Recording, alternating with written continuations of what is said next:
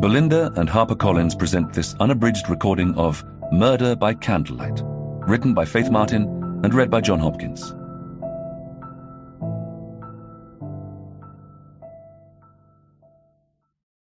For my literary agent, Kate Nash, for putting up with me for so long. England, summer 1924. Chapter 1.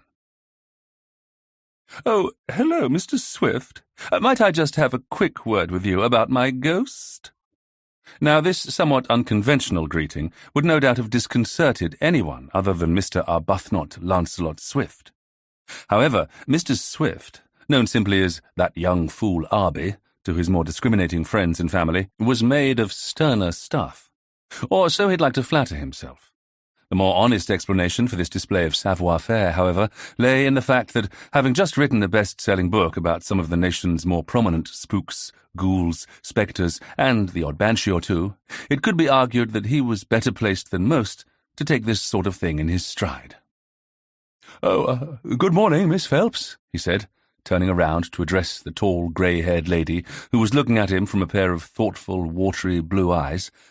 "Lovely day and all that," he added cheerfully. Naturally, that worthy lady batted away this piece of frippery with barely an acknowledgment. Miss Phelps, he supposed, must now be in her late 60s, and was one of the wealthiest members of the Cotswold village of Maybury-in-the-Marsh. As a lifelong resident of the village himself, he was very much aware of the older lady's standing in the community, not to mention her notoriously gimlet eye, and could only hope that his Oxford bags and knitted jumper passed sartorial muster. Her family had held sway at the old forge for generations, her antecedents starting out as mere humble smithies, but through luck, judgment, hard work, and notorious parsimony had built up a business that was now the envy of many. But it had been her deceased brother who, like many industrialists, had made their biggest fortune from the Great War, and now the Phelps name could be seen written large on many a factory wall, not to mention on the doors of a string of garages and scrap metal merchant yards in 3 counties. Not surprisingly, Miss Phelps, as one of the very few remaining members of her family, bore evidence of her prosperity easily and without any apparent effort. Today, this took the form of an immaculately shabby tweed suit, specially tailored to fit her 5 feet 11 inches, a set of truly perfect pearls, the softest of kid leather gloves, and some sort of reptilian skin handbag that even Arbie, not the most reliable judge of women's accessories, could tell was probably the envy of every woman for miles around. But for once, Miss Phelps wasn't acting quite her self-important self. Normally, she could be seen walking through the village like a member of minor royalty, deigning to mix with the peasantry. But this morning she seemed to be lacking some of her usual vim and vigour, and her eyes darted nervously up and down Old Mill Lane. "I was so hoping I might run into Mr. Swift. I think you're just the person to advise me," she said, though not sounding particularly convinced by her own statement, which Arbie had to acknowledge was fair enough. It was rare indeed for anyone to ask his advice about anything. "Since you know all about restless spirits and that sort of thing, I mean," she added weakly. Even as she made this request, the pale blue orbs of her eyes were running over him with obvious misgiving. No doubt she was recalling all the times when, as a boy, he'd regularly scrumped her pears, gooseberries, and plums, and, on one occasion, had been directly responsible for the rapid entrance of a cricket ball through her, regrettably closed, dining-room window. "Oh, really?" he responded, uncomfortably. Whilst it behooved one to help out one's neighbours when called upon, of course, it was not something a chap actively encouraged. A lanky youth of 6'1", with plentiful dark brown hair and fine grey eyes, he sought desperately to think of a way of disentangling himself from what looked like becoming a bit of a tricky situation. For the truth was, the last thing he wanted to do was discuss ghosts and their doings. He'd set out that lovely summer morning to stroll to the village shop for the papers and some tobacco, and had intended to do nothing more strenuous afterwards than indulge in a spot of fishing in the river which ran along the bottom of his grounds. Now, It was fair to say that everyone who knew Arbie well had been frankly astonished and bamboozled to see his first literary enterprise, The Gentleman's Guide to Ghost Hunting, become such a roaring success with the British reading public. His best friend from Wadham, Walter Greenstreet, who had gone straight into his family's long-standing publishing business, had likewise been utterly wrong-footed by it also. The Gentleman's Guide to Ghost Hunting had only come about at all when the two young men had met up in their club one day, and, over a very boozy lunch indeed, had found the conversation turning to the nation's fascination with all things spook and spectre-related. Everyone, it seemed, had a ghost story to tell, or an old family home that was haunted by a white lady, headless horseman, or some other inconvenient poltergeist. Arbie had responded to this observation in an off-handed manner by saying that it was all too bad and that someone should take the matter in hand in a logical and orderly way and publish a guide to it all, rather like the hill-walking or cycling tour guides that were currently so popular. Only instead of visiting historical monuments or natural wonders, the tourists could indulge their appetite for spirits, of the non-alcoholic kind, instead. Why, it could become more popular than bird-watching or nature study, he'd declared airily, getting somewhat carried away. In his defence, the club's fine port may have had something to do with his growing fervour. Arbie had waxed so lyrically and enthusiastically at this bright new idea of how to titillate the bored well-to-do that Wally had challenged him to go ahead and compile such a volume. After all, he'd pointed out with a wry smile, Arbie had nothing better to do with his time since he was determined not to work for a living, and writing such a guidebook might be a bit of a lark at that. But only if he was up to it, that is. Naturally, Arbie hadn't been able to ignore the challenge, or back down in the face of his friend's provocation, and had said grandiosely that he'd write it if Wally's firm would publish it, fully expecting that to spike his friend's guns.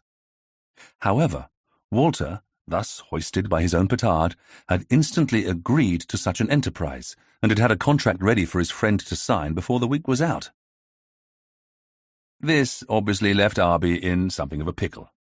Apart from the fact that he now had only the vaguest of recollections of what they'd discussed at lunch, the same sense of honour that had resulted in the production of the contract had obliged him to take up the challenge and sign the dratted thing. And so it was that one fine morning he'd found himself with an unwanted publishing deal under his belt and a book to write. And after some weeks of gloomily cursing fate and his treacherous friend, not to mention the club's fine port, Arbie had set off on a tour of the south of England, suitcase and portable typewriter in hand, in search of ghosts. And had found, rather to his surprise, that it was all a bit of a lark. Oh, not the actual ghost hunting itself, that had been tedious in the extreme, and usually consisted of sitting in the dark and waiting for something to happen, which never did. But the actual travelling around in his Black Alvis saloon had been a delight, moseying along from seaside towns to attractive villages, and staying at accommodating village inns or boarding houses as the whim, or hot tips about local ghosts, had taken him, had given him a wonderful sense of freedom. And since the majority of his commercial hosts and hostesses were willing to bend over backwards to make his stay comfortable in exchange for a good write-up about their establishments in his new guidebook, the fact that Arbie had lived like a king might have had something to do with his enjoyment of the venture. Once he had returned home, he tidied up his working notes and delivered the completed manuscript to Walter. His old pal had then, naturally and somewhat hastily, passed it over, unread, to a junior editor to deal with, and had promptly forgotten all about it. Until it was published 3 months later and became something of a sensation. For some reason, a vast percentage of the reading public liked Arbie's easy, witty style. His habit of describing various holiday hotspots, mixed with his self-effacing tussles with ghosts, vastly amused and entertained everybody from housewives to country solicitors, farmers to bus drivers, dowager duchesses to kitchen maids. And Walter Greenstreet, blast him to the moon and back, had all but taken to camping out on Arbie's doorstep and waving a contract under his nose, desperately promising a higher and higher rate of royalties every time his friend showed his face. But Arbie's lazy nature had had ample time to reassert itself, and the thought of actually producing a second book was giving him a case of the jitters. For the last month, he'd been so determinedly fending off Wally's pleadings to take up the ghost hunt again, that finding himself unexpectedly accosted by a member of his own village asking him about ghosts was the last thing he needed. If Walter's big ears got to hear about it, he would insist that Arbie had no excuse whatsoever for not starting a new book, now that he had a case right on his doorstep. So it was that Arbie cast what he hoped was a winsome smile on the wealthy spinster in front of him and said, "Well, Miss Phelps, as a matter of fact, I've sort of retired from all that sort of—" But the lady, he could see, was going to have none of it. He could tell by the way her spine stiffened, with her upper lip following suit, that he was not going to be allowed to wiggle free. Manfully, he reminded himself that he was a mere boy no longer, and fought against the instilled urge to buckle under her gaze. "And honestly, I'm not really such an expert on ghosts as all that, you know," he began, hopefully. "Writing what was really a glorified holiday guidebook isn't—" But it was no use. He was doomed, for already Miss Phelps was opening her mouth to cut across his stumbling efforts to extricate himself. She simply wasn't going to accept anything other than his promise to come and investigate her wretched spook for her, which would probably turn out to be nothing more than the wind in the chimneys, or a tree twig scratching against a window pane somewhere. With slumping shoulders, he resigned himself to the inevitable. Perhaps, he comforted himself, he could be in and out in one quick visit, before his publishers even became aware that he'd been asked to investigate at all. "But you have to help me, Mr. Swift," the usually stalwart Miss Phelps said rather piteously. "You see, this is no ordinary ghost. I think it is trying to kill me." "Eh?" squawked Arbie, thoroughly rattled. It was not perhaps a particularly erudite response from one of the nation's favourite authors, but it conveyed his feelings pretty adequately nonetheless. It was at this moment, whilst Arbie was gaping at Miss Phelps like a stunned mullet, that he saw movement out of his peripheral vision, and turned his head slightly to see a familiar sight. Maybury was a small village, with one major road, Old Mill Lane, running through it. On this road, most of the village's prominent residences and amenities had been built, including the Dun Cow Inn, the manor house, the old forge, and the village shop.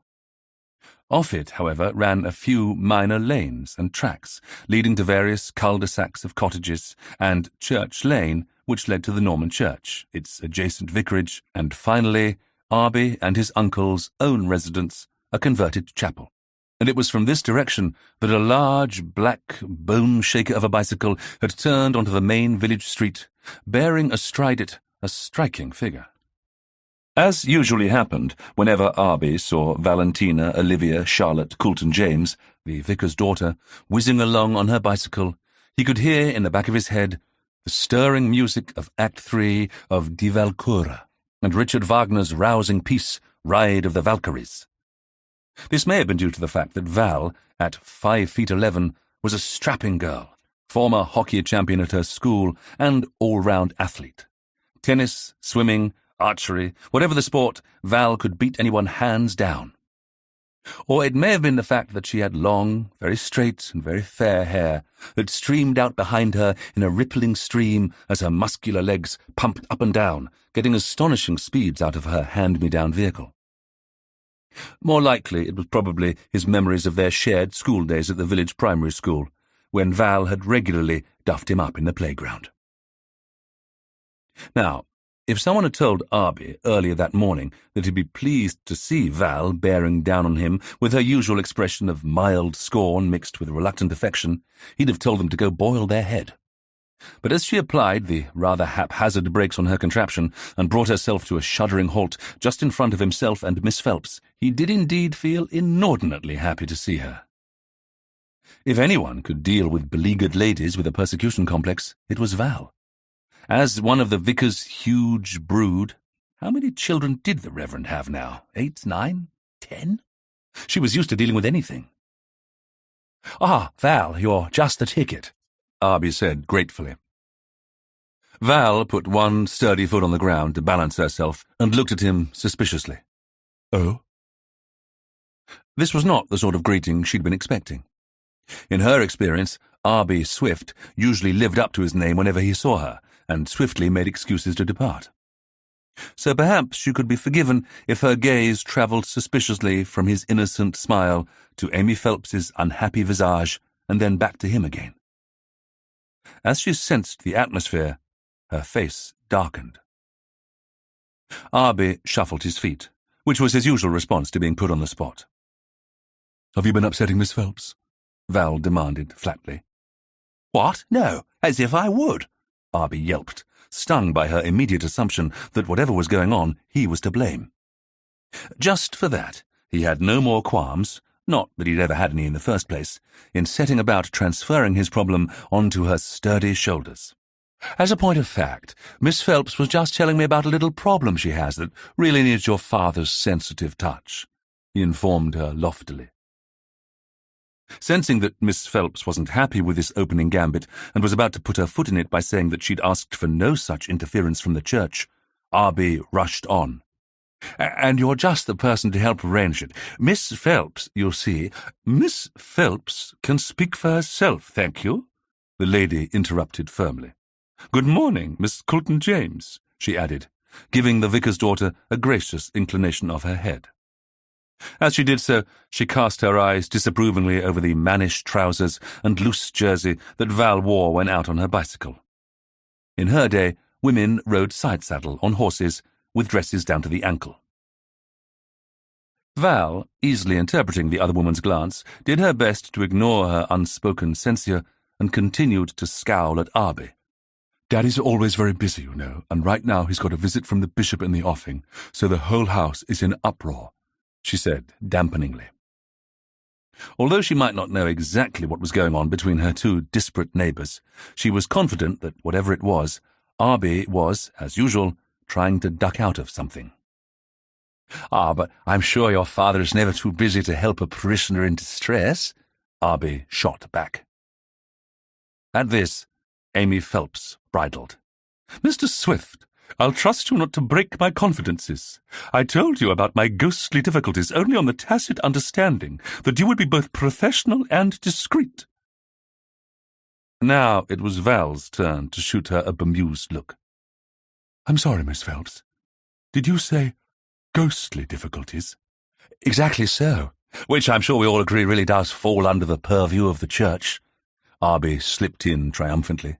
"If Miss Phelps needs some sort of exorcism performed—" "Exorcism?" hissed Miss Phelps, scandalized. "Exorcism?" Val hissed at the same time, even more scandalized. Under the barrage of their combined displeasure, Arbie miserably shuffled his feet. Well, you know, I'll have nothing to do with exorcisms," Miss Phelps said, mortally offended.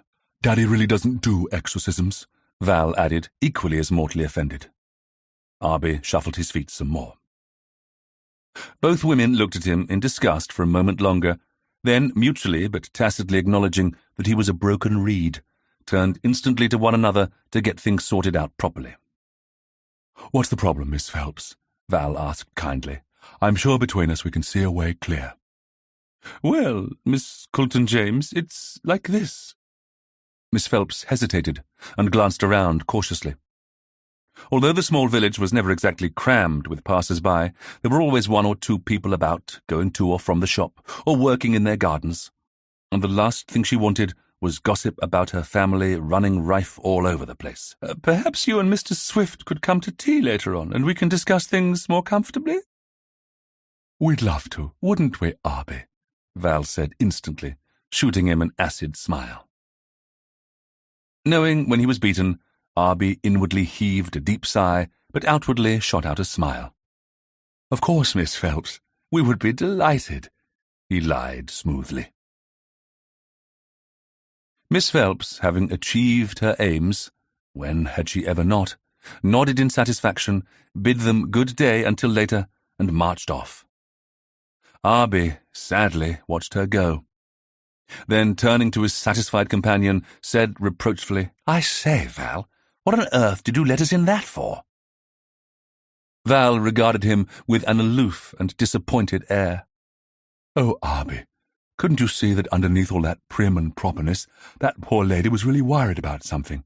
I mean, genuinely upset and not just, playing the grande dame or something."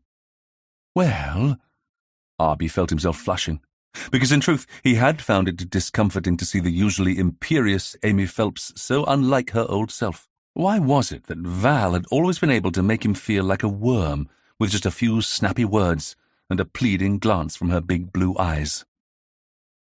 Sensing weakness, Val pressed home her advantage. "You know Miss Phelps. When has she ever asked anybody for help?" she demanded. "Well—" "Exactly. Her generation would rather die than admit to any kind of weakness. But it was as plain as the nose on your face that she was worried sick. And there you were, dithering about and trying to wriggle out of any unpleasantness as usual. Well, this time you can jolly well step in and do your bit. Now, what's all this about exorcisms and ghosts and things?" "She says the old forge is haunted," Arbie said, a shade sulkily. "Well, everyone knows that," Val said dismissively. "Half the village is said to have ghosts flitting about. Isn't the old forge haunted by a past smithy who was said to have died after falling into his fire or something?" "No, actually," Arbie said, glad to be able to correct her. As a bit of an expert now, he knew about such things. "He just died of pneumonia, brought on by TB. "Oh," Val said, a little crestfallen. "That doesn't sound like something a person would get particularly upset about and start haunting a place for, does it? Didn't a lot of people die of things like that? What's he got to complain of any more than anyone else?" Even the dead, it seemed, weren't safe from Val's firm view of how things ought to be. "Ghosts aren't exactly known for their reasonableness," Arbie pointed out dryly, "and this one seems to have been very cross indeed about something or other." Something slightly gleeful in his tone made Val look at him closely. Sensing that Arbie wasn't as thoroughly subdued as he might appear, her chin came up pugnaciously. "Oh?" she said cautiously. "Why do you say that?" "Because if Miss Phelps is to be believed, this family ghost is trying to kill her," Arbie said nonchalantly. "Oh," Val said blankly. "Still looking forward to taking tea at the forge, old thing?" he asked jovially. Chapter 2. "Did you hear they say they're going to be bringing electricity to the village within the next 7 years? The voice seemed to come out of the ether, and both Val and Arbie paused, their teacups in hand and hovering just in front of their faces. They had dutifully wandered down to the old forge at 4:45, Val in her Sunday best frock, and Arbie in a beautifully tailored summer suit to take tea with Miss Phelps. Val, as ever vaguely annoyed by his effortless sartorial elegance, affected not to notice how handsome he looked, and the walk to the far end of the village had been done in a mutual, testy silence. The old forge had, like many buildings, morphed over the centuries, this particular one from being a simple smithy into something of a rambling country house residence, with various outbuildings attached.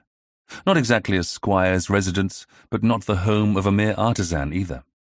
Neither fish nor fowl, it was built of the local creamy Cotswold stone, had a plethora of grey-slated roofs of various heights and designs, and was consequently prone to odd twists and turns, both inside and out. Small, mullioned windows in some parts gave way to the wide sash windows favoured by the Georgians in others. Higgledy-piggledy chimneys marched up and down in various heights and widths, giving the whole building a curious but definite charm. An ageing and beautiful wisteria that clambered and flowered all over a rather lackadaisical porch and south-facing wall helped significantly. Neither Val nor Arbie, though they'd lived in the village all their lives, had ever set foot in the place before. Miss Phelps usually saved her entertaining for the relicts of Victorian society, such as herself. So when they finally walked up the gravelled driveway and pulled down on the intricate iron doorbell handle, probably made by a past smithy in this very spot in days of yore, they didn't know exactly what to expect. The door had been answered by Mrs. Brockhurst, Miss Phelps' housekeeper of the past 30 years or so. The Mrs. was purely a courtesy title, since the woman herself had never been married, but she was a well-liked and respected member of the village community. She had smiled on them a genuinely warm welcome, and proceeded to usher them through a rather dark and shadowy hall into a sun-filled parlour that faced the expansive back garden. Here Miss Amy Phelps had risen from a Queen Anne chair and greeted them a shade formally. Within minutes, Arbie and Val found themselves seated at a large round table and began the usual meaningless, polite social chit-chat that was such a prerequisite of an English tea party, whilst Mrs. Brockhurst brought in trays laden with delicious things. Apart from the actual tea itself, which was housed in a heavy silver teapot and poured out into exquisite spode teacups, there were plates of dainty sandwiches, with the crusts removed naturally, savoury and sweet scones, cake, jam, clotted cream, and delicate brandy snaps. Miss Phelps had just been mother and poured out the first of the tea when the excited voice had interrupted the tableau with news of electricity coming to the village. A second later, another lady moved silently into the room, her face slightly flushed. She was, Val gauged, somewhere in her mid-60s. Petite, with a neat bun fixed firmly atop her head and big brown eyes set in a complexion of roses and cream, she eyed the two youngsters with a slightly squinting glance that gave away the fact that she probably needed glasses. Either she was too vain to wear them, or had been absent-minded enough to forget to put them on. "Ah, this is my dearest and oldest friend, Mrs. Cora Delaney. She's staying with me for a few weeks this summer for a little holiday," Amy said, somewhat curtly. "Cora, Miss Coulton-James, the dear vicar's daughter, and Mr. Swift." "Oh, our celebrity guest," Cora said, casting Arbie an inquisitive look. "I enjoyed reading your book, Mr. Swift. So amusing and so informative, if you like holidays in resorts. And I have to say, I thought that the methods you employed to try and capture evidence of the supernatural sounded most, intriguing." If her tone was rather on the dry side, Arbie decided not to notice. "I'm glad you enjoyed it," he said, instead, trying his best to look modest. In truth, he still found himself genuinely buzzed that he'd produced a work that anyone bothered to read at all, even such a light, nonsensical piece as The Gentleman's Guide. "What was it you were saying about electricity?" Amy, like Val, had little appetite for feeding Arbie's already healthy ego, and ruthlessly changed the subject. "I won't have it here. I'm still not used to these awful gas lights," she said, casting a withering glance at an inoffensive glass gas lamp on the wall beside her. "Oh, but I was talking to the proprietor of the village shop this morning, and she was telling me how she got it from the clerk who works in the council offices that the electricity board is proposing a motion to run the pylons out your way in the next few years," Cora related sedately, her tone now definitely dry. A lifelong resident of cities, she occasionally found village life to be entertaining. Sitting down and carefully arranging her skirts, she eyed the table and its contents with a bird-like eye, reminding Arbie of a hungry sparrow. "Won't that be exciting for you, my dear Amy? Of course, we've had it for years in our place," she added, addressing the remark to Arbie while eyeing the Dundee cake. "It's so much cleaner, and you don't get the smell like you do with gaslight." And selecting a plate, she swooped on the cake, waving a silver slicer with expert balance.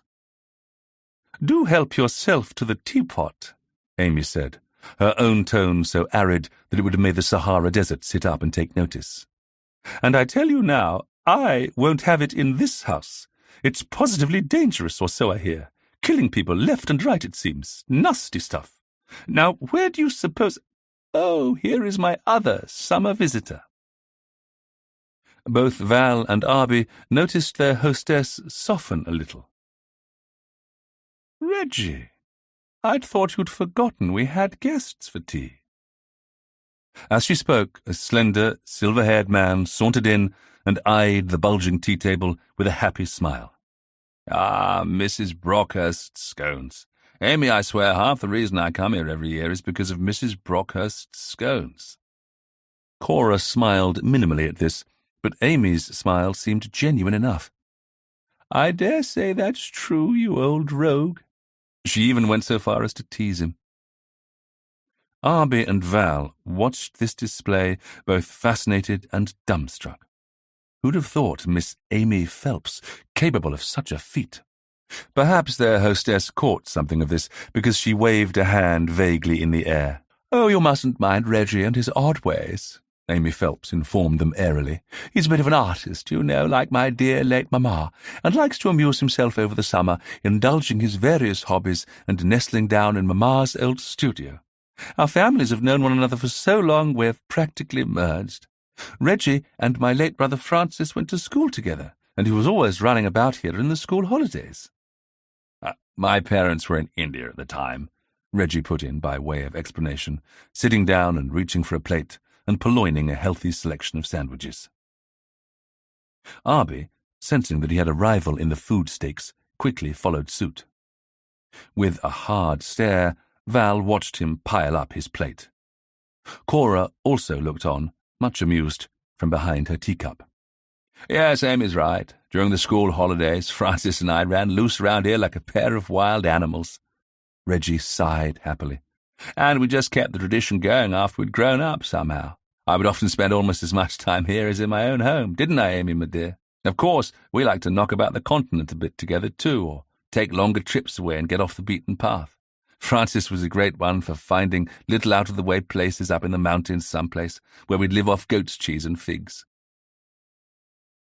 At the mention of her late brother, Amy let out a small sigh. "I do so miss all my siblings, but Francis most of all. I know I shouldn't say that, but I'm afraid it's true. He had such a way with him. He was Mamma's favourite, too," she added, matter-of-factly and without any evidence of jealousy. "But at least you have your nephew and niece as living reminders of the others," Cora put in, sotto voce. At this, Arbie and Val, who were looking at Amy, noticed the older woman's face shut down. It wasn't in any way subtle, and even the affable Reggie appeared a little uncomfortable to see it. Cora, however, didn't seem to notice her friend's sudden coolness. Perhaps her eyesight was more defective than she realized, for she carried on obliviously. "Didn't I see Phyllis arrive just a little earlier?" "Yes, she'll be down shortly," Amy said primly. "She went upstairs to wash her face and hands after the train journey. She only lives in the next county, but travel is such a dirty, grimy business.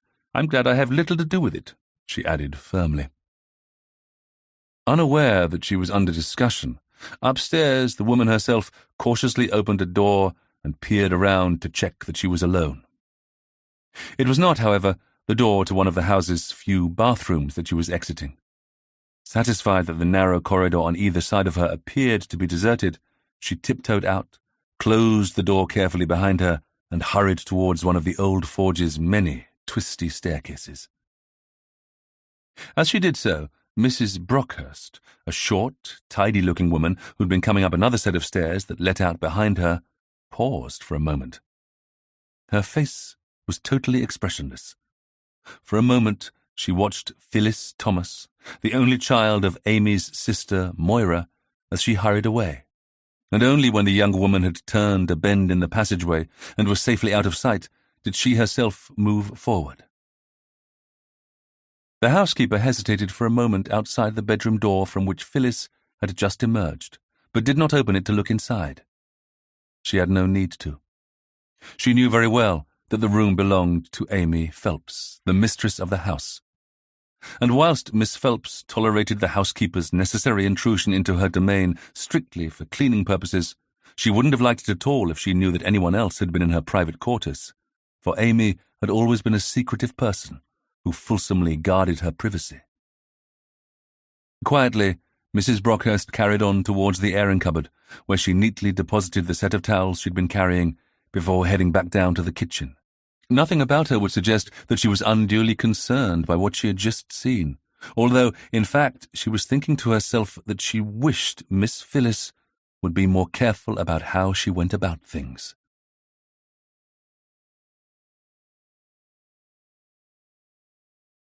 Downstairs, Phyllis was now smiling at Arbie and shaking his hand. Then she turned a slightly less impressed smile on Val. "How nice it is to meet you both," she said, taking a seat and then accepting a cup of tea from Arbie, who had been quick to see to her needs.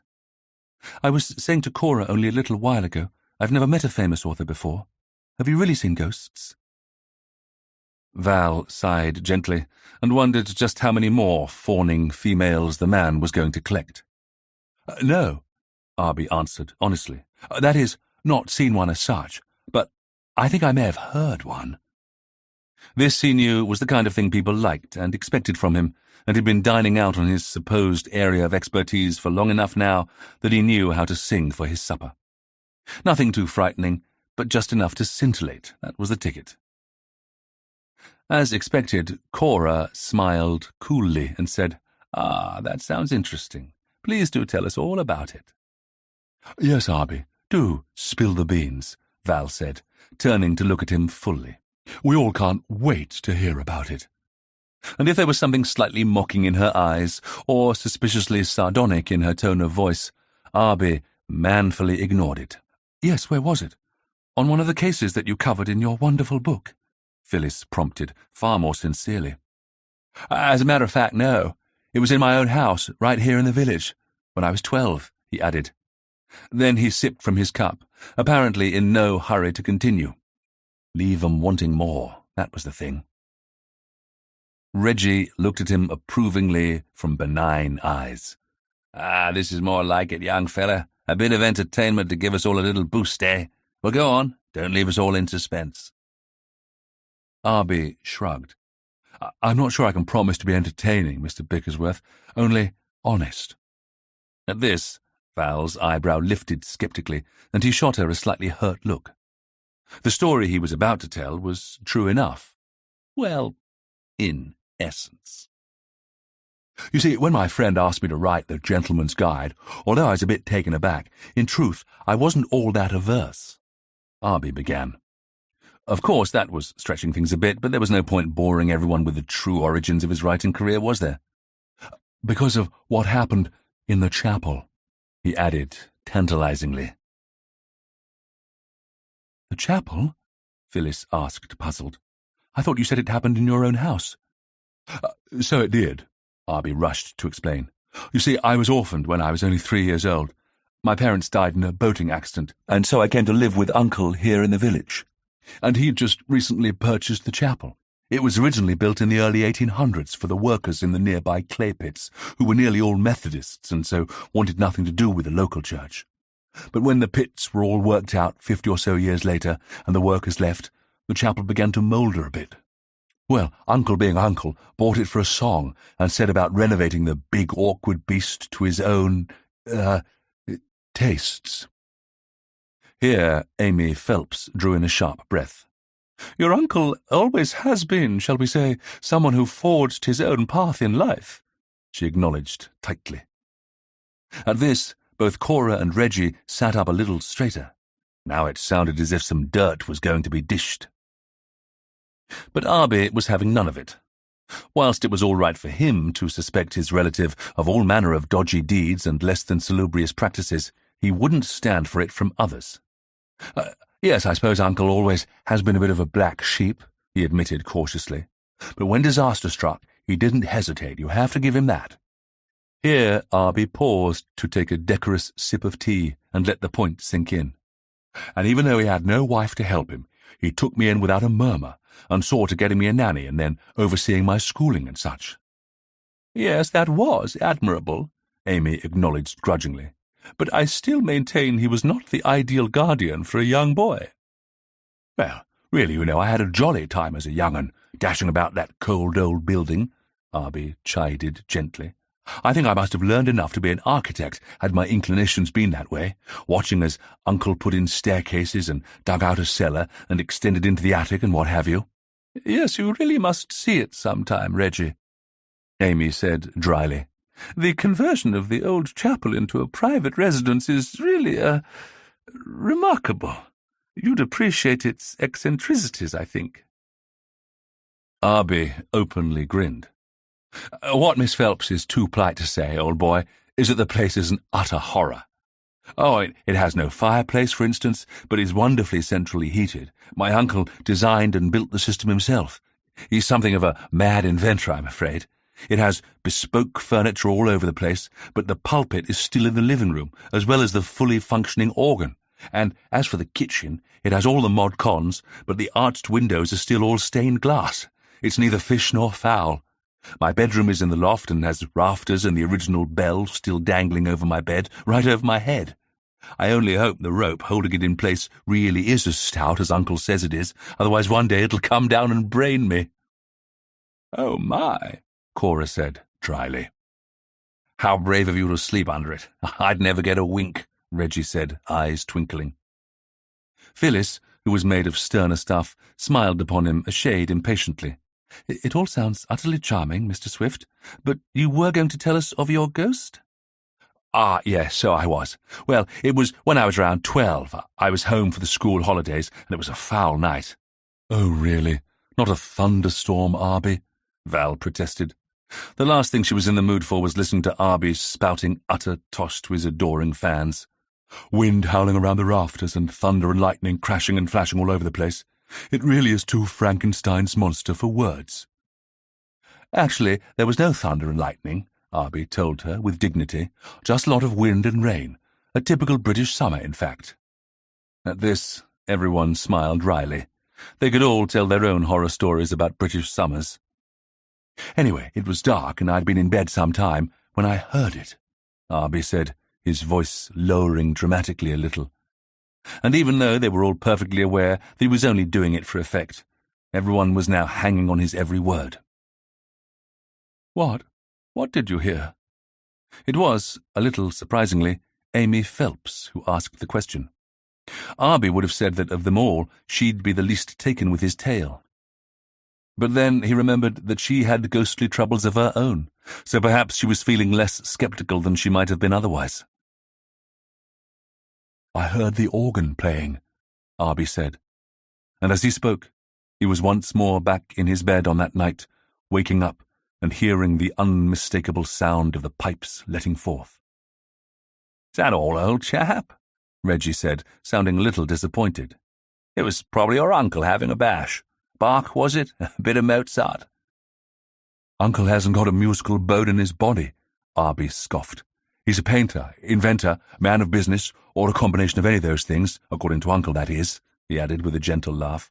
"But I can testify to the fact that he has a tin ear when it comes to music." "So he couldn't have been playing, then?" Cora nodded.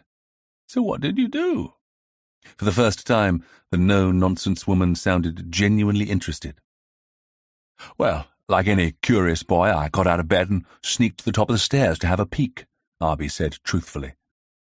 And once again he was there that night, creeping along the short landing and peering over the banisters and looking down into the cavernous main living room below. Uncle, you have to understand, was doing odd bits and bobs to the building for years, adding this here, taking that out there as the whim took him. And I seem to remember, that holiday, that he had had the big main entrance door removed because it was going rotten at the bottom, and was in the process of having another big oak thing installed instead. I was half inclined to wonder if he'd forgotten to secure the doorway properly, and some tramp or other had wandered in and out of the weather and thought he'd play a tune to cheer himself up. "Was it a hymn?" Phyllis asked. "It being a former chapel, I mean." Arbie smiled. "No. Funnily enough, it was Greensleeves. I could just about recognize it." "Oh, it wasn't being played well, then?" Reggie asked, exaggeratedly forlorn. "Bit of a letdown, that. You'd think a ghost would be able to do better than that somehow." He smiled gently. "It would be nice to think you'd be given accomplishments in the afterlife that had evaded you whilst in the land of the living." Val gave him a warm look. He had a jolly, easy way about him that was soothing, and she could well see why he was a regular visitor at the old forge. "I know, but there you are," Arbie responded to his sally philosophically. "There I was, 12 years old, listening to the organ playing by itself, a rather hit-and-miss rendition of old Henry VIII's greatest hit." "You mean there was nobody there actually playing it?" Phyllis asked sharply. "Not a soul," Arbie said, for once, stating nothing but the truth. "When I looked down, I could see the organ and the stool in front of it, and although the pipes were emitting sounds, nobody was pressing down on the keys. Well, nobody alive, that is," he added gruesomely. Of course, when he'd told his uncle this tale the following morning, Uncle had explained it away with ease. What with the huge draught coming from the ill-fitting temporary doors, not to mention with the wind howling down the experimental chimney that he'd put in, and 3 years later discarded, it was simply a case of a major draught getting into the organ pipes and emitting a series of random notes. Notes which his half-awake schoolboy mind had interpreted as being Greensleeves, a tune that he and his fellow schoolmates had been forced to learn a few years earlier, courtesy of a particularly sadistic music master. And, whilst his now adult and rational self believed that his uncle's explanation was probably the true one, nevertheless Arbie did still sometimes wonder.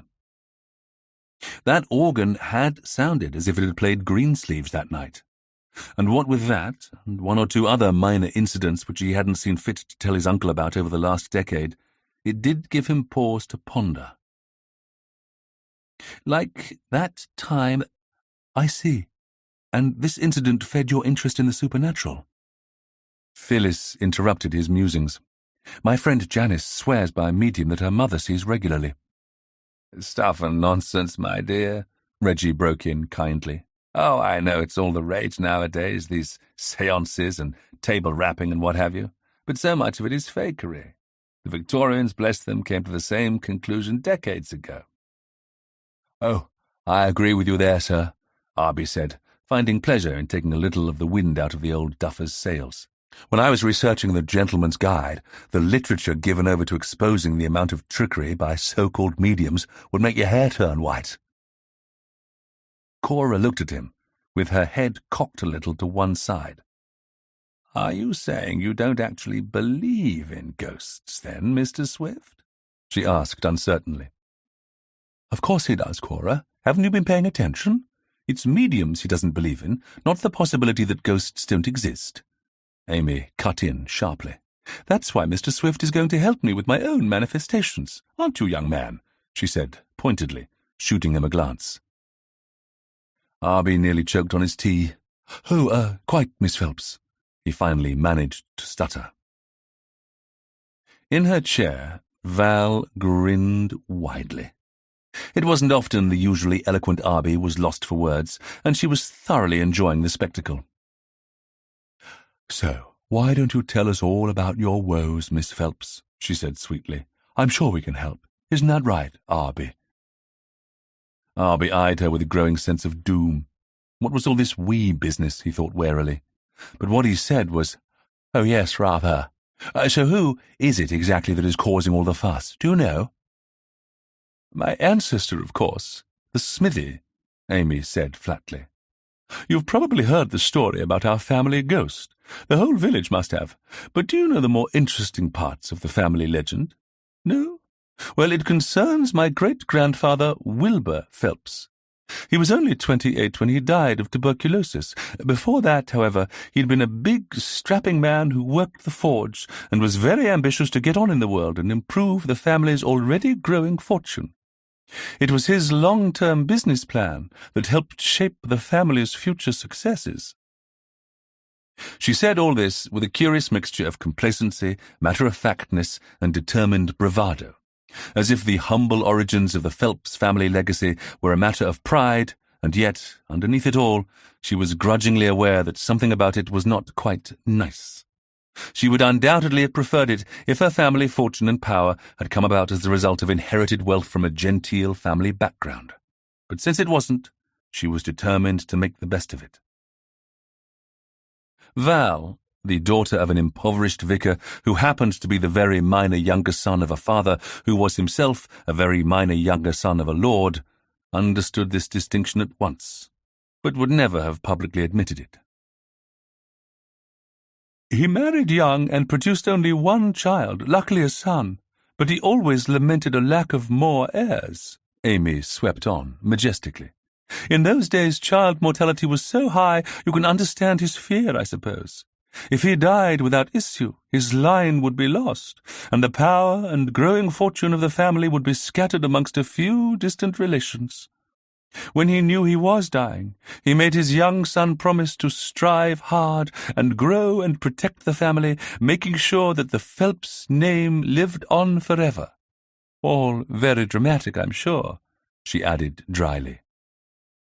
Her listeners sighed a little in relief at this sign of levity. The tale had been in danger of becoming somewhat hoary.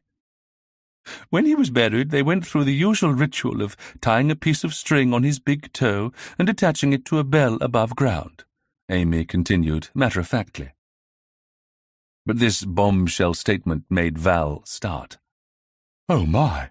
What on earth for?" she asked, sounding genuinely alarmed. "It sounds so macabre."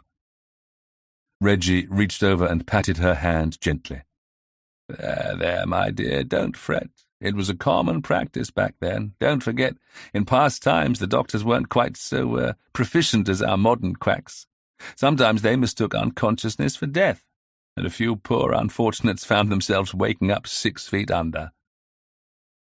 Val couldn't stop herself from giving a faint squeak at this, and even Arbie felt a cold shiver of horror scuttle up his own spine.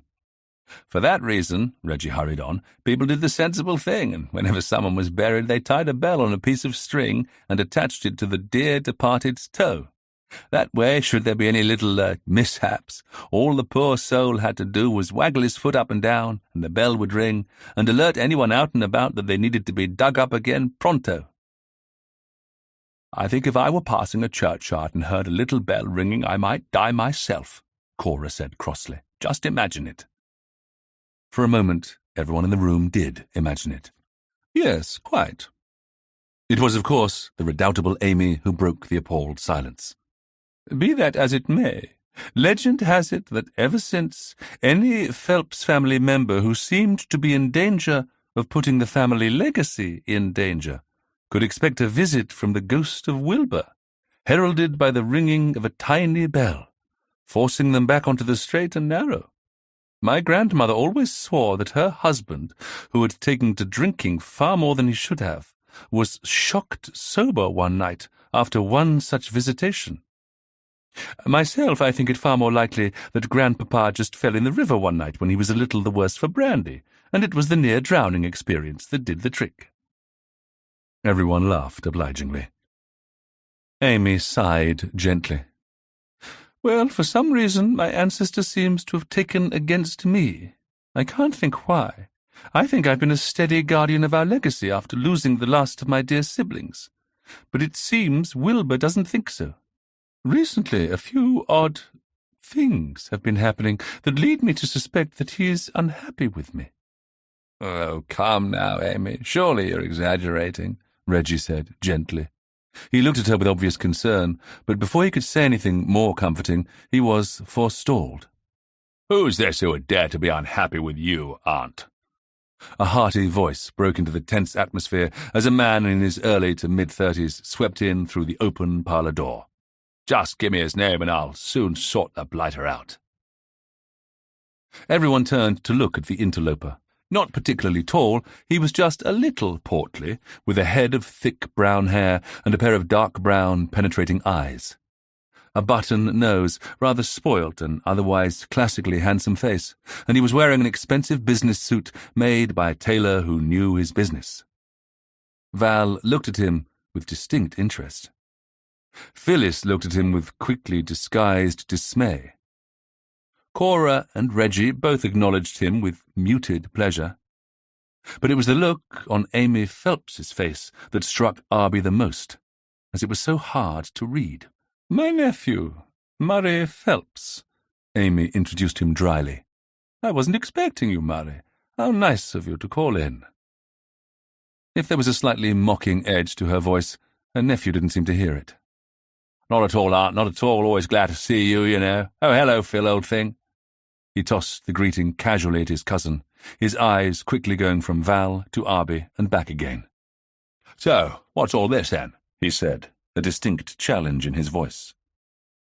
Mr. Arbuthnot Swift and Valentina Coulton-James, the vicar's daughter, Amy said. You've probably seen them both around the village from time to time, since their lifelong residence, she added laconically.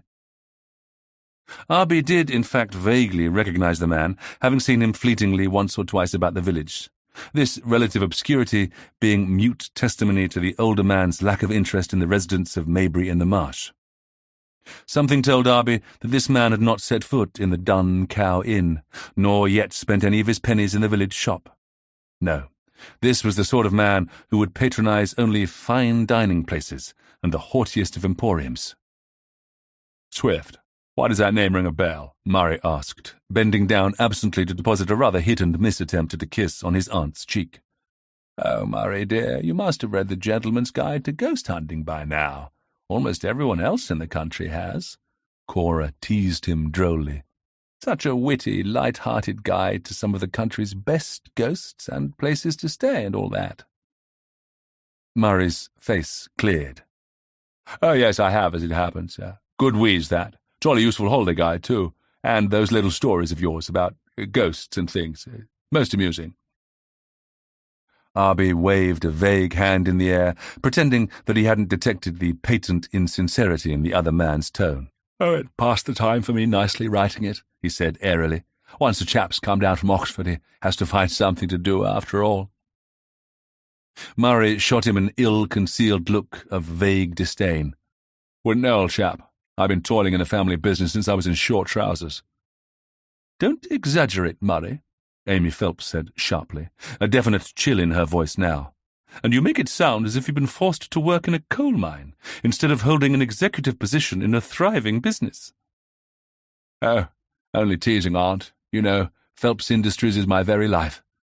He put a hand mockingly on his heart, making Cora tut and Reggie guffaw obligingly at his antics. Well, sit down, Murray, since you're here, and have some scones, his aunt said flatly. I was just about to show Mr. Swift and Miss Coulton James the gardens. This was news to Arbie and Val, but both abandoned the bread and butter and Mrs. Brockhurst's triumphant strawberry scones to follow her outside. I'm sure your cousin and our summer visitors can keep you entertained, Murray? Amy tossed imperiously over her shoulder as she passed through the open French windows. Chapter 3. It wasn't until they had travelled some way through the gardens, which were indeed splendidly full of lupins, roses, sweet williams, love-in-a-mists, and climbing clematis, that Amy unbent enough to sigh and sink wearily onto a wooden garden bench. "Please sit down, my dears," she said, sounding almost human now.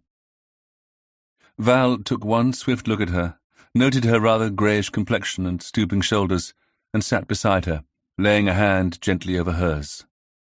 The poor dear really did look, under all her starch and vinegar, as if she was at the end of her tether, and, as usual, she felt a flood of determination to help if she could. She was not a vicar's daughter for nothing. "Now, why don't you tell us what's really worrying you, Miss Phelps?" she said encouragingly. "Arbie and I will do all we can to help, won't we, Arbie?" Arbie nodded. Although Val might think he was a bit of a clod, he could see as well as she could that the old girl was in dire need of some bucking up. "Rather," he said, then added with an acuity that had Val almost gaping at him. "It's not really your family ghost that's worrying you, though, is it?" Amy Phelps regarded him thoughtfully. "You know you're not such a fool as everyone thinks, are you, young man?" she said, devastatingly. Arbie, not sure whether he'd just been utterly insulted or had been given the biggest compliment of his life, simply blinked. "Lost for words," Val said, giving him one of her rare, affectionate smiles. "Not a good thing for an author, eh, Miss Phelps? But don't you worry, between the three of us we can sort it all out. But we do rather need to know what it is that needs sorting out," she prompted gently. At this the older woman nodded wearily, but began to look uneasy. "Yes, I know, but it's very difficult. Sometimes the things you think in your head sound utterly ridiculous if you say them out loud. And it's not as if I was sure. It's not as if I have anything solid to get a hold of, that's the thing. Nothing I can point to and say, there, you see, someone is trying to do me harm. It's all so nebulous. And it really might be Wilbur haunting me after all, you know. That's the worst of it. I can't be sure." She twisted her hands restlessly in her lap as Val exchanged worried and puzzled looks with Arbie. "Do you honestly believe in the supernatural, then, Miss Phelps?" Arbie asked gently, trying to get some sort of a feeling for what was expected of him. "Well, Before this I would have said no, the woman said with a somewhat tremulous smile. I mean, it's all very nice having a family legend and ghosts and what have you, but it's hardly something you give much thought to, is it? But just lately, I'm beginning to wonder. Except, of course, common sense. She trailed off and sighed heavily. This time Val tried to find a starting place. Well, have you seen the ghost? Wilbur, I mean. Oh, no, well, not seen him exactly, but sometimes at night I'm sure I'm being watched. No, this won't do. Miss Phelps stiffened her shoulders, and her head came back. Something of her old iron sparked in the back of her eyes. I'm burbling along like a silly young girl. Young man, I want you to do one of your investigations at my house, one of your ghost watches. You can do that, can't you? Arbie, thus straightforwardly challenged, instinctively felt his own shoulders stiffen and said simply, Yes, of course, Miss Phelps, I can do that, if that's what you really want. It is, she said firmly, and then, in her return to her former and alarmingly uncharacteristic vagueness, added, Then at least I'll know one way or another where things stand. Val caught Arbie's worried eye and gave him one of her do-something looks. All his life he'd been the recipient of such looks from Val, and they usually ended in him getting into trouble. It'll all probably turn out to be nothing but a mare's nest, you know, he said to Amy Phelps gently. Most family ghosts and curses and what-not turn out to be nothing more than pie in the sky. Do you remember the chapter in my book about the Brighton Banshee? That turned out to be nothing more than— Yes, I know, Amy interrupted him testily. I'm not in my dotage yet, young man. I know it's probably all stuff and nonsense, but you see, I need to be sure before I act, especially about something as important as— Well, never mind that. I just need to be sure I'm right about things, just in case I'm not, and it really is Wilbur at work. Oh, I know how silly that sounds. The older woman broke off, looking from one to the other, and silently daring them to agree with her. Naturally, Arbie and Val remained tactfully silent. But believe me, there is something going on in that house, Mr. Swift, she said, glancing over at the old forge. I can feel it. All this summer I felt uneasy, and I don't like it, and I mean to see to it that it stops, she added, going so far as to slam the palm of her hand down on the wooden armrest of the bench. One way or another, ghost or no ghost, I won't be bullied. Bravo, Val said. That's the spirit. Then, realizing that her choice of words might not have been the wisest, added hastily, I'll tell you what, Miss Phelps, we'll hold a ghost watch this very night, won't we, Arbie? Arbie shot her an appalled look. Look here, what's with this we business all of a sudden, Val? He protested. You oughtn't to be involved at all, and tonight might not be— Oh, I'd be so grateful if you could, Amy broke in, not wanting to hear any excuses Arbie might make. And of course, Miss Coulton-James, you're welcome to stay the night too. I'm sure the presence of myself and Cora in the house will act as an adequate chaperone, should your dear papa be in any way concerned. That's settled then, Val said, clearly pleased with her afternoon's work. She understood that whilst the reticent older woman wasn't willing to discuss what was truly bothering her with outsiders, it was as plain as a pikestaff that something needed to be done. And besides, she was intrigued. She sensed adventure in the air and shot Arbie an arch look. Isn't it, Arbie? Arbie looked at Val's sparkling eyes and Amy's unhappy ones, and knew when it was time to resign himself to the inevitable. We'll see you later then, Miss Phelps, he said helplessly, ruminating morosely that his uncle would probably laugh himself sick when he had to confess to the old reprobate just what he'd let himself in for now. When they returned to the salon, it was to find Reggie benevolently fending off the teasing barbs of Murray Phelps, whilst petting an enormous and astonishingly beautiful cat which sat on the man's lap. The fluffy cat, predominantly black with a few tigerish ginger stripes, raised inquiring turquoise eyes to watch them as they stepped in from the garden, and Arbie immediately went over to it. "What a beauty," he said admiringly, but without making any move yet to touch it. Although cats, dogs, and horses, in fact most animals, took to him on sight, he'd learned some of his lessons the hard way when it came to being over-familiar with members of the animal kingdom. Ever since Mr. Jupp's donkey had taken a chunk out of him when he was still in short trousers, he maintained a healthy respect for their privacy. Can I pet her? What's her name? Reggie beamed. Of course. Empress Maud adores adoration, don't you, darling? He drawled at the cat, who proved her master true to his word by setting up a purr that almost vibrated the rafters as Arbie ran his hand along her luxuriant fur. She's taken to you. You don't want a kitten or two by any chance, do you? Reggie asked eagerly. Phyllis half laughed and half shook her head in warning. Be careful what you say, Mr. Swift. Reggie rehomes unwanted animals with a panache that can leave you reeling, she said with obvious affection. Why, I've seen him rehome copious amounts of white mice with the most timid of old ladies.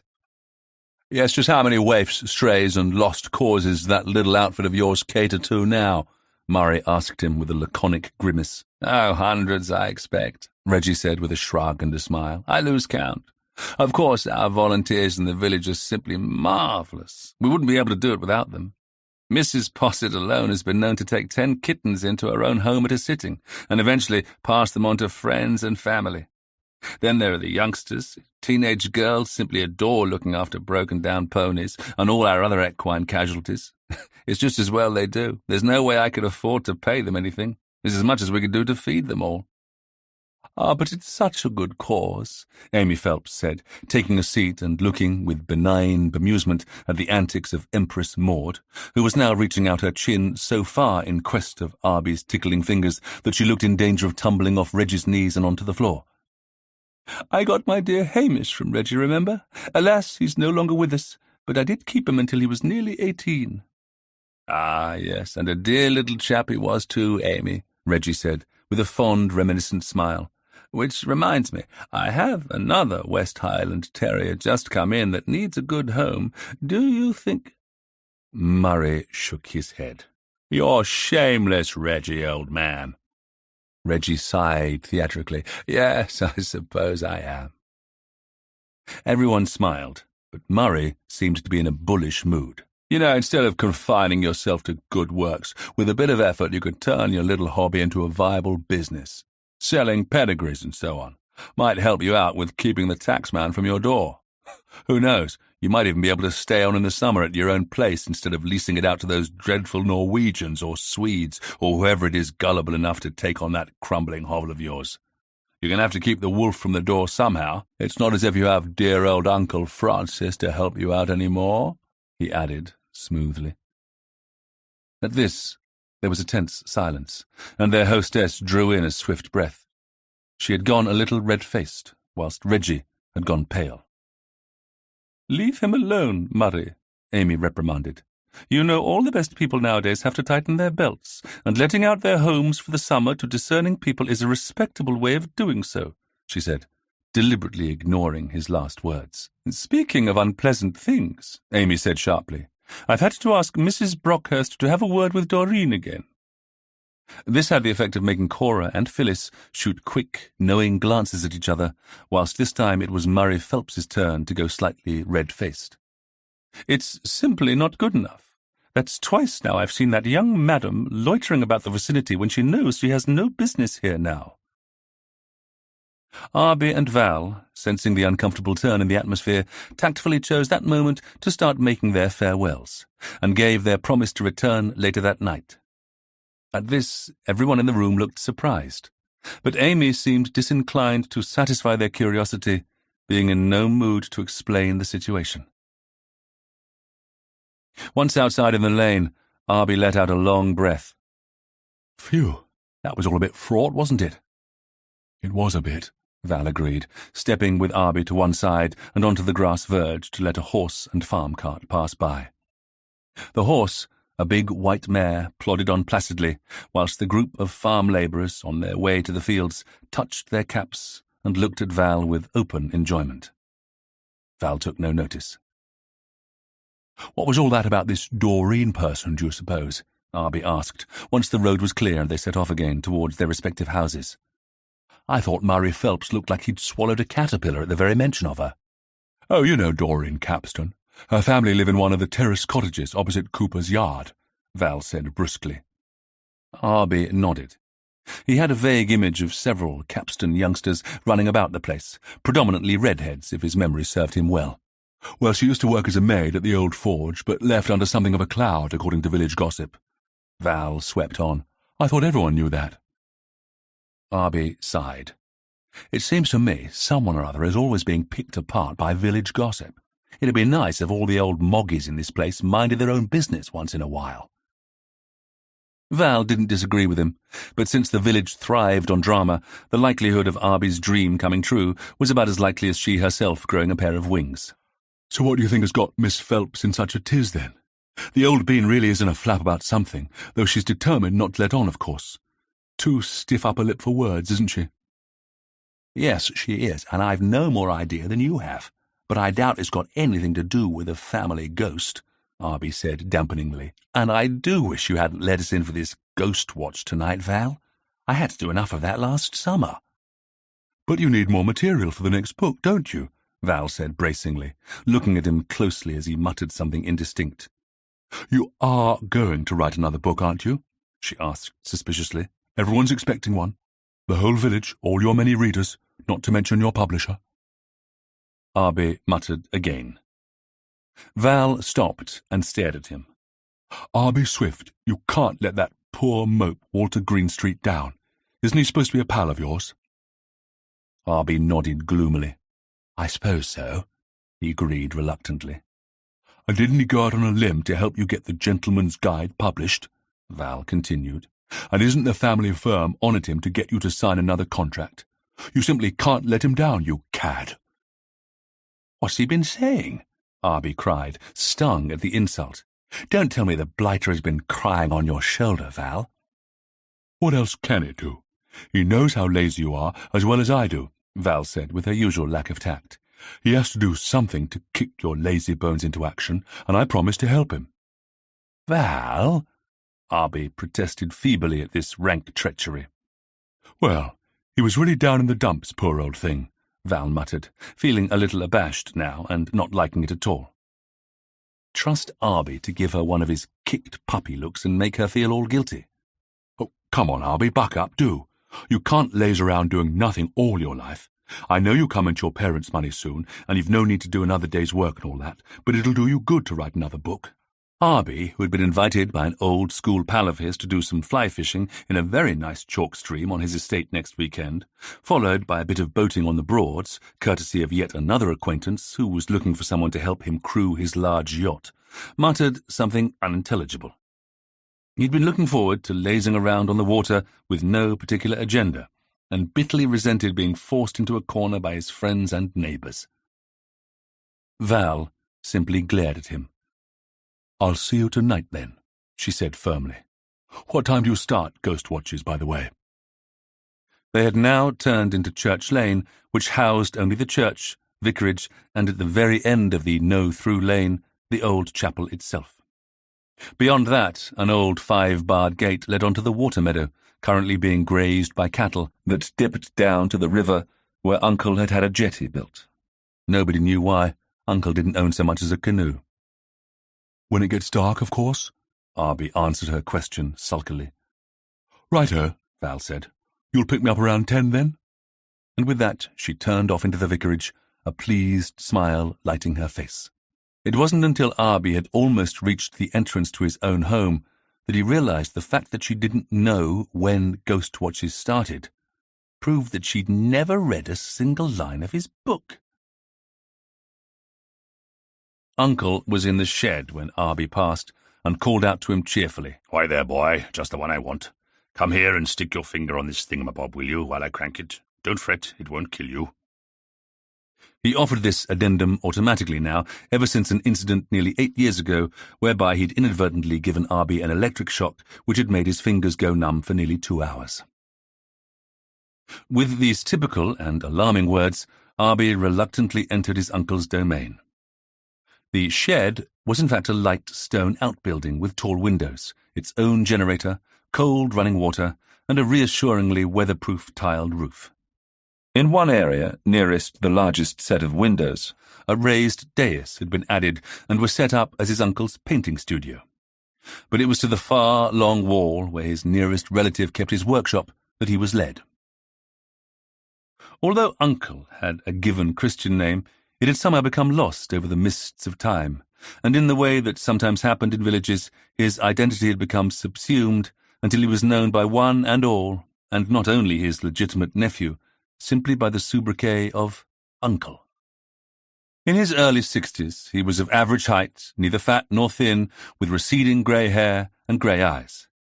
He was usually to be found dressed in something reprehensible, either his painter's smock, so stiff with oil paint it could probably stand up on its own, or oil-besmirched overalls, the smell of which had been known to frighten the horses. Or, worse yet, in some old Victorian relic of a black tie and tails, if he was forced to attend a theatre or dine out. Today, he was in the overalls and working on something that looked like a cross between a stationary engine and a knife-grinding machine. Arbie didn't dare ask what this latest invention of his was, lest his guardian attempted to explain it.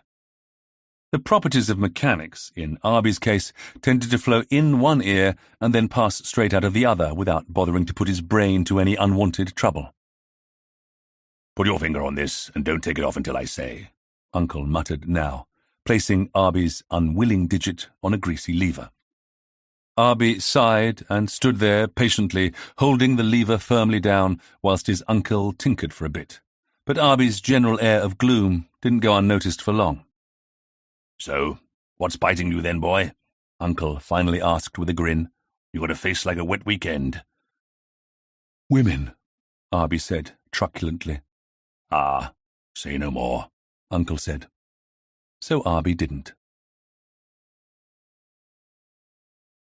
Chapter 4. "What time is it?" Val whispered. "About 6 minutes later than the last time you asked," Arbie responded wearily. They were sitting in the hall of the old forge, and the grandfather clock ticking ponderously in the corner had just roused itself to churr and strike the half-hour after 11. It was, Arbie knew, going to be a long night. Usually when he'd done this sort of thing for the Gentleman's Guide, he'd been alone and able to sit in peace and read a book, or even doze. But with Val by his side, wide-eyed and constantly on the lookout for ghostly goings-on, which in Arbie's experience never actually happened, he had already abandoned all hope of an easy night. "Did you hear that?" Val suddenly hissed, clutching his arm with tight fingers. Arbie nodded. "It was the stairs creaking. They often do that a little while after the last person has gone to bed. The wood, which had been tramped down a bit, suddenly pings back into place. On really old staircases, it can sound just as if someone unseen is walking down them one after another, which is one of the main causes for false reports of ghosts. If you'd read my book, you'd have known that." "Oh," Val said, momentarily rebuked, and subsiding back into her chair. "And I have read your book," she said, almost truthfully.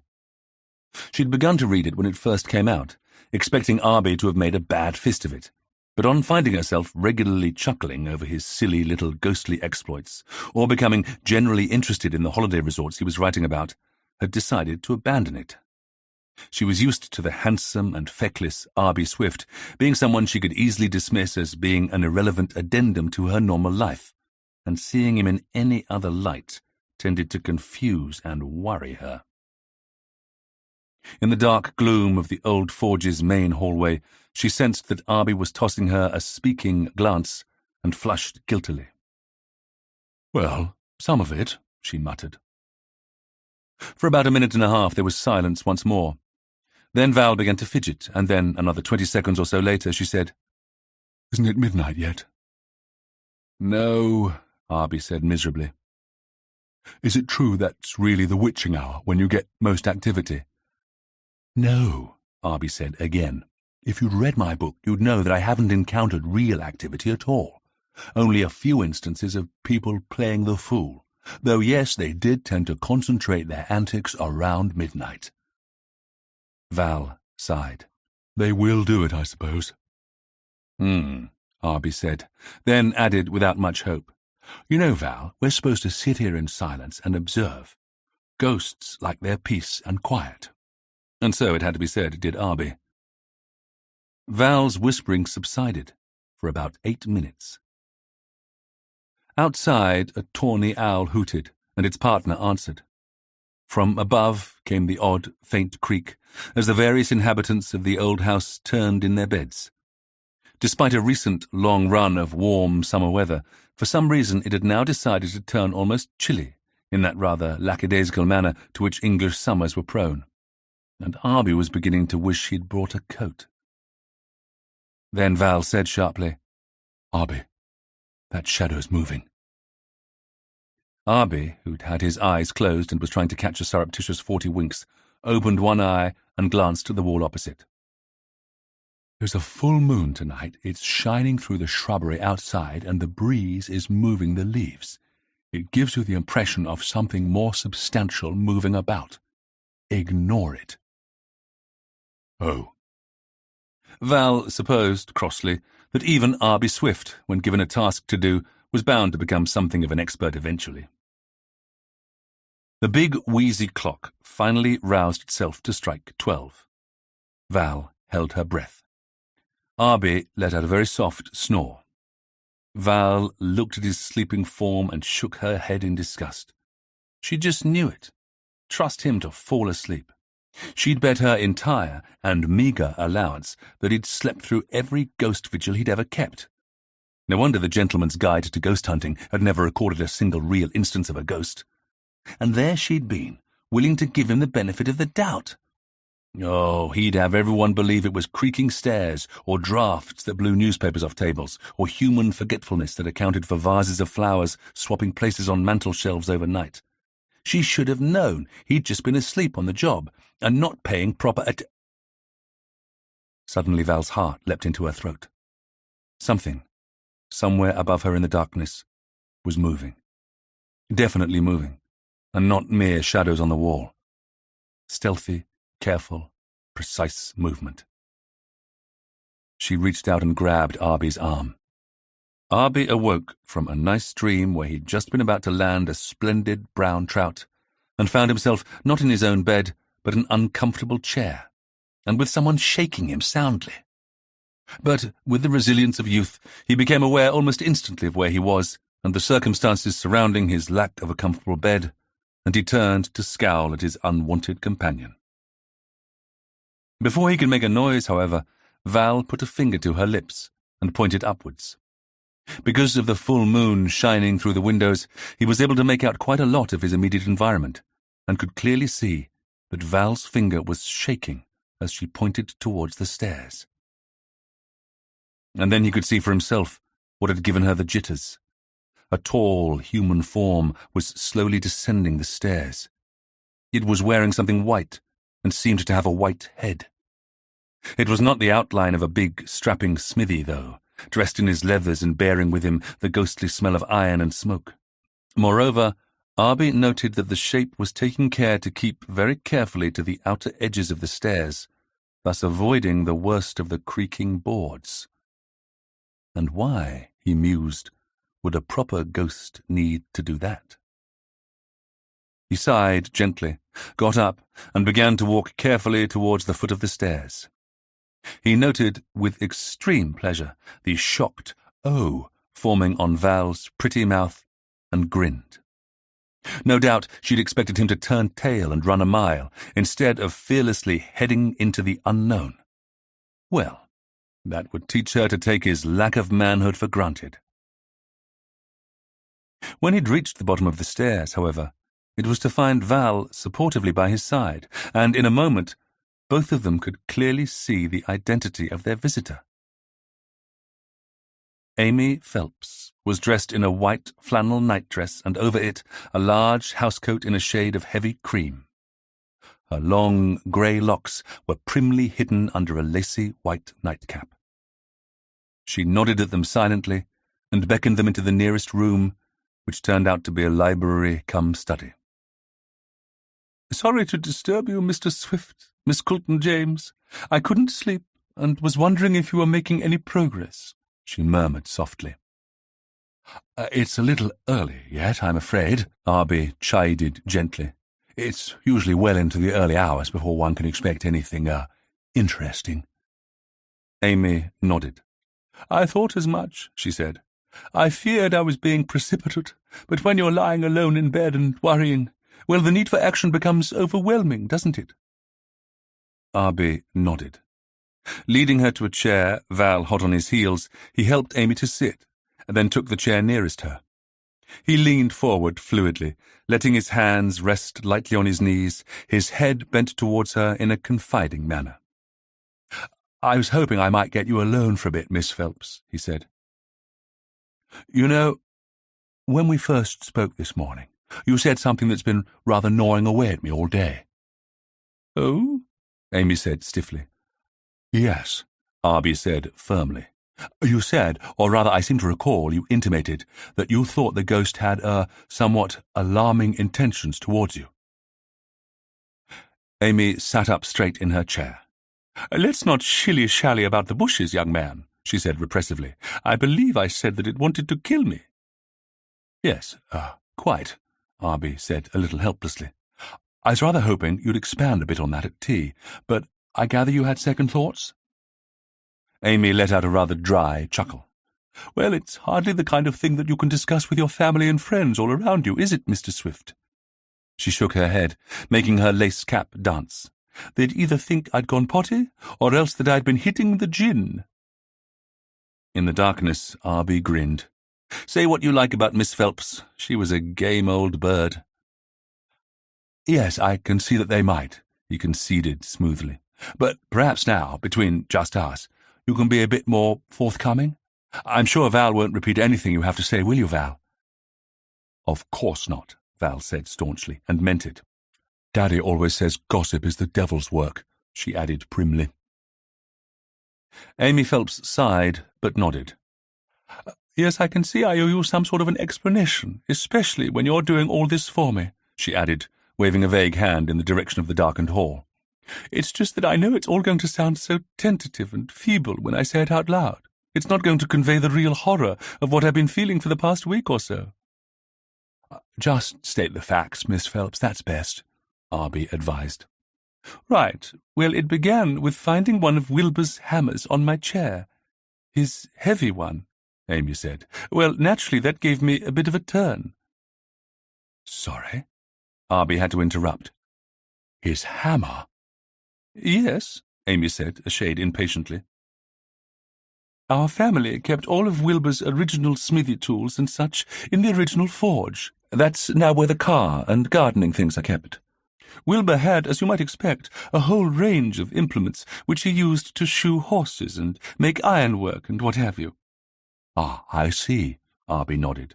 "And naturally you wouldn't want to part with the family heirlooms, so to speak. But pardon me, why did finding one of them on your chair give you such a case of the old goosebumps?"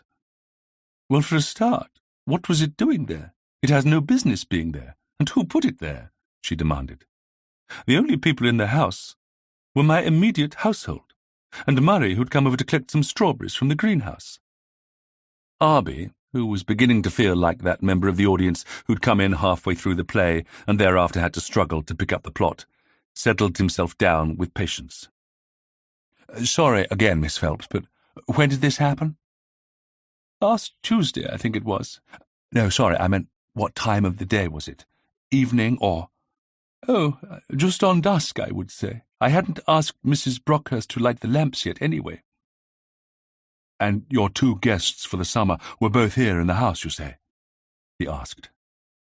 "I think Reggie had gone back to his studio by then. He spends so much time there on his photography and paintings and things, so it was only Cora. And Murray, as I said. He arrived just as we were sitting down to coffee, and took himself off to the greenhouse. The greedy boy always did like more than his fair share of the strawberries. The thing is, my chair was empty when I left it to go into dinner, and when Cora and myself came back after we'd eaten, there it was." "Ah," Arbie said. "And Mrs. Brockhurst?" "Naturally, I asked her if she knew anything about it," Amy said shortly, "and she was as puzzled as the rest of us." "She denied putting it there, in fact?" Arbie nodded. "She did, young man, and I believe her. To have left it in my chair, she'd first have had to go out and find it, and would have probably got filthy in doing so, as the place, as you can imagine, is full of old coal, motor oil, and who knows what else. and she was her normal neat and tidy self. What's more, in the dark of the old forge shed, she'd have needed to take a candle with her to see, taking up the use of one of her hands. And since the hammer was a very heavy thing indeed, made of solid oak and a heavy piece of iron, I doubt she could have carried it far one-handed with just her free hand. And besides which, why should she? To this, Arbie had no ready answer, because for that matter, why should anyone bother relocating an old hammer? What was the point of it? "And is that all?" he asked gently. "Of course not," Amy Phelps said witheringly. "The next thing was the poker." "Poker?" This time it was Val who found herself repeating Amy's words. "Yes, the big poker Wilbur used to keep his forge fires hot and burning. A big iron thing with a curled handle, handmade by Wilbur himself, naturally," Amy said with pride. "And you found this on your chair one day too?" Arbie asked, hoping he didn't sound as bewildered as he felt. "I found it," Amy Phelps corrected him coldly, "thrust into a ball of my knitting wool one morning after I'd had breakfast." "Oh," Arbie said. "It was a pretty powder blue in colour, and I was knitting myself a bed jacket. It had been thrust through not only the ball of wool itself, but through the ribbing I'd done the day before, making a hole in it. I had to unpick it and start again," Amy said, aggrieved. Val had to stifle a giggle, but Arbie managed to keep a straight face. "I see. And again, nobody admitted to putting it there. You know, it could have been some sort of practical joke." "Reggie and Cora don't play those sort of games, Mr. Swift, I assure you. Such malarkey is the province of the young and foolish. And although Murray happened to be staying overnight on that occasion, I would have thought his prank-playing days long over." Crushed, Arbie could see she had a point. "But children from the village, they could have sneaked in?" "I doubt they'd get past the eagle eyes of my gardening staff, let alone Mrs. Brockhurst. Besides, that's not the only thing," Amy said, looking around nervously. "It's what happened on each occasion just before I found these things that really made my blood run cold. Something that puts it beyond question that the legend surrounding the ghost of my ancestor is somehow involved." Her voice had taken on a distinctly quavering quality all at once, and Arbie stiffened and shot Val a quick look. And in her shining blue eyes he saw an answering excitement in her expression that must have matched his own. Now they were coming to it. "Yes, Miss Phelps? What happened exactly?" he asked gently. Amy Phelps swallowed hard and drew her housecoat further around her. She leaned a little forward, as did Arbie and Val, until their three bent heads formed a neat circle. Amy's voice lowered dramatically. "Each time, just before I found Wilbur's warning messages to me, I heard something most peculiar and sinister." "What was it?" Val all but squeaked. Amy looked at her tiredly. "My dear, can't you guess? I distinctly heard the tinkling of a bell." Val opened her mouth and closed it again. "A bell?" she repeated faintly. "You mean like the one that had been tied to Wilbur's toe in the churchyard?" "Exactly. And before you ask, young man," Amy said, giving Arbie a firm look, "it was not a bell like the chiming of one of the old clocks, or the bell one would use to summon a servant, nor yet the bell that someone such as a postman would have on his bicycle, and which might have drifted in through the window from the lane outside. I know all the sounds of the various implements used in the house, and this was something I'd never heard before. It was the small, gentle tinkling of a tiny bell, and what's more, every time I heard it, I went immediately towards the sound, but could find no earthly agency for it. Nobody was there. I was quite alone." Amy sat back and nodded firmly. "And I'm not the sort to imagine things. Indeed, on the very first occasion I heard it, before I even found the hammer in my chair, why on earth should I be thinking of bells or any such thing anyway?" she demanded reasonably. Arbie could see she had a point. I can see why such an odd set of circumstances would unnerve you, Miss Phelps, he acceded gently. For a moment he was silent, thinking things through. Her assertion that she went immediately to seek out the source of the sound he dismissed at once. On the first occasion she heard it, she wouldn't have been human if she hadn't paused to wonder if her ears were deceiving her before setting off in pursuit of the origin of the sound. And on later occasions, once she was aware that someone was conducting a campaign of intimidation against her, she could be forgiven even more for hesitating for a moment or two in trepidation before seeking out the culprit. As formidable as Miss Phelps was, she was human, and any small delay meant that the practical joker could ring his or her wretched bell and then hastily exit the area with ease. So the fact that she hadn't been able to find a human agency for the bell ringing was not surprising. What he found very hard to understand, however, was who would want to frighten someone like Miss Phelps, and why. He would have to be careful how he questioned her, though, since it was becoming apparent that only one of those close to her could be responsible, and she was far too proud to admit such a thing readily. He shifted a little in his chair. You must have thought about these events a lot over the past few days, Miss Phelps, he began with a massive understatement. Have you come to any conclusions about what they might mean? Amy shrugged helplessly. It makes no sense, she said somewhat crossly. Arbie coughed delicately. And have you, done anything that might, incur the displeasure of your dead ancestor? He asked, deciding he might as well try a different approach. If he could get her to abandon her hopes that an actual ghostly presence might be at work, he could begin at last to get down to the crux of the matter. If a spectre is at work here, there has to be a reason the dead are feeling restless, he added, careful to keep his face sombre. Amy tossed her head. Certainly not. As you know, there are not that many of us Phelpses around any longer, and I feel the responsibility of safeguarding our family name and inheritance quite keenly. I have done nothing to which Wilbur Phelps could take exception. Then she paused, very perceptibly gave a little start, as if just remembering something, and sniffed a bit. I may have had to rebuke a family member recently, but it was no more than than they deserved, I'm sure.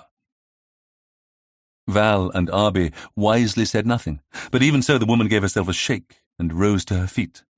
Well, I've kept you from your duties long enough. I should be getting back to my bed. I'll come with you and see you safely there, Val said, and was as good as her word. Arbie thoughtfully watched the two women ascend the stairs, then took up his old place in his chair in the hall. He was feeling just a little worried, and only hoped he hadn't inadvertently made matters worse. When Val came back a bit later and sat beside him in her own chair, she was visibly bristling with excitement. So, what did you make of all that? Arbie yawned hugely. Well, apart from the fact that she's worried sick that nephew of hers is behind it all, not much. Oh, Val said, her face falling. You'd figured that out too? She was unable to keep the disappointment from her voice. She'd been rather looking forward to expounding her new theories to a suitably impressed Arbie Swift, and now she felt distinctly deflated. Arbie, oblivious to the sudden cooling in the atmosphere, yawned again.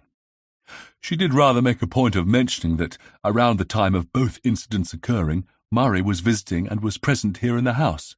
And then there was the slip of the tongue when she said that the member of the family she'd had to rebuke was male. It hardly takes a Dr. Watson to figure out that she's worried that he's behind it all, does it? Val, still feeling cross at having her thunder stolen, having reached all the same conclusions herself, said sulkily, You mean Sherlock Holmes? What? No, I meant Dr. Arbie paused and then subsided. He'd been about to explain that he'd made a quip. That the events at the Old Forge were so plain that even the notoriously slow sidekick of the great detective could figure them out without the aid of the master detective for once. But something told him Val wouldn't appreciate his literary wit. Oh, never mind, he said instead. In the corner, the old grandfather clock chimed the half-hour after midnight.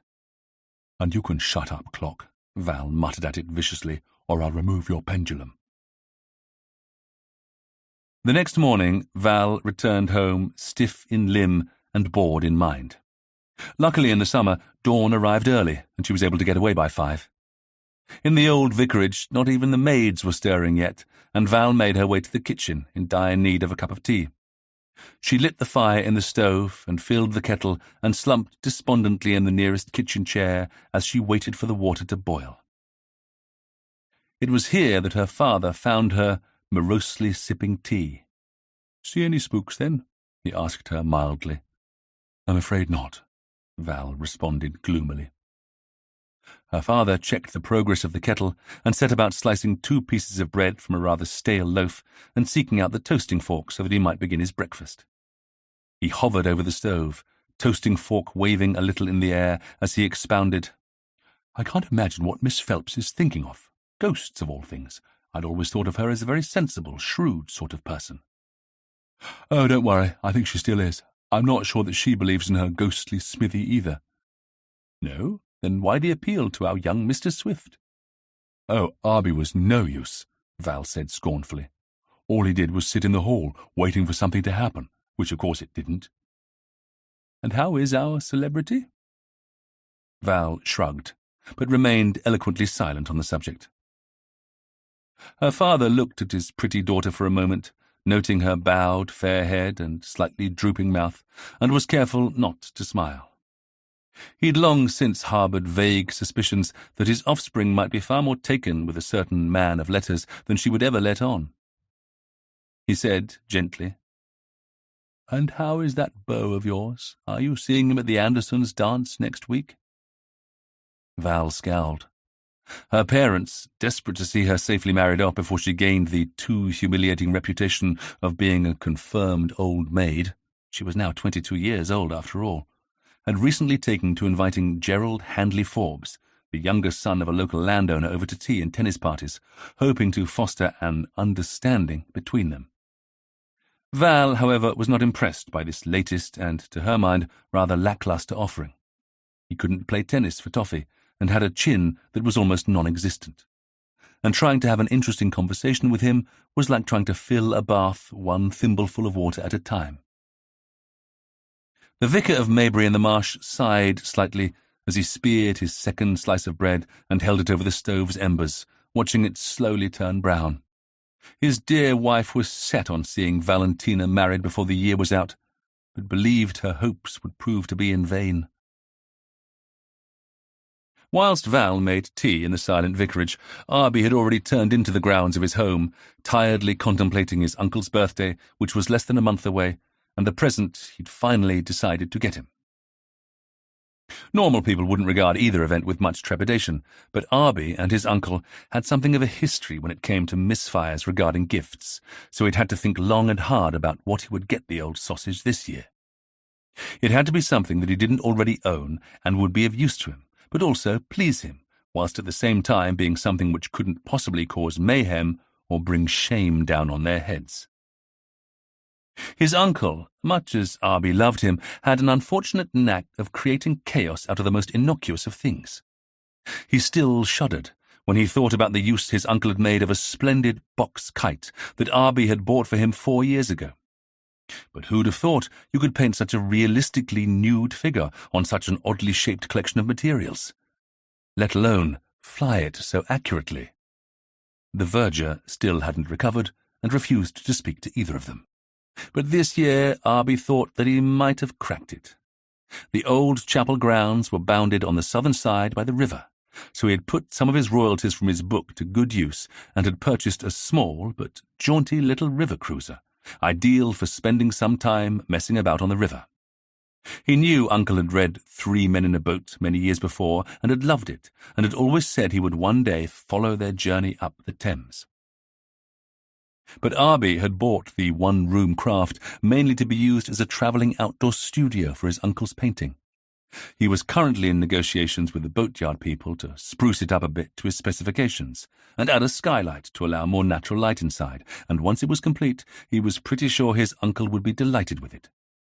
Now he would be able to paint al fresco without having to worry about sudden gusts of wind or rain and putter about finding the perfect riverside landscapes to paint. and what harm could he come to in a small river craft? As he let himself into the cavernous main room of his unusual home, Basket, their lazy mongrel, lifted his shaggy head from his favourite spot, his basket, and looked at him incuriously through big brown eyes. His plumy tail wagged once or twice to show willing, then he put his head back down and closed his eyes. Arbie eyed the animal with a mixture of fondness and irritation, and left him to his slumbers. Then he made his own way wearily to bed, contemplating the wasted night he had just spent. Dropping down on top of the blankets, without bothering to get undressed, within moments he was fast asleep. One thing he was confident of: there was no ghost at the old forge, and Miss Phelps had no reason to worry. It was probably just someone playing tricks on her, and now that they'd seen how seriously she had taken it, would conclude that it had gone on long enough, and would cease and desist. She was in no danger at all. Chapter 5. The following night, Amy Phelps woke suddenly, sometime in the early hours, aware that some sound or other must have disturbed her. She knew all the usual creaks and groans of the house, and they never bothered her, so it must have been something unusual that had stirred her. Outside, low cloud had covered the moon, and her room felt uncomfortably dark. Sitting up in bed, she strained her ears, but could hear nothing further. Certainly, there was no sound of a tiny, tinkling bell.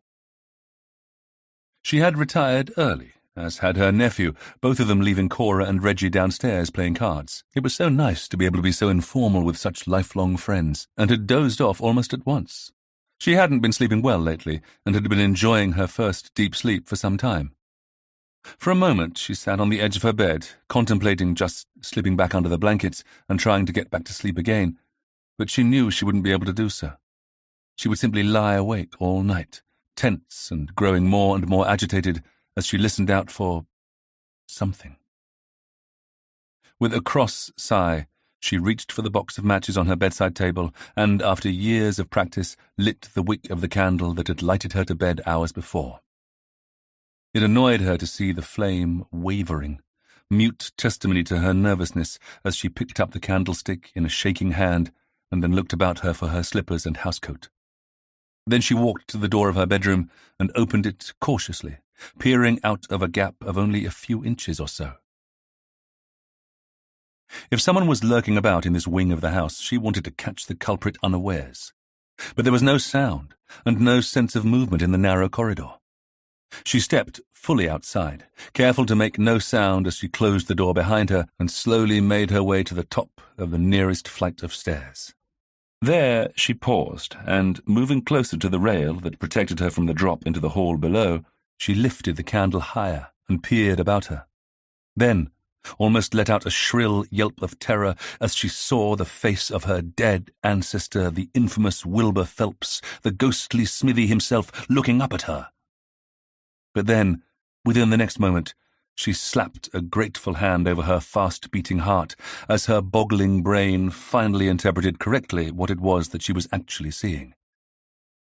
It was only the portrait of him, which hung on the wall above the small landing at the bend in the stairs. She told herself not to be so silly. The portrait had been there for years, but she had long since ceased to pay any attention to it. It was just her luck to have noticed it now, when she was feeling as jumpy as a cat. Smiling to herself, now that all had become so prosaically clear, and feeling mildly ashamed of herself for her attack of nerves, really, what would Nanny have said? She started to turn to go back to bed. But as she did so, she felt a shiver go through her, and the hairs rise in the back of her neck, and suddenly she was convinced that someone was watching her, maybe even gloating over her fear. She cast a quick glance over her shoulder, but her meagre candlelight illuminated only a small portion of her surroundings. If someone had been observing her from the depths of the dark corridor, she had no hope of seeing even a vague outline of the person. She really was going to have to get more gaslights fitted in her part of the house if this carried on. For almost a full minute, She stood absolutely still, staring over her shoulder until her eyes adjusted to the candlelight and she was sure that nobody else was behind her. Then she checked that the small window looking out over the roofs was firmly shut. She told herself not to be silly. And it was then that she heard it. The faint ring of the bell. Was it coming from outside? Or from somewhere in one of the far rooms in the house down below? Wherever it was coming from, the sound of it not only frightened her further, but also succeeded in making her very, very angry. It was intolerable, she fumed, to be toyed with like this in some outrageous cat-and-mouse game in her own home. She was going to put a stop to this at once. With an out-thrust chin and determination in her heart, she took another step down. And that was when she felt it. Something light, unseen, but definitely there, touched her forehead and the side of her temple. And yet there was nobody but herself there. It was then that Amy Phelps finally let out a cry of fear and shock.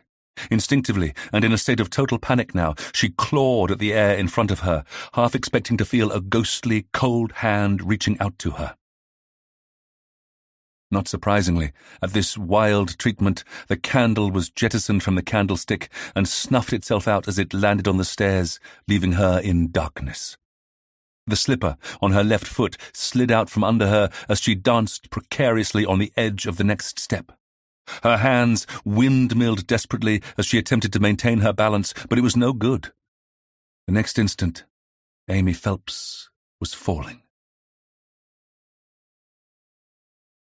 7 hours later, Cora Delaney watched from her bedroom window as her friend limped out to a waiting taxi and was borne off to the railway station in the next village. Amy looked as if she was carrying her own thundercloud with her, but at least she was still mobile and feeling fit enough, if a little stiff and sore, to attend to her sudden but urgent business in town. And this business, she had announced boldly at the breakfast table, was to make some changes to her will. And hadn't that put the cat amongst the pigeons? Since she'd refused to be drawn on the specifics of these changes, speculation was running rife. Although everyone was being too polite to mention it, of course. When Cora had been woken by a cry and a thumping noise in the night, she hadn't given a thought to silly ghosts or any other such nonsense, but had simply donned her housecoat and gone out to investigate. Her mind had been more on potential burglars, or Empress Maud knocking over some vase or other on one of her nightly feline wanderings, than on ghostly goings-on. Luckily, when she found her friend sitting indignantly on the floor at the bend in the staircase, Murray had quickly joined her there, for she doubted if she'd been able to get Amy to her feet and help support her back to her room. Although Murray had originally planned to leave the day before, his friend had sent a message to say that he couldn't give Murray a lift until the next day. So at least poor Amy hadn't been left in the dark for long.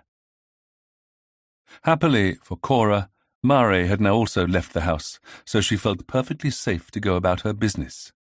And her business that morning was to have a good snoop around. Her first chance since she'd arrived for her little holiday. Throughout their lifelong friendship, Amy had always been close-mouthed about herself and her feelings, which had always made Cora very curious indeed. She knew that her need to ferret out information, no matter its relevance, was one of her few weaknesses, but found herself unable to conquer it. During her student days, this had been an advantage, but she was aware that it was not a trait that would endear her to her acquaintances, which meant, over the years, that Cora had found circumspect ways and means of discovering what her friends were doing and the more intimate details of their lives, and having Amy's house to herself was now too good an opportunity to miss. Besides, Cora thought, salving her conscience somewhat, unless she was very much mistaken, there was something more behind all this ghost business than met the eye, and she was bubbling over with curiosity to find out what it was. Because one thing Cora was sure of, Amy was far too sensible and stubbornly logical to believe in her ghostly, vengeful ancestor.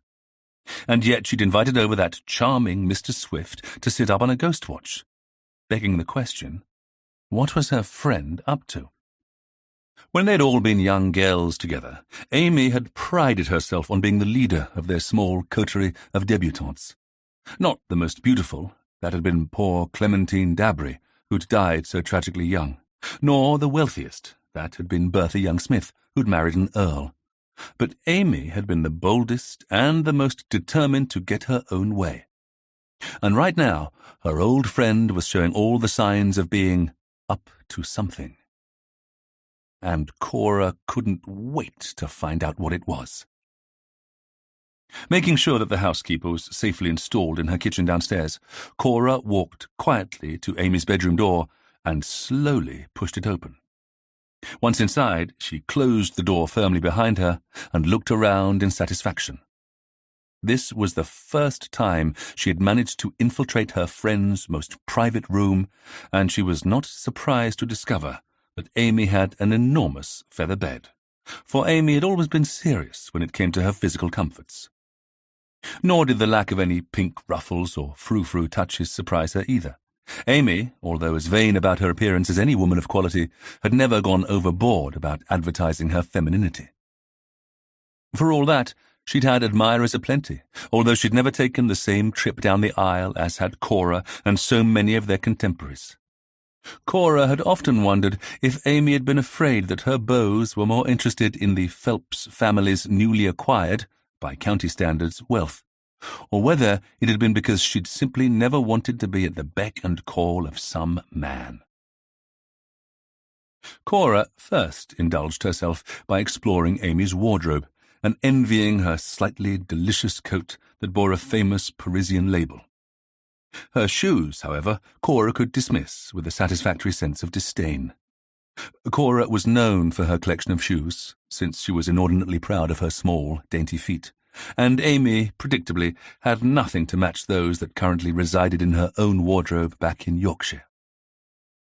She next went to the small dressing table, where she sat down and absently picked up a bottle of scent and sniffed it thoughtfully. No, she didn't know it, but it was probably something expensive and rather exclusive. She debated dabbing a bit on her wrist, but decided against it. Shaken up by her recent fall though she may be, there was nothing wrong with her friend's nose. And if Amy realized she had been snooping in her room, there would be the devil to pay. She glanced outside the window and saw Reggie come out of his studio and set off with his awkward and bulky camera equipment heading towards the river. Dear Reggie, with his menagerie of animal waifs and strays, his rather dreadful daubs and transient hobbies. She knew why he still came here so often, of course. He and Francis had been so very close. The old forge probably helped keep the memory of him vibrant. She remembered the look of worry on his face when she'd told him of Amy's nocturnal tumble, followed by his obvious relief when he'd been assured that it hadn't resulted in any serious injury. Amy herself had roughly brushed off his concern for her, telling him gruffly to sit down and eat his breakfast, which Reggie had taken in his usual good part. Cora shrugged.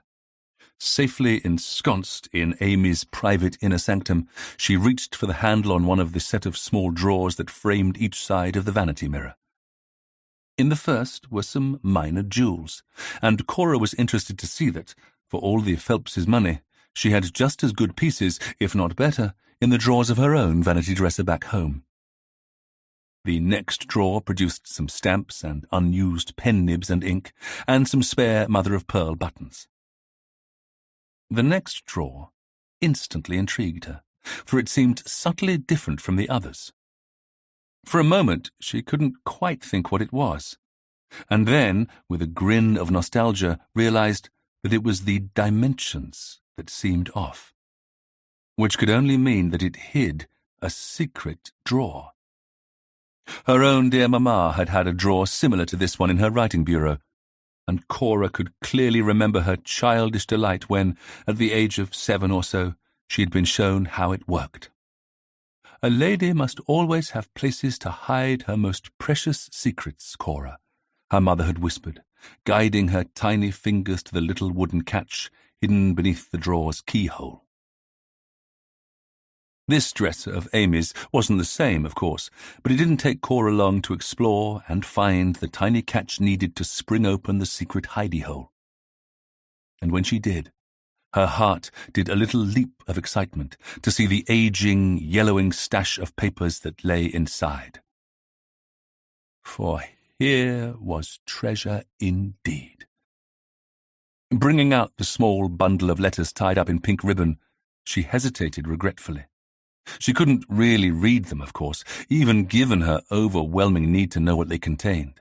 Already she could feel the weight of reproof from her long-dead parents, Nanny, governesses, and many others who would be shocked to the core at the idea of a lady reading a friend's private correspondence. No. It must be enough for her to know that she had pierced the veil of her friend's secretive nature enough to discover that Amy was only human after all. Who'd have thought that the skeptical, cynical Amy had kept love letters? It made her glad to think that Amy, stern, old-maid Amy, had had at least some.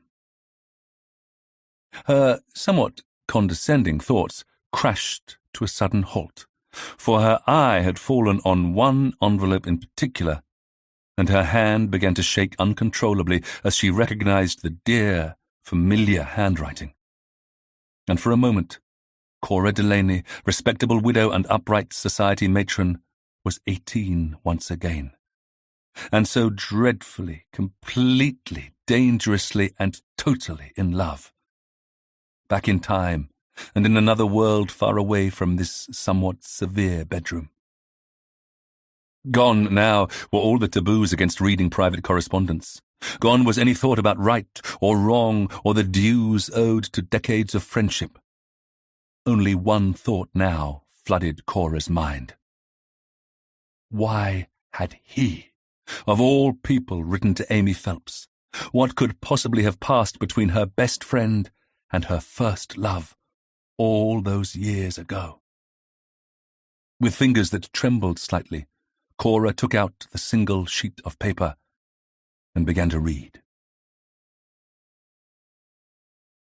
Chapter 6. 4 days later, Arbie was surprised to find a note from Miss Phelps inviting him and Val to dinner at the Old Forge on the following Saturday night. He was enjoying a rather late breakfast with his uncle, who took the missive from him when Arbie offered it and read it thoughtfully.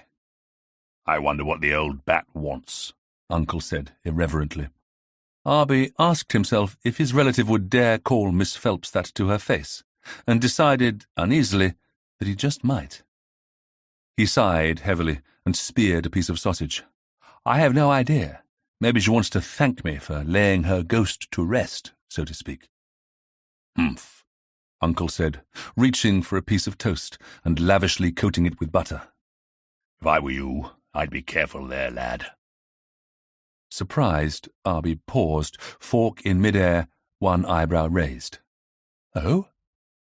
"I've never known the Phelpses to do anything without a reason, and the reason usually involves the making of money somehow," Uncle said, thoughtfully eyeing the apricot preserve. "Never known a family like it for being so money-grabbing. Not that it's done them much good, mind. The family has all but died out. Unless that nephew of hers marries soon and produces an heir, the old girl will find she's got nobody to leave the family fortunes to if she's not careful. You take my advice and stay away. That woman wants something from you, you mark my words, and she usually gets her own way. You only have to look at how she handled that poor brother of hers." "Which one?" Arbie asked curiously. "Frankie, we all called him, but the family insisted on using Francis. Poor chap couldn't call his life his own. No wonder he travelled so much. It was a good way to get free of them all. Mind you, that didn't always work." "What do you mean?" Arbie asked. "Well, for a start, the poor lad wasn't allowed to leave his money where he wanted. There was this clerk in the family solicitor's office who knew a thing or two. We used to meet up at the turf accountant, and I'd give him the odd tip now and then. Poor chap, bored witless half the time. No wonder out of office hours he was always sozzled and spilling various beans that he shouldn't have. If his bosses had been aware of how indiscreet he was, he'd have been out on his ear and no mistake. Mind you, he used to tell me some corking tales of what the upper classes got up to. Hair-raising, some of them, he added with ghoulish relish. Arbie blinked, not at all sure that he wanted to have his hair raised. But what was this about Francis Phelps? He tried to keep his uncle to specifics. Oh, he made a will, leaving a lot of his money to that great chum of his, Reggie what's-his-name. But Amy got wind of it and bullied him into changing it, so that the family got it all instead, which eventually meant she got it all, when she became the last of them. Oh, my, Arbie said. Reggie couldn't have liked that. I suppose he knew about it. Oh, yes, he knew, apparently. And yet he's still good friends with Miss Phelps, it seems, Arbie mused. Goes to her every summer and what not. Uncle shrugged. Folks are strange, but it just goes to show what I said. You be careful of them Phelpses. They're a sly lot. Arbie shrugged. Well, it's only a dinner invitation, he pointed out. What harm can it do to go? Besides, I can't see how my going or not will affect the Phelpses' family coffers. It's not as if she's likely to ask me to invest in her garages or forges or what have you, is it? Everyone knows I can't touch my money until I'm 30. Which was true. On the death of his parents, Uncle had asked the family solicitors to put Arbie's inheritance into an unbreakable trust until he'd reached his 30th birthday. And, in the almost magical way of things, that snippet had somehow become common knowledge in the village.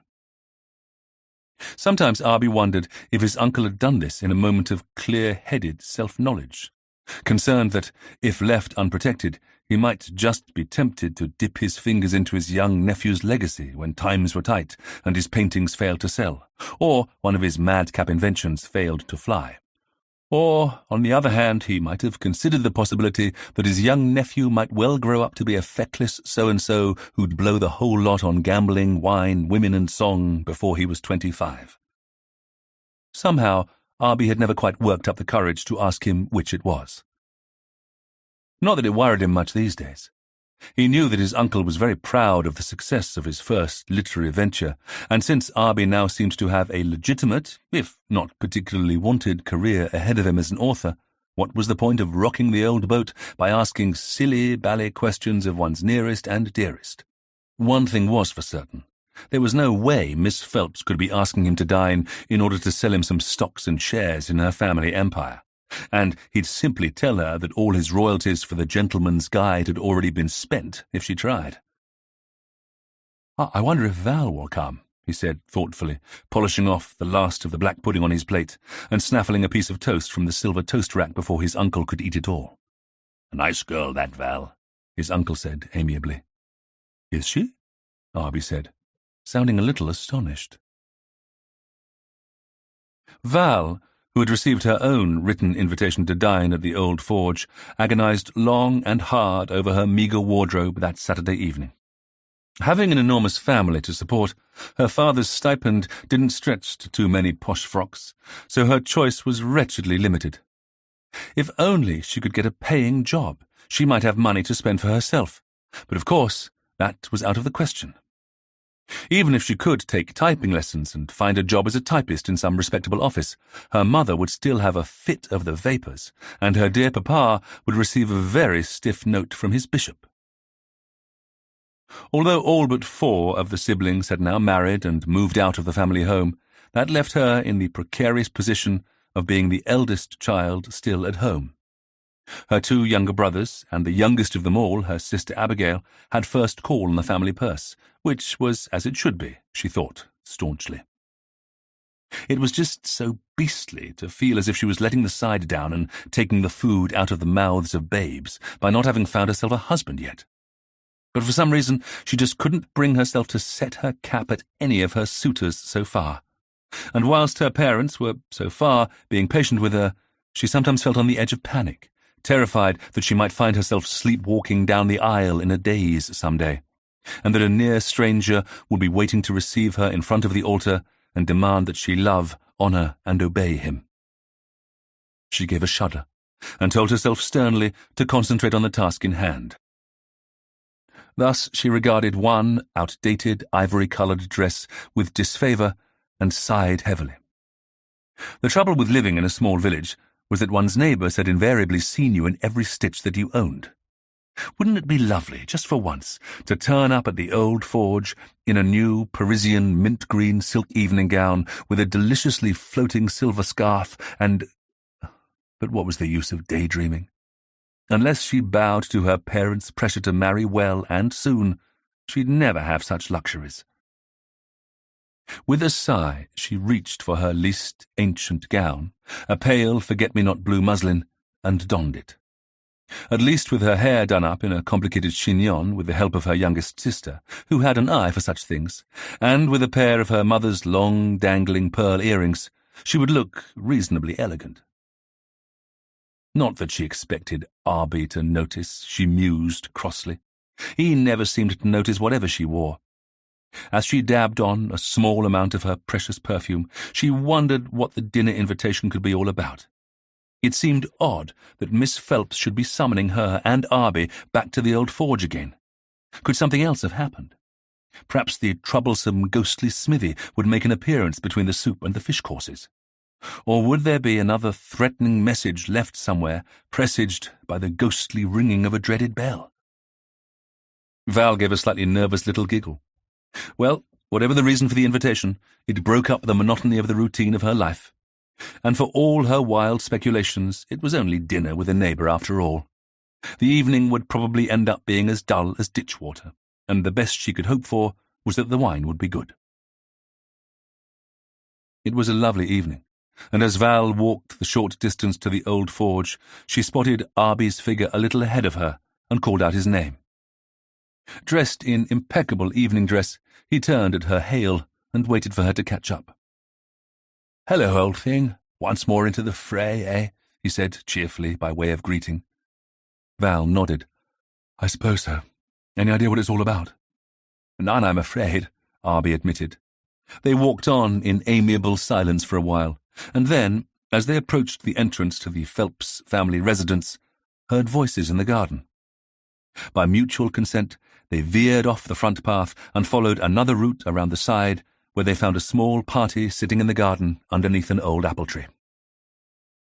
The roses were out, scenting the air, and on one bench Reggie and Cora sat together, watching the antics of a thrush trying to pull a worm from the lawn.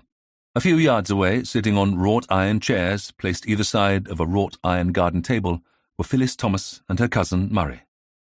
Neither was speaking to each other, and they watched the new arrivals with an intensity that made Val, for one, feel a little uneasy. Arbie, of course, didn't seem to notice the constrained atmosphere. Instead, he ambled over towards the two older people and sat down on a bench that was set at right angles to them, and Val was happy to follow his lead. "Ah, our famous author." Reggie looked across at them with a smile. "And the delightful Miss Valentina. I do hope I can call you that, my dear." He barely waited for Val's smiling nod before turning to Arbie once more. "Drink, old boy," he offered, and it was only then that Arbie noticed a jug of something cold and probably non-alcoholic resting on the grass beside him, along with some empty glasses. I think I'll wait a bit," Arbie said hastily. He had never been fond of non-alcoholic drinks. Val, however, accepted a glass, and Reggie gallantly poured it out for her. "I had no idea you were going to join us tonight, Mr. Swift, Miss Coulton-James," Cora said with a refined smile, "but I'm glad that you are. Our hostess has been a bit morose lately, hasn't she, Reggie? It'll be nice to have some younger people around to cheer her up a bit." "Oh, I hope she's not unwell," Val said politely. "No, she's fit as a flea, I'm glad to say," Reggie said cheerfully. "Still a bit stiff and sore after her tumble, but she never complains. Amy never has been one to make a fuss, has she, Cora?" "Oh, no," Cora said quietly. "A tumble?" Val asked sharply. "Yes, took her header down the stairs, apparently, last week," Reggie said. "Could have been really nasty, but luckily she only had a few bumps and bruises." "Down the stairs?" Arbie said, looking from Reggie and Cora to Val, and then back to the older man again. "I say, that sounds a bit worrying. What happened?" "She just lost her balance, apparently, or so she said," Reggie recounted, jigging the ice in his glass and staring at it thoughtfully. Cora took a sip from her own glass and said nothing. "Ah," Arbie said vaguely. He didn't like the sound of this. An accident coming so soon after the other curious incidents that had been happening around their hostess felt decidedly suspicious to him. What's more, he was fairly sure that he'd just learned the reason behind this dinner invitation tonight. The thing was, though, if Amy Phelps were to take him aside sometime tonight and tell him that a ghostly hand had pushed her down the stairs, just what was he supposed to do about it? The Gentleman's Guide to Ghost Hunting had been written as nothing more than a bit of fun, and should be read in the same spirit, pardon the pun. It most certainly did not make Arbie a bona fide expert in all things supernatural. Uneasily, he began to wonder who he could call on to relieve him of the burden. Perhaps a professor at Oxford would be interested enough to take it on. Now, did he know one daft enough to— being told all the latest about Aunt's adventures in the night, Murray Phelps, who'd wandered over from the table and chairs, interrupted Arbie's inner musings to smile down at Val with what he imagined to be a charming smile. Her mass of upswept blonde hair, revealing her pale neck and pretty ears, hadn't gone unnoticed by him, at least. "It all sounds most upsetting," Val said. And then, remembering the conclusions that she and Arbie had come to, that Amy herself suspected this man of being the prankster, added coolly, "Women shouldn't fall down the stairs." "Oh, I quite agree," Murray said lightly. "I told her so myself, in fact. Luckily she only fell down one or two, so wasn't badly hurt. Isn't that so?" He tossed the question vaguely towards the two older members of the party. Reggie nodded, but it was Cora who spoke. "Oh, it'll take much more than a fall down some stairs to kill our Amy," she said simply, her voice and face perfectly expressionless. "Isn't it time to go in?" Phyllis called restlessly from over by the table, where her cousin had left her without so much as a by your leave. "Auntie will begin to wonder where everyone is," she chided in afterthought. At this, everyone rose obediently and began to walk to the house where dinner awaited them. Mrs. Brockhurst had prepared the dinner very carefully that evening, giving each dish considerable thought beforehand. Her employer, she knew, liked good, simple fare, which she felt was a nod to her ancestors' humble beginnings, but insisted on the best of ingredients combined with that little bit of flair necessary to give her guests the feeling that they were being pampered and treated to something of an occasion. Accordingly, the first course was a simple but exquisite Oxford herb soup, made with the greenest leaves from the house's square-walled kitchen gardens. This was served with chunks of bread, ripped from a perfectly baked loaf just out of the oven, made to an old family recipe that Mrs. Brockhurst had inherited from her granny, and butter from the nearby farm, churned that morning. To follow, the fish course was a whole baked turbot, from which portions were to be served with tarragon or dill sauces, according to individual taste. The fish had been delivered specially that afternoon from the best fishmonger in Cheltenham, and was so fresh it had practically still been swimming. The main was a roasted leg of lamb, served with minted new potatoes, and the first of the garden peas, and a gravy that was, once again, a secret Brockhurst concoction. The housekeeper had noted early on in her career that nearly all gentlemen seemed to have a favourable predisposition towards gravy.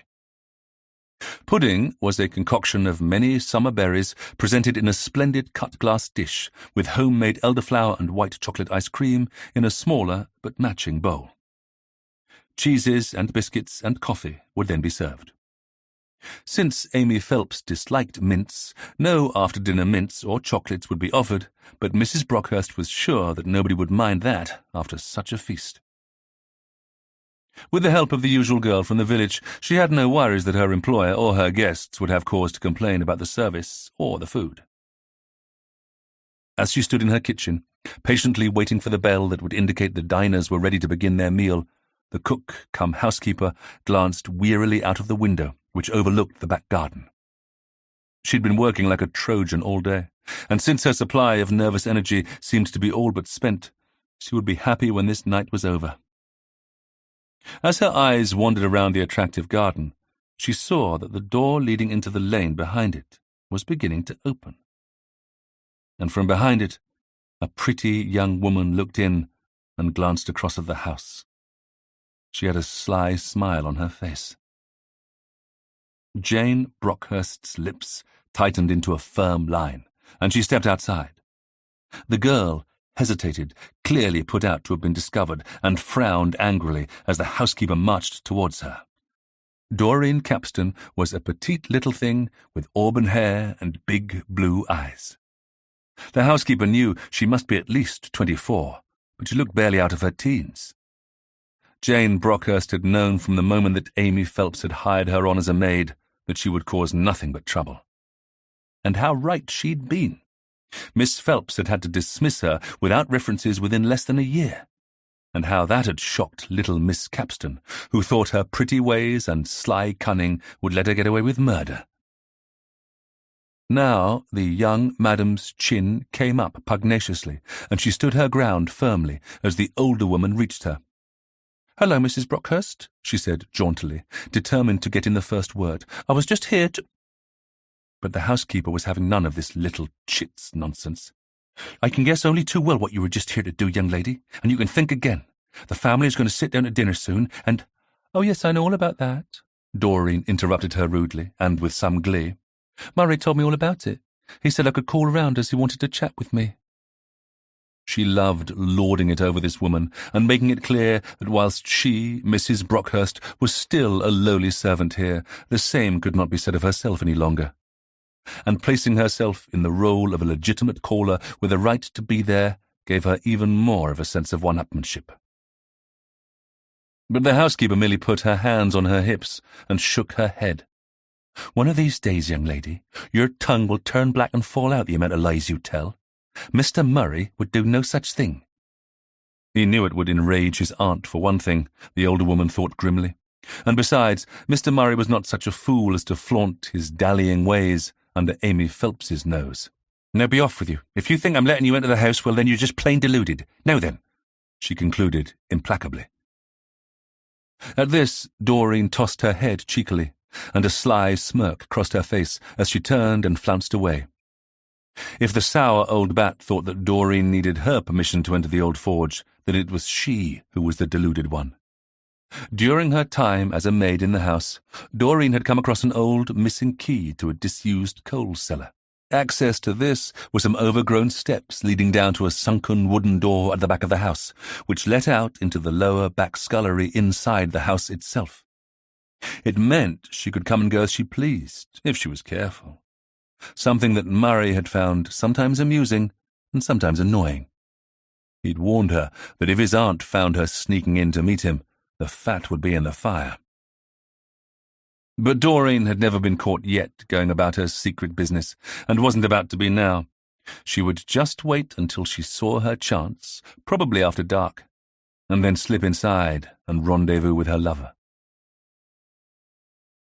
Sometime later, Arbie watched with pleasure as a huge fish was brought in, served on a fine platter, and the housekeeper and the slightly awed teenage girl who was helping her began to flake the fish apart and hand around individual serving plates. "Smells delicious," Reggie said, giving the housekeeper a beaming smile. "I must say, Amy dear, apart from your wonderful company, I have to admit that Mrs. Brockhurst's cooking is one of the highlights of my little holidays here. How your brother would have loved this," he added wistfully.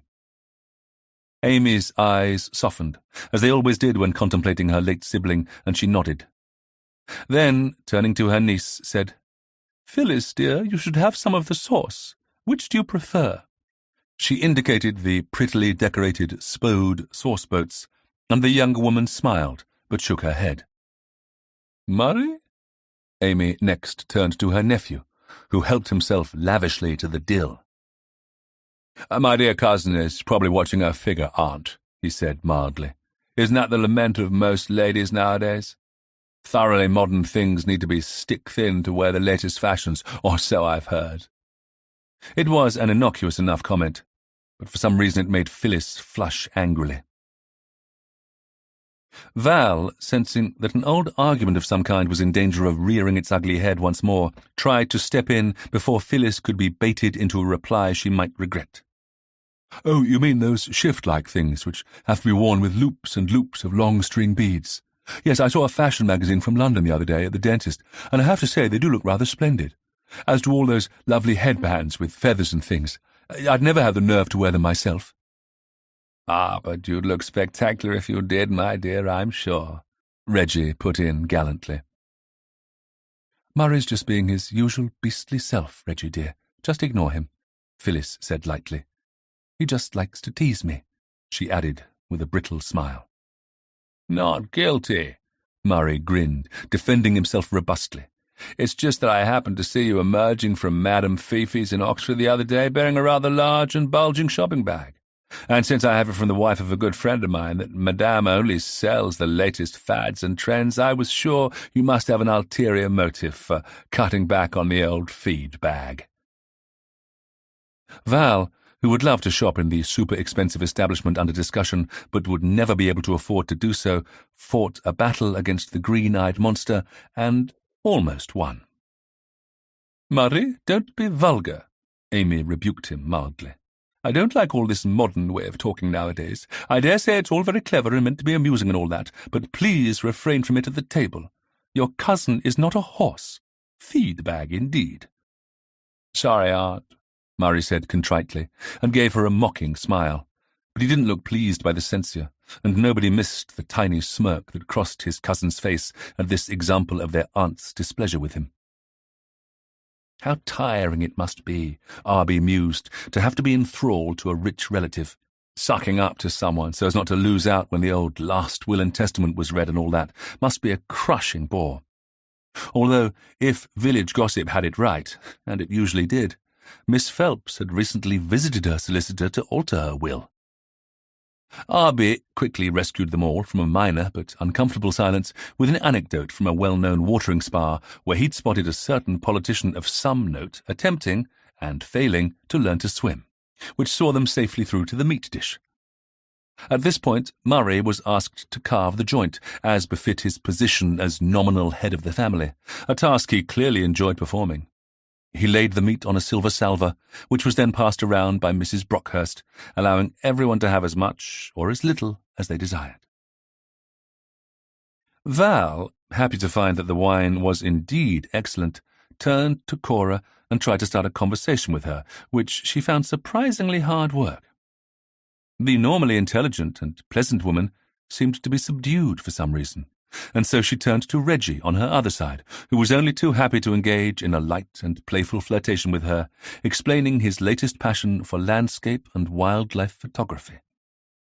Arbie, whilst happily tucking into lamb and potatoes, was primarily watching his hostess, however. Apart from a fading and slight bruise on one side of her face, she seemed to be showing no signs of distress from her recent mishap. Indeed, she looked, if anything, relaxed and largely entertained by her guests. And when the pudding was served amid much oohing and delighted eyeing from her guests, Amy watched attentively as the housekeeper scooped individual portions from the bowl of berries, and helped herself to a scoop of the ice cream with every evidence of benign pleasure before tucking in heartily. The conversation, as it was wont to do, casually drifted from such diverse topics as politics to the King's opening of the British Empire exhibition at Wembley Stadium, to the more scandalous Russell case, discussion of which Amy quickly put to an end, saying that it was unfit for such innocent ears as those of Miss Coulton James, which naturally annoyed Val considerably, as she'd not been allowed to read the papers about it at the vicarage, and was dying to know why Mrs. Russell's being cleared of adultery could be so scandalous. Finally, coffee and tea were served in the drawing-room, and Amy rose, leading Cora, Val, and Phyllis from the room, leaving the gentlemen to their cigars and brandy. It was nearly midnight when the party finally broke up. Both Phyllis and Murray were spending the night at the old forge, and it wasn't until Arbie was in the hall and just about to walk Val home that Miss Phelps made her move. Nodding a polite apology at Val, she pulled Arbie to one side and murmured something quietly in his ear. Val, watching Arbie's face like a hawk, thought she saw a slightly puzzled look cross his affable features, followed by one of resignation. He smiled, nodded, and bowed good night to his hostess, and then rejoined her at the door. Outside, a pair of tawny owls gave voice from the oak tree near the village pub. "Well, that was nice," Val said, as they made the short walk down Old Mill Lane towards their neighbouring residences. The food was super, wasn't it? Top hole, Arbie agreed distractedly. Val said nothing as they turned into Church Lane, and he left her with a brief "Nighty-night, Val," at the entrance to the vicarage. Good night, Arbie, she responded casually, walked a few paces up the gravel path, and then carefully stepped off onto the lawn and crept behind the nearest shrub. Silently she waited. The full moon watched her without curiosity. A hedgehog, noisily snuffling about in some leaves, made her almost miss the sound of soft footsteps, but not quite. When they'd passed, Val tiptoed out of her garden and peered down the lane. Just as she thought, she could make out, several yards ahead of her and making his way back towards the old forge, no doubt, the tall, elegant figure of one Mr. Arbuthnot Swift. She always knew when he was up to something, and in this case it wasn't hard to guess what. Amy Phelps had asked him to do another ghost watch tonight. Well, she wasn't going to miss out on any of the fun. She nipped back into the house and left a note saying where she would be and why, being careful to point out that it was at the request of Miss Phelps, which was technically true, and changed into a simple skirt and blouse and sensible shoes, then left the silent building. By this time, Arbie had made it back to the old forge and had been admitted through the French windows by his hostess. "Thank you for doing this for me, Mr. Swift," Amy Phelps said briskly, not liking being beholden to anyone and trying to hide that fact behind a no-nonsense manner. "I have reason to believe that the ghost might walk tonight."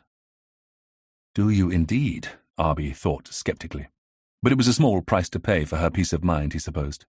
And if her nephew, or someone else in the house, had been responsible for her recent fall down the stairs, he supposed it was just possible that he might catch someone out in the act of setting up another such incident. Which, unless he was an utter fool, and contrary to popular opinion he most definitely wasn't, was precisely what Miss Phelps suspected was going to happen. He watched his hostess climb the stairs, a lone and lonely figure.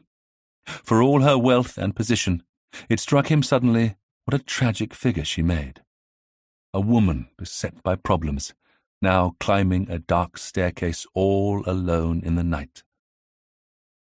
At the top, where the gas lamps on the walls ended, he saw her pick up a candlestick from a small side table and light it, no doubt a nightly ritual which allowed her to find her way to her bedroom in the unlit wing of the house where she slept.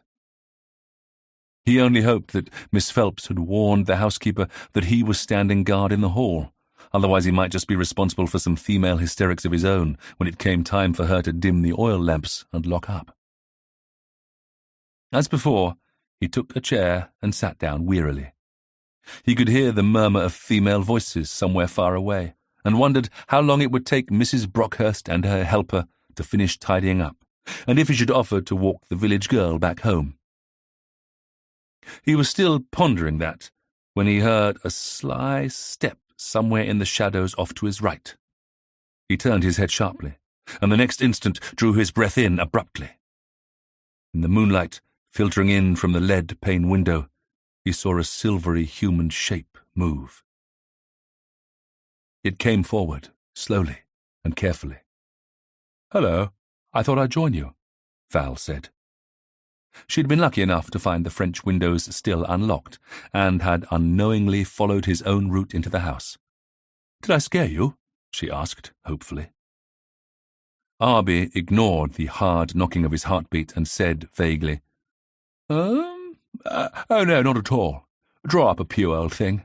Something tells me it's going to be a queer sort of a night." Feeling a little put out, after all, it would have been such a hoot putting the frighteners on such a famous ghost specialist, and she could have dined out on it for years, Val sat down.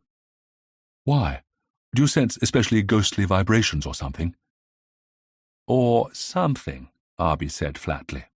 "I think our Miss Phelps is expecting her ghostly ancestor to be up to some shenanigans tonight." But it turned out that Amy Phelps was wrong. Nothing at all disturbed the peace of the old forge that night, and Val and Arbie took turns dozing and keeping watch, to no avail. Chapter 7. Mrs. Brockhurst put the tray on the small table that habitually sat just outside Miss Phelps's door and knocked once, then reached for the handle. Unusually, it didn't turn. For a moment the housekeeper hesitated, then knocked again. Although the lady of the house had never locked her door before, somehow Jane Brockhurst wasn't particularly surprised to find it locked now. Ever since Miss Phelps had fallen down the stairs, she'd been acting in a very marked manner. She'd become far more wary, and not her usual assertive self. It was as if she'd been expecting something to happen, something unpleasant, and had been determined to safeguard herself against it. And the locked door now was just more evidence of that, as had been her asking Mr. Swift to spend the night ghost-watching again. "Miss Phelps, it's only me," she said loudly. "I have your morning tea." She called through the door and waited. In normal circumstances, she would now expect to hear the turning of a key in the lock, or maybe Miss Phelps's voice calling out for her to wait. Neither event occurred. She rapped harder and called out more loudly, so sharply, in fact, that in a few minutes she found herself joined at the door by Arbie, with Val close on his heels. "Trouble?" Arbie asked, feeling a shade foolish asking such a silly question. It was clear that some sort of trouble was in the offing. "Can't wake Miss Phelps up, eh?" he asked nervously. "No, Mr. Swift, I can't," the housekeeper said, beginning to look a little pale. "And she's always been a light sleeper." Arbie nodded and hammered a bit harder on the door, but after waiting for a few seconds longer and hearing nothing, he shook his head. "Do you have a spare key to this door?" "No, sir, I don't. It's never usually kept locked. In fact, this is the first time I've ever found it so," the housekeeper said, trying to keep her voice steady and mostly succeeding. Arbie shot Val a quick look and saw that she was as uneasy as he was. He quickly turned back to the housekeeper.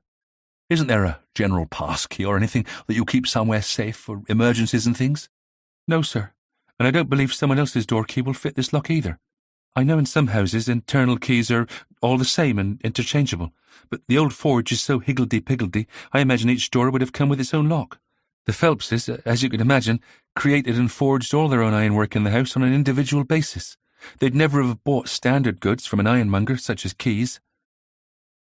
Arbie could well imagine that such a thing would amount to treason in a family of smithies, and he sighed gloomily. "And Miss Phelps was always careful about keys. She didn't hand them out willy-nilly as some like to do. She and I are the only two to have keys to the external doors to the house, for instance," the housekeeper swept on, made more loquacious than usual by her evident nervousness. "Well, then there's nothing else for it. You'll have to break the door down, Arbie," Val said urgently. "Put your shoulder to it." Arbie eyed the stout oak door with its even stouter hand-forged, of course, iron hinges, and sighed. "My dear Val, if I did that, I should no doubt dislocate every bone in my upper torso. But there must be an axe or something I can use in the old tool shed." Jane Brockhurst coughed dryly and ventured, "Wouldn't it be easier to climb a ladder to a window and crawl in that way?" Arbie blinked and mumbled humbly, "I imagine it would, yes. Do you know if there's a ladder about?" "There's sure to be one in the shed, sir," she said helpfully, and with admirable patience. Arbie nodded. "You stay here and wait, Mrs. Brockhurst. I'll let you in once I gain admittance.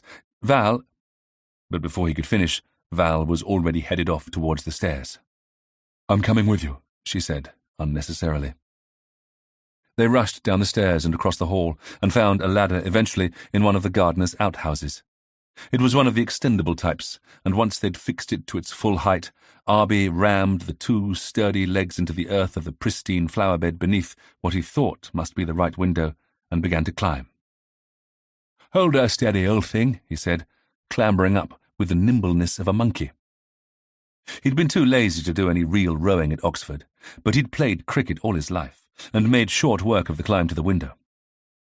Once there, however, he found it firmly shut and locked, which was a bit of a facer. A quick peek inside showed him a large bed with a slight bump in it that must be the inhabitant. She was not moving. "Blast!" he muttered, then gave a little yelp as right below him a voice said, "What?" He looked down to see Val, her face about level with the bend in his knees. It had, he thought resignedly, been too much to expect Val to have stayed safely on the ground, anchoring the ladder. Oh well, if the ladder began to list and they both took a header into the rhododendrons, she'd only have herself to blame. "The window's not only shut, it's locked from the inside," he said flatly. "I'd have thought, it being summer, they'd be wide open." "Not everyone is a fresh air freak," Val said tensely. "And older women feel the cold. It still does get chilly around dawn, you know."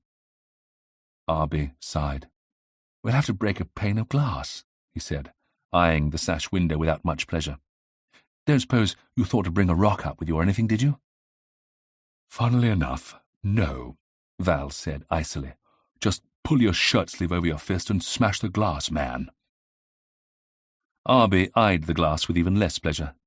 "Thanks, but people only do that in books and in the cinema and things," he informed her with lofty distaste. "In real life, a Bodo knows that if you do something so bally silly, you're likely to get your hands shredded for your trouble." He thought for a few seconds, then lifted his right foot. "Just slip off my old shoe, will you, and hand it to me, do you mind? It's got a good stout heel on it." Muttering something about babies and lily-livered something or others, which Arbie pretended not to hear, Val did as he asked, and a moment later he was poised to strike. "Turn your head down and well away, Val. There might be some falling glass," he warned her. But when he tapped a pane, strategically placed just over the catch on the inside, most of the glass fell helpfully inside. He carefully smashed out the whole pane with his shoe heel, then gingerly reached inside to slip the catch, congratulating himself on not getting so much as a scratch from the shards of glass remaining in the opening. That done, he used his shoe to brush the glass off the sill where it fell on the floor inside the bedroom, then slid the window up to the extent of its reach. That gave them plenty of room to clamber in. It wasn't until they were fully inside, and Arbie was hastily slipping his shoe back on, that he took a more detailed look around the room. It was large and pleasantly furnished, with a small skylight in the roof at the far end, allowing in a little more daylight. A woman's bedroom was not his usual habitat, but he was surprised by the lack of feminine fripperies. He was about to walk to the door to allow the waiting housekeeper into the room, but then saw that Val was already making her way to the bed. "Miss Phelps," she called as she approached, but there was no movement of her head lying on the pillow. She reached out and tentatively touched the woman on the shoulder. If she really was only sleeping very soundly, she didn't want to frighten her by being too abrupt. But the lady's shoulder felt so stiff and unnatural that she quickly took her hand away. She put one knee lightly on the mattress, and with one hand steadying herself on the night table beside the bed, leaned over to get a better look at her face. What she saw made her freeze in shock. She must have made some little sound of distress, for Arbie, who was halfway to the door, suddenly diverted and dashed over to her. As he did so, he saw Val go very pale and begin to sway. Her eyelids fluttered. "Val!" he called out in warning, and was just in time to pull her away from the bed before she fell on top of its current resident. He carried her, half fainting, away from the bed and over towards the window where there was sunlight and cool, fresh air. There he sat her down on a delightful Queen Anne chair and left her bent forward with her head between her knees and fighting back tears of shock. "You all right, old thing?" he asked anxiously. It wasn't like Val to get all wibbly-wobbly on him, as she usually prided herself on her stiff upper lip and fortitude, and he was therefore very much reassured when she waved an imperious hand in the air and a moment later said groggily, "I'll be fine in a minute. Just went a bit light-headed for some reason. I'm already feeling much better. Oh, Arbie, she's dead." "Yes, I guessed as much," he muttered glumly. Unwillingly, he went towards the bed himself, looking anywhere at first rather than at Amy Phelps. He saw that the bedclothes weren't in much disarray, and beside the bed that her slippers stood waiting patiently on the floor, ready to provide their usual service. Arbie turned his attention to the bedside table. It was a large walnut pie-crust table, and on it was a burnt-down candle in a brass candlestick, a hairbrush, and a pair of spectacles, with its arms unfolded.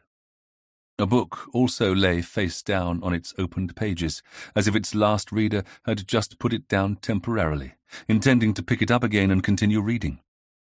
Underneath was a wash basin set in an attractive blue and white willow pattern. Nothing else. Unable to put it off any longer, he glanced at the woman's blue face and swallowed hard. There was something ghastly in the open, horror-filled eyes and the gaping mouth that made him quickly turn away. As he moved, he felt his head begin to swim, and his throat seemed to close up, leaving him feeling as if he was battling for air. Before the sensation could get any worse, he got up and walked towards Val, desperate for the fresh air of the open window. Not for anything short of torture would he admit to having a fit of the vapours as well. "You feeling better now, old thing?" he said, hoping his voice wasn't as shaky as he felt. Val groaned but nodded gamely. "I didn't make a mistake. She is dead, isn't she?" "As the proverbial doornail, I'm afraid." "Oh, Arbie, I have a bad feeling about this. What with everything that's been going on, I'm sure she must have been murdered," Val wailed. At this, Arbie shied away from her like a startled horse. "I say, Val, old girl, that's putting the cart before the horse, isn't it?" Val shot him one of those looks. "You think so too?" she accused him shrewdly. "I know you do, I can tell." Arbie bridled. "Fat lot you know, then," he responded weakly. "I wasn't thinking any such thing," he lied. "The most obvious answer is that she had a weak heart or something.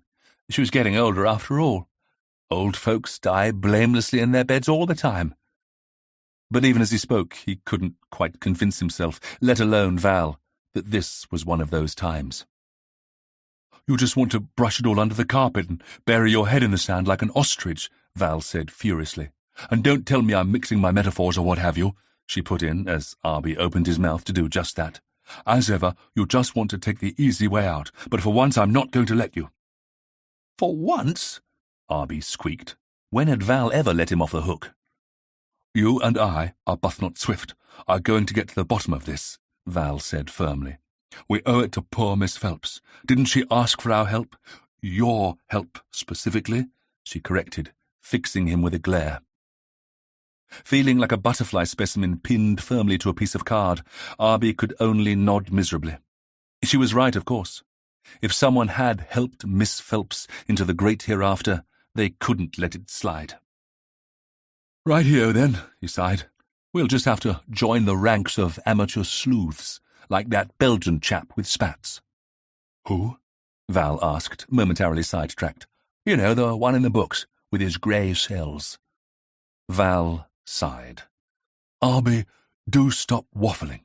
Just give me your solemn word we're going to get to the bottom of this no matter what people say and no matter what we have got to do." Arbie solemnly crossed his heart with a finger, and as he did this, there was a firm knock at the door. He had forgotten all about Jane Brockhurst waiting outside. She must have been able to hear their voices and knew they'd gained entry minutes ago. Feeling contrite at leaving it so long, he moved quickly over to the door and saw with relief that the key was firmly in the lock. If it hadn't been, and he'd had to search for it, he wasn't sure his nerves would thank him. He turned the key and heard it unlock the mechanism and opened the door, allowing the housekeeper inside. She looked at his face intently for a moment, then said hesitantly, "Is she gone?" She glanced quickly at the bed and then away again. "Yes, I'm afraid she is, Mrs. Brockhurst," Arbie said gently. "It must have been her heart, then," the housekeeper said firmly. "I'll see about getting the doctor." Arbie nodded vaguely and watched her leave with a thoughtful look on his face. Had it been his imagination, or had the housekeeper been rather over-emphatic about the probable cause of the death of her mistress? Val, showing no signs of moving from her chair, remained ominously quiet. Arbie wandered vaguely over to the far side of the room and looked up at the skylight. It was small and square and shut. He doubted that anyone except a very small child could have fit through it anyway, and even then It would have first had to clamber over the roof, and he wondered abruptly why he was thinking of an intruder. An older woman, one who'd been under some stress and strain lately, had died in her bed. The door was locked from the inside, the windows the same. The only other means of entry was a skylight in a roof that would have been useless even to Raffles, that famous cat burglar and jewel thief. Surely Miss Phelps had simply died in her sleep, and most likely from heart failure, as the housekeeper had said. Slowly he wandered over to Val. You know, old girl, if we start poking and prying into this, we might, get more than we bargained for. There's something really nasty about this setup. I feel like that too, Val whispered. Oh, Arbie, did you see her face? Yes, I saw it. Didn't she look terrified to you, as if she'd seen a... Val couldn't quite bring herself to say it, but then she didn't need to. Yes, but look here, Val. Nobody really believes in ghosts and things. Not really. Not even my readers, Arbie said, then sighed. He shook his head. We'll just have to wait and see what the doctor has to say. Are you ready to go home, old thing? He asked softly, looking down at her woebegone, bent, fair head. Val lifted her pale face to him. Oh, yes, Arbie. Please take me home. I thought it would be fun, a bit of a lark, this nonsense of Miss Phelps, she said, gulping a little. But it's all turned beastly, and I hate this room. It's as if I can't breathe in it. Arbie knew what she meant. His own chest still felt tight with tension and nerves. With more haste than dignity, they left the room and made their way back to the hall. There they met the housekeeper, just turning away from the door. I've sent the kitchen maid to fetch Dr. Beamish, she said simply. Arbie nodded in relief. The village doctor at least could be relied upon to be here within minutes, he knew. I'm going to take Miss Coulton-James home, he said. And then, seeing the mute look of appeal in the older woman's eyes, smiled tiredly and added, And then I'll come back, of course. Anything I can do to help. Thank you, Mistress Swift, the housekeeper said. Arbie nodded and, along with Val, passed on out of the house. Val's parents weren't happy to find their daughter being brought home in a state of some distress after spending an unexpected and unscheduled night away from her home. But once they heard Arbie and Val's slightly stammering explanation, things changed quickly. Val's mother agreed to go at once to help Mrs. Brockhurst with the laying out and the arrangements. The vicar agreed to come along a little later to give succour to the poor lady's relations and friends who had yet to be told of the tragedy. One thing about the old forge's rambling layout and feet-thick stone walls was that it had meant that everyone had slept through the morning's events, which was a blessing of sorts. Arbie popped next door to his own place to tell Uncle of the latest events, and missed the worried and speculative look his relation gave him as he left. Making his way back to the Phelps residence, his thoughts turned rather dire. His sense of self-preservation, which was always reassuringly robust, was telling him to do the bare minimum required and then make a graceful exit. The less involved he was, the better. That had always been one of the mottos that he lived by. Unfortunately for Arbie, he had somehow or other acquired along the way both a conscience and a healthy sense of fair play, which, frankly, were nothing but a damned nuisance. Right now, for instance, they were insisting that he couldn't let the death of Amy Phelps pass by without being thoroughly investigated, which meant interfering in a family's private business and no doubt incurring the wrath of all concerned. And Arbie was a man who liked to avoid incurring wrath wherever he could.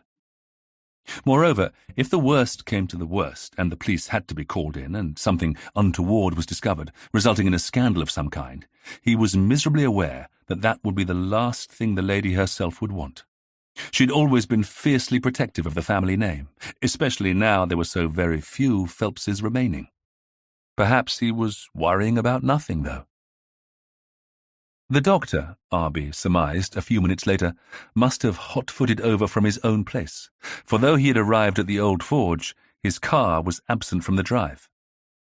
He was talking quietly to Mrs. Brockhurst in the hall, and from the open door to the kitchen, Arbie could hear the reassuring voice of the vicar's wife speaking gently but firmly to the Daly girl, who was prone to tearful outbursts. Dr. Beamish greeted Arbie with his usual warmth, mixed with the solemnity that the occasion called for. A man in his early 40s, the village physician was a plump, pleasant man with a brisk but competent air that greatly reassured his many patients. He saw these patients either at his house, a portion of which had been dedicated to a surgery, or in their own homes. Visits to the local hospital, both doctor and patients agreed, were best avoided. It was clear he'd only just arrived, for he now set off upstairs to perform his last sad service for one of his oldest and most respected patients, whilst Arbie and Mrs. Brockhurst looked at one another a bit blankly. "I suppose we should tell everyone," Arbie said at last. "I take it nobody's up and about yet? Ready for breakfast and that sort of thing?" "No. Miss Phelps was always an early riser, and I always took her morning tea long before most people wanted to be disturbed. Miss Phyllis is usually a late riser, as is her cousin. Miss Cora is usually up and about by now, though, and Mr. Bickersworth will soon be coming over from the studio for his breakfast." The studio's separate from the house?" "Oh, yes, it's a separate annex. Miss Phelps's mother had it converted into a sort of studio flat." "Does Mr. Bickersworth have a front door key to the house itself?" "Oh, no. He usually leaves the house after playing bridge or what have you, and then only comes over in the morning when he's sure everyone else is up and about." If the housekeeper wondered why Mr. Swift was so curious about the arrangements of her household, she didn't show it. "And Mr. Phelps and Miss Thomas, the nephew and niece, do they often stay the night?" Arbie pressed on. "They're regular visitors, but they only stay overnight on occasion." Arbie nodded. "And they definitely don't have a key to the house?" "No," Mrs. Brockhurst said carefully. "Miss Phelps liked to ensure her privacy." She added, "She wouldn't have liked it if she knew that Miss Phyllis used to—" She stopped abruptly, and then blushed. "Oh, sir, please forget I said that," she begged him. "I'm that upset I don't know what I'm saying." Arbie wasn't as slow on the uptake as most people assumed, so for some reason the niece wasn't above going into her aunt's room on the sly. He wondered why, then gave a mental shrug. It was probably for totally innocent reasons, to borrow some stockings if she'd found a ladder in her own perhaps, or to indulge in a dab of expensive perfume, or some other feminine requirement like that. No, he mustn't let himself be distracted. Arbie rocked back a bit on his heels and stuffed his hands into the pockets of his Oxford bags. "Mum's the word, Mrs. Brockhurst. I won't say a thing," he reassured her. "So, Miss Cora—" "Has no key either," Mrs. Brockhurst confirmed firmly. Arbie nodded. "Well, I suppose we'd better get on with telling everyone then," he muttered without enthusiasm. "I suggest I tell the men and you inform the ladies." Mrs. Brockhurst nodded acquiescence, and together they mounted the stairs, separating on the first of the landings and going their separate ways, after the housekeeper had given him directions to the location of the gentleman's room. Murray Phelps answered the knock at his door, half-dressed and looking impatient. He was surprised to see Arbie at his door, as well he might, and his face went totally slack when Arbie, rather stutteringly, broke the news of his aunt's demise. For a moment or two after that, Murray neither moved nor said anything. Then he seemed to give himself a little shake and pull himself together. Avowing that he'd be down once he'd finished dressing, he started to shut the door. Arbie nodded and turned away before he could get the door actually slammed in his face. Outside, in the cobbled courtyard, the haphazard collection of outbuildings was being visited by a few white doves, courtesy of the nearby dovecote. Arbie followed the sound of a wireless to track down the studio, and saw that this had once been a 2-up, 2-down building, probably used for forge workers back in the old days. It was built of ironstone, with grey slate roofing, and when he knocked on the door, a window above opened and Reginald stuck his head out. His hair stood out in tufts, and the top buttons of his shirt were undone. Clearly he'd not long risen, and hadn't set about his personal toilette yet. "Oh, hello there, young Arbie Swift. I wondered who could be knocking on my door at this hour. Not seen the ghost at last, have you?" he asked with a grin. No, sir. I'm afraid it's bad news," he said solemnly. "About Miss Amy Phelps." "Not taken another fall, has she? It's often the way, you know, when you get to our age in life. The first fall you have seems to set off a whole lot of others. I had a great-uncle once who—" "I'm afraid it's more serious than that, old man," Arbie said, regretfully cutting into what seemed likely to be a long-winded reminiscence. Looking up at the cheerful face above him, he was sorry to have to see the grin falter and fade. "I'm afraid Miss Phelps passed away in the night," he said gently. "We found her dead in bed a little while ago." He knew he'd made it sound more peaceful and natural than it all felt, and he hastily suppressed an image of the woman's blue, frightened face as it tried to force its way to the forefront of his mind. But he felt it would be far kinder to the man to leave him with a false but comforting impression than regale him with a more factual account. When you'd just lost someone that you'd known all your life, it was bound to take it out of you, and you needed it broken to you with a little kindness. As it was, he saw the other man's lower lip begin to tremble before he had time to pull himself together. Then the thin shoulders showing through the window frame visibly straightened, and he coughed slightly. "I see. Oh, my, that's terrible. I'll be down in a jiffy." As he spoke and turned and looked across the way to the main house, Arbie, following his gaze, realized that the annex was connected to the original forge itself, which, in turn, abutted the smallest side of the main house. But Reggie had no direct line of sight with Miss Phelps's bedroom, which was a mercy. The last thing the poor chap needed was to look on at the place where his old friend now lay lifeless.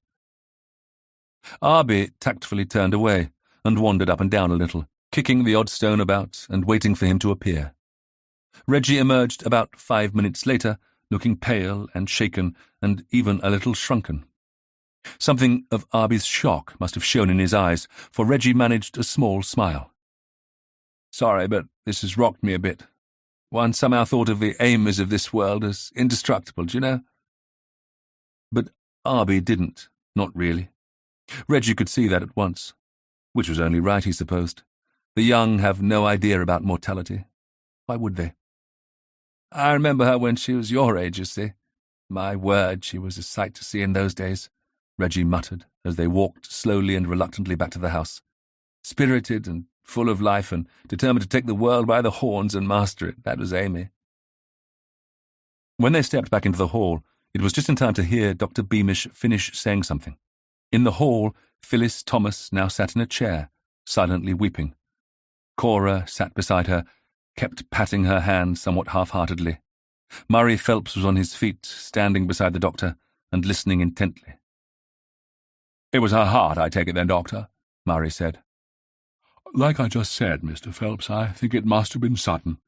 The bedclothes were in very little disarray, so I don't think she suffered unduly." Arbie, thinking of that blue face, thought that the good doctor was sparing the family's feelings. "So a heart attack, then, or a stroke?" Murray pressed. The doctor, however, did not seem to want to be pressed. "Most likely," he contented himself with saying. Arbie, hearing his cue and not liking it, was just building himself up to approaching the doctor and privately informing him that he thought a little more investigation was warranted, and was astounded, but very pleased, to find himself forestalled. "I think you should do an autopsy." It was, astonishingly enough, Reggie. Dear, bumbling, mild-mannered Reggie, who spoke, and spoke with a, for him, surprising firmness. It was not only Arbie who looked at him in some consternation. Dr. Beamish stared at him intently, but didn't appear particularly startled by the request. Perhaps the canny doctor had already had some medical doubts about the cause of death. Mrs. Brockhurst blinked and said nothing. Phyllis was shocked into taking a short break from her weeping, then commenced again. Murray made some vague exclamation and appeared the most likely to rain angry words down on the older man's defiant head. But it was none of these who reacted first. It was Cora, who shot to her feet, her face flushed in outrage. "Oh, no, no! Amy would have hated that, she said fiercely, to be cut up by strangers and inspected on some cold slab like a piece of cod. No. As this vivid piece of imagery floated ethereally in the morning air of the old Forges Hall, it was perhaps only to be expected that Phyllis Thomas fainted. It was not a spectacular faint. She simply made a little sound and slipped from the chair, landing in a ladylike puddle on the floor. The housekeeper went to her at once, as did the doctor. Reggie tut-tutted and flapped helplessly on the fringes. Arbie alone kept his face fixed on that of Murray Phelps, who looked surprised, which in turn surprised Arbie, who'd been expecting to see a totally different emotion on the other man's face. Chapter 8. Dr. Beamish stayed until the body was taken to the local hospital, where further examinations would be made. Phyllis and Cora said nothing as they stood by the door watching the vehicle depart, but both were looking very pale.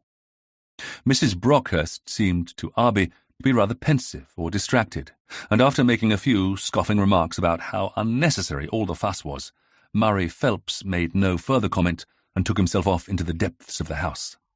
If the nephew of the dead woman was unduly worried about what the medical men might find, he certainly wasn't showing it. With the sad departure of the lady of the house, the others drifted listlessly into the morning room, where Murray was already ensconced and reading the morning papers. Phyllis sat down in a chair opposite him and pretended to do the same, but every now and then she cast her cousin quick, troubled glances. Arbie, not quite sure what was expected of him now, hovered uneasily on the fringes. It had been Miss Phelps who had asked him to stay, and with her absence he was feeling distinctly de trop, and was thinking up the best way to withdraw tactfully from the scene. "Do you think I should leave?" Again, it was Reggie who spoke, making Arbie wonder for a moment if the man could possibly have psychic abilities with which to read his very thoughts. Then he realized that Reggie was addressing his fellow summer-house guest, Cora Delaney. "I mean, this is a house of mourning now, and—" He broke off and gave a wry smile. "My own place is rented out until September, but there are plenty of guest houses, one supposes, where I could lay my head. Perhaps one of those Mr. Swift recommended in his splendid book will have a vacancy," he added, suddenly catching sight of Arbie and managing a brave smile. At this, Phyllis stirred herself. "Oh, I'm sure Auntie Amy wouldn't have wanted that, Reggie. You're practically our honorary uncle, and you've always spent your summers here. I'm sure we have no objection to you staying on, do we, Murray?" she asked, a shade sharply. Murray looked across the top of his newspaper and gave a brief smile. "Course you must stay, old fellow. You as well, Cora, if you like," he said indifferently. "Oh, I'm not sure," Cora murmured. Unlike Reggie, she could go back to her own home any time, but she was not so sure that she wanted to. Not yet, anyway. "If you're certain that you don't mind, dear," she asked Phyllis. "I mean, there'll be the funeral and everything, and you might need help, with things," she added vaguely. "So I'd be happy to stay if I'm needed, but I don't like to intrude, and with Amy not here—" Suddenly, it became clear to Arbie why everybody was feeling a bit nervy. It was because nobody was totally sure of the terms of Miss Phelps's will, and who, now, was legally owner of the house. Who had the right to say who could stay or had to leave?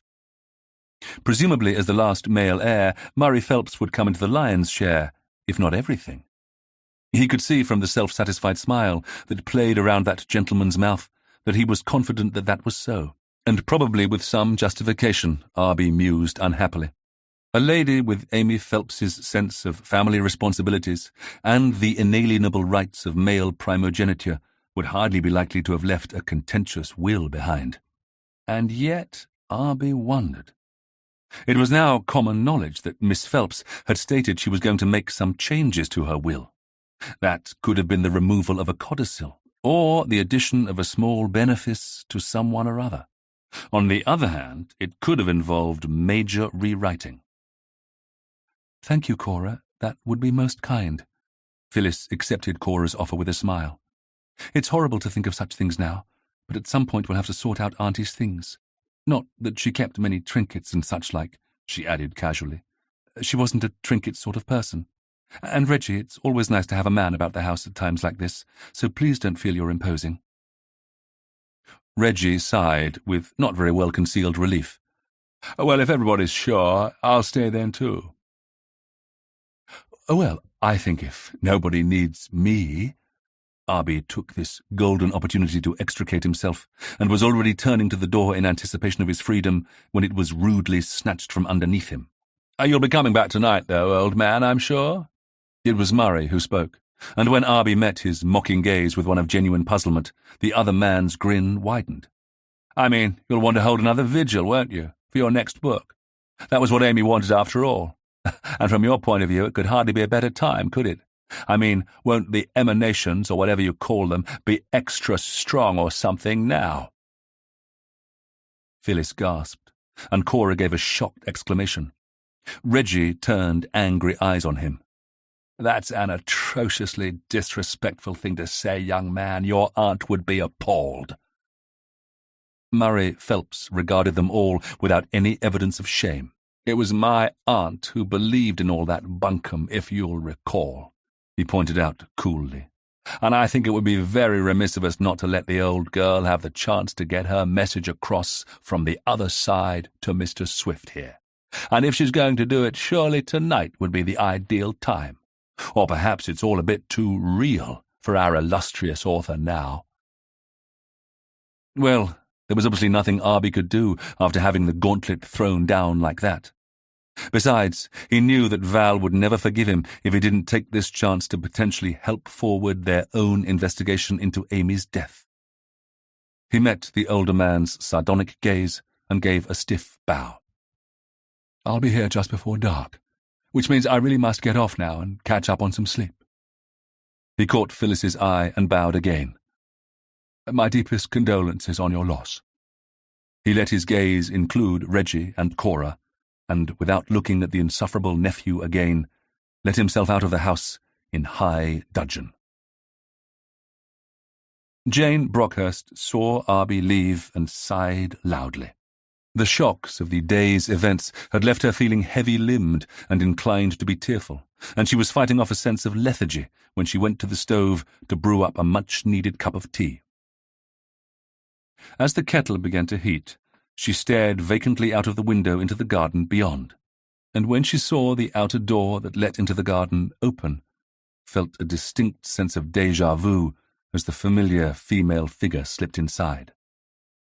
Anger and alarm rose swiftly inside her, and in an instant the housekeeper was out of the door and walking swiftly and firmly across the lawn to intercept the interloper.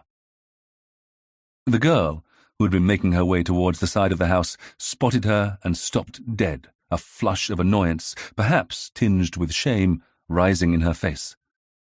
As well it might, the little madam, the housekeeper thought savagely, and today of all days too, creeping about and up to no good. "Hello, Doreen. I'm afraid now is not a good time. You may not have heard, but this is a house of mourning," she said stiffly. If the young minx thought that she was going to be able to have one of her little trysts with Mr. Murray, the girl could think again.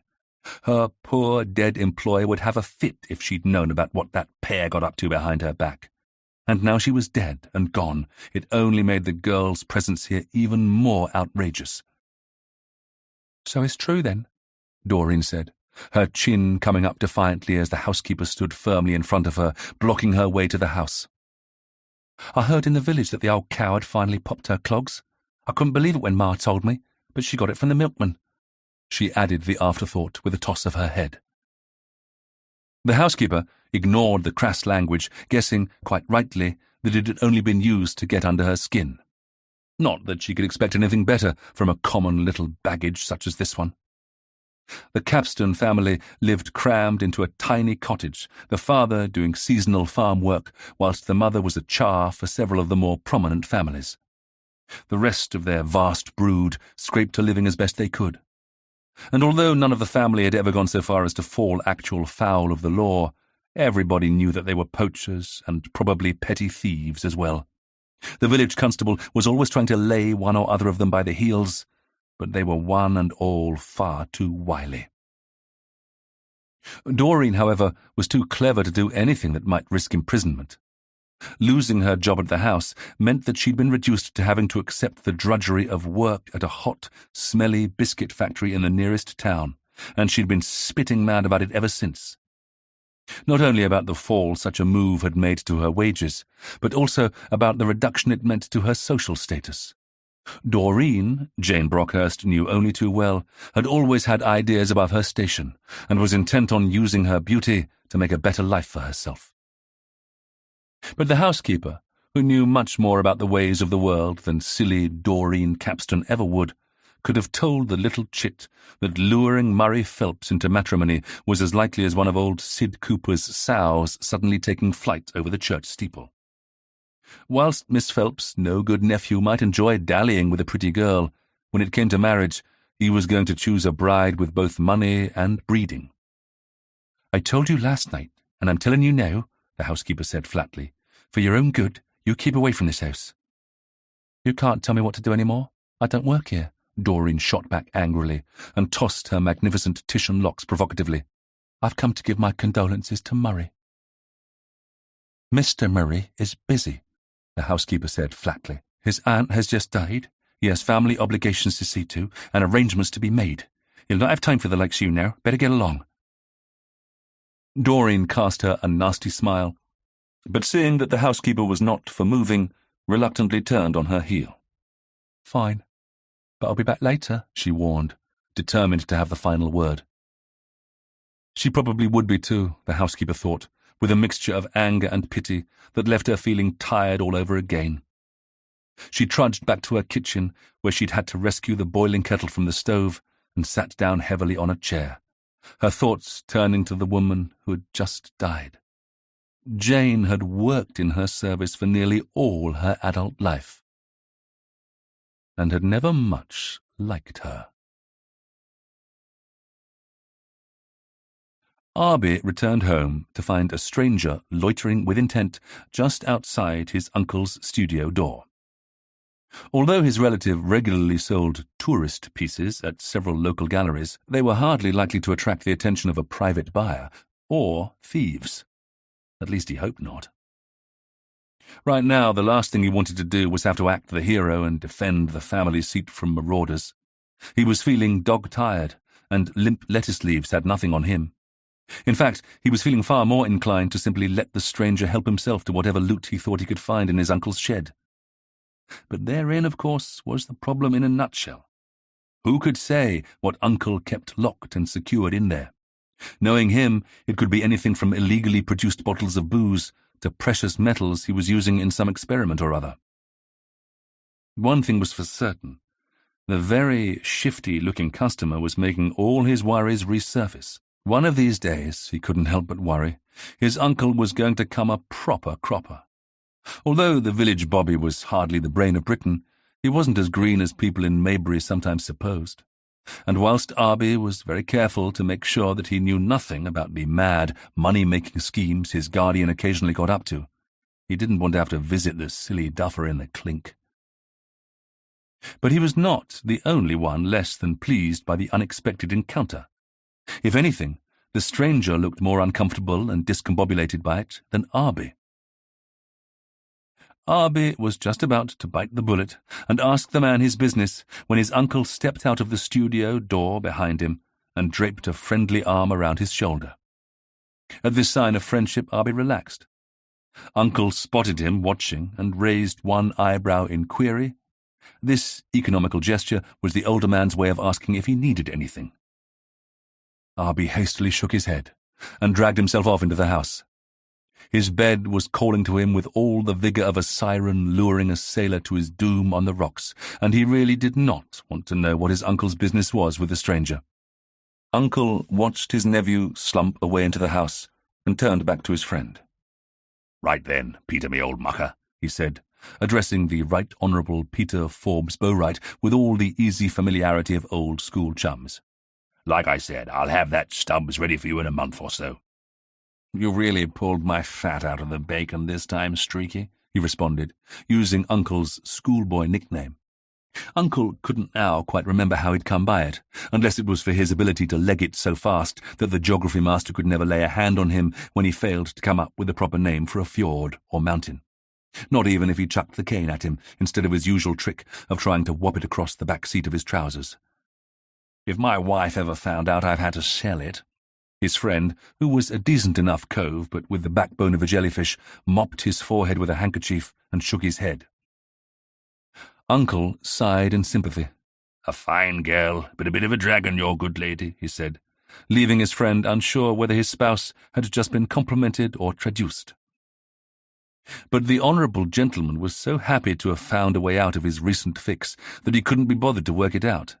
"If only Dog's Breakfast had got his nose just a few inches further in front, I'd have won enough to settle the bill for the roof," he lamented, letting his old friend lead him gently down the gravel path towards the gate. Uncle, who'd won enough pocket money off the Right Honourable Peter in his youth to keep him in minor luxuries all through his public school education, shrugged with genuine sympathy. Even as a child, his pal had been bitten by the gambling bug, willing to bet his last sherbet lemon on the outcome of a snail race, or who was the last down to breakfast on any given morning. Alas, he'd never been any good at it.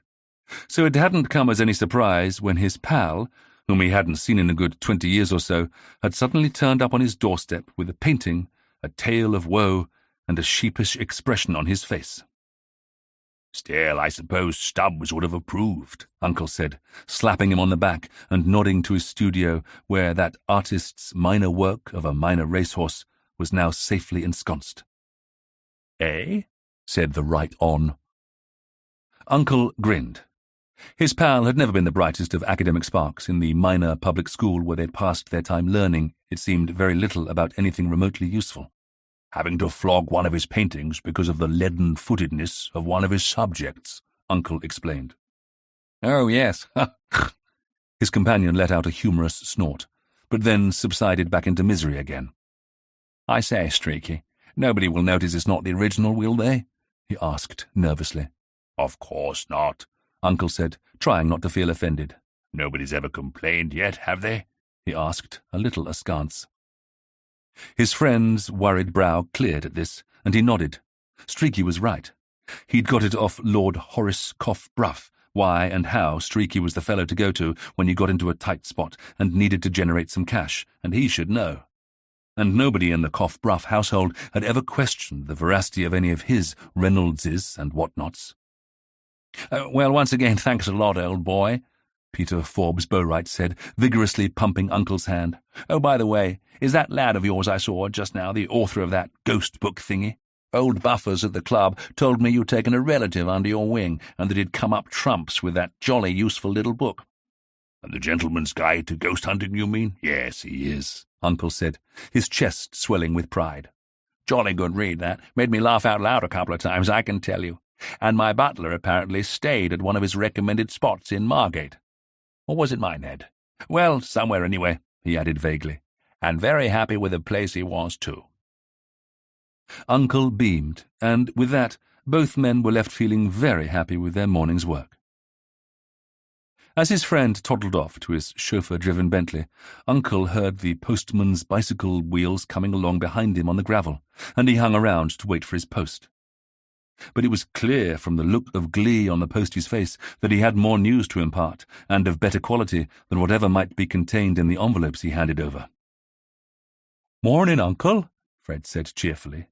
If the postman had ever once addressed Uncle by his given surname, he could not now remember what it was. "Have you heard about the goings-on up at the old forge?" Uncle nodded, his cheerfulness over Peter's commission abruptly fading.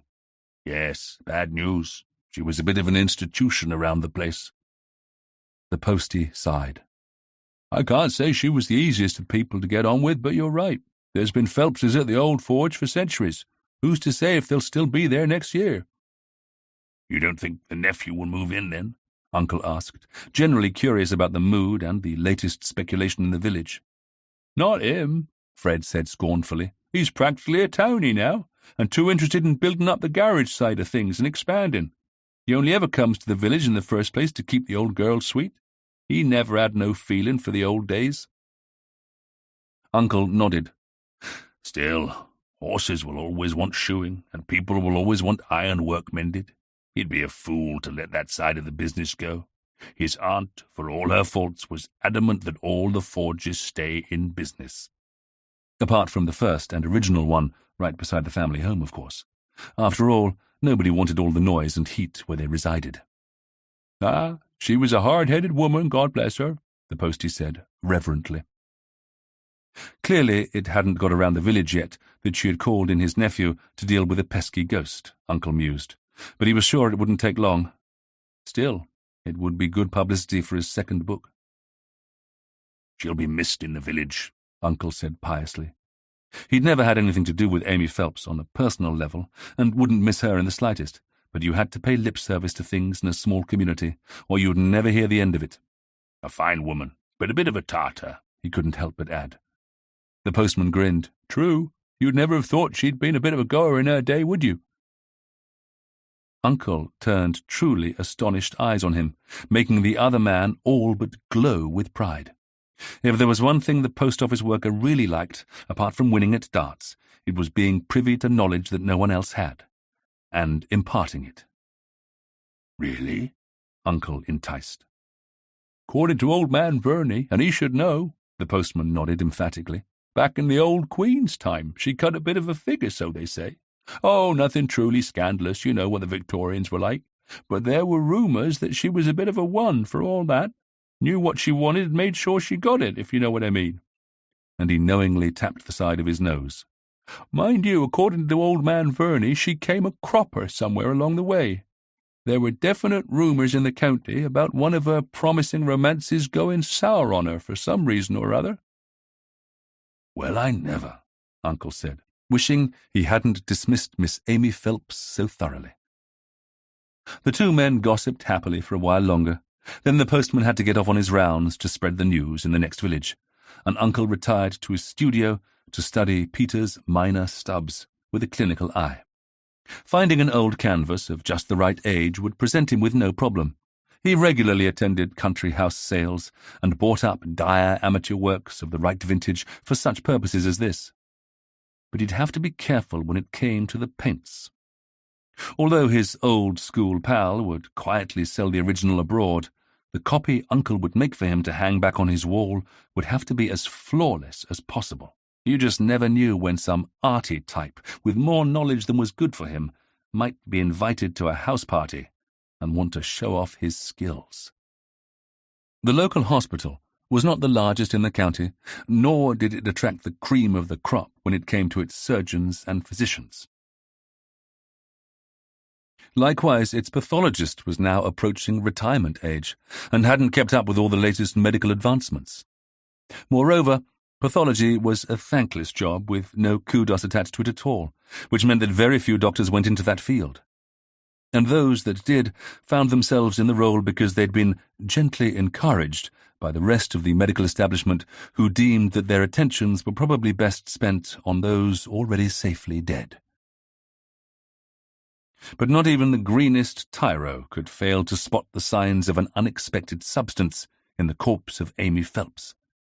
It wasn't a rare substance, and finding traces of it wasn't that complicated. In its many forms, it had been known to man for many years. Widely used to exterminate pests and vermin in houses and ships, it also had many other uses. It was cyanide, and somebody had used it to help Miss Amy Phelps leave this mortal realm. The pathologist had a little skip in his step as he set about making up his report for the police. Having little work on that morning, he'd made his initial examinations of the woman's body his first and top priority, and was proud of his speed in finding results so quickly, and was expecting high praise for it. At any rate, it made a very nice change from his usual diet of mundane coronaries, accidental deaths due to falls or industrial mishaps, and the occasional drowning. And when this report landed on the desk of Cheltenham-based Inspector Bernard Gorringe, and he was told by his superintendent to "Sort this out, will you?" the first thing he did was get out his maps and find the tiny dot in the middle of the Cotswolds that was the little village of Maybury-in-the-Marsh. The second thing he did was hope that it had a decent pub. When Arbie awoke from his much-needed 6 hours of sleep, it was still barely 3 o'clock. Knowing that Mrs. Privet, the daily woman who looked after them, would probably have finished her morning's work and wouldn't be back until later to cook their supper, he foraged for scraps in the kitchen, finding a cold chicken leg and a hunk of cheese, to which he added a slice off the loaf. He then set off in his trusty, for the most part, black Alvis saloon and made his way to the nearby boatyard, where his uncle's birthday present was currently being overhauled.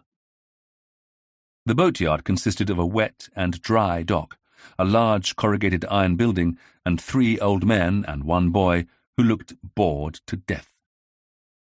The young boy eyed him pityingly when Arbie introduced himself and told him that he'd just bought a small craft which was being G'd up a bit here, but he led him obligingly enough to the dry dock.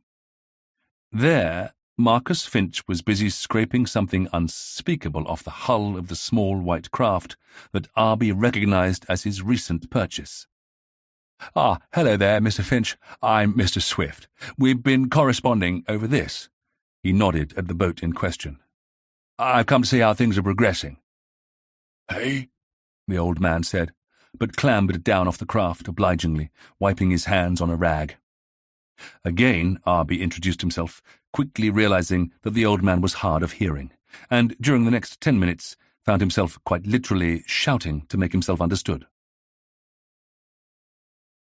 Nevertheless, when the 2 men had finished their consultation, Arbie was pleased enough about how things were going. He might have a sore throat from all the bellowing, but he was happy with his colour choice for the new paintwork, and was satisfied that the small river craft's extra windows allowed in plenty of light to suit his uncle's painterly needs. Shaking hands, and promising that he'd be in touch when he'd thought of a new name for the vessel — he didn't think his uncle would want to keep the rather twee name of Rambling Rosie somehow — Arbie took off, feeling pleased with himself. For once, when it came to thinking up a present that his guardian would appreciate, he was confident that he'd come up trumps. Consequently, when he got back home, he was whistling happily to himself. That is, until he saw the identity of the visitor waiting for him in the front garden. "Hello, Val," he said with forced cheerfulness as he climbed out of the car. "Feeling better now?" Val shook her head. "Not really," she said shortly. "I can see you haven't heard." "Heard what?" "It was murder after all, so we're going to have to find a killer." "Huh?" "Miss Phelps. Oh, Arbie, there's a police inspector come already, and he wants to see us all. Isn't it terrible?" "Uh-huh." "Miss Phelps, they're saying she was poisoned," Val wailed. "Uh-huh?" "Oh, Arbie, can't you do anything else but stand there looking like a stunned mullet?" Val said crossly, all but stamping her foot.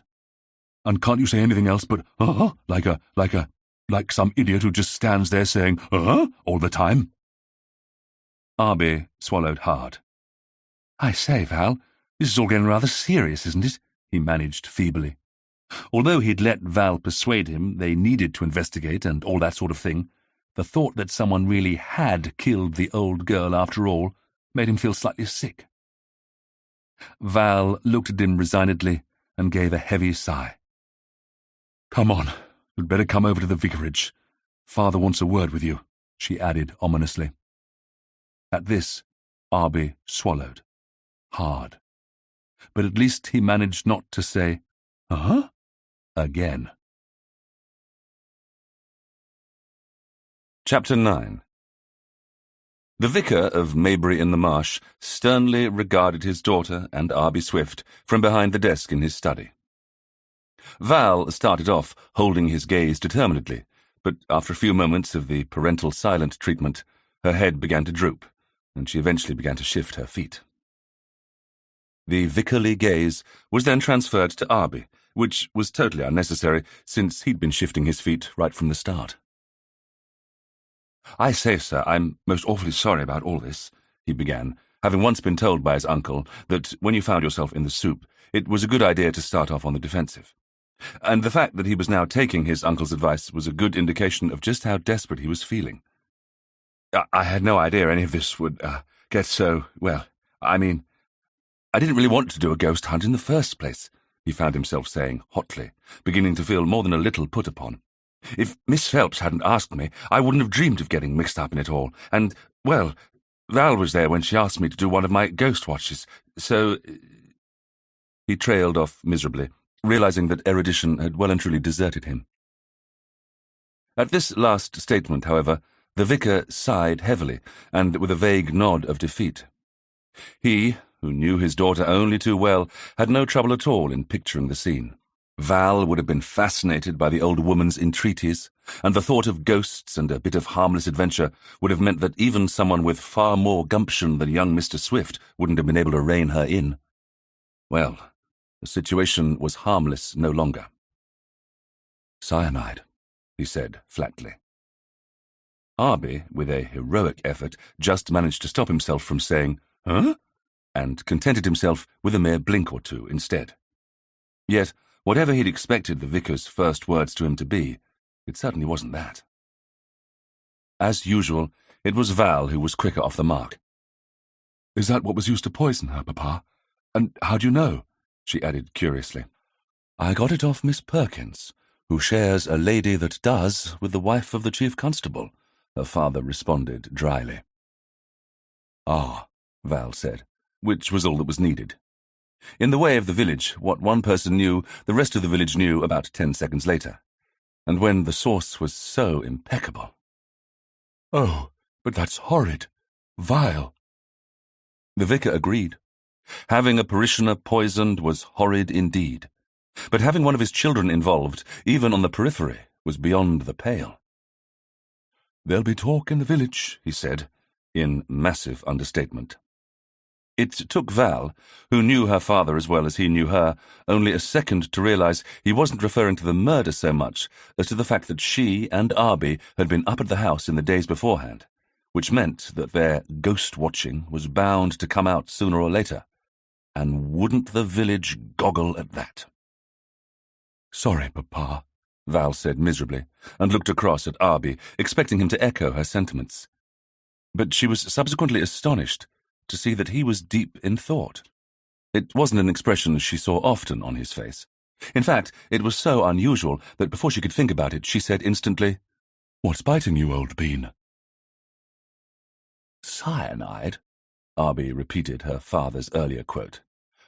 "I've read the odd murder mystery or two, haven't we all? And Mrs. Christie is well up on poisons and stuff. And in the books, people are always being bumped off with the stuff." "So?" Val and her father said together with matching impatience. "Well, according to all the writers, it's supposed to be quick-acting stuff, sometimes really quick-acting, depending on what was used and how and the dose and whatnot. Which means, if Miss Phelps really was poisoned with the stuff, it must have been very shortly before she died, mustn't it?" Val suddenly gulped as she twigged to what he was thinking. "You mean it must have happened when we were all at dinner?" At this, her parent went rigid with shock. "Then it could have been you who was killed if the killer made a mistake," he said, appalled. He half rose from his chair and then slumped back, eyeing his daughter keenly. "Have you been feeling quite well, Valentina?" he asked anxiously, the use of her full first name a clear indication of how upset he was. "Oh, we must be all right, sir. Otherwise we'd have turned up our toes by now," Arbie said, with a cheery lack of tact. "The stuff's deadly, apparently." Val shot him a fulminating look, which didn't bode well for when she got him on her own, but her father was far more inclined to be lenient, simply because Arbie had put his mind at rest, albeit without much finesse. "Now look here, Val," her father began. Having got over his sudden fright, he was fully intending to lay down the law and forbid her to have anything more to do with the Phelpses and all this murder business. But before he could do so, Arbie shook his head vigorously and let out a sharp exclamation. "Poppycock, it's no good," he all but yelled. And when Val and the vicar gaped at him, he shook his head again. "Don't you see? She couldn't have been poisoned at the dinner. It's simply not possible." He appeared almost cross. Father and daughter exchanged surprised looks. It was not often the always affable, anything for a quiet life Mr. Arbuthnot Swift was roused to anything like this sort of animation. "Something troubling you, young man?" the vicar asked mildly, and with a hint of amusement. Just a few minutes ago, he'd been intending to read this young fella a lecture that would make his ears burn for leading his daughter into a scandal. Now he was as curious as Val to hear what sort of bee the lad had in his bonnet. "If what you say about the quick-acting nature of the poison is true, surely the most logical explanation is that the poor, unfortunate lady ingested something with her last meal." "But that's just it, sir. It can't have happened that way," Arbie said, then turned to Val. "Think, Val, back that night. We arrived at the house. We met up with the others in the garden. Miss Phelps didn't have a drink in her hand when we arrived, did she?" "No," Val agreed. "But then we all went in to eat. Like Papa said, it must have happened then, right under our nose." "But, Val, it couldn't have," Arbie insisted. "Think, what was the first course?" "Soup. Some clear vegetable thing or other." Arbie, who was rather fond of Oxford herb soup, especially when it had been prepared properly, as it had that night, tried not to shudder at the derogatory description. "Yes, and Mrs. Brockhurst brought it in a large tureen and ladled it out into our bowls individually." "So, if the poison had been in the soup, you'd all have ingested it," her father said, nodding, then suddenly perked up. "Unless the poison was already in the ladle?" the vicar said, pleased with himself. "Tell me, was the lady of the house served first?" "I'm afraid not, sir." Arbie let him down sadly. "I noticed Murray Phelps, as the man of the house sitting at the head of the table, was always served first. I imagine it was some standing order or something from Miss Phelps herself." He sighed. "She was a Victorian after all." "Oh," the vicar said, deflated. "Still, if I'd been right, it would mean that the housekeeper must have done it, because she'd be the only one who could have put the poison in the ladle beforehand, and I rather like Mrs. Brockhurst. A very nice lady, I've always thought her." "Besides, Papa, even if the poison had been in the ladle," Val felt compelled to point out, "the moment she dipped the ladle into the tureen to serve the first person, the poison would have leaked out in the soup, and would all have been ill." "Oh, yes, of course," the vicar said, now utterly deflated. He, too, had read his fair share of murder mysteries, and had fancied himself as a bit of a Sherlock Holmes, too. It was coming as quite a blow to his ego to realize that these things were a bit more complicated in real life. "So, what was served next?" he asked, shaking off his self-doubts and turning an eager eye back to his daughter. "Fish," Val said succinctly. "Ha! Then—" the vicar began, but Val was feted to disoblige him yet again. "I'm afraid not, Papa. It was one large piece of turbot that came in on a platter, and we all had flakes taken from it and transferred onto individual plates. We all watched it being done." "Exactly," Arbie chipped in. "No individual portions were served, so again, no would-be killer could be sure of poisoning only one portion." "Then we had lamb for the mains, which was carved off the same joint by Murray." Val swept the recital along. "And the side dishes all came in big bowls, from which we helped ourselves to the vegetables and potatoes and things," Arbie said. "And the sauce." "Sauce?" the vicar asked, hopefully. "Two kinds, I think, served in 2 sauce boats, leaving us to pick which one we preferred," Val added. "No way a killer could guess which Miss Phelps would choose." "Besides, even if the killer did know Miss Phelps well enough to guess which she'd pick, anyone else could have helped themselves to the same sauce subsequently," Arbie put in. "And unless the killer was willing to poison anyone else unlucky enough to choose it willy-nilly, I can't see how that could be the culprit, which it wasn't, because I seem to remember I had the same sauce as Miss Phelps did, and I'm as fit as a fiddle." As he said it, though, he felt a slight twinge in his solar plexus, but this he put down to his imagination running away with him. "Which leaves the dessert, then?" the vicar said brightly. "Surely that was served in individual dishes. What was it? Ices? Sorbet? Slices of gâteau?" "Summer berries and ice cream," Arbie said glumly. "Served from one big cut-glass bowl," Val added, even more glumly. "Oh, ginger nuts," the vicar said, which for him was very strong language indeed. "But wait a minute. What about drinks?" he asked, brightening visibly. "Wine was opened and poured from the same bottle," Val said, remembering how pleased she'd been by its quality, but careful not to let that show in front of her father. "Coffee?" the vicar asked, hopefully. "Served in the drawing-room, I think," Arbie said, shooting Val a questioning look. Like the rest of the male party, I stayed on at the table for brandy and cigars, but when we joined the ladies, I think I remember seeing a large coffee pot on the table. Yes, the housekeeper brought it in and poured out cups right in front of us, Val said, beginning to look as puzzled as Arbie had been earlier. I say, Val, is it possible Miss Phelps had milk or something and nobody else did? Or sugar and nobody else did? Arbie asked, but without much hope. Val screwed up her eyes in thought for a moment, and both men, who were watching her like hawks, saw her shoulders slowly slump. It's no good. Miss Phelps had it with milk and sugar. I didn't have sugar, but did have milk, and Cora, I think, had sugar, but not milk. But Phyllis had both milk and sugar, like her aunt. So it couldn't have been the coffee, the vicar said. But what about afterwards? Did you have after-dinner drinks? He persisted. No, Val said. I don't think they were offered, were they? Arbie shook his head. No, I rather got the feeling Miss Phelps wasn't much of an imbiber. I don't think Murray was altogether pleased at the lack of a nightcap, but he didn't make any comment about it. He was probably used to his aunt's ways. For a moment there was total silence in the room. Could she have taken some cocoa or a glass of milk or something up to bed with her? The vicar asked. But Arbie shook his head, remembering the moment he'd watched his hostess climb up the stairs on the last night of her life. When she went upstairs to bed, she had one hand on the banister rail and the other was hanging at her side, he said morosely. The only thing she picked up was her nightlight. Perhaps the housekeeper was in the habit of taking her something up later? The vicar asked desperately. There wasn't a cup or a glass or anything like that left on her bedside table, Arbie said flatly, and when Val gave him a surprised look, he flushed a little. I noticed what was there when we found her, he explained defensively. That doesn't mean the housekeeper couldn't have taken her something up later, though, and then, after her mistress had drunk it, taken away the evidence and washed it up, Val said reluctantly. It's the only thing that makes sense, isn't it? She added pensively, as both men looked at her thoughtfully. But why would Mrs. Brockhurst want to kill her employer?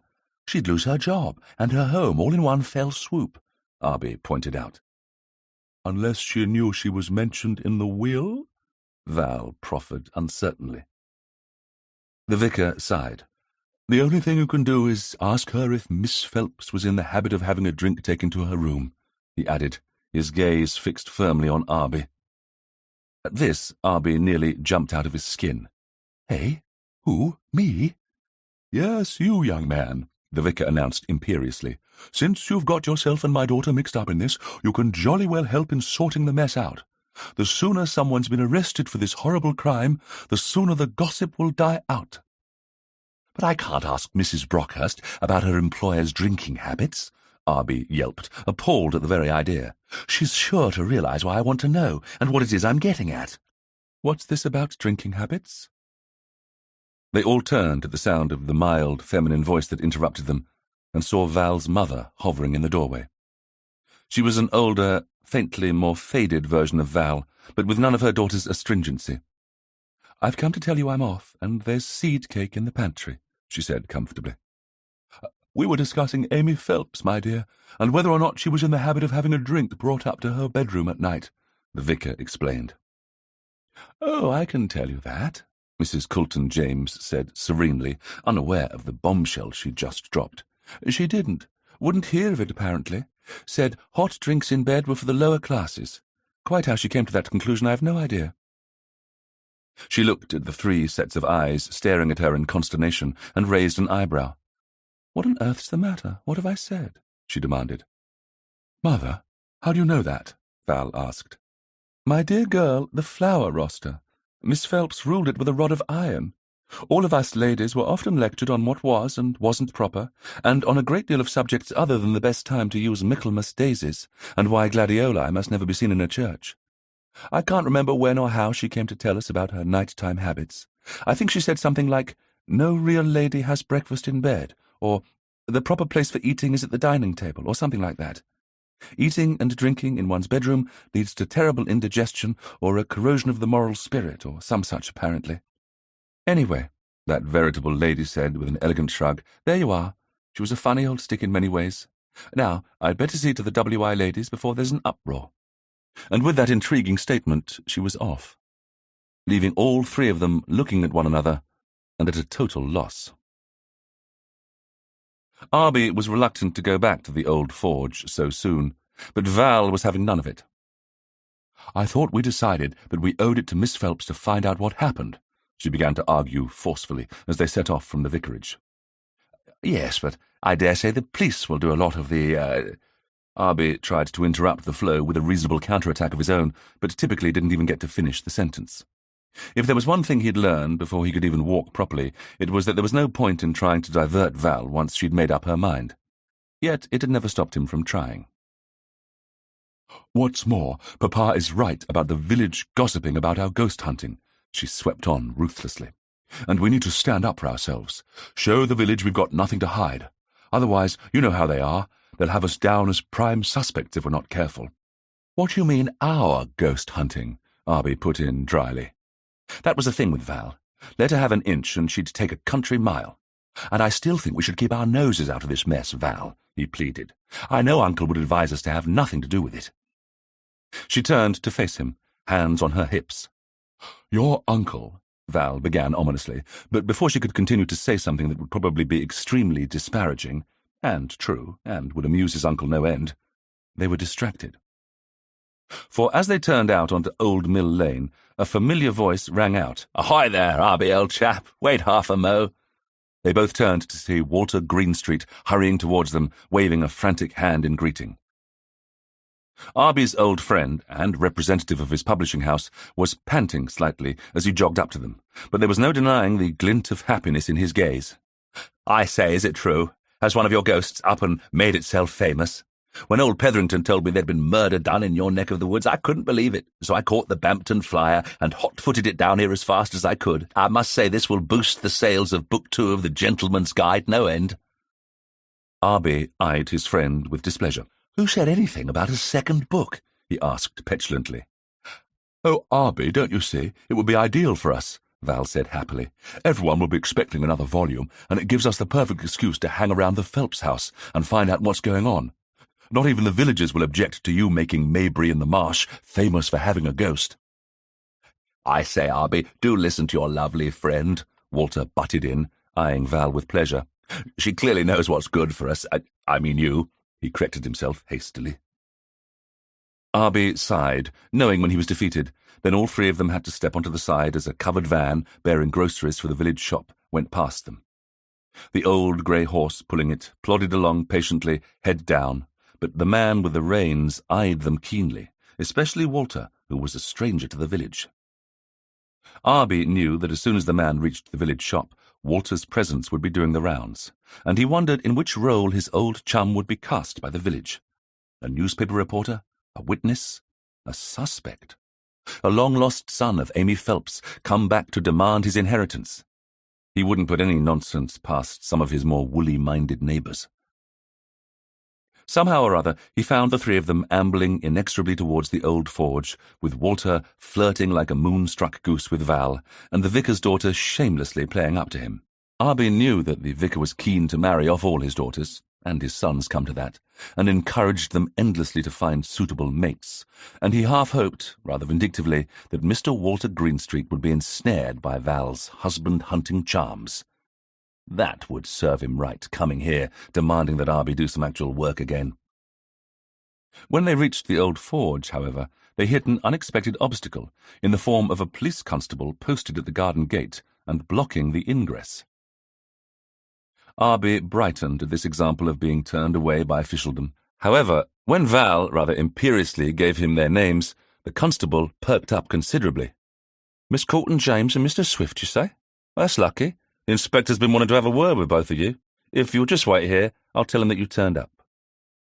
Unspoken seemed to lay the threat that if they hadn't done so soon, they'd have been rootled out of their house and home and brought before the law in handcuffs.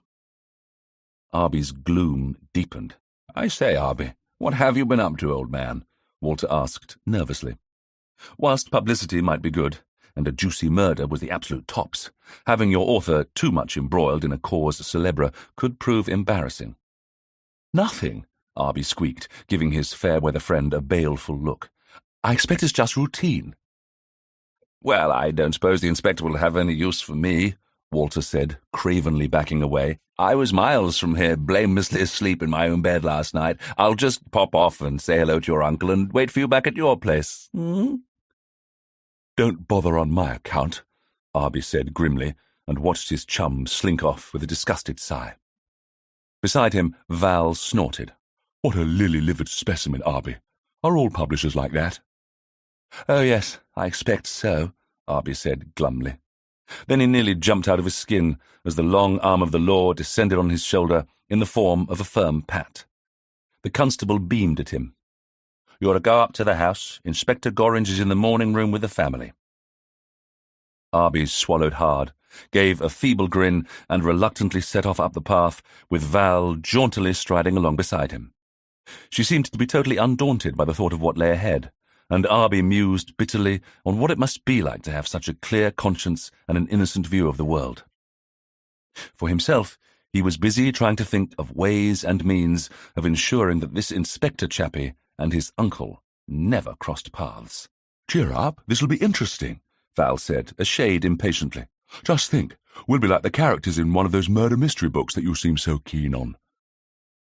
"Most of them end up horribly murdered," he informed her bitterly. She looked at him closely. "Arbie, you haven't been keeping things from me, have you?" she accused. "You know, to try and keep me out of this." Arbie bridled. "As if I would," he said stoutly. "I promise you, everything I know, you know," he insisted. Then felt a little niggle at the back of his mind, and in an instant the cause of his unease popped up obligingly. Did I mention that Mrs. Brockhurst let it slip that Phyllis, the niece, was in the habit of going into her aunt's room uninvited?" he asked diffidently. Val scowled at him. "No, you did not. Have you tackled her about this?" she demanded. "Who, me?" Arbie squeaked. "Certainly not. A chap can't go about asking delicate questions like that." "Oh, Arbie, I could throttle you sometimes," Val wailed. "If we're going to find out who killed poor Miss Phelps, we need to follow up every clue." Val, in contrast to her set face, was dressed demurely today, and with her long blonde hair caught back in a becoming French pleat, she looked the picture of fresh-faced innocence.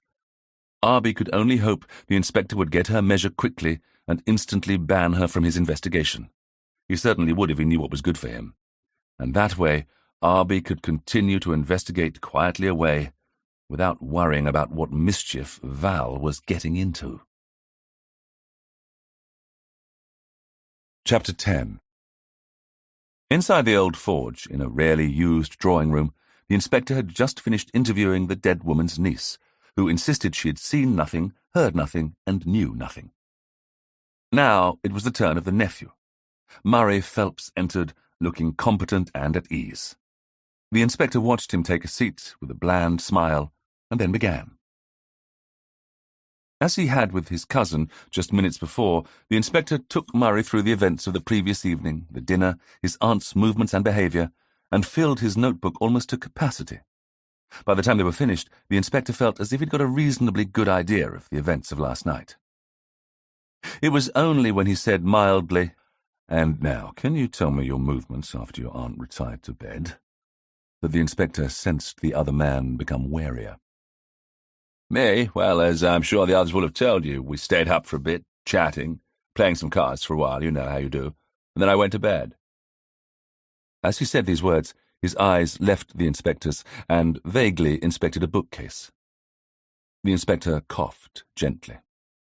"I see, sir. Did you sleep the whole night through?" At this, the other man's leg jerked a little, and, catching the inspector's eye, he scowled and uncomfortably pulled at the collar of his jacket. "Oh, yes, out like a light," he assured Gorringe, who abruptly put a big question mark in his notebook next to his name. As the policeman moved on to ask him whether he knew if his aunt had fallen out with anyone recently, he began to relax once more, and became again his confident self, as he assured Gorringe that his aunt was respected by one and all, and that he couldn't conceive of anyone who would have wanted her dead. At this, the inspector nodded placidly.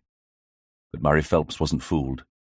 He could see that the inspector wasn't totally convinced by his performance, which meant that he was mightily relieved once the inspector said they were finished and he could go and join his cousin in another part of the house. Would you mind sending in the kitchen maid, please? Gorringe asked. Murray condescended to do just that.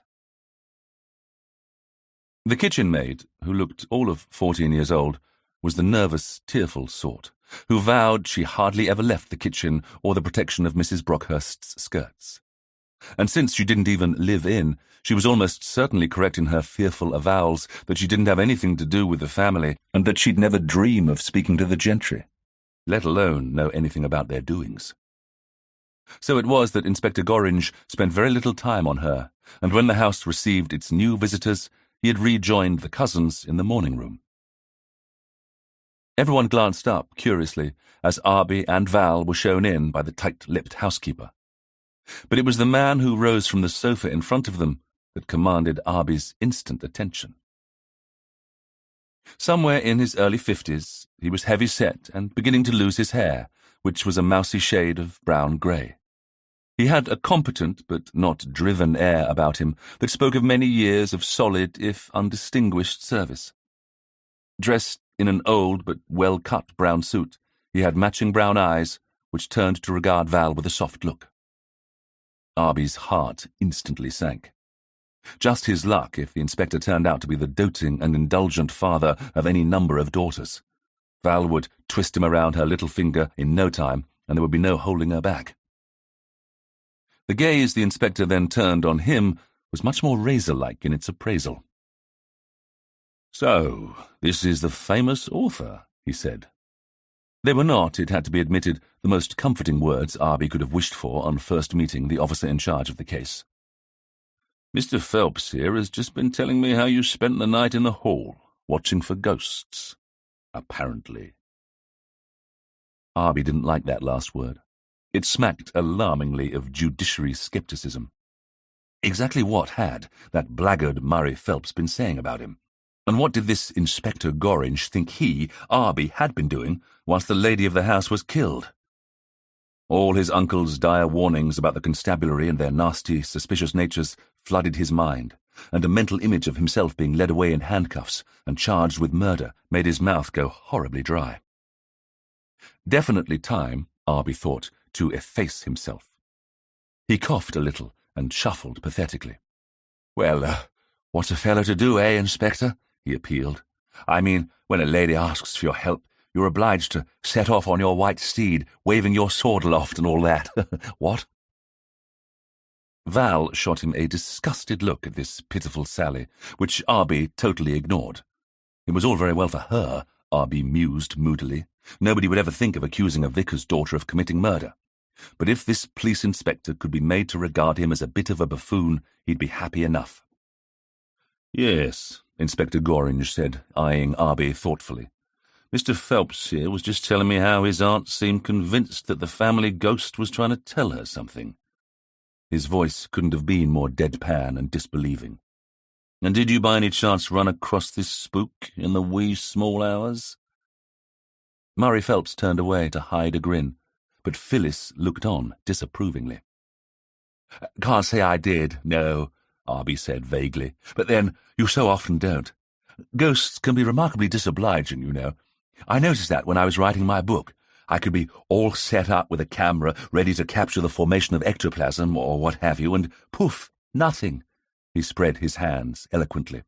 "But 2 days after you leave a place, your host will write you, telling you that he's been bothered by manifestations galore." "Very annoying, I'm sure, sir," the inspector said, lips twitching. "Mr. Swift is very good at what he does, Inspector, I assure you." Val did her best to spoil all Arbie's good work by asserting stoutly, "He really is the authority on such things. In fact, his publishers have just this second commissioned him to write a follow-up to the Gentleman's Guide, with the Phelps's ghost being his first investigation. Isn't that right, Arbie?" Arbie groaned. "Yes, Inspector, I meant to warn you about that." Murray, of all people, chose that moment to come to his rescue. "I'm rather afraid I've kind of given Mr. Swift permission to ghost watch here whenever he wants." The inspector's sharp eyes turned to Murray. "Indeed, sir. I must say I find that rather surprising." Inspector Gorringe, who thought he'd got the measure of his man, wouldn't have bet a bent brass farthing that the new master of the old forge was the kind to be all that free-handed with his largesse. "It came about as something of a bet, or a bit of a dare, if you like," Murray muttered in explanation. "Ah, I see," the inspector said. "Well, boys would be boys," his expression clearly said, raising both Murray and Arbie's hackles. "Well, your ghost hunting will have to wait for a few days or so, Mr. Swift. We'll be here at the house for some time, questioning people and making our investigations. We can't be having you underfoot." "Oh, right-ho," Arbie said, with such evident relief that this time it was the inspector who had to turn his head sharply to hide his grin. "In that case, we'd best be off then, Val." "Just a moment, sir. Not so fast," the inspector said. "Whilst I have you here, I'd like to take your statement about what happened here at the relevant time." "Mine as well, then," Val put in. "I was ghost-watching too." "Yes, miss, yours as well," the inspector agreed indulgently. "Miss Thomas," he turned to Phyllis, "may I commandeer a room again in order to conduct my interviews?" "Oh, yes, of course. I think the drawing-room again." She raised an eyebrow at her cousin, who merely shrugged. "This way," she added, rising from her chair and leading the way back out into the hall and into the small but pleasant drawing-room. "Thank you, Miss Thomas. This is ideal," Inspector Gorringe said. "I'll call you and Mr. Phelps as and when I need you. It's nothing to be alarmed about," he added, as Phyllis gave a little squeak of alarm. "We don't bite, miss," he added, with an avuncular smile, "but we have to know the whereabouts and movements of everyone who was here last night and this morning. I'm sure you'll appreciate that." Phyllis gave a brief but terrified smile. "I still can't believe that Auntie didn't just have heart failure or something like that. I'm sure there must have been some mistake about all this. Who on earth would want to hurt her?" she said, and with that shot out of the room, sniffling. As the door closed behind her, Arbie sent Val a quick, nervous look. Val, of course, was watching the inspector, with wide, fascinated eyes and a look of intense concentration on her face. She was so evidently enjoying all this that Arbie, for 2 pins, could have kicked her. "Now then, you two," Inspector Gorringe said, turning to face them.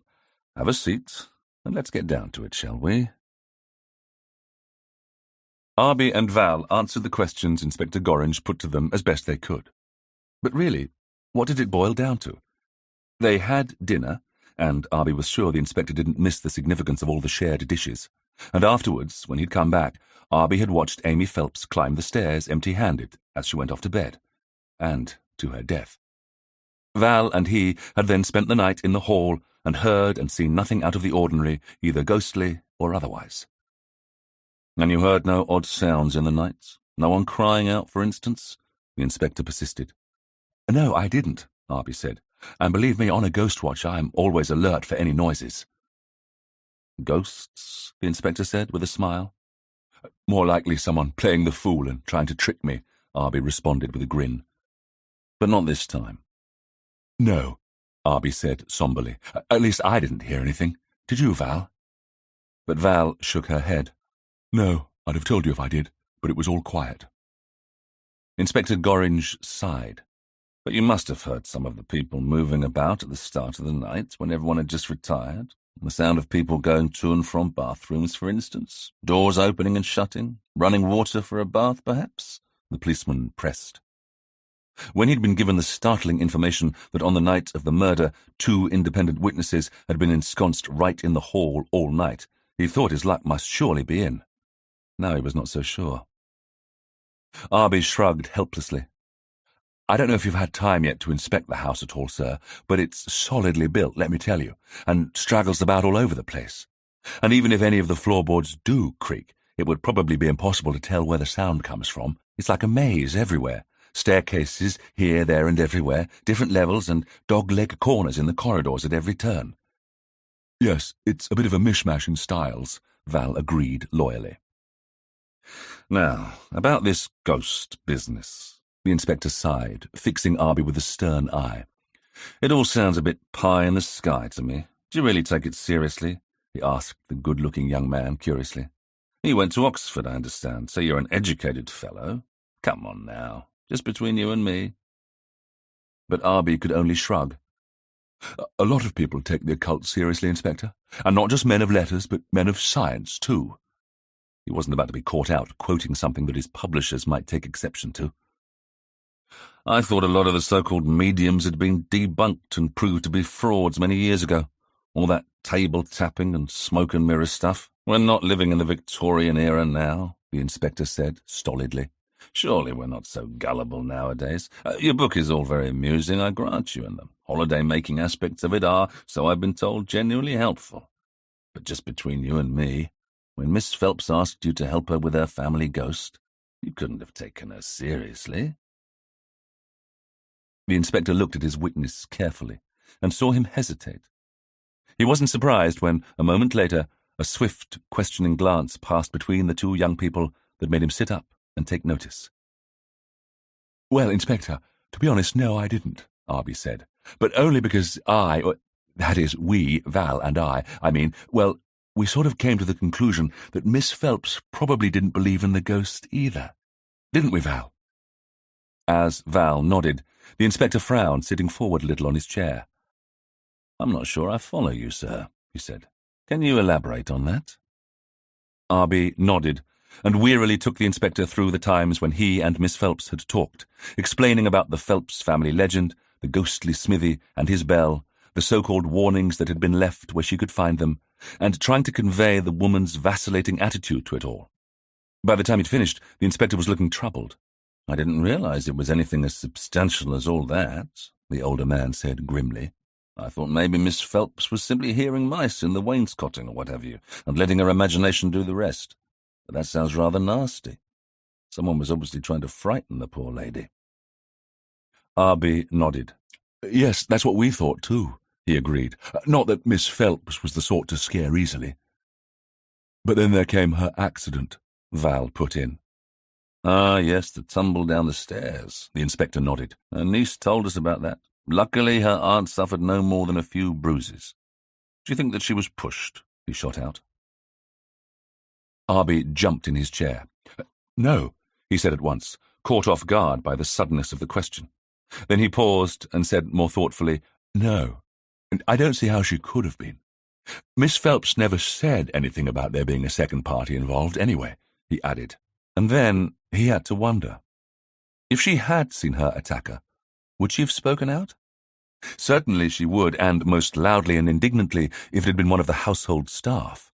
But if it had been a member of her family... Then he had a thought. I say, Inspector, what if someone tied a piece of string or something across the top of the stairs, so that it would catch her at ankle level and trip her forward, sir?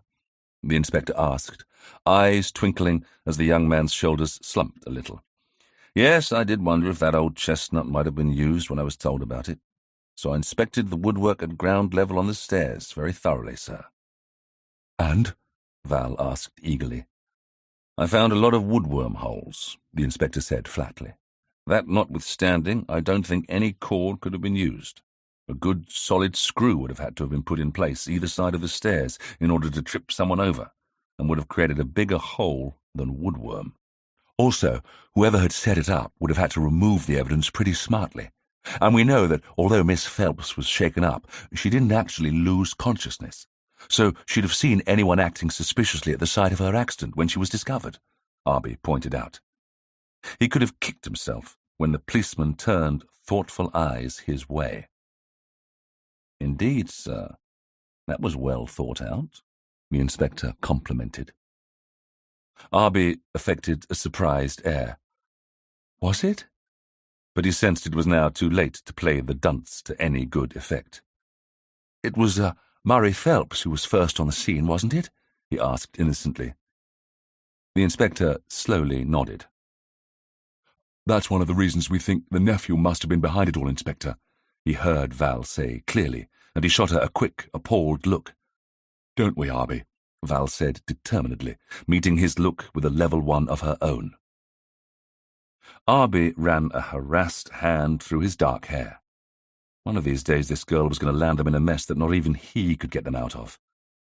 Yes, Val, I agree, but you can't go around making accusations like that. There are such things as slander laws and what have you, and we have absolutely no proof that Murray Phelps, or anyone else for that matter, was involved in Miss Phelps's death. I never said he's the murderer, Val responded, a shade sulkily. I mean, Inspector, that we think all the ghost stuff was her nephew's doing. The silly ringing of the bell and leaving the forge's equipment lying about and all that. And why do you think that it was Mr. Phelps? The policeman asked, genuinely curious now. Val and Arbie exchanged looks again, and Arbie sighed, seeing that Val, after putting them in the soup, was now leaving it to him to explain. Mainly, Inspector, because we think that Miss Phelps herself suspected him, he said reluctantly, and went on to explain how she had been careful to mention that the ghostly warnings only seemed to happen when her nephew came to visit. Ah, the inspector said. And you think Miss Phelps was right in her deductions? He asked, looking from the successful author to his pretty companion with a slightly amused eye. Arbie shrugged. Well, let's face it, the other candidates for the role of practical joker don't look all that promising, do they? He challenged. Why would her housekeeper of umpteen years suddenly take to playing the fool? And I can't see Phyllis lugging around heavy pieces of metal. Cora, I think, is only here for a summer holiday, and Reggie, it seems, has always come here for the summer to live and work in the studio. Why should such old and long-standing friends of Miss Phelps suddenly take to resurrecting the family ghost? Why should her nephew? The inspector asked, inevitably and reasonably. To this, Arbie could only offer a shrug. Well, if you are asking for cut-and-dried proof, I can't give it to you, I'm afraid, he admitted. Only... He hesitated. Yes? It was Val who came to the rescue. It's just that sometimes Miss Phelps seemed to hint, I don't know, that there had been some sort of friction or a little falling out with her nephew. A difference of opinion, perhaps. Oh, it's hard to put it into words. The inspector nodded and glanced at the handsome youth in his Oxford bags and his misleadingly vacant expression. Was that your impression too, Mr. Swift? Mm-hmm. Oh, yes, rather, he agreed, and gave the inspector a very vague smile. The pretty girl beside him, the policeman noted with amusement, shot him an angry glance. All right, well, that's all been very interesting. Now, let's get down to the nitty-gritty and go through what happened when the housekeeper came back down from trying to raise Miss Phelps and getting no response to her knocking. With a sigh, Val and Arbie settled down to a thorough grilling. Chapter 11. As Arbie and Val relived the events of that unpleasant morning, Mrs. Brockhurst stepped outside the village shop, her wicker basket packed with that day's food shopping. She wasn't in the least surprised to find herself accosted almost at once by a curious villager. Enid Richardson was an old acquaintance of some years' standing, so Jane had no choice but to stop to chat. She knew the news about her late employer was all over the village by now, and as a resident of the old forge, she had to expect that everybody was keen to know first-hand the latest doings. As such, she doubted she would get home before being stopped at least half a dozen more times by her neighbours wanting to pass the time. But at least Enid would be kind about it, Jane supposed, and it would certainly give her kudos to be the one with the latest gossip. "Oh, Jane, I was hoping to see you. How are you, dear? It must have all been such a shock for you, the doings up at the forge." Jane put down her basket on the street, no point in having to bear its weight whilst having her brain picked, she thought, and turned to sigh at her friend. "I'm all right, Enid. It's all come out of the blue, as you can imagine, and as you said, such a terrible shock, too." She spoke the platitudes expected of her with weary patience. "And you found her, they say?" Enid asked avidly. A few years older than Jane, she was wearing her usual skirt with a sagging hemline and a starched white blouse with a rounded collar. Her long, iron-grey hair was in a massive bun, held somewhat insecurely at the back of her head with copious amounts of hairpins. It always seemed in danger of collapsing down her back, but somehow never did. A widow of some years, she vied with the shopkeeper for position of village sage. "Not quite," Jane corrected her wearily. "Technically that was young Mr. Swift. Of course I had to lay her out afterwards.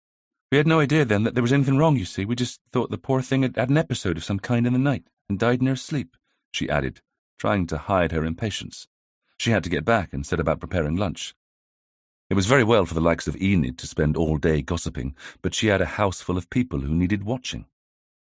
"Ah, yes, your last sad service for her," Enid said portentously. "I hope she looked peaceful?" Seeing the avid expression in her friend's face made Jane inwardly shake her head. People, they were all the same. Sensation-mongers, all of them. Well, there was nothing for it but to give the old gossip what she wanted in the hopes of getting away sooner. "Yes," she said, uncertainly. "The poor lady would be appalled at all this trouble, though. You know Miss Phelps, she was always such a private person. She'd hate being the subject of so much scandal." "Oh, yes," Enid said, with a sniff. "You'd think she had something to hide, the way she was so close-mouthed all the time. Mind you, she probably had, come to think of it. She was no saint, was she?" Enid looked over her shoulder to make sure that nobody could hear her speaking ill of the dead. "Just look at the way she treated you after that little bit of trouble you had. My mother said it was a downright shame, the way she—" Jane felt herself go hot, then cold, and knew she had to shut this silly woman up before anyone else did overhear them. "Oh, that old story isn't still doing the rounds, is it?" she asked, with what she hoped was just the right amount of world-weary amusement. And then, putting a gentle hand on the other woman's forearm, she added softly, "Besides, that was all so long ago now. Why, it must be nearly 30 years, if not more. And I always think the past should stay in the past. Don't you?" Enid nodded slowly. "Yes, I suppose so," she said, but she was looking at Jane oddly now. "Do the police have any idea who might have—" She trailed off delicately. "It was poison, they say," she added avidly. Jane had immediately been aware of the danger she was in, once the method of death had been established. Overseeing the kitchen from whence all the food and drink was served at the old forge, who was in a more dangerous position than herself? The police had already taken away every scrap they could find of the remains of that last dinner party. She had also been thoroughly questioned about the preparation of the food. So far, though, she had the impression that the police didn't suspect her more than anyone else who'd been in the house at the time. But how long would it be before the villagers started to say there was no smoke without fire, and began whispering about her behind her back? Not long, if she knew village life. And Jane Brockhurst did.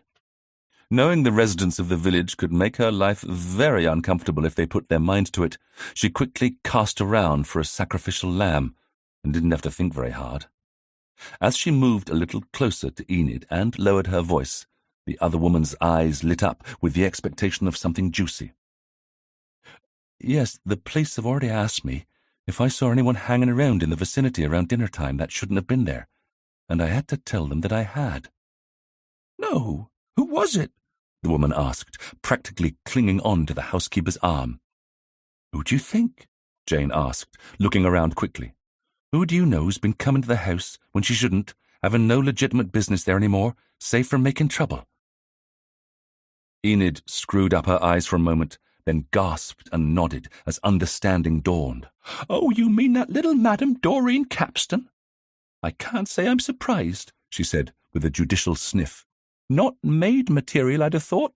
Those Capstans are a disgrace. I'm surprised at you for hiring her, Jane." "Nothing to do with me, Enid, I assure you," Jane said. "It was Miss Phelps who had the final decision. I could have told her with Mr. Murray visiting so often there was bound to be trouble. Say what you like, Doreen is a pretty little thing, and always happy to turn a man's head." Enid sighed, and nodded a woman-of-the-world nod. "Men," she said. "At least Miss Phelps had the sense to fire her when she saw which way the wind was blowing. And you're saying she was still sneaking in and seeing him?" "Yes.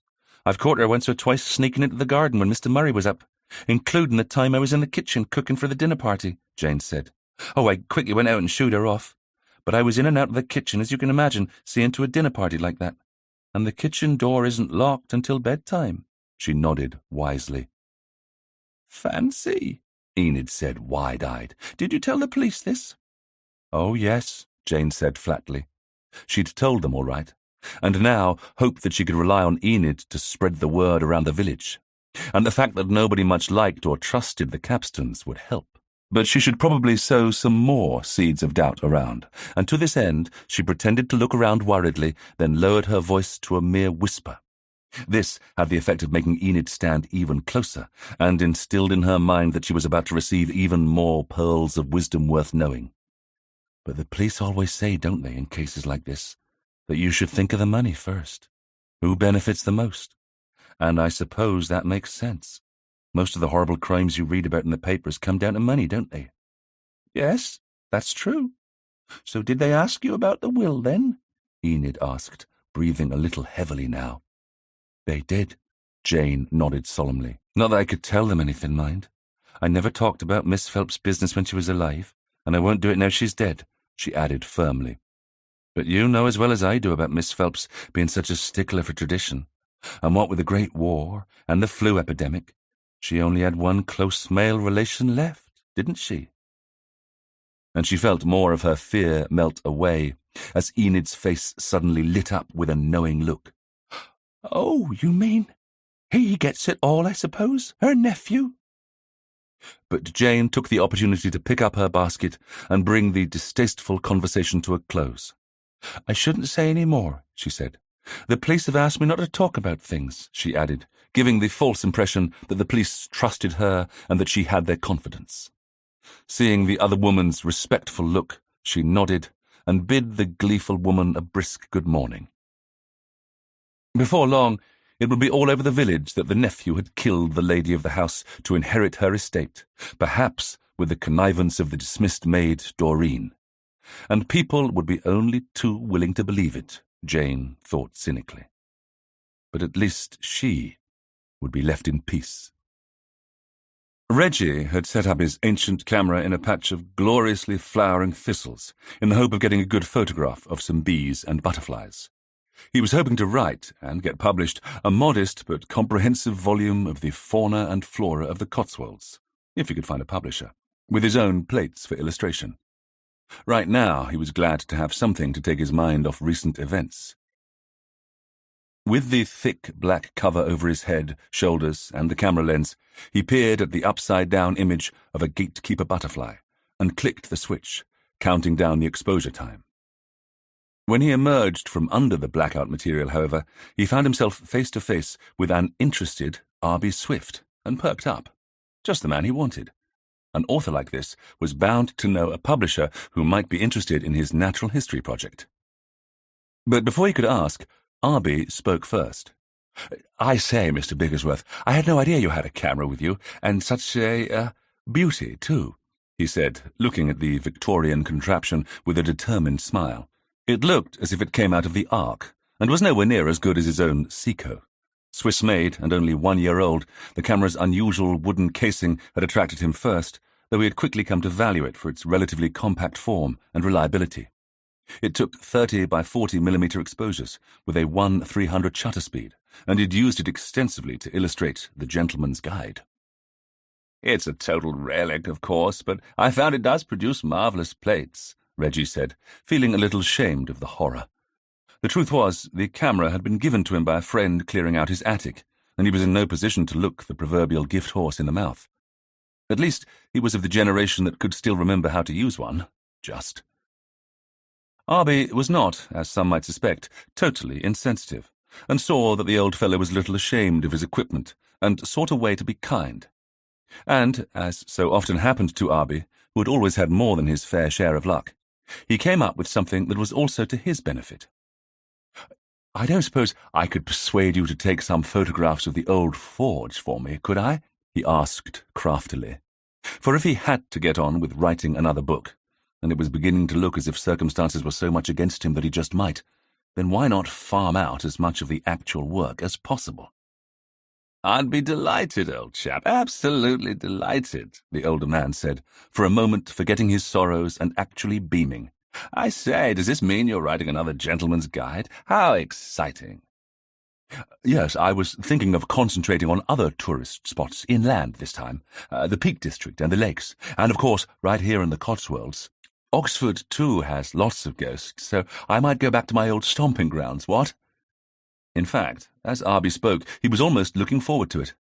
And I've just bought this rather super cine camera, too. A Hewitt Beaufort, an absolute pip, with a little folding frame finder. It even has an adjustable shutter. Who knows, if I'm lucky, I might actually catch something interesting on film and give a little moving picture show. I might even branch out into giving lectures and things," he added vaguely, having no intention of doing any such thing. It would interfere with his fishing trips, for one thing, and for another, it didn't do to encourage Walter and his publishers, who would probably demand that he did such a lecture and tour as a way to boost book sales. "Splendid," Reggie said, manfully hiding his jealousy of such fabulous objects. "A man needs to be up and doing things, I say, always trying new things. Take me." He nodded happily at his contraption on the tripod. "I'm going to write an illustrated natural history of the area. That'll keep me busy." Arbie sensed that he was about to be asked if he could possibly persuade his publisher to take a look at the finished article when the time came. And knowing that Walter would definitely have something pithy to say to him should he bring Reggie's no doubt worthy but hardly gripping manuscript to his attention, he sought a way to forestall him. "Sounds like a top-hole idea, but since you're an artist too, why not sketch and paint your subjects yourself?" As he'd hoped, the other man was duly distracted. "Oh, I'm not sure my little daubs are worthy of mass publication," he said, sadly. "They're more by way of a hobby of mine. A man must fill his days, that's what I say, Mr. Swift. Of course, when I was your age, my days were filled with much more physical and interesting pursuits. Believe it or not, I used to lead a troop of Boy Scouts." Arbie could well believe it, but of course was far too polite to say so. He himself, he recalled now, had been kicked out of the village troop in disgrace by his scoutmaster for some minor piffling matter that had made his uncle roar with laughter and treat him to a chocolate cake in celebration. "And before that, I did a bit of mountaineering," Reggie went on, perking up as he saw that he'd managed to genuinely surprise the younger man. "Oh, not on any of the big mountains, you understand," he felt compelled to add truthfully. "But the cliffs and smaller peaks here in Great Britain. Oh, yes. Wouldn't think of it to look at me now, would you?" Reggie smiled. "It's all right. You can admit it. I'm a bit of an old duffer these days." "Not a bit of it," Arbie said gallantly. "I imagine you were a proper rip when you were my age, sir," he cajoled. Reggie chuckled at the compliment, and Arbie, his good deed done for the day, nodded, bade him an amiable good day, and went on his way. At least he'd managed to cheer the old soul up a bit. As Reggie got back to trying to capture the buzzing and flying things that visited the thistle patch, Arbie headed back towards the village, his mind on other things. Although he'd taken quite a few photographs in his time, he was the first to admit that he was no expert, and had always had his plates developed by a man he knew in town. But didn't photographers use poison during the process of developing? He seemed to have a vague memory that mercury and, yes, cyanide played a part in it somewhere. And he wondered, did Reggie too send out his photographs to a professional? Or did he do his own work in his artist's studio? Did he have a dark room there? Because if he did, it would certainly give him unlimited access to poison. Was it possible Reggie had waited all this time to get revenge on Amy for persuading her brother, Francis, to change his mind about leaving Reggie a comfortable nest egg for his old age? But if so, why wait until now? Francis had been dead for some years after all, and Amy and Reggie seemed to have been mutually fond of each other. Arbie sighed. It was almost impossible to see the lackadaisical Reggie bothering to lock up the place every time he went out. And since every member of the Phelps household probably knew all about Reggie and his hobbies, which the whole village would know as well, it was odds-on that any member of the household could just have helped themselves to something lethal whenever the fancy took them. Even a relative stranger could have picked up via the village grapevine that an amateur photographer had set up shop, as it were, in the artist's studio, thus advertising the fact that there were likely to be poisons there, just begging to be pinched and used. It was not, on the whole, a pleasant thought. Chapter 12. The next morning, Arbie rose late, as usual, and was just sitting down to the scrambled eggs and bacon that Mrs. Privet had placed wordlessly in front of him when he heard the telephone bell. Ignoring Basket's soulful brown eyes directed at the table, and admonishing the dog that he hadn't better try to help himself to Arbie's breakfast or there'd be trouble, he pushed back his chair. The installation of this, as Mrs. Privet put it, new-fangled contraption had been at his uncle's instigation, and, for once, with Arbie's total approval. He hastily forked up some more eggs and trotted to the hall, knowing that Mrs. Privet would have nothing to do with the appliance, and, still masticating his breakfast, He scooped up the speaking tube and mumbled somewhat inaudibly, Yes, the Swift residence, Arbie speaking. There came a confused rumbling sound in the background, and then a voice he vaguely recognized, but which did not belong to any of his many friends. "That you then, Mr. Swift?" the voice asked tentatively. Realizing that he was probably dealing with a novice on the telephone, Arbie patiently admitted that it was indeed he, still struggling to place the voice. It had the rounded country vowels of a local, rather than one of the smarter set that he'd met up at Oxford, and suddenly he placed it. The old man at the boatyard.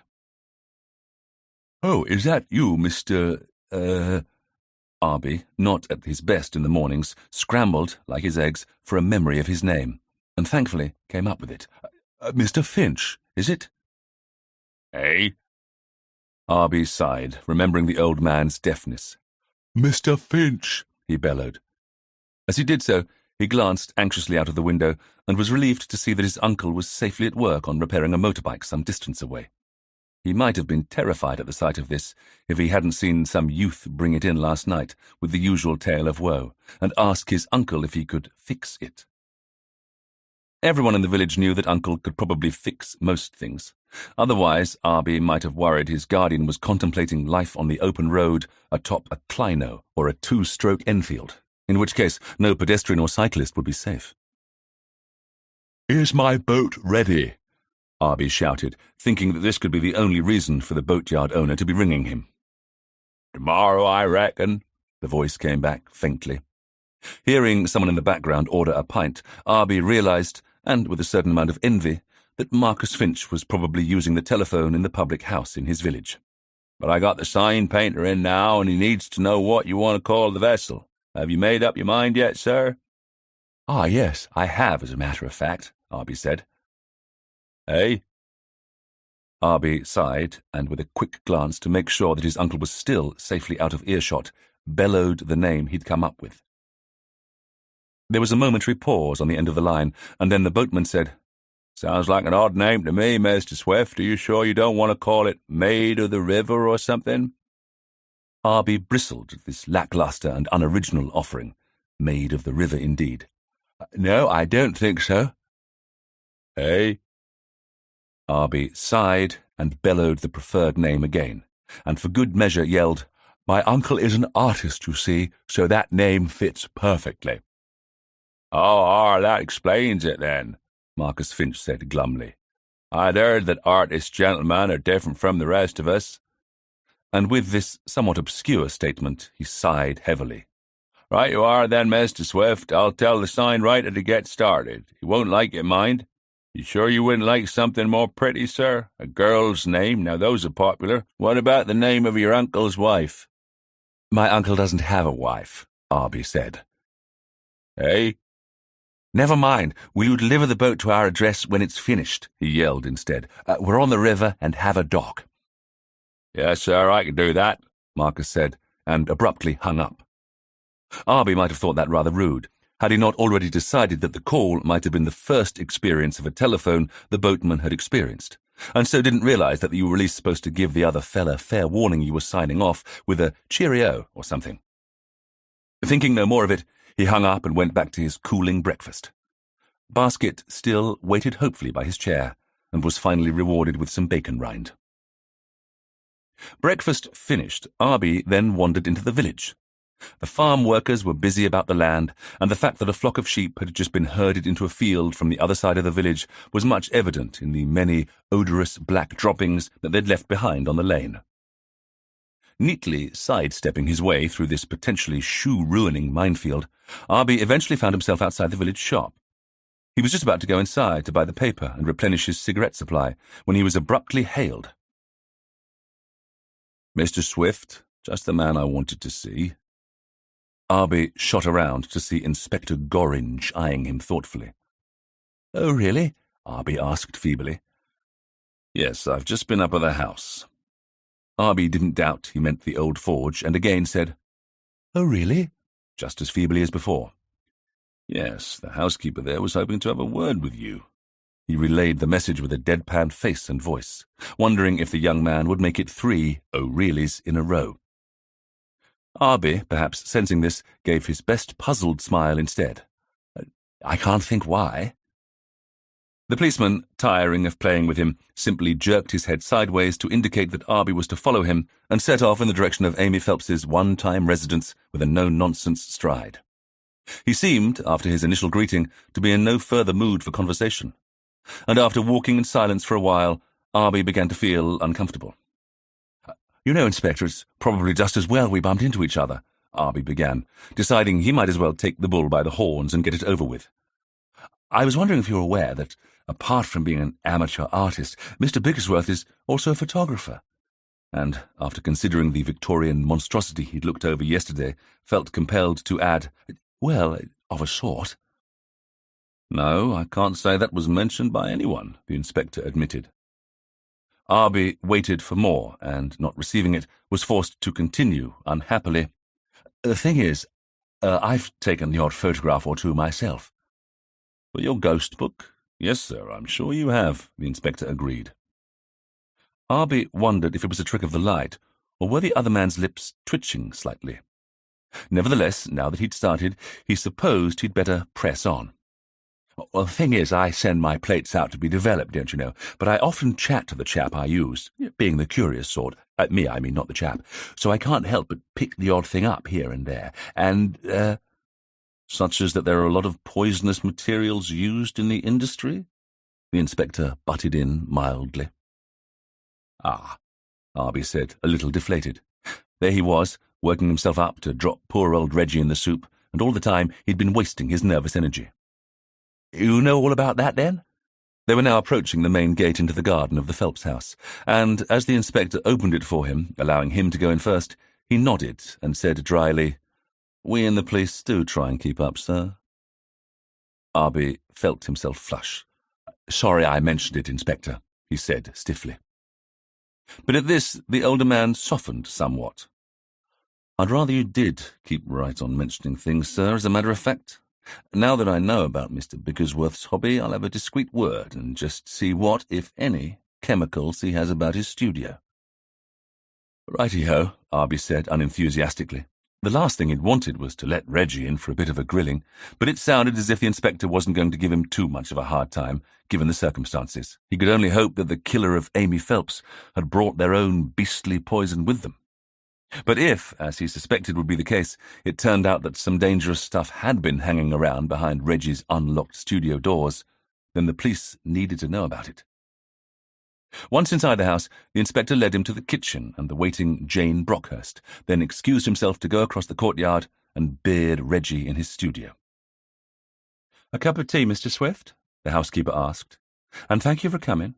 When I mentioned to the inspector that I was hoping to bump into you at some point, I certainly didn't intend for him to fetch you here right away. Really, I can't imagine what he was thinking. I do hope nobody saw him and jumped to the wrong conclusions." "Oh, don't you worry about that, Mrs. Brockhurst," Arbie said gallantly. "I'm sure nobody thought I was being arrested." The housekeeper winced a little at this bold response, then abruptly sat down. "Oh dear, it's all so ghastly, isn't it? I still can't believe she's dead. And murdered. I never thought." She broke off and shook her head. "I'm sorry, Mr. Swift. We must bear up, mustn't we?" And with this got up and saw to the singing kettle. With bracing cups of tea in front of them, they drank in decorous silence for a while, and then the housekeeper came to the point. "Mr. Swift, I understand you're going to carry on investigating the hauntings here for your next book," she began cautiously. At this, Arbie blinked and bridled a little. "So, that's already going the rounds of the village, is it?" he asked despondently, his shoulders slumping a little. "Oh well, between my publisher and the vicar demanding action, and Mr. Phelps giving me permission to carry on here, I suppose I shall just have to," he conceded. The housekeeper looked at him with a certain amount of sympathy, mixed with perhaps just a little surprise. "I can see that you don't much care for the idea, Mr. Swift." "I don't, Mrs. B., and that's a fact, but—" he shrugged eloquently. The housekeeper nodded, then leaned forward a little on her chair. "In some ways, Mr. Swift, I have to say I'm rather glad that you are doing so." "Really?" Arbie asked, genuinely startled now. He'd have thought that the various inhabitants of the old forge couldn't wait to see the back of him. "Yes, you see, Miss Phyllis has returned home this morning, and who can blame her? Having the police in the house, well, it's not nice for a young lady, is it? No, Arbie said promptly. It wasn't nice for him to be waylaid by them in the village either. And Mr. Murray has returned to his office and his own residence in town, which leaves just myself and Miss Cora here in the house, and, well, I have to say, Mr. Swift, if we knew there was a man about the place, it would settle our nerves a bit.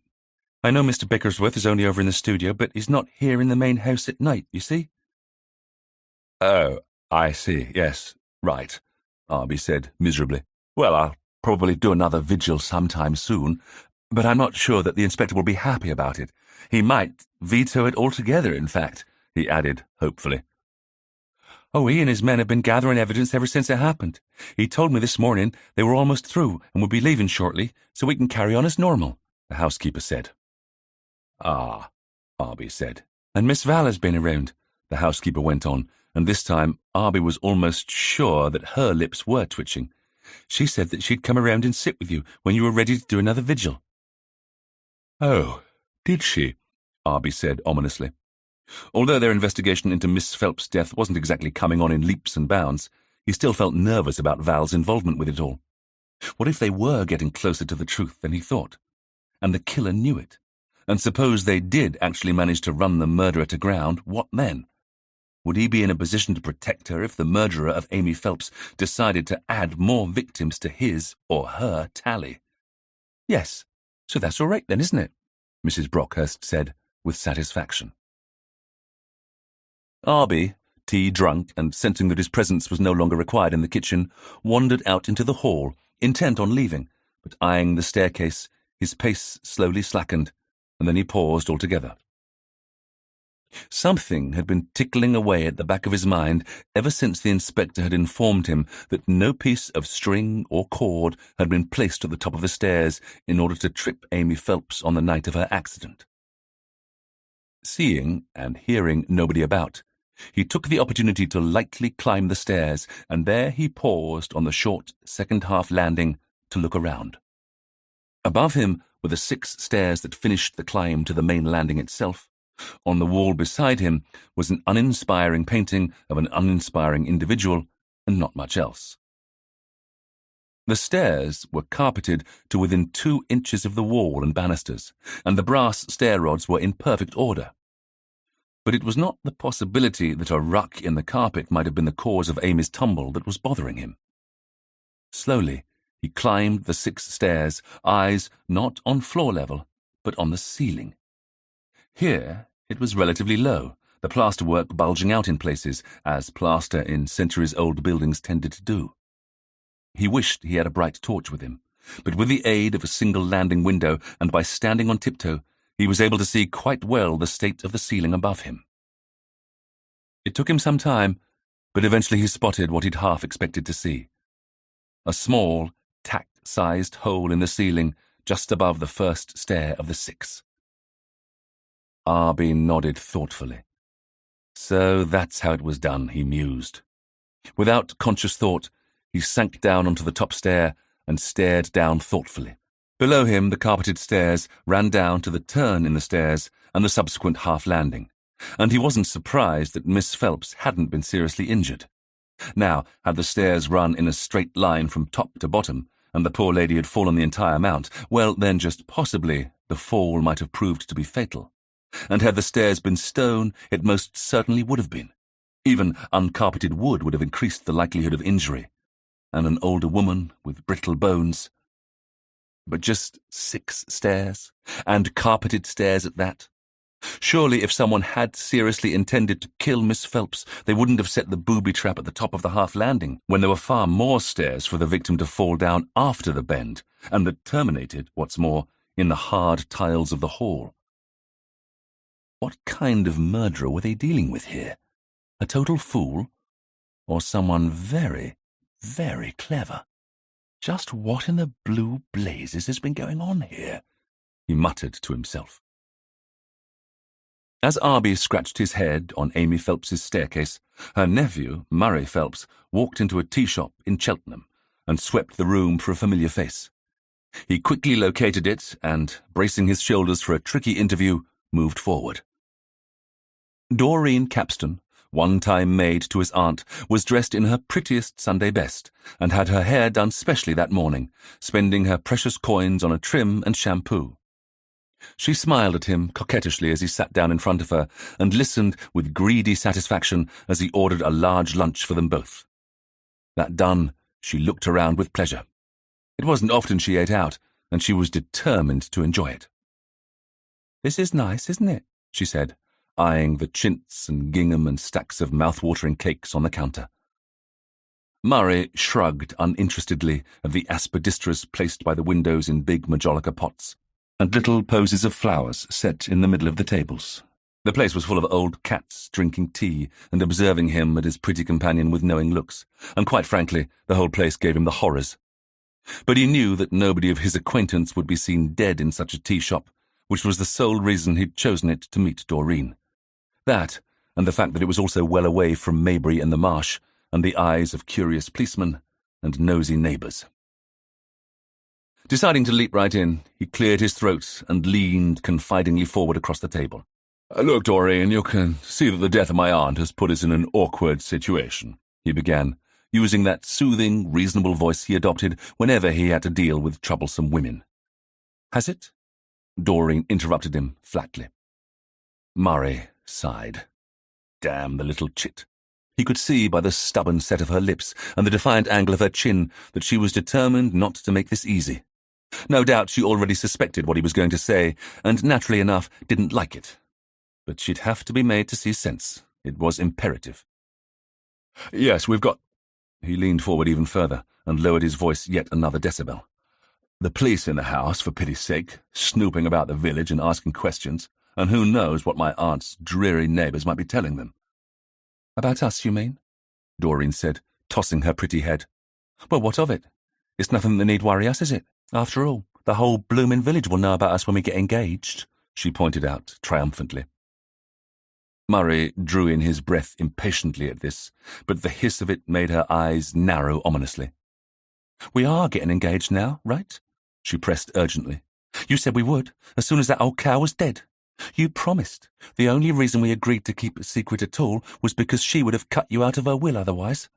The old biddy had no cause sacking me like she did," she whined resentfully. "And don't you dare forget, Mr. Murray High and Mighty Phelps, why I was doing what I was doing in the first place. Because you asked me to." And if he thought he could now toss her aside after doing his bidding, Doreen thought grimly, he could just bloomin' well think again. Now that he was free and clear and rich, she was not letting him wriggle out of her grasp, no matter what he might say. Murray fought back the urge to throttle her and took a deep, calming breath. There was no doubt in his mind that, things being as they were, he would have to play along with her for a while yet, and the last thing he needed was for her to start making waves now. "Yes, darling, I know, and don't think I'm not grateful, but it's not as easy as you make it sound." "Oh? I don't see why not," Doreen shot back suspiciously. A pair of middle-aged women at an adjoining table were leaning a little closer, sensing a fascinating lover's tiff, and Doreen gave them a furious look. Indignantly, they leaned back the other way. Seeing this by-play, Murray lowered his voice even more. "If she'd had a heart attack or died of the influenza or something like that, it would be different for us now. Surely you can see that," he whispered. Seeing her mouth set stubbornly, he tried again. "As her main heir, the police are bound to have me down on their list of suspects. Do have some sense, Doreen. Right now it's imperative that we lie low until all the fuss dies down. The last thing we can afford to do is draw attention to ourselves at this point. We were lucky that nobody saw you in the house the night she died, so we don't want to waste that luck by drawing attention to you now. Tell me you understand that." Doreen frowned. She knew when a man was trying to back out of his promises all right, and she was not about to let Mr. Murray Phelps get away with it. On the other hand, Doreen's acute sense of self-survival was telling her that what he was saying was fair enough. "You mean we don't want the coppers looking too hard at us?" "Not now," she said flatly. "Yes, of course I can see that," she agreed, watching with some inner amusement as his tense shoulders relaxed a little. "Mind you, if things start to get a bit tight, we could always tell them what that little butter-wouldn't-melt-in-her-mouth cousin of yours has been up to. That would give them something else to think about besides us." "Yes, maybe," Murray said thoughtfully, "but we'll hold that in reserve in case we really need it. So don't go saying anything to anybody about it. he warned her. "Don't worry, I won't," she conceded. "But don't you go forgetting what I've done for you, Murray," she warned, leaning across the table to lay her hand on top of his, and digging her fingernails painfully into his knuckles. "You were happy enough to have my help when it suited you." Murray gently but firmly removed his hand from under hers. "I remember," he said quietly. "And don't you go forgetting what I could tell the police if I had a mind to. You think they're looking at you funny now. Think how they'd look at you if I told them all I know." "Don't be such a fool," he hissed. "You won't come out of it smelling of roses either, and don't forget, my girl, you have a motive for getting rid of my dear old auntie too. You were acting like a wet cat when she fired you, saying how you'd get even with her, and your reputation isn't exactly lily white, is it? The police would be only too delighted to nab one of you capstans for once, wouldn't they?" Doreen leaned angrily back in her chair. All right, no need to get nasty," she muttered, then sighed and gave him a melting look. "Oh, Murray, let's not fight," she cajoled, abruptly changing tactics. "All we have to do is wait, like you said, and then after a bit we can move away from this dreary backwater and set up together in London like you always wanted. We could start living then, couldn't we, just like we always planned? Theatres and restaurants, cruises and holidays abroad. Won't that be wonderful?" Murray smiled, careful to keep his contempt for her from his eyes. "Yes, it will be marvellous, but we've got to stop seeing each other just for now, agreed?" Doreen watched him like a cat at a mouse hole. "Just as you say, Murray," she said demurely. "But once the will is read this afternoon and the old lady buried and things have cooled off, we'll get married. Don't think I'll let you get out of your promises, because I won't." Murray Phelps looked at the pretty, greedy, cunning little creature in front of him, and his smile widened into a rather menacing grin. "What a nice piece of work you are, my dear." "And don't forget it," Doreen warned him sharply, brazenly unaffected by the unspoken threat in his face. She was no milk-and-water miss to be scared by a gentleman like Murray Phelps. Besides, she had a father and several brothers who'd stick up for her, if need be. So she felt safe enough.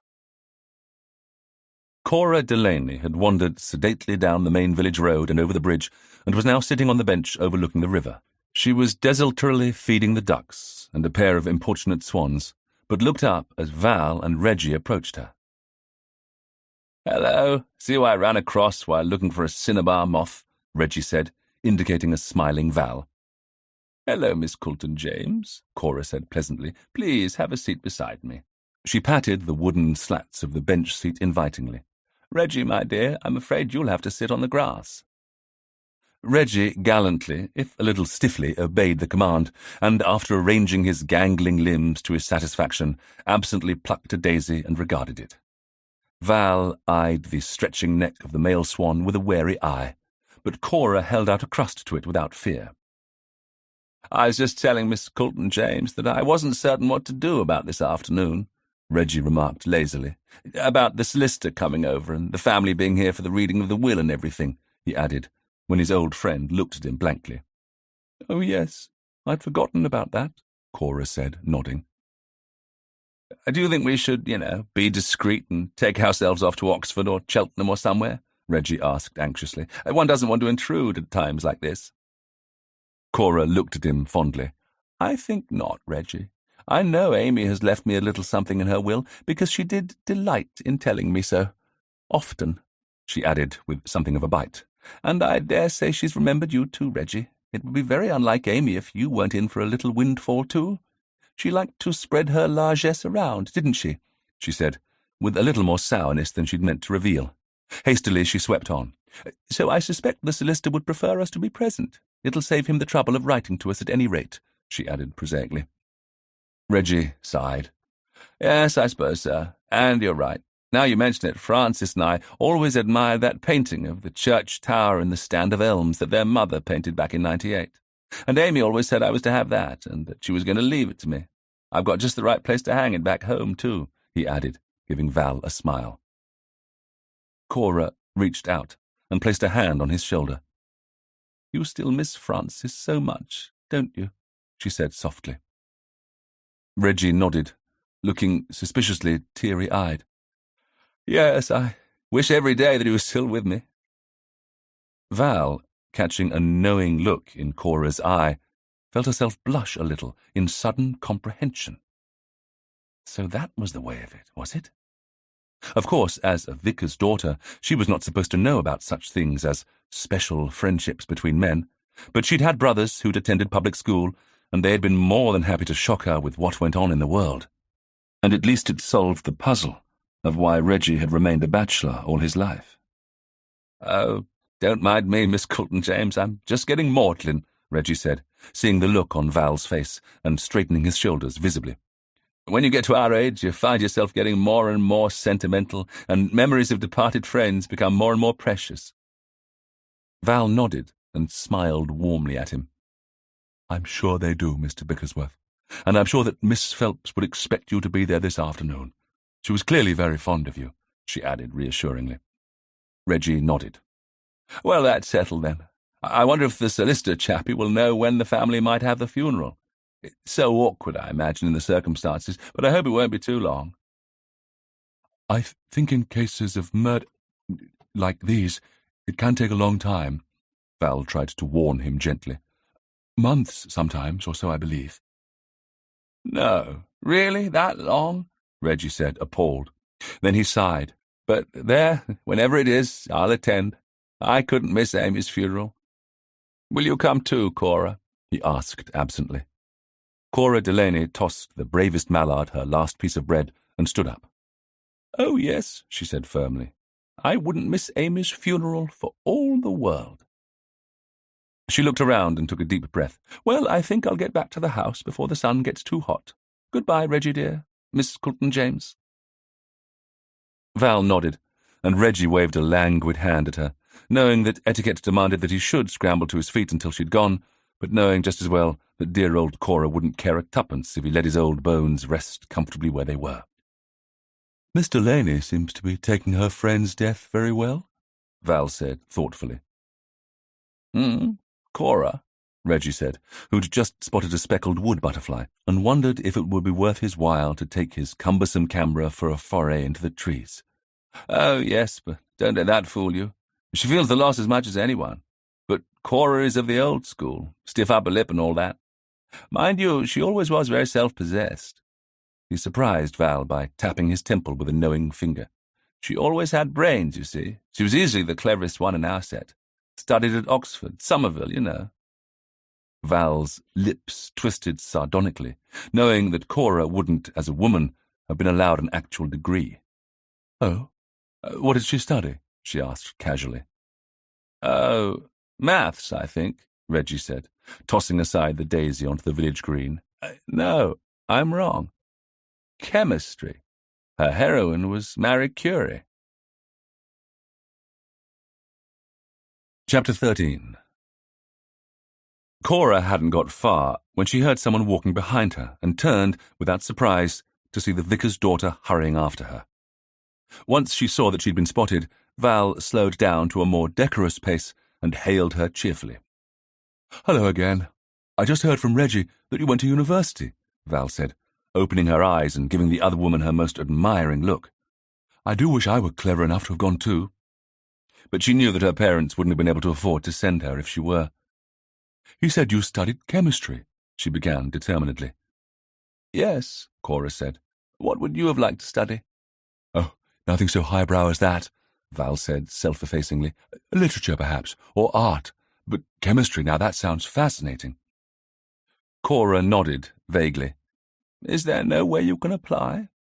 She liked to see young women forging a path for themselves in the world, and she rather liked this strapping, competent lady. And if she could offer her encouragement to improve her life, then so be it. Val sighed. "No, I'm afraid not. My parents are anxious that I should find a suitable man and settle down," she added, unable to keep a trace of resentment from creeping into her voice. "Ah," Cora said, diplomatically refusing to be drawn into a family skirmish. "But I dare say you are looking forward to having a husband and children of your own?" "I suppose so," Val said doubtfully. "Mother says children are a blessing." "Not always," Cora found herself saying dryly. "Just ask Mrs. Brockhurst." And then told herself off for mischief-making. But she couldn't help herself. Sometimes, whenever she met ignorance and innocence, especially if they were combined, she felt the urge to drop a little firework of experience or knowledge into the mix and watch the fun. "The housekeeper? Oh, but I thought her Mrs. title was strictly honorary," Val said, much surprised. "Oh, it is," Cora agreed. "But you'd be surprised how often unlucky or foolish young girls have to go away from their home for 5 months or so in order to stop the tongues wagging, usually with the excuse of visiting a sick relative, I believe." For a moment, Val looked at Cora blankly. Then her eyes widened and a blush stained her cheeks as she caught on. "Oh, you mean—" Val looked around and then lowered her voice to a whisper. "You mean she had a baby? Out of wedlock?" Cora, perhaps regretting her impulse, said severely, "Now don't go brandishing that around, young lady. I'm sure Jane Brockhurst has already paid for her sins over and over during the years. Although Amy was a Christian soul and kept her on in employment when most would have turned her out of the house once and for all, she was not always the easiest woman to live with. Mind, she had to insist Jane give the baby up for adoption, which couldn't have been easy. So don't go ruining the poor woman's reputation." "Oh, I won't breathe a word," Val promised, and meant it. Well, except to tell Arbie, of course, she mentally added. But that didn't count, as she'd only be doing it because it was pertinent to their investigation. Because now they had found someone else at the old forge who might have had a reason to kill Miss Phelps.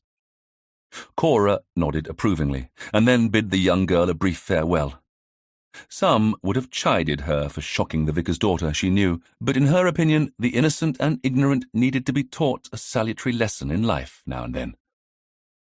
Val watched Cora Delaney disappear out of sight, and then rushed off to find Arbie to tell him about her latest discovery. It was only much later in the day that she realized that she had initially caught up to Cora to try to squeeze more information out of her about how much, as a chemist, she might know about poisons. But the older woman had so quickly and completely distracted her that she'd never asked a single thing about noxious substances. Mr. Alfred Mulligan was punctual. As one of the more senior partners in Ramsbottom, Mulligan and Trent solicitors, it was a point of pride with him that he set a good example to all the juniors. Moreover, in over 30 years of service to his clients, he could never recall giving them cause for complaint. Well, not much. As he parked his modest but respectable Morris car in a shady spot on the gravelled drive and gathered up his briefcase, he was thinking of one of his clients right now, the late Amy Phelps, naturally. He had been shocked to his conservative core to be informed by the police that her death had not been natural, and had readily agreed to the reading of the will in their presence today. He only hoped that their sobering presence might prevent any fireworks and unseemly displays from the family, but he had to admit to himself that he was not particularly sanguine about this. No, indeed. In his years as a solicitor, Mr. Mulligan had overseen many a will reading, and the behaviour displayed at some of them had been shocking. And it was sad to say, more often than not, the more socially superior the family and the more money there was at stake, the more uncivilized their behaviour could be. He climbed a little stiffly from the car, a sombre, black-suited, lean figure with his bowler hat firmly fixed on his head. The afternoon was a scorcher, and with an equally firm grip on the handle of his briefcase, he set off towards the house, not looking forward to the next half an hour or so at all. He most definitely did not like having a murder victim for a client, which alone was so sordid a circumstance that he had no idea what the late Mr. Ramsbottom would have said about it at all. Even worse, he mused unhappily, he had to face the fact that in talking to the inhabitants of the house, the odds were that he was probably going to have to converse with a murderer too. It really was intolerable. Of course, he thought judiciously, it was just possible that someone outside the Phelps family and its immediate social circle was to blame for the lady's abrupt passing, but Mr. Mulligan, who prided himself on being a man of the world, didn't think so. Not when it was poison, and not when the woman had such a fortune to leave. Poison intimated that somebody must have been close enough to the victim to administer it, and had at the very least a good knowledge of his client's habits and movements. And money. Well, people simply went mad when a fortune was at stake. and Miss Phelps had left behind her just that. As Mr. Mulligan neared the front door, he looked about him at the pleasant garden under the benign summer sun and wished that he was trout fishing somewhere far away. But there, a man had to do his duty. Grimly, he reached out and tugged on the heavy wrought iron bell pull. The door was opened almost instantly, not by the housekeeper, but by a man he knew immediately to be a police officer. Inspector Gorringe further surprised him by stepping out instead of inviting him into the relative coolness beyond, and firmly closing the door behind him. "Ah, you must be Mr. Ramsbottom?" he asked, and introduced himself. It was his sergeant who had dealt with arranging this afternoon's activities with Amy Phelps's solicitor, and that worthy individual had left him a note with the name of the firm. "Mr. Ramsbottom died several years ago, Inspector," the solicitor informed him somewhat stiffly. "I am Alfred Mulligan, at your service." He gave a stiff bow. Meanwhile, Val, after her meeting with Cora and Reggie earlier, had lost no time in seeking out Arbie and spilling the beans, and both of them, well, more Val than Arbie, it has to be said, had decided that if they should just happen to be passing by around the time of the solicitor's visit, and by sheer coincidence also just happened to bump into any member of the household afterwards, then it would be only polite to stop and chat, and perhaps learn an interesting fact or two. So it was that they came to be loitering, most definitely with intent, in the vicinity. But the unexpected sound of male voices coming from the porch had frozen them in their tracks, just behind the hedge that bordered the main gate. Both recognized the forceful voice of the inspector, and by unspoken consent agreed that it wouldn't be much fun if he found them lurking there. Thus they proceeded to make like mice, and tried to melt unobtrusively into the shrubbery. Blissfully unaware of his audience, the policeman faced the bristling solicitor with a placatory smile. He'd met this sort before, and the last thing he wanted to do now was to get the legal man's hackles up. He'd be there all day else. "I'm so sorry, Mr. Mulligan. I hope you don't mind me waylaying you in this manner," he began, not sounding, it had to be said, particularly sorry. "But you see, I was hoping to have a word with you before you begin the formal proceedings." "That's somewhat irregular, Inspector," Alfred Mulligan said, eyeing him warily. In his opinion, the rules of etiquette were there for a reason. "It's a somewhat irregular situation, Mr. Mulligan, as I'm sure you'll have to admit," the inspector parried neatly. "I have, as you know, the family's permission to sit in on the reading, but I'd rather know the conditions of Miss Phelps's dispositions before I enter the library where they are gathered." He didn't elaborate further, but he suspected that, for all his seemingly demure appearance, this dry, legal specimen could probably guess his reasons why he wanted things done this way easily enough. If there were any surprises in the will about to be read, he wanted to keep an eye on the expression of those nearest and dearest to the murdered woman, and not to be distracted himself by any bombshells that might be in the offing. "I see," Alfred said, and put down his briefcase neatly beside his well-shod feet in a mute gesture of acquiescence. "What exactly is it you wish to know?" "First, I'd like an overview of the family history. I understand it's somewhat complicated," the inspector said. In their hiding places, Val and Arbie held their collective breath, and hoped that no nosy passer-by would spot them and spoil their chances of learning what the solicitor had to say. Luckily, the sheer force of the heat meant that most people seemed to be staying indoors during the worst of it. "It is and it isn't, Inspector," Alfred said patiently, glad that the shadow cast by the porch roof was preventing him from beginning to perspire. "The Phelps family, like many of our prominent families, suffered big losses in the Great War and the Spanish influenza that followed it. They were never a very prolific family anyway, which meant that Miss Phelps was one of the last of the line." He paused, removed a handkerchief from his jacket pocket, and proceeded to clean his pince-nez. "Her own father, Clive, inherited the company from his father, Cuthbert, who was in turn the eldest son of the original founder, and as such had already inherited the bulk of the estate.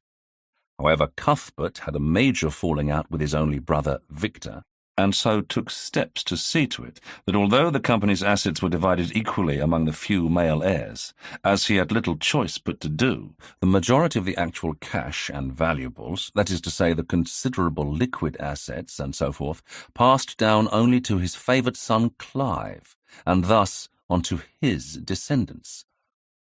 and not to Victor or his descendants, Gorringe said, a little uncertainly. Yes, but I'm sorry, sir, I'm not quite sure I'm following this, the inspector said, and he wasn't alone in that. Arbie couldn't make much sense of it either. As I understand it from talking to the family, Mr. Murray is head of the company, yes? Quite correct. As a descendant of Victor, and now the only close male heir to the original founder, he, to all intents and purposes, runs the Phelpses' commercial businesses. That is, he is the major stockholder. But you must bear in mind that all his holdings relate to the business itself. The plants themselves, the business premises, the machinery, etc. The nuts and bolts, if you will, of their ironmongery and related companies. However, the solicitor went on in best lecturing mode, a lot of these assets aren't as substantial as an outsider might think. The majority of the plants were obtained with mortgages that are not yet paid off, for instance. The machinery is hired. The business premises, their garages, ironmongery shops, and so on, are all rented, and so on and so forth. The company itself actually owns very little. For tax purposes, you understand? He added delicately. You're not telling me that the Phelpses aren't as wealthy as people think? The inspector asked, sounding surprised. Is the company in danger of going bust, then? No, Inspector, you fail to understand me, Alfred said patiently, if a little wearily. The business is as hale and hearty as it always was, and Mr. Murray Phelps is a very respected man of business. He's run it well, and I can assure you neither he nor it is in any difficulties with the bank manager. But Mr. Phelps's personal fortune is minor compared to that of Miss Amy Phelps. It consists, I would imagine, almost entirely of his salary, in fact, which, although I would imagine is substantial enough, is nowhere near the fortune possessed by his aunt. She, if you remember, was directly descended from Clive, and as such inherited the bulk of his, actual cash. Both Cuthbert and his son Clive were very generous with their wives and children. Just the combined inheritance of all their furs and jewellery alone would stagger the average man on the street, not to mention the private residences, paintings, etc., etc., etc. Oh, I get you now, Gorringe said, his brow unfurrowing. Whilst Mr. Murray inherited the business, Miss Amy was the one with the real wealth. Exactly, the solicitor said with relief, and bent down to pick up his briefcase. Is that all? Not quite, sir, the inspector said, politely but firmly. The moment Gorringe had been handed the case, he'd set his subordinates all the usual jobs, but no trace of poison had been found in any of the remains of the victim's last meal, and nobody had yet come up with a feasible explanation for how the dose of poison actually got in the woman's system, since everyone had stated that Miss Phelps never took a drink or food after dining. Even the promising lead given to him by that interesting young man, Arbuthnot Swift, about a possible source of poison amongst Mr. Bickersworth's photographic paraphernalia hadn't been of much help. After going extremely pale and admitting that he had chemicals in his studio, Reggie had been useless as a witness. He couldn't recall how much, if any, of the alarming substances were missing. Worse still, he admitted almost tearfully that he never locked the doors of his little home away from home, even at night. Why would he? Which meant that literally anyone could have helped themselves to whatever had been there. The routine questioning of the villagers was still ongoing, but so far nothing startling had come to light, which left the policeman sure that if he was going to find the answer to this crime, it would have to be done the old-fashioned way. That is, by listening and using his old noggin. And someone like the family solicitor was too good a source to let go without wringing him dry. The impression I've got from the family over the last few days is that Miss Phelps was an old-fashioned sort of lady, and a stickler for upholding the family's good name and traditions, and they were unanimous in their belief that the nephew is likely to be the main beneficiary. Indeed, it seems that the lady herself made no secret of the fact that Mr. Murray Phelps was to be her main heir. I can see how they would have formed that opinion, the solicitor said, slowly and cautiously. Can you confirm, then, that she'd made out her will under those conditions? The inspector asked, almost perfunctorily, certain of an affirmative answer. I can confirm that the will she made when Mr. Murray Phelps reached his 21st birthday named him as her primary beneficiary, yes. the solicitor confirmed, even more slowly and cautiously. By the hedge, Val reached out and grabbed Arbie's arm in excitement. They didn't need to be standing as close to the man as the inspector was to tell that he was choosing his words very carefully indeed. Inspector Gorringe stiffened, like a pointer spotting a pheasant falling from the sky.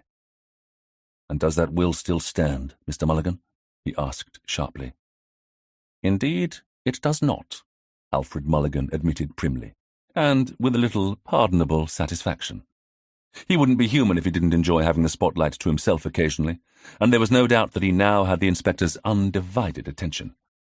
"Ah," the inspector said, softly, nodding. Now they were getting to it. "So, she made out a new will?" "Yes, Inspector, she did." "When?" "A few days before her death," Alfred said, careful to keep his voice free from any inflection. "Indeed," the inspector said, breathing out fulsomely. After thinking that this case was in danger of becoming bogged down, he now sensed that things were about to get moving at last. "Can you give me the gist of those changes before we go inside and make it formal?" Alfred Mulligan proceeded to do so. And behind the hedge, Arbie and Val each drew in a sharp breath. Inside the house, it was several degrees cooler. Mrs. Brockhurst, hearing the door, emerged from the kitchen and greeted them formally. "Good afternoon, Sir Inspector," she said. "The family are in the library, as are Miss Cora and Mr. Bickersworth. I've just served some iced lemonade. There will be plenty if you would like some also." "That sounds delightful," Alfred said, meaning it, then caught the housekeeper's eye. "Since you have been left a legacy by your former employer, it would be as well if you were to be present also, Mrs. Brockhurst." Jane Brockhurst's mouth opened slightly, either in surprise or maybe to protest, but after a moment she simply nodded and wordlessly preceded them to the library, from whence muted voices could be heard. The moment they walked in, several sets of eyes swivelled towards them. Murray, dressed in a formal dark suit, was standing in front of the unlit fireplace, leaning one arm nonchalantly along the mantelpiece. He was smoking a cheroot, and his eyes narrowed on the inspector, but he said nothing. On one end of the sofa, Phyllis Thomas sat neatly, her hair severely swept back in a chignon and wearing a lightweight twin set in a becoming peach colour. On the other end of the sofa, Cora Delaney regarded them with interest. The older lady was wearing a long summer skirt of sprigged muslin and a neat, plain white blouse with a rounded collar. Reggie was sitting in a chair near the piano, gazing out of the window, and was the last to notice the arrival of the newcomers. The housekeeper took a chair at some distance from them all, which was set against the wall, and tried to pretend that she was invisible. The inspector moved to one side of the door and leaned against the wall, where he had a clear view of all the room's inhabitants. The solicitor, feeling as he sometimes did at times like this, rather like an actor upon a small stage, cleared his throat, walked to a large walnut table, and deposited his briefcase on it. He pulled out a chair, and in the suddenly tense and expectant silence, the slight scraping noise it made on the wooden floor sounded unnaturally loud and unwarranted. "Good afternoon, ladies and gentlemen," he said, smiling briefly around to encompass them all before opening his briefcase and pulling out a document bound with the usual judicial pink ribbon. "As you know, we're here for the reading of the last will and testament of Amy Elizabeth Eleanor Phelps." Here he gave the usual preliminary little speech about the validity of the document, it being witnessed by such and such, and with the usual disclaimer that this latest document invalidated all previous wills and such like, then briskly got down to the nitty-gritty. It didn't take long for the first of the shocks to penetrate the minds of those present. Indeed, it began with almost his first words, when he read out the date of the will.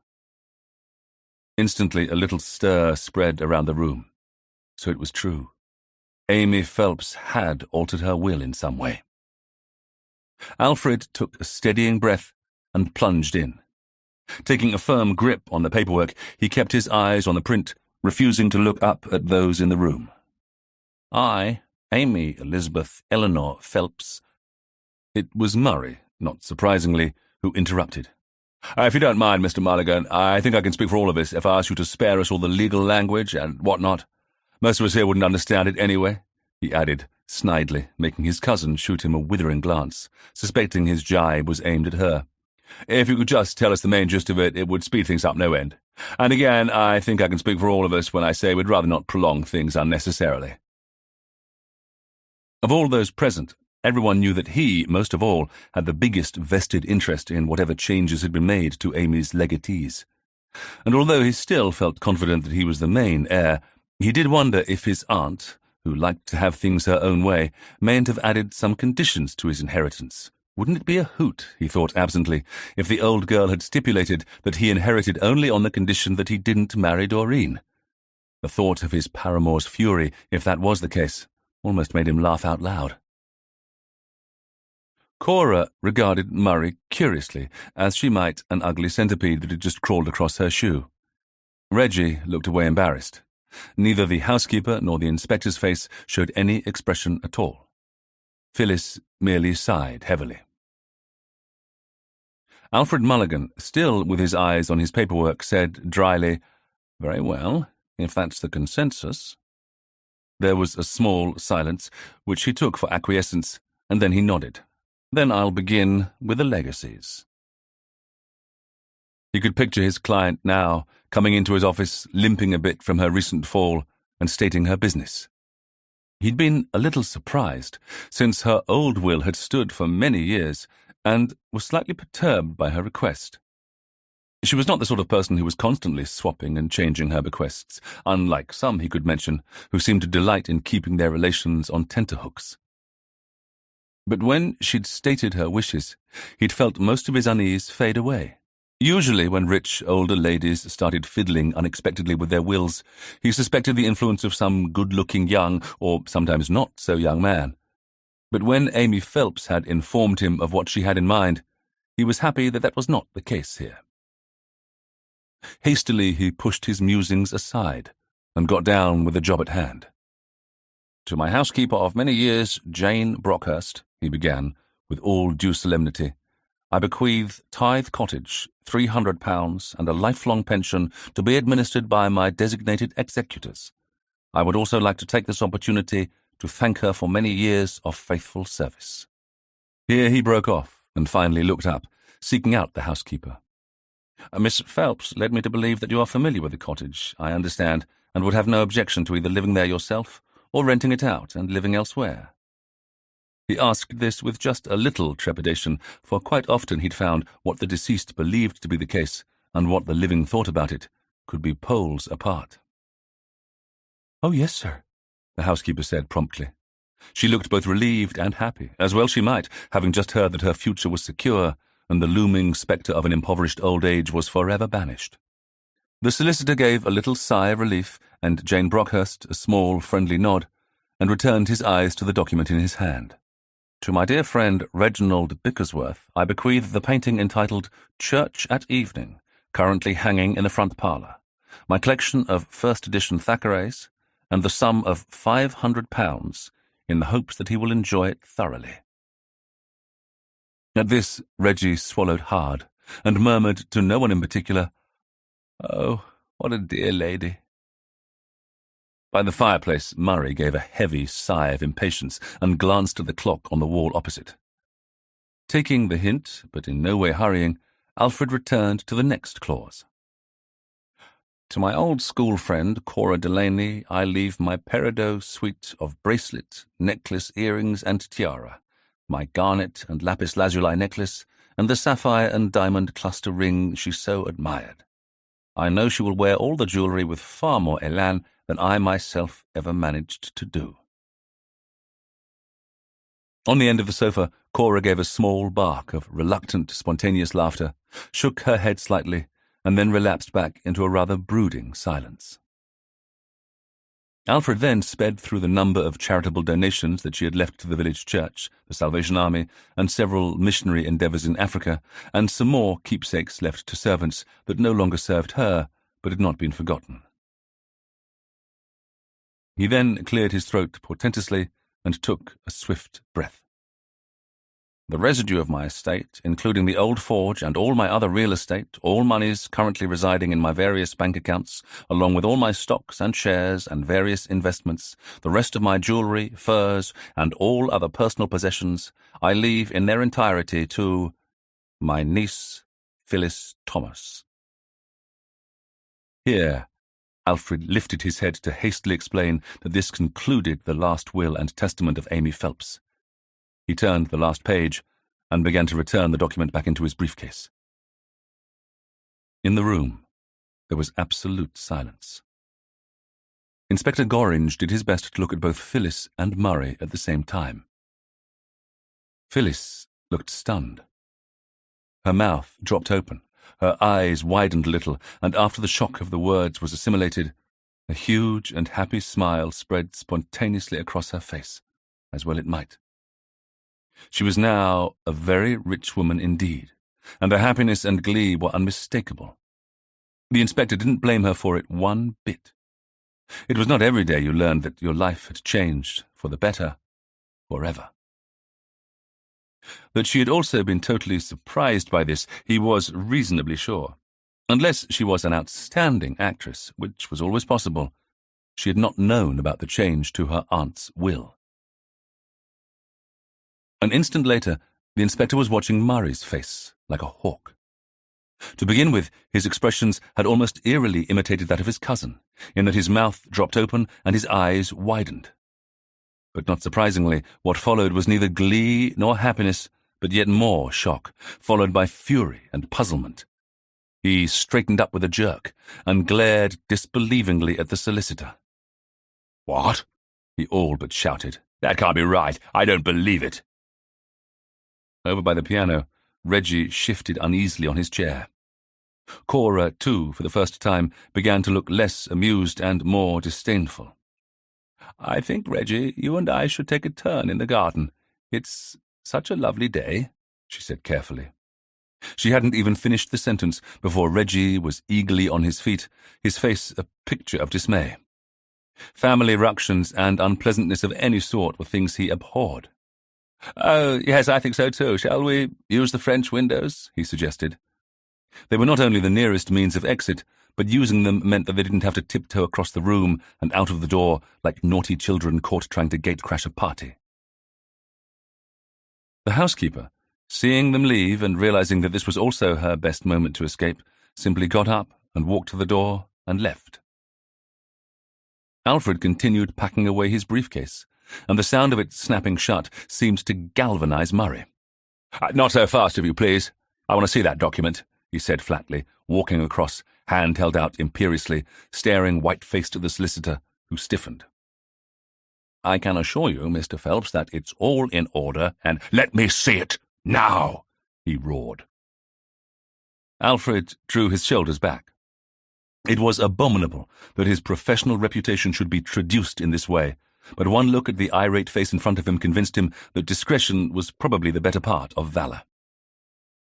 With a sigh, he reopened his case and extracted the document, which was instantly snatched out of his hand. Murray rifled through it to the last page and stared at the signature. Then at the signatures of the witnesses. Then he read it through from top to bottom. As he was doing this, the inspector alternated his gaze from Phyllis to that of her cousin. Phyllis was glowing. Murray was glowering, and that about said it all. "I can't believe she'd do this," Murray finally said bitterly, and by doing so conceding that the document was genuine. "When she came to your office, did she give you any reason for her change of heart?" he demanded, waving the detested document in the air and turning a now distraught face to the legal man. "No, Mr. Phelps, she did not," Alfred said stiffly, prizing the document back from him. Although he felt a certain amount of pity for the man, who had, after all, just received a very nasty shock, he didn't feel it was his place to offer him false words of comfort. "But surely you must have asked her, man," Murray huffed. "Isn't it your job to see to the family's welfare? Your firm has been the family solicitors for long enough. Didn't you tell her that, as the eldest and only male heir, it was her duty to keep the family fortune together and in my hands?" Alfred regarded the handsome, irate man in front of him and summoned up all his patience and forbearance. "No, Mr. Phelps, I did no such thing," he responded stiffly. "It is my duty to oversee the wishes of my client, and she was perfectly clear and lucid about those. Now, had she proposed leaving her estate entirely away from the family—" He paused delicately and gave the slightest of shrugs. "Then indeed I might have tried to gently persuade her to reconsider. But since that wasn't the case—" Suddenly, behind him, Phyllis rose to her feet. "Indeed, it was not the case, cousin, since I'm as closely related to her by blood as you are, a fact you seem to have forgotten," she said softly. "And it seems that you were not her favourite after all." Murray turned on her savagely, but whatever words he meant to fling at her, he strangled them at birth. Instead, he fought for control and won, his quick and clever mind finally beginning to recover from its shock and starting to work ferociously. As he thought, he stared at her long and hard, almost as if seeing her, properly seeing her, for the first time. And under that stare, Phyllis's momentary courage seemed to falter. "So it would seem," he said slowly. "And I'm just now starting to wonder, dearest cousin, exactly why that is." Inspector Gorringe looked from cousin to cousin with the concentration of a scientist watching a particularly intriguing petri dish. Phyllis, approaching middle age, no great beauty, but handsome enough in her way, conservatively dressed, a little flushed, her chin tilted upwards in a probably hitherto unused tilt of defiance. Clearly, this usually unobtrusive member of the Phelps family had hidden depths to her. And Murray, the businessman, undeniably handsome, dressed in a Savile Row suit and clearly a man used to wielding power and influence, now very much on the back foot, and not liking it one little bit. Phyllis's head tilted back even more, but the canny inspector noted that her hands were clenched into tense fists. For all her bravado, he had the feeling that she was at that moment rather afraid of her cousin. "You would know better than I, Murray, surely," she said coolly. "Just what did you do to upset her so? Whatever it was a bad miscalculation on your part, wasn't it?" she said sweetly. At this ominous parry, Alfred muttered a very hasty farewell and decided to show himself out. The cousins, totally ignoring his abrupt departure, continued to face each other like wary, warring cats. "Oh, I'm not the only one capable of making miscalculations, cousin of mine," Murray warned her softly. "I might have been a little slow off the mark, but believe me, I'm catching up fast. And don't think for 1 minute that you're going to get away with this." Phyllis's gaze faltered a little under Murray's inimical stare. She might be newly wealthy and already beginning to feel that wonderfully liberating sense of being inoculated from the worst of the world's slings and arrows by the power that wealth gave her. But she was by no means immune to bullying. "I don't know what you're talking about," she said quietly, her mockingly sweet tone of earlier totally deserting her now. She swallowed hard. "And I think it's time you left," she added nervously. "Oh, yes, it's your house now, isn't it?" Murray blazed, making a mocking show of looking around the library. "Mistress of all you survey, or so you think." Utterly ignoring the inspector, he turned and stalked to the door. But once he'd opened it, he turned and looked over his shoulder at her. "I can only suggest you enjoy it while you can, because that will won't be worth the paper it's written on by the time I'm through proving just what you've been up to." A tiny frown of puzzlement marred the otherwise smooth brow of Phyllis Thomas. "What on earth are you talking about, Murray?" she asked anxiously. And Gorringe wasn't sure if it was anger or fear that ruled her now. But her cousin merely shook his head. "You know right enough, Phyllis, my dear. Ghost my foot," he snapped. And with that rather startling and apparently utterly irrelevant statement, he walked out, slamming the door mightily behind him. Phyllis jumped nervously at the sharp sound it made, and only then did she herself seem to recall the presence of the policeman.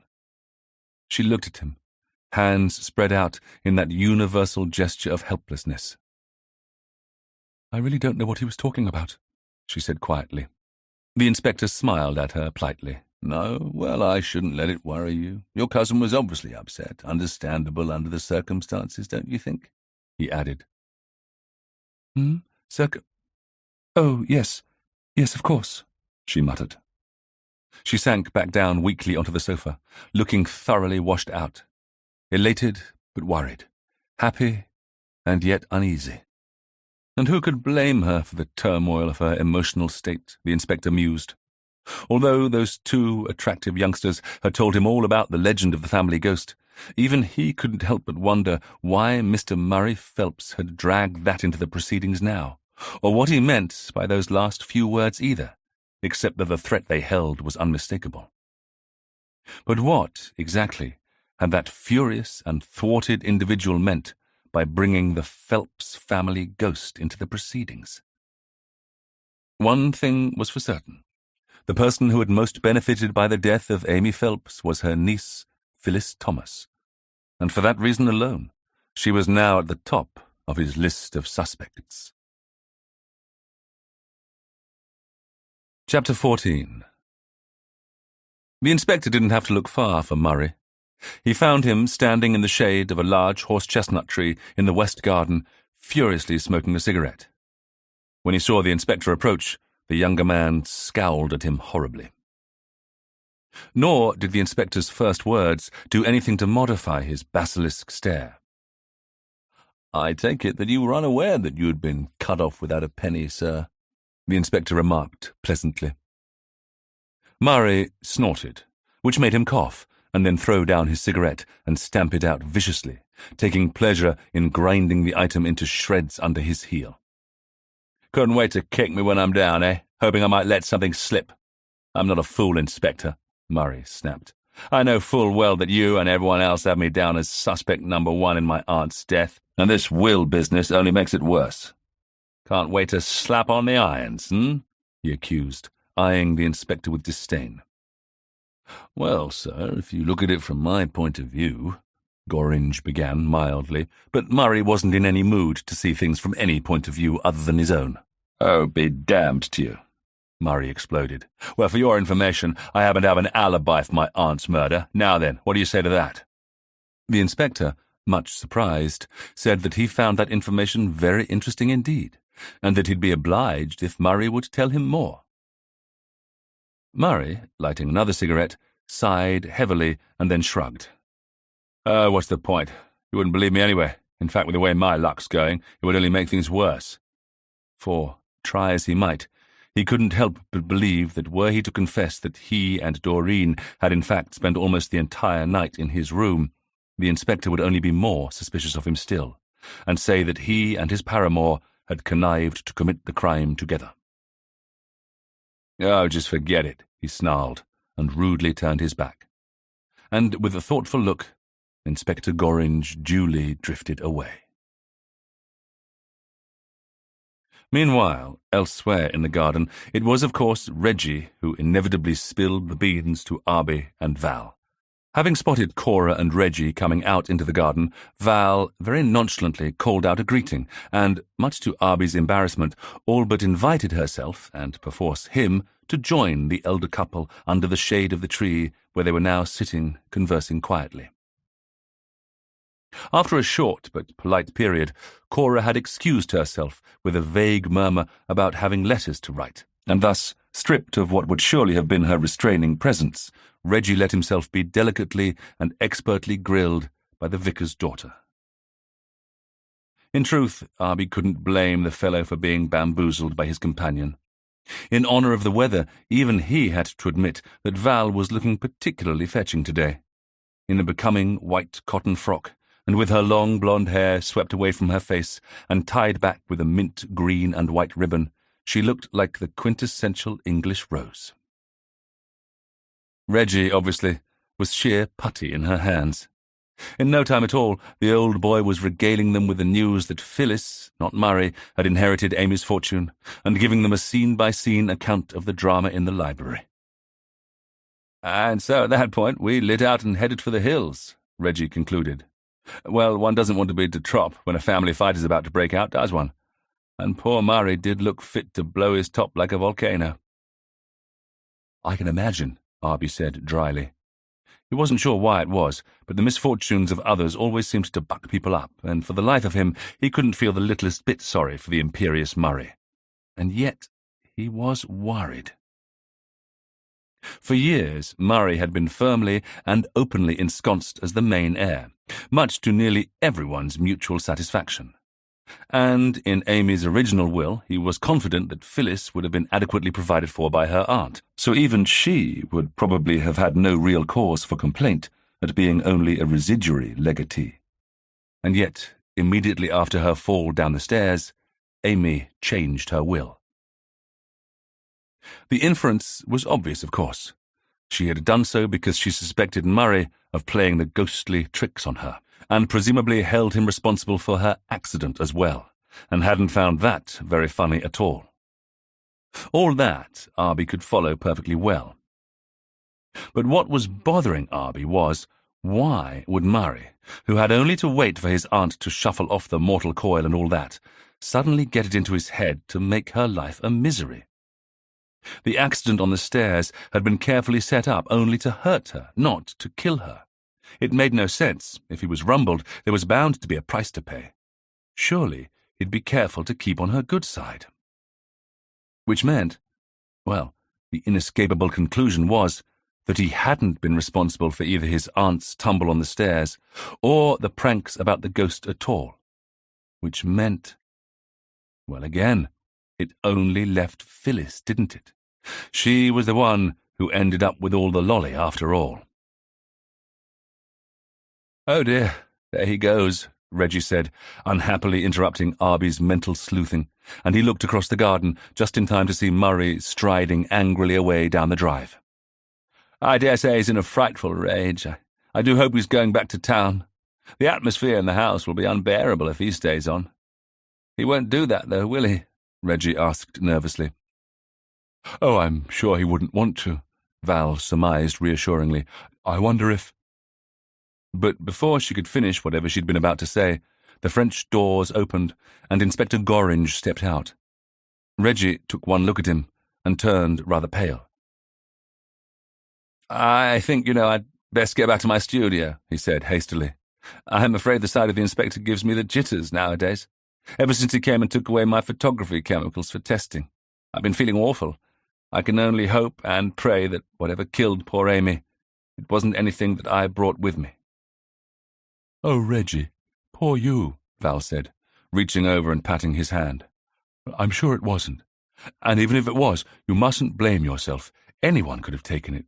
Nobody locks their doors or things in Maybury. Why would we?"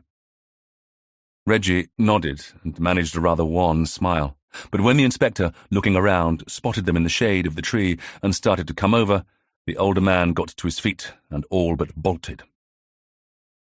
Arbie and Val watched him go, giving each other amused glances mixed with a little concern, then girded their loins as the majesty of the law sat himself down on the garden chair nearest their bench and stuck out his size 12 feet, encased in well-buffed brown leather, and regarded them thoughtfully.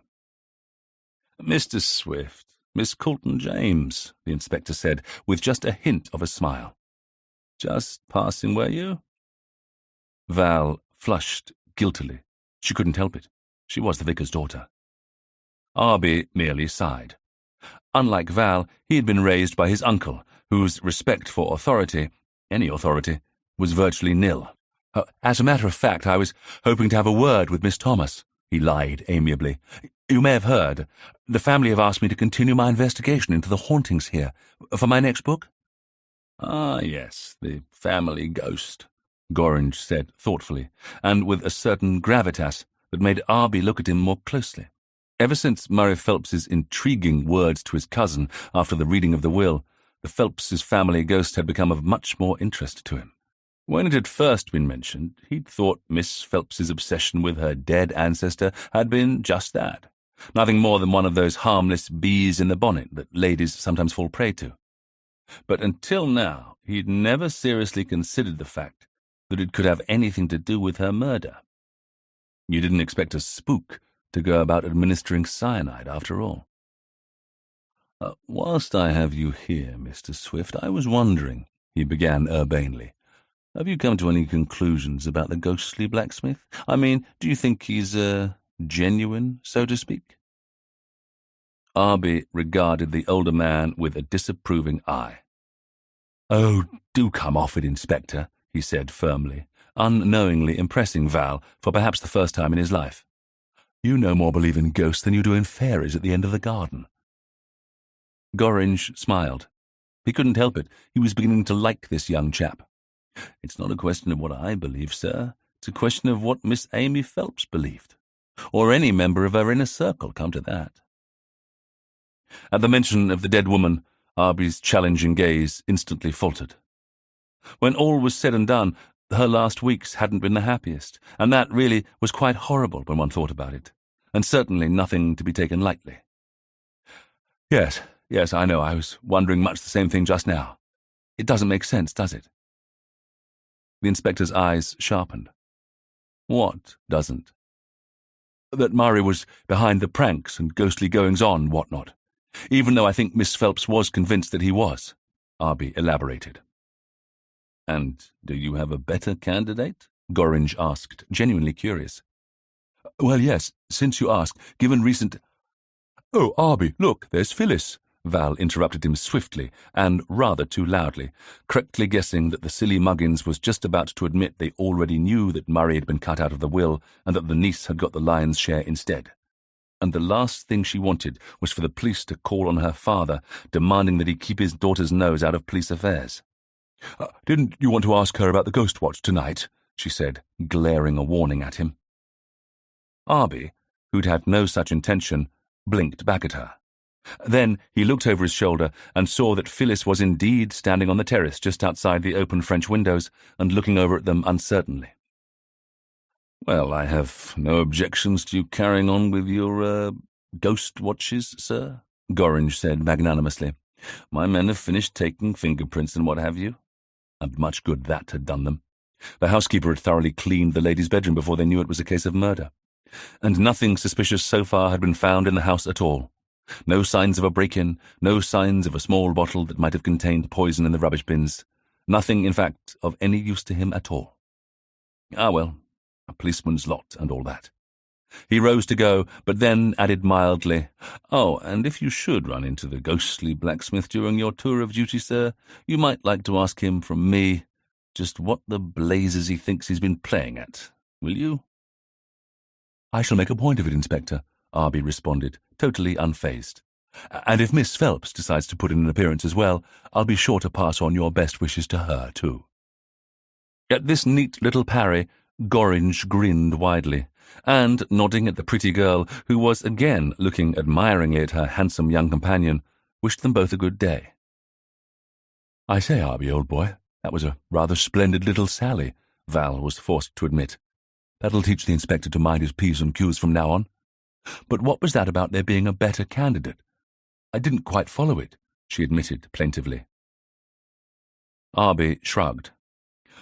"I was just about to say that the reason that Miss Thomas is now a rich woman is because Miss Phelps suspected Murray was behind all her woes, which has worked out very conveniently for our Phyllis, hasn't it?" Val's eyes widened as she realized what he was getting at. "You mean you think she's the one behind the ghostly goings-on and what-not?" she asked, her eyes narrowing as she thought about it. "You know that would make sense in a way, wouldn't it?" she continued, in growing excitement. "She invents the ghosts to rile Miss Phelps up, and then drops hints or something that Murray must be behind it all. That way she undermines him in her aunt's eye." "I don't think she'd have needed to do much hint-dropping," Arbie said thoughtfully. "I imagine Murray was already in her bad books over his flirting with the maid and all that. The whole village knew he was gadding about with Doreen." Val nodded. "Yes, that's true," she said. "But, Arbie, if Phyllis did all that, then does that mean she was responsible for her aunt's death?" Arbie shifted uncomfortably. "Well, logically I suppose it could follow, although she might only have done it to get her cousin disinherited. She might not have thought further ahead than that." Val eyed him with a disapproving eye. "But that's a bit lame, old thing, isn't it?" she said staunchly. She knew how much Arbie hated to confront the nastier side of life, and she was determined not to let him get away with it now. Suppose Murray weaseled his way back into his aunt's good books. She'd be back where she started.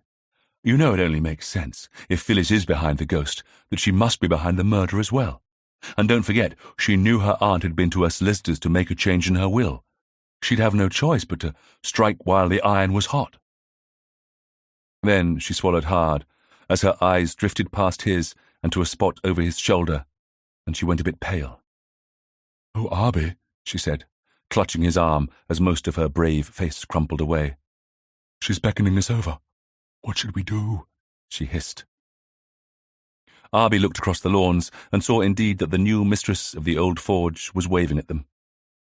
"We go and say hello, old thing. What else?" he said amiably, and only wished that he actually felt as nonchalant and sanguine about it as he had managed to sound. And so he and Val set off across the lawn, each of them unsure what exactly you were supposed to say to a woman who just inherited the fortune of a murder victim and whom you now suspected of having committed the crime. Phyllis looked pale but composed as they met by the French doors. "Hello again. My word, isn't it hot?" she said, instantly setting the tone. "Won't you please come in and have some lemonade?" Arbie and Val accepted gratefully, and, once seated, accepted the iced liquid. Arbie tried not to think about poison at all, but still almost choked on his first mouthful. Val and Phyllis sipped their own libations with apparent enjoyment. "I'm sorry to bother you, Miss Thomas," Arbie began timidly, "but I was wondering if you still wanted me to, see if there are any further disturbances here in the house. I can, of course, forget all about it if you would prefer," he proffered hopefully. "Oh, no, that's perfectly all right," she said, dashing his last chance to duck out from under. "In fact, you can begin right away if you like. Murray has left and gone back to his own place, and I'm catching the next train myself. I have so many arrangements to make. It won't take me long to pack.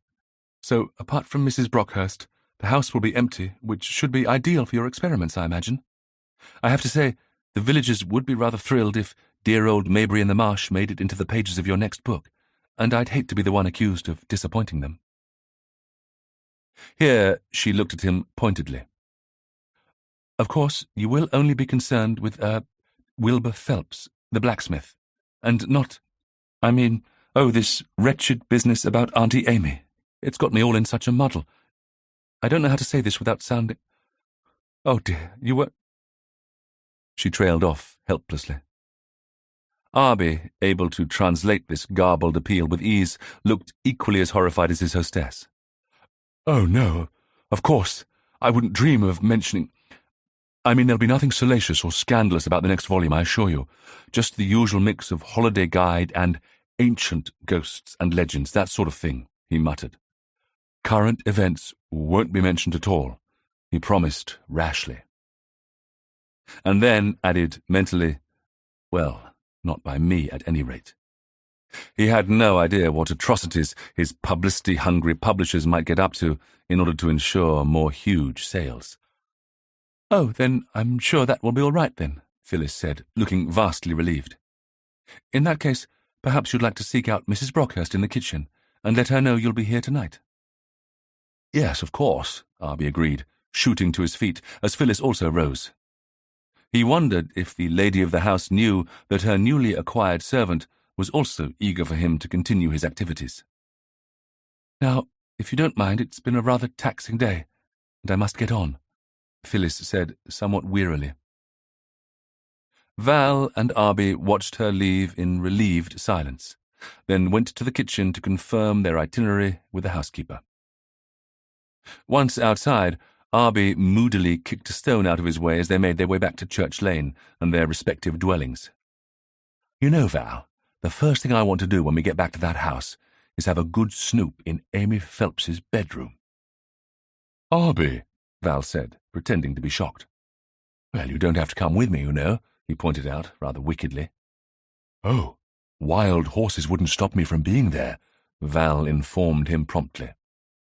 "No, I don't suppose they would," he concurred sadly. When Arbie returned home, he took a detour into his uncle's studio. He wanted to borrow the electric battery lamp that Uncle had invented last year. It looked like an old-fashioned traditional glass lantern, but produced an almost blindingly bright light when you flicked a hidden switch. Uncle had done something clever to the bulb he invented to go with it, but what exactly this was had naturally gone right over Arbie's head. Alas, to create this luminous device, Uncle had to construct a large battery that he concealed in its base, which made it too heavy to be of interest to manufacturers. People, they had pointed out politely, wanted a portable lamp to be just that, portable, not something that only Atlas could successfully carry around for any length of time. Therefore, it had remained, to date, a single prototype, but it was just what Arbie needed right now. Although he wouldn't admit it to Val for all the world, having a light that he could rely on, and that would illuminate every corner of a room, and probably for miles around outside whilst it was at it, was just what he wanted. Hunting a ghost was one thing, but hunting a killer was something else, and Arbie didn't fancy being in the inadequately lit old forge without knowing that he could throw a light on at any time he'd choose. And if he gave himself a hernia carrying the wretched thing, well, so be it. He found the studio unlocked, but empty, which meant that his relative was somewhere nearby. He was tempted to yell for him and ask where the lamp was, because the studio was not the easiest place in the world to find anything. But as he looked around, he spied the pyramidical black iron top of the lantern peeking out from a pile of what looked like former automotive parts. He was just heading for it when he glanced up and saw on his relative's painting platform a canvas on an easel which literally stopped him in his tracks. Even from that distance, the quality of it hit him squarely in the eye, and its form was so well known that he abruptly detoured from his mission, headed up the few steps needed to put him on the dais, and gravitated towards the glowing siren of painted horseflesh. A Stubbs. He was sure of it. Who hadn't, at some point, seen one of these beauties either in the flesh, in a gallery, or reproduced in the pages of a magazine? He moved reverently closer, and eyed the painted equine with breath that caught in his throat. What a beauty! An absolute stunner! He leaned closer and bathed in it. Then he took a step back and frowned.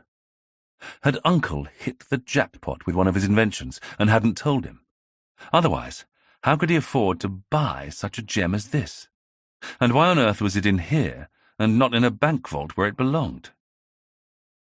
Then he saw the second easel next to it, covered with a cloth, his uncle's paints and brushes on the table next to it. With his heartbeat doing a rapid Charleston, he moved very reluctantly over to it and gingerly lifted up one corner, taking a tiny peek underneath, and saw 4 now very familiar fetlocks looking back at him. Hastily, he let the cloth drop and backed away, swallowing hard. Feeling just a bit light-headed, he went back down to collect his lamp, grunting a little at the weight of it as he hefted it outside. But the fine sweat that had broken out on his forehead and on the palms of his hands had nothing to do with his physical labours. Had his uncle finally lost his mind? If he was caught forging a Stubbs, it would mean utter disaster. And with an inspector like Gorringe lurking around the village, what was the silly old reprobate thinking? As if his nerves weren't stretched enough as it was. Chapter 15. The sun was just beginning to set when they returned to the house. Luckily, Val was far too excited to comment on Arbie's new acquisition, even though he did keep shifting its cumbersome bulk from hand to hand to try to ease the ache in his straining arms. Mrs. Brockhurst let them in, for the first time looking rather uncertain of the protocol. After all, none of the family were in residence, and exactly what did you do with visitors who were going to do a ghost vigil? They were not guests as such, nor were they tradespeople. In the end, Arbie reassured her that they wouldn't need looking after, and that she should just continue with her normal routine as usual. Thus, With the only witness to their upcoming misdeeds safely ensconced in the kitchen, Arbie put the lamp out of the way against the back wall under the stairs, and then quickly scampered after Val, who was already upstairs, and onto the landing. There, Arbie paused. Val, suspecting him of funking it and wanting to put off going to the scene of the crime, regarded him with her usual mixture of impatience and fondness. Of course he was just standing there with a slightly vacant look on his annoyingly handsome face and doing nothing useful that she could see. It was, however, Arbie's misfortune, or good luck, depending on the circumstances of the moment, that he always looked at his most vacuous when he was doing his best thinking. "I can go first if you like," she prompted. Most of her friends, when The Gentleman's Guide had first come out, had been envious of her lifelong friendship with the suddenly famous author, and those who met him saw only his good looks and succumbed all too readily to his rather off-hand charm, and envied her even more. Val found this state of affairs naturally most annoying. If only they knew what a chump he was generally. Someone really needed to take him in hand, otherwise he'd just spend the rest of his life loafing and doing nothing much at all, like he was doing now. He roused himself at her words and looked across at her as if in some surprise to see her standing there. "What? Oh, no, we'll go in a minute. I was just making sure that I remembered that night properly. That when I said good night to her, Miss Phelps walked up these stairs with nothing in her hands." Val looked down the stairs. "And are you sure?" "Yes, I am. Then, once she got to about here, where we are now, she picked up a candle from presumably this table." He pointed to a small cherry-wood pie-crust table placed under a pleasant but not outstanding watercolour of sheep grazing in a field. One of Miss Phelps's late mother's, presumably. "She did?" Then she walked along the corridor. Suiting his action to his words, Arbie began to walk along the corridor, which looked dark and menacing. Here the twists and turns of the corridor allowed little light to penetrate from the nearest window, and Val began to wish that they had a candle of their own right now, or that the gas lighting extended this far. "So, she walks to her door," Arbie muttered, reaching for the door handle, "opens it and enters." They were now back in the room where they had found Amy Phelps dead, and Val's eyes went straight to the big bed, relieved to find that it had been stripped and covered with a dust sheet. The curtains were drawn, and Arbie went over to open them, wanting as much light as possible whilst it lasted. "All right, now, let's try and work this out," he began briskly. "Miss Phelps comes to bed, following her usual routine. I think we can feel it's safe to assume that much. Most people do the same things when they turn in at night. Now, what would hers have been, do you think? I noticed a wash basin under the table, but don't most ladies wash in the morning?" Val, with a smile, admitted that they did. "All right, so she comes in and... what? I know the first thing I'd do is go to the window and have a breath of fresh air and open them wide. But when we climbed in that morning and found her, the curtains weren't drawn and the windows were all shut." Val, getting caught up in the reconstruction, frowned.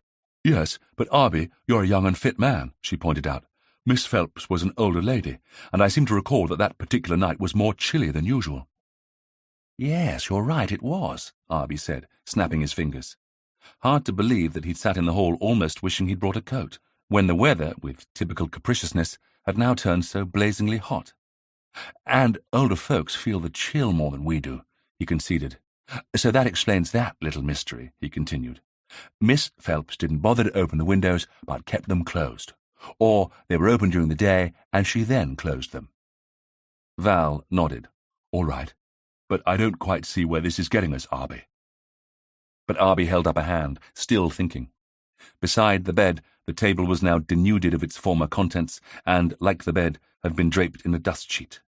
Mrs. Brockhurst had certainly been busy, he thought uneasily, and wondered what else might she have obliterated in pursuit of her domestic chores. "On that table were, let me see." Arbie cast his mind back, and listed all that he could remember being there. "The thing that stands out most is that there was a book lying there open and facing downwards, the way you put a book down when you want to keep the place for a moment, and a pair of glasses, presumably reading glasses, beside it, which were also unfolded, which suggests to me that she'd been reading in bed. Val was beginning to feel just a little impatient with all this evidence of a dead woman's final minutes. After all, how could it possibly matter? Besides, he was giving her the shivers. Yes, that all sounds very feasible, she agreed, wishing he'd get on with it and do whatever it was he wanted to do, so that they could leave before it got fully dark. Sitting vigil for a mythical, ghostly ancestor in the hall was one thing. Actually being in the room where someone had been murdered just a little while ago was another thing altogether. Reluctant to stay by the bed, she wandered off and started poking around. The older woman's vanity dresser was also covered by a dust sheet, but she pulled it back, looking thoughtfully over its contents. Here the smell of lavender lingered, and she noticed some talcum powder had been spilt. A pretty mother-of-pearl jewellery box caught her eye, and feeling very guilty, but unable to resist the temptation, she lifted the lid and peered inside. What her father would say she couldn't imagine, but her mother might forgive her. There was always something irresistible about looking at someone else's jewellery. Amy Phelps didn't have anything really fancy. Those had probably been kept in the family vaults, but she still had some nice pieces. With a sigh that Val told herself was not at all envious, envy being one of the 7 deadly sins, she picked up a ruby drop pendant and held it against her throat, peering at herself in the vanity mirror. As she did so, a ray of the setting sun caught it, making it look like a drop of blood on her throat. The thought gave her the horrors, and she was just about to hastily thrust it back in the box when the sunlight exposed something else about it. Something rather unexpected. Oblivious to the fact that Val had left his side, Arbie was still thinking and talking furiously. So, we have Miss Phelps retiring to her room for the night, leaving the windows shut because it had turned cooler, and then climbing into bed and reading a book for a little while before blowing out the candle and settling down to sleep. Val, rubbing her upper arms, returned to his side, beginning to feel distinctly chilly herself. "Arbie, I think you should know," she began, but he was already off again. "But in that case, why didn't she close the book after putting in a bookmark or turning down one corner of the page or whatever it was she usually did? And why didn't she fold up her spectacles? Isn't that what we all do automatically when we finished reading for a while?" Val shrugged. Perhaps she was just in the habit of leaving the book that way," she asked, momentarily distracted from telling him what she'd discovered. Arbie looked at her skeptically. "Would you leave a book that way? It would be sure to break or ruin the spine eventually." "Well, no, I wouldn't," Val was forced to admit. "Mother would spank me if I did. We were brought up to respect books." "And Miss Phelps would no doubt have been brought up by a similarly minded governess," Arbie vouchsafed firmly. "No, I think she was still reading in bed when someone, or something, disturbed her." At this mention of something potentially supernatural, Val felt a definite shiver ripple through her. "Oh, Arbie, don't. You're just being a rotter trying to frighten me on purpose. Well, it won't work," she said crossly. Arbie, much maligned, eyed her with displeasure. "I'm doing no such thing," he denied righteously. "I'm just trying to work it all out in my mind. If it's really giving you the horrors, you can always go home," he added, hopefully. Val looked at him scornfully. "Right, well then," he muttered. "Miss Phelps is in bed reading. She hears a noise." "The ghostly rattling of chains?" Val couldn't help but snipe nervously. "Perhaps," Arbie raised a dark eyebrow mockingly. "I was thinking more along the lines of something much more prosaic. A knock at the door, perhaps." "Oh. So she calls out to whoever it is to come in." "Wait a minute. We were in the hall. Don't you think we'd have heard?" Val interrupted his theorizing with a slightly triumphant air. To her surprise, he didn't rally with a cutting reply of his own, but instead thought about it carefully. "I'm not sure," he said. "On the one hand, the hall isn't that far away, and we're being quiet. On the other hand, this dratted house is so thick-walled and topsy-turvy, I'm not sure if the sound of a human voice behind a closed door would have carried to us." Val had never seen Arbie Swift so invested in something before. He was almost, well, impressive. "We'll do an experiment later. I can stay in here and call out, and you can stand in the hall and tell me if you can hear me," he swept on. Arbie, finally noticed that she was giving him a look that he'd never seen in her repertoire before, and instantly got a bad case of the jitters. "What?"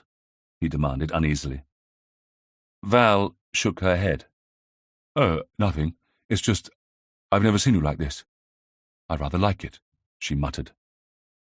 Intrigued, Arbie regarded her with his head a little cocked to one side. "Like what, exactly?" "I don't know. Animated, interesting. Doing something other than just jaunting around and having a good time." Arbie shook his head.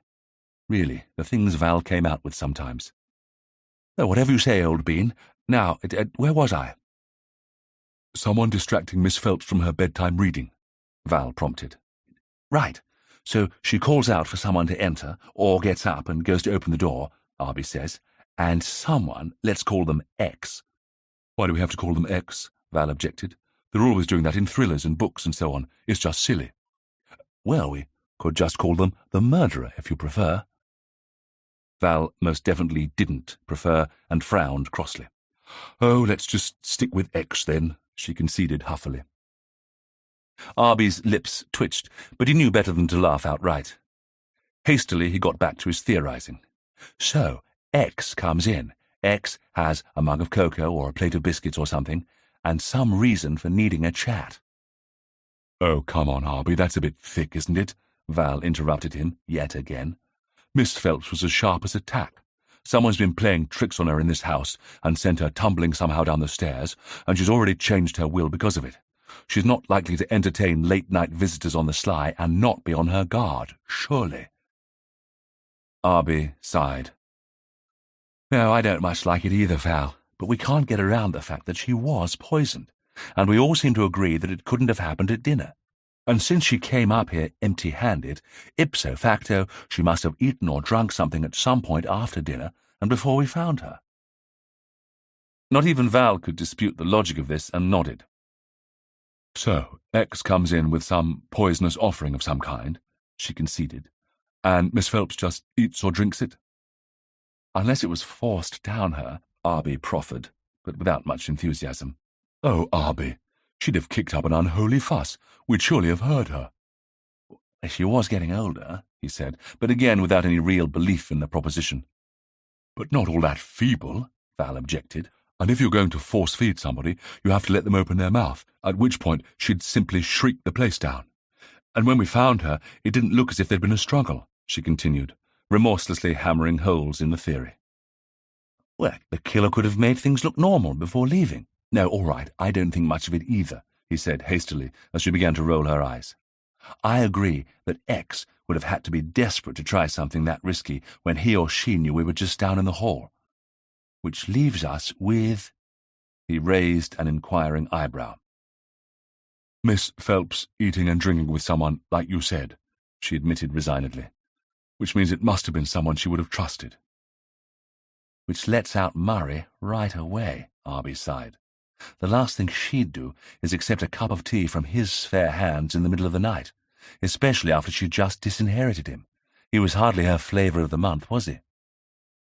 "So, it had to be Cora, then," Val said, "or Phyllis, or Mrs. Brockhurst. Reggie sleeps in his studio and doesn't have a key to the house. Remember, the housekeeper said Miss Phelps was always careful about keys." "And which of that lot do you fancy as a prime candidate for X?" Arbie asked. Val thought about it and bit her lip. "Well, I suppose it has to be Phyllis, doesn't it?" she said reluctantly. "I mean, she was the one who benefits the most." "But according to everyone we've spoken to, it was no secret that Murray was the heir," Arbie pointed out. "And according to what Reggie said about what happened at the will reading, nobody knew about the sudden switch to Phyllis, including Phyllis. So unless she'd found out somehow, and I don't see how she could have, she wouldn't know that bumping the old girl off would leave her in clover." "Unless Miss Phelps had confided in her that she was now the heir, and she was play-acting at the reading of the will," Val agreed. "Oh, Arbie, this is getting more and more confusing," she complained. Arbie grunted. "We haven't even got properly started yet," he prophesied gloomily. "Let's just say for now that someone comes in and for whatever reason Miss Phelps trusts them enough to eat or drink in their company. So, the poison starts to work, Val shuddered. And X waits until it's done his beastly work and then leaves. And that's when it really starts to get complicated, my girl, Arbie said. Because when we got in here the next morning, the windows were firmly shut and the door had been locked from the inside, with the key still in it. So how the dickens did the killer manage that? And even more importantly, perhaps, why? Val gave it a little thought. The obvious explanation is that Miss Phelps locked the door herself after X had left. And after the nasty tricks that had been played on her, and the fall down the stairs and all that, who can blame her? I'd sleep with my bedroom door locked too, if I'd been her. Yes, I'd already considered that, Arbie said, not noticing her sceptical look. But look here, Val, that doesn't really make sense either, does it? He appealed. Look at things from X's point of view. You've been playing ghostly pranks, for whatever reason, and sent the woman tumbling down the stairs, and now you've decided it's time for the grand finale. You're going to actually kill the old girl. You come here with your poisoned chalice, and she drinks the stuff. You don't just then leave. What if she starts to feel the effects and cries out for help? We're just downstairs in the hall, remember? What if we come running and she manages to gasp out X's name with her dying breath or whatever? It's too much of a risk. No, you'd wait, wouldn't you, to make sure the stuff's done the job. Val shuddered. Arbie, that's horrible, she protested. Yes, it is, he agreed grimly. Very horrible, but it makes sense. So the woman dies, X puts her into bed, if she isn't there already.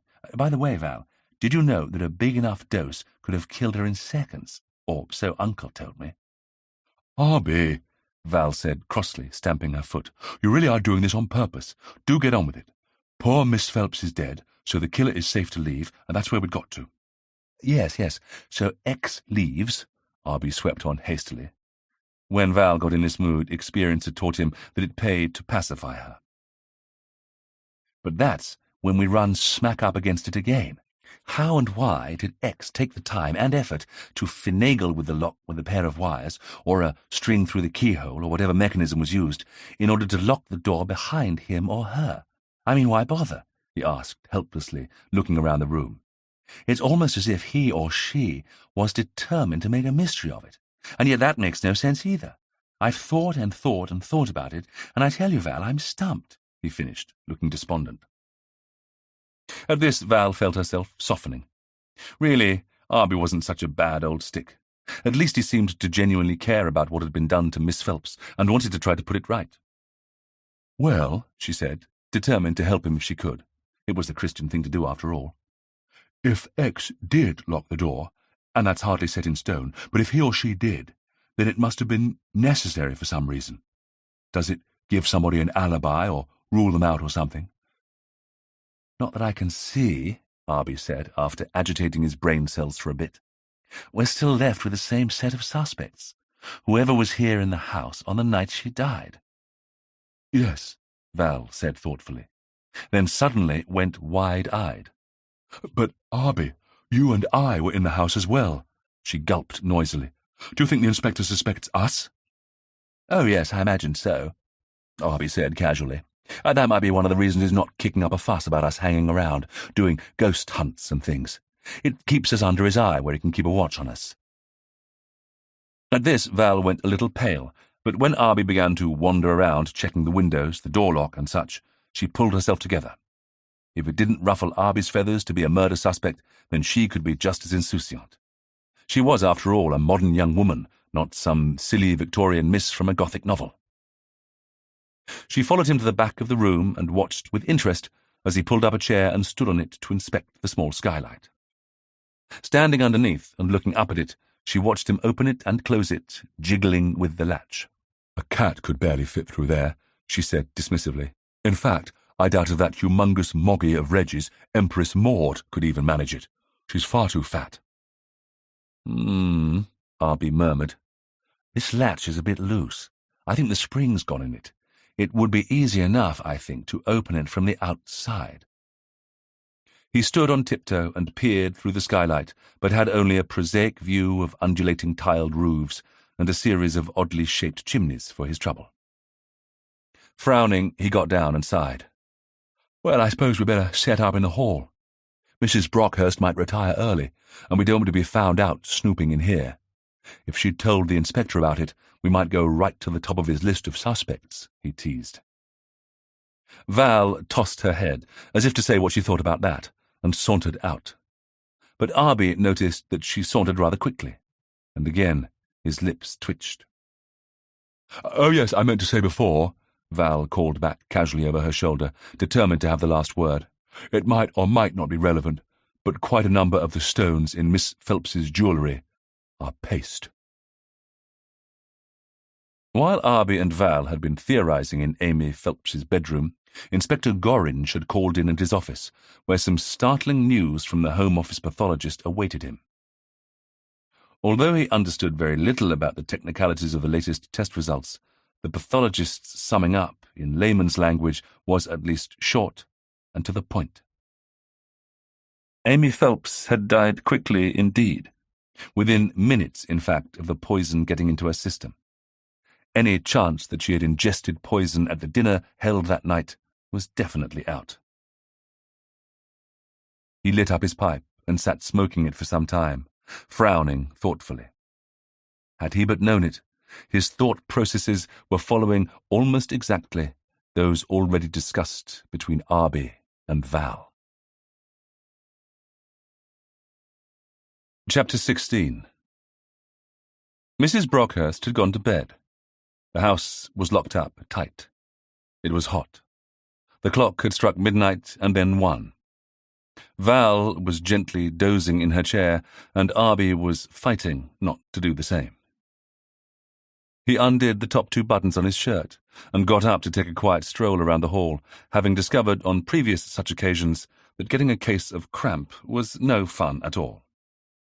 Although he knew that, strictly speaking, you were supposed to keep quiet and still on vigils, Arbie had never taken the rules on these matters all that seriously. As far as he was concerned, if a spook was so sensitive it objected to a chap stretching his legs, then the bally thing could forget it. He yawned and studied yet another painting of the late Amy Phelps's mother that was bathed, for the time being, in bright moonlight. Having learned a little about art from his uncle, he found her amateur but well-painted country scenes pleasant and inoffensive. Of course, he— Suddenly, Arbie froze. Not only did he become totally still, and his thought process utterly stall, but he felt his blood run cold, and icy shivers begin to crawl up his back. And all because he could hear, faintly but unmistakably from somewhere in the house, the tinkle of a tiny bell.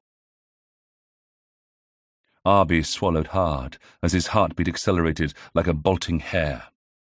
Moreover, he was inclined to make like a hare himself and head for the hills at a considerable rate of knots. Although, as a boy, he'd had little doubt that his chapel home was haunted by an organ-playing spook, probably the spirit of some disobliging organist or a reluctantly deceased pastor, that belief had gradually dimmed and mellowed as he matured, so that by the time he had come to write his Gentleman's Guide, he, along with the majority of his hosts, took the family spooks under investigation with a pinch of salt, so to speak. But since others firmly believed in their existence, he had always been scrupulous, up to a point, vis-à-vis getting the cramp, when researching and ghost hunting. Otherwise, he felt that he hadn't earned his daily bread. But he'd never been surprised when he'd seen and heard nothing at all, apart from the times when some of the younger members of his family or residents of the holiday hotels had thought it amusing to play tricks on him, naturally. But now, he felt the hairs rise on the back of his neck, and his skin began to crawl. The grandfather clock ticked ponderously, and in her chair Val gave a small, ladylike snore. Arbie ignored both, his ears just attuned to listening out for one specific thing, and tried to get his breathing under control. When he'd managed to stop snorting like a man who'd just run a marathon, he could hear nothing alarming. Perhaps he had imagined that tiny sound, but no sooner had he given the thought voice in his head than he heard it again, as if it were mocking him and his pathetic attempts to explain or will it away. It was faint, but it was still a thread of sound that was unmistakably the musical tinkle of a small bell. And now that he had his wits about him and was actively listening out for it, It sounded to him as if it was coming from somewhere above him. Reluctantly and dry-mouthed, he turned his head slowly and forced himself to look up the stairs. It was a full moon, and plenty of light was streaming in through the high hall windows. Enough light, anyway, so that he could see clearly that there was nothing to be seen. Not with the human eye, anyway. "All right, Arbie, old son," he told himself firmly. "Don't get a case of the old collie-wobbles now. Just think what a chump you'd make of yourself." He needed to be logical about this. So, what had experience taught him? Well, every time he'd thought he'd seen or heard something specific, it had turned out to be a hoax. And with Val in plain sight, snoring obliviously and happily away on her chair, blast her, the only person who could be ringing that little bell was the housekeeper, Jane Brockhurst. Which seemed, on the face of it, very unlikely. Still, he knew Reggie was away in dreamland over in his studio, and besides which, he didn't have a key to the old forge itself, and he'd seen for himself both Murray and Phyllis leave for their own residences. So the housekeeper it had to be. Perhaps she'd invented the ghost to torment Amy Phelps for making her give up her baby all those years ago. But in that case, why was she keeping the legend of the ghost alive, so to speak, now that Amy Phelps was dead? Tiptoeing past Val, Arbie headed for the stairs, congratulating himself that he'd had the forethought to get from Miss Phelps a layout of the house before he began his vigils. A layout which had included the allocation of bedrooms so that he knew where the housekeeper slept.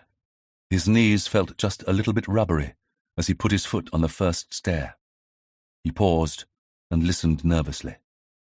No bell. He climbed silently up to the small half-landing where Amy Phelps had taken her tumble a week or so earlier. No bell. He reached the top of the now less moonlit corridor and looked towards the room where the lady had died, trembling a little and half bracing himself to see some ghostly human figure watching him. But there was nothing, and better yet, still no sound of any bell. Beginning to feel less like a human jellyfish, he turned and headed away down a small offshoot of the main landing towards the room where he expected to find the empty bed of the housekeeper, although he still couldn't for the life of him think why she should have taken to tormenting her mistress with warnings from her dead ancestor and pretending to be his restless spirit, or why she was now trying to put the wind up a certain inoffensive author of holiday guides. The only thing he could think of was that Mrs. Brockhurst had been quietly going doolally over the years, and no one had noticed. Somewhere at the back of his mind, a little voice was warning him that he'd forgotten something. He tried to chase what it could be back to its lair, but it was having none of it, and remained stubbornly elusive. Probably because he was too distracted by the need not to get nabbed by a ghost or a madwoman to give it the concentration it needed. He shook off the nagging of his subconscious and approached the door that he was fairly confident belonged to the housekeeper and was just reaching out to the handle to turn it when he heard a sound. No spine-chilling ring of a bell, but a far more human and comical sound altogether. The sound of a snort, and a deep resonating snore coming from behind the wood. This was followed by the unmistakable twang of bed springs as the occupant of the bed rolled over, no doubt in search of a more comfortable position. So, Jane Brockhurst must have finished her bell-ringing trick and was back in bed pretending to be innocently slumbering. Coward that he was, he felt nothing but relief, since he hadn't really wanted to catch the poor demented woman red-handed, ringing a bell. Arbie, his heart shooting up somewhere past his tonsils, heard it again. That faint but unmistakable tiny tinkle of a bell. Somewhere not too far away now, but definitely not coming from the room in front of him. Now he broke out into a real sweat. He swallowed hard. It was at times like this, or so he'd been informed, that a chap found out if he was a man or a mouse. He promptly ran swiftly away from the sound and back down the stairs. He had the front door firmly in his sights and almost screamed blue murder when he sensed movement from something pale stirring close by. "Arbie, did I fall asleep?" a soft voice asked. Val! By the almighty cringe, he'd forgotten all about Val being there. A chap couldn't be seen acting like a sensibly fleeing rodent in front of a lady. He hastily came to a halt, straightened his shoulders, and ran a shaky hand through his hair. "Oh, hello, Val, did I wake you?" His voice was somewhat on the squeaky side, and he cleared his throat and tried again. "I was trying not to." "Aren't we supposed to be quiet?" she began to ask, then stopped talking abruptly as the sound of the tiny tinkling bell once again sounded faintly from upstairs. She shot up off her chair and was by his side in a few seconds, and he felt at once the steely strength of her fingers as she gripped his forearm in alarm. No wonder, he thought with a wince, Val's forehand on the tennis court was such a winner. "Arbie, did you hear that?" she hissed, excitement and fear battling it out for supremacy in her tone. "Oh, yes, I heard it a few minutes ago," he said nonchalantly. "Naturally, my first thought was to check on Mrs. Brockhurst." "Was it?" Val asked, sounding far too sceptical for Arbie's liking. "Naturally, since you were sitting in the chair, snoring your head off, and she was the only other person in the house, it had to be her ringing that blasted bell." But as he spoke, that annoying little voice in his head insisted once again that he was forgetting something. Or was it someone? "I don't snore," Val's accusing hiss cut across his speculations. "And was it?" Was it what?" Arbie asked, confused. "Was it Mrs. Brockhurst ringing the bell?" As if in response to being mentioned, the bell sounded again. And was it his imagination, he thought frantically, or was it just a little bit louder than before? He cast the front door another adoring glance. "Oh, no, she was in bed, snoring too," he said distractedly. "I don't snore," Val insisted angrily. Then her fingers dug even more painfully into his arm as the bell sounded again. "Arbie, isn't it getting louder?" she whispered. "Oh, yes, I think so," Arbie said, determined to sound casual. In fact, he was having so much trouble controlling his breathing and heart rate that he didn't have it in him to be more animated. He eyed again the front door, mentally mapping the distance and estimating that he could be through it within 6 or so strides. And then he wondered what the chances were that he could persuade Val to bolt for it with him. "Well, shouldn't we track it down?" Val demanded. Her voice, too, sounded suspiciously wavering, but if she had the horrors as badly as he did, experience told him that she'd never acknowledge as much in 1,000 years. A more stubborn specimen of womanhood than Valentina Coulton-James probably never existed, he thought gloomily. "It's etiquette to let the ghost come to you," he tried. He knew that this was not at all true, and that every famous ghost hunter had their own methods, most actively pursuing phenomenon wherever they found it. But since Val hadn't read his book, no matter how much she protested that she had, she was unlikely to know this, not having read his short and potted history of the subject that prefaced The Gentleman's Guide. The bell sounded insistently again, as if getting annoyed at being ignored. "Well, that might be just as well, because it's definitely getting louder," Val gulped. "Which means it's coming our way." Beginning to feel light-headed, Arbie took a deep breath and thrust his trembling hands into the pockets of his Oxford bags so that Val wouldn't notice them. "Yes, it is. Pity I haven't got a camera set up. It will be just my luck to have a fantastic phantom appear and not get a photograph of it. I'll be drummed out of the whatchamacallit society. I can see the chairman now." "Arbie, you're waffling," Val cut across him ruthlessly. "You always waffle when you're terrified. You were the same at school when Mr. Bunce called you up to his desk." "Everyone was terrified of Bunce," Arbie protested. "I wasn't," Val lied. "Oh, come off it, Val. Even you—" Tinkle, tinkle. Arbie and Val both spun around, staring in petrified fascination at the stairs. For the sound of the bell was now so close it could only be coming from the landing above them. "Arbie, the ghost is coming," Val whispered. "What do we do?" "Run," Arbie thought. What else did any sensible person do? He looked again at the front door, and Val, catching the movement of his head, dug her fingers even harder into his forearm. "Ouch, Val, that hurts," he complained, freeing his hands from his pockets. "Let go." "No, I want to see what happens," Val said, her voice now distinctly on the edge of hysteria. And she probably did, too, Arbie's feverish mind informed him bitterly. Trust Val to be stubborn, even in the face of her own fear, and the spectre of a ghostly blacksmith with a bell on his toe. "It's coming down the first set of stairs," Arbie whispered, now unable to move at all. His feet felt as if someone had glued them to the tiles on the hall floor, whilst his eyes seemed similarly glued to watching the stairs. But with the aid of the moonlight, he should be able to see whoever, or whatever, was coming down the stairs. But he could see no movement at all.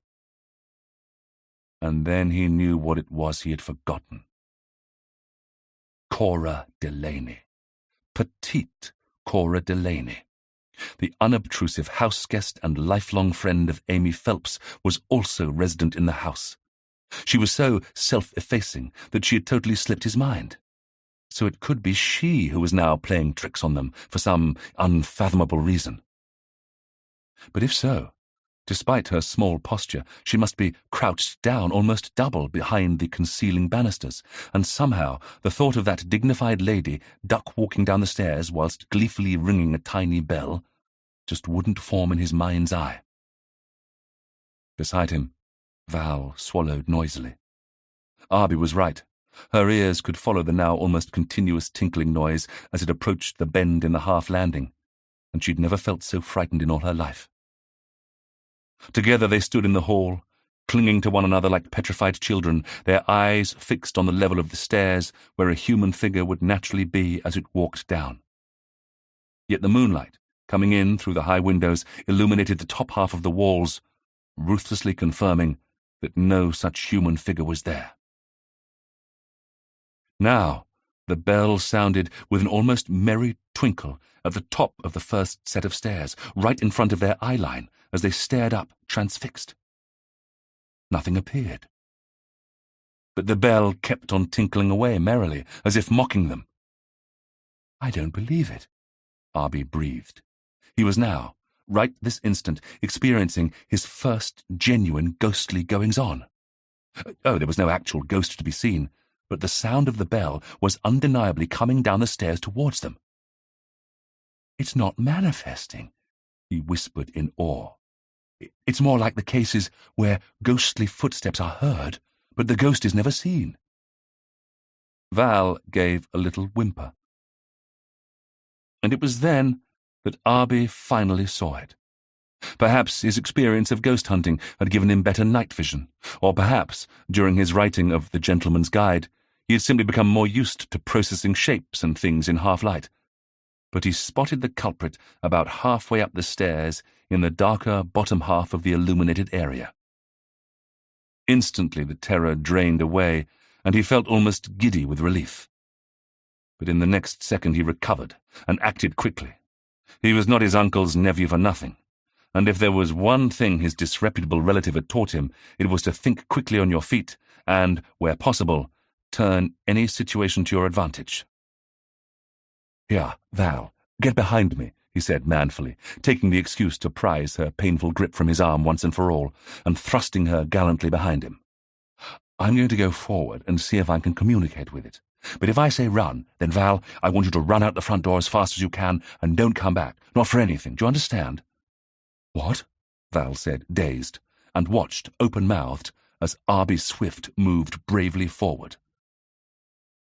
"I can't see anything yet," Arbie said, trying his best to hide his relief and glee behind a solemn tone. "There's no evidence of ectoplasm or luminescence. The temperature isn't dropping yet either. Val, I need you to remember what I'm saying in case you need to repeat it later." He wondered how much longer he could go on before Val, too, spotted the source of the tinkling bell and decided regretfully that it wouldn't be for much longer. Still, he'd done enough, he hoped, to give her pause for thought. The next time she looked at him with that withering gaze of hers, he could jolly well remind her of this night, when he'd taken his life in his hands and— Is that a cat? Val asked. What? Oh, Arbie crouched down and peered. By Jove, Val, well spotted. Yes, it's Reggie's precious Empress Maud. Here, Puss-Puss. He made a squeaking noise through his lips and rubbed his thumb and fingers together in invitation. The friendly feline, needing no further encouragement, quickened its pace and ran to him, setting the little bell on its collar ringing out musically. Oh, she must have got in somehow and has been busy mousing, Arbie said, reaching down to pick up the cat and bury his face thankfully in her lush fur. He became aware of Val by his side and removed his face from the purring feline's ribs. Well, that's one mystery solved. If I'd known the silly cat had one of those bird-scaring thingamajigs on her collar, he tinkled the bell deliberately as the cat pushed her furry cheeks against his face and purred loudly, we wouldn't have been fooled, or nearly been given a heart attack. But the only time he'd been introduced to the cat was when they'd first come to the house for tea, and then the feline had been mostly stationary on Reggie's lap. Arbie, did you know it was the cat all along? Val accused, watching him with blue-eyed suspicion. What? No, of course I didn't, he said, huffily, and feeling mortally offended. Did you think of the blasted cat yourself? He challenged her flatly. And at this, Val was forced to admit, very grudgingly, that no, she hadn't. After that, neither one of them fell asleep in their chair, and when dawn finally came, Arbie opened the front door, and Empress Maud sped off with her tail flickering in the air in search of her master and breakfast. Which, Arbie thought, was a jolly good idea. He could eat the odd kipper or two himself. Nothing like a good fright, overcome, to give a fellow a hearty appetite. Chapter 17. It wasn't until 2 days later that Val and Arbie were once more roped into the Phelps affair. During that time, Arbie had been informed by the boatyard that his uncle's boat was now ready, and he'd arranged with Marcus Finch that one of his employees would deliver the boat to the jetty at the bottom of their garden on the morning of his uncle's birthday. He'd also, reluctantly, signed a contract with the jubilant Wally Greenstreet for a second volume of The Gentleman's Guide, and had, even more reluctantly, started to make some notes on his travel itinerary for the tail end of the summer. The heat had now broken, and a far more bearable summer day awaited Arbie when he awoke, so he and Basket took a short walk across the fields. Basket, as usual, was too lazy to go any further than a mile or so, and, unless he wanted to end up carrying the stubborn animal home, Arbie had no other option but to keep his ramble down to a modest one. Even so, he was in a good mood when he returned to the chapel, but that changed the instant he heard noises coming from his uncle's studio, and thought that he recognized the voice of the visitor. He felt a nasty jolt rocket through him, and all but sprinted for the entrance to the outbuilding. As he pushed open the door and almost fell in, he discovered, to his dismay, that he was indeed not mistaken. The less than dulcet tones of Inspector Gorringe greeted him immediately. That's an interesting object, sir, if you don't mind my saying so. He was speaking to Uncle, and eyeing something warily on the nearest workbench. His uncle saw Arbie first, and, to his nephew's practised eye, was clearly not at ease. But then Uncle was never easy when the constabulary were within spitting distance. Yes, it's an idea I have for a portable battery-operated fan, he was saying, calmly enough. But Arbie, who knew him well, had no trouble interpreting the look Uncle shot at him. He wanted Gorringe out of his studio. And with the Stubbs canvas not 10 feet away on the painting platform, Arbie could well understand why. He was feeling a bit queasy about it himself. At his uncle's look, he forced himself to stroll casually up, hands in his pockets, and, assuming a nonchalance that would have made an actor at the Palladium applaud him, drawled, "Oh, hello there, Inspector. Was it me you wanted?" manfully putting himself forward as a distraction. "Ah, yes, our famous man of letters," the inspector said, turning slightly amused eyes onto the younger man. "I thought I'd call in while I was passing. I've heard so much about your uncle from the local magistrate that I couldn't resist meeting this notorious relative of yours."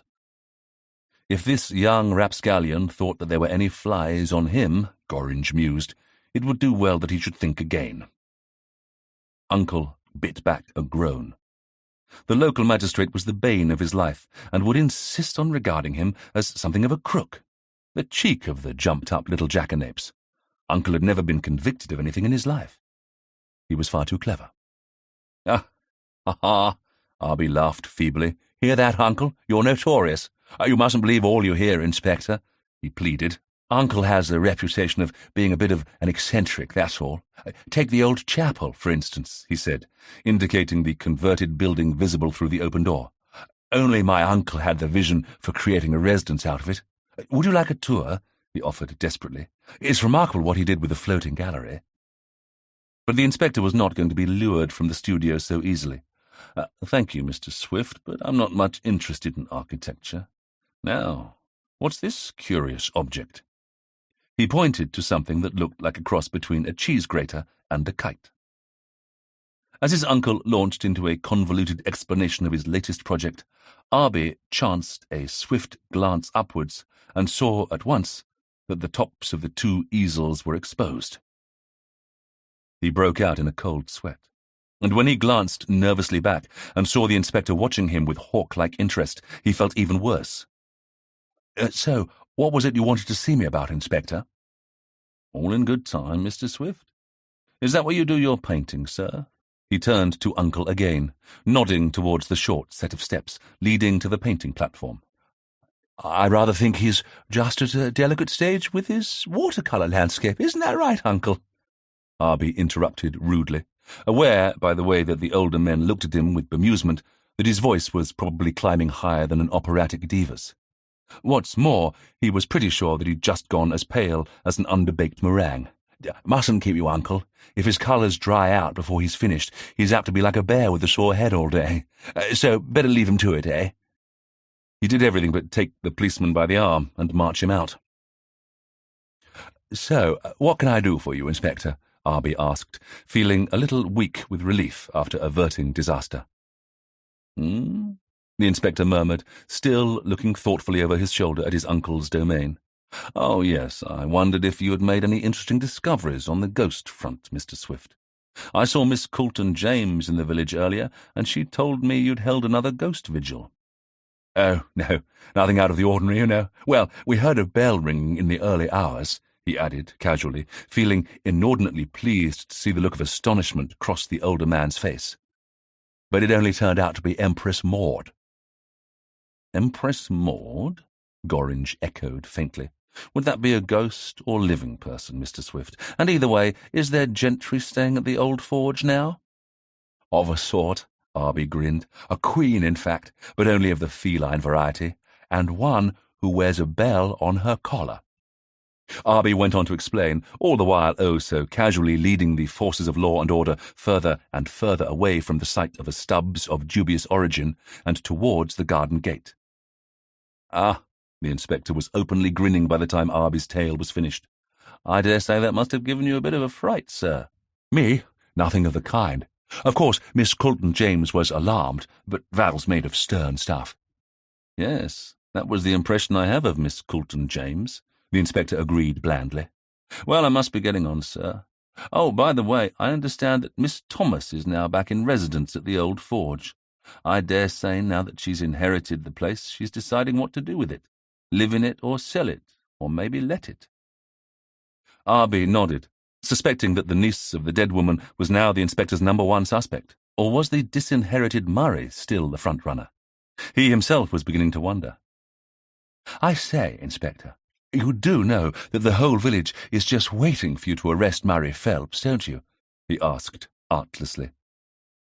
The inspector, not fooled for a minute by this piece of fishing, decided to take the opportunity to make a little mischief.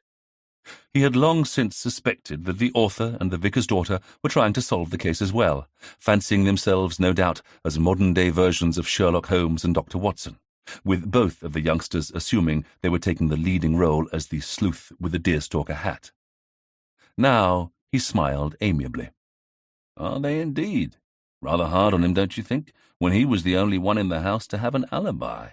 Or so he claimed," Gorringe added casually, gratified to see the author's jaw drop comically. In truth, the inspector, after investigating Murray's movements, wasn't altogether sanguine that young man's movements were quite as cut and dried as he had made out.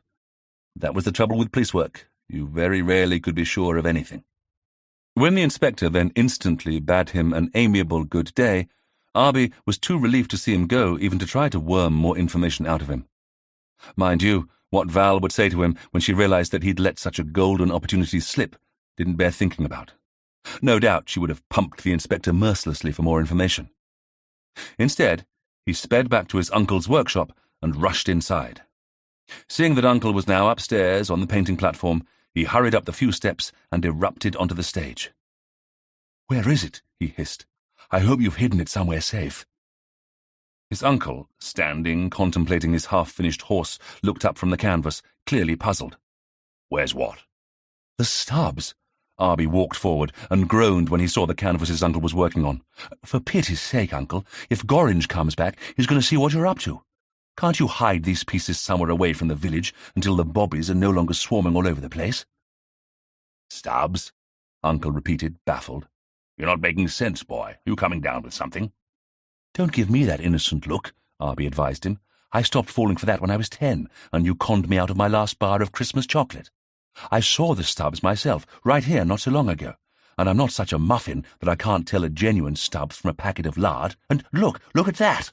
He waved a demented hand at the canvas in front of them. "You're obviously painting a copy. Do you know how many years you can get for art forgery?" he demanded, "not to say aiding and abetting the theft of a major artwork." "No. Do you?" Uncle asked, genuinely curious. Arbie didn't, not offhand. But that was not the point. "Uncle?" "Oh, relax, boy. You didn't really think I'd nicked a Stubbs from somewhere, did you? Who do you think I am, some kind of geriatric Raffles?" Since Arbie did think it, he naturally began to look huffy. "No, of course not. It's just that, with the inspector lurking about, He pulled his collar away from his throat and began to shuffle his feet. His uncle took one astonished look at him and then smiled affectionately. "You're a good lad, young Arbie, looking out for your aged relative and all." He reached out and patted the lad on his shoulder. "Daft as a brush, mind, but a decent enough cove." He gave a sudden bark of delighted laughter. "So you thought I was about to be nabbed, did you?"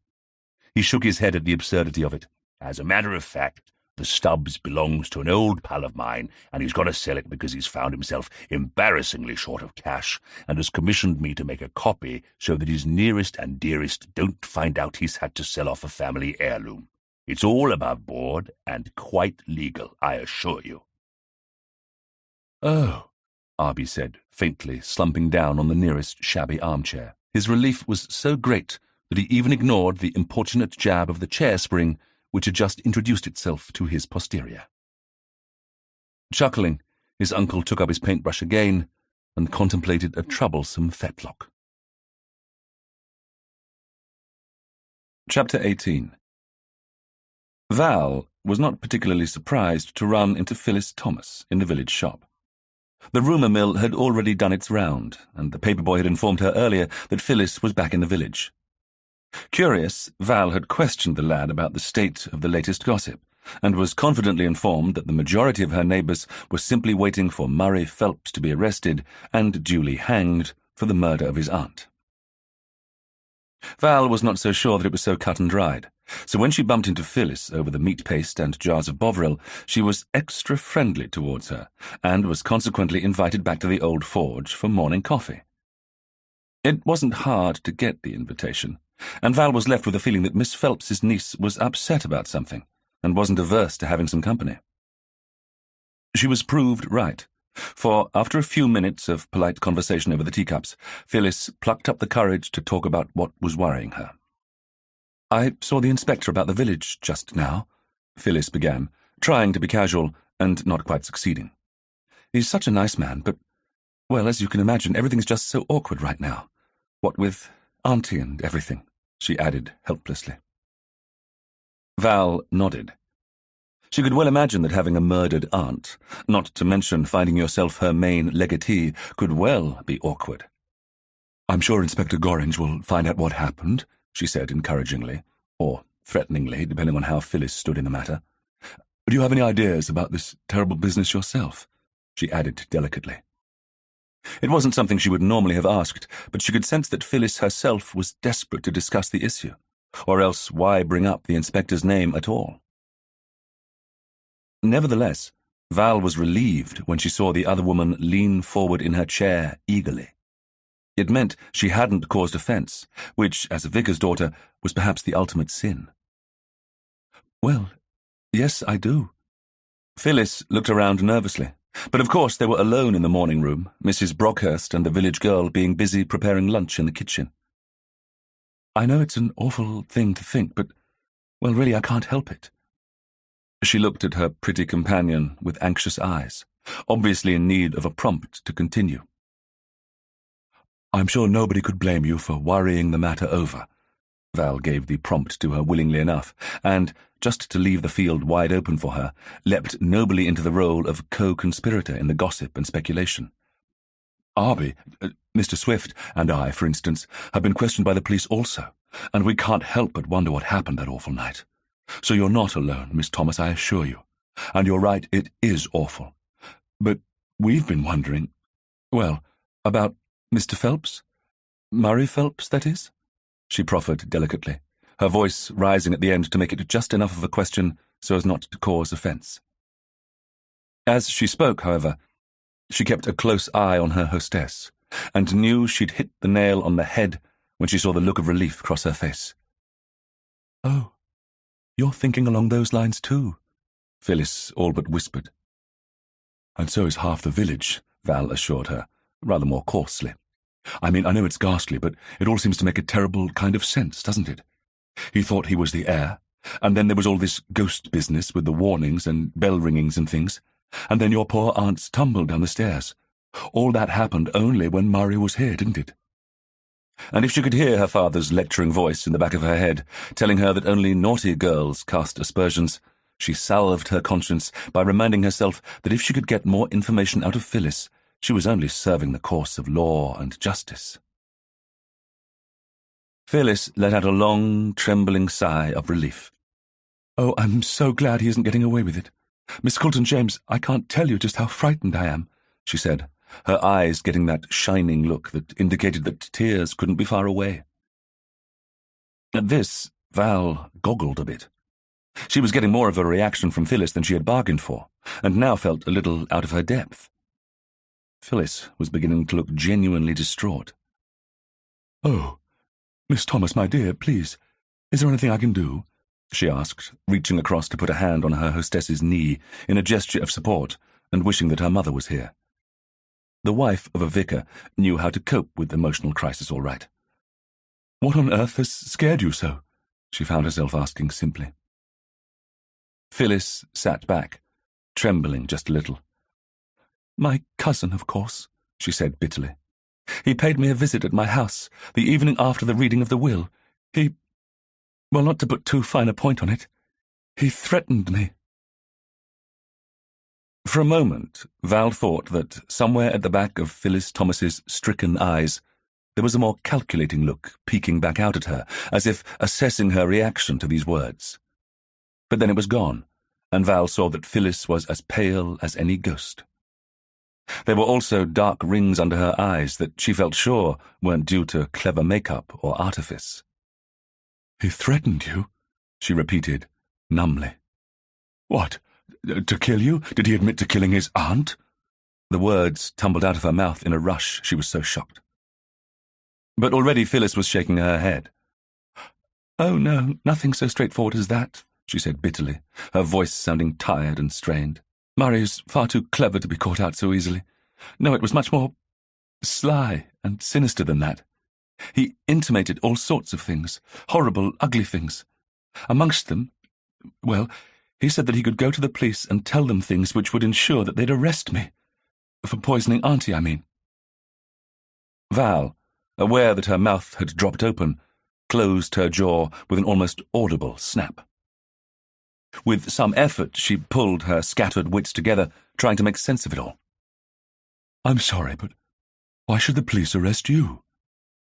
This, of course, was a little ingenuous on her part, as she and Arbie had also wondered if this woman could be the killer. But she was hardly about to admit as much now.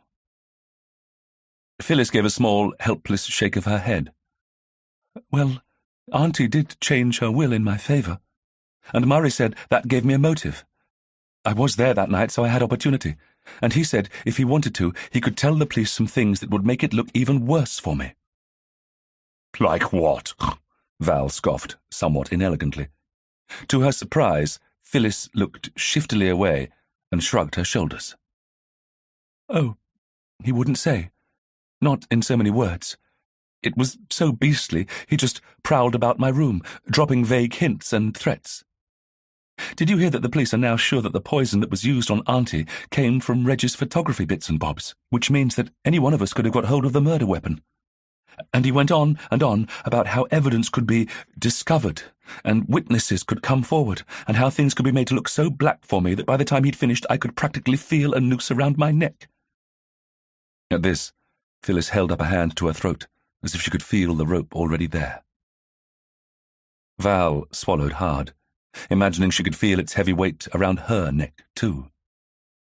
"And then he suggested a way out for me," Phyllis said despairingly. "I asked him what he meant, and he said that if I shared the inheritance with him, he would keep quiet about what he knew. Of course, I demanded he'd tell me what it was he thought he knew, but he seemed amused by that.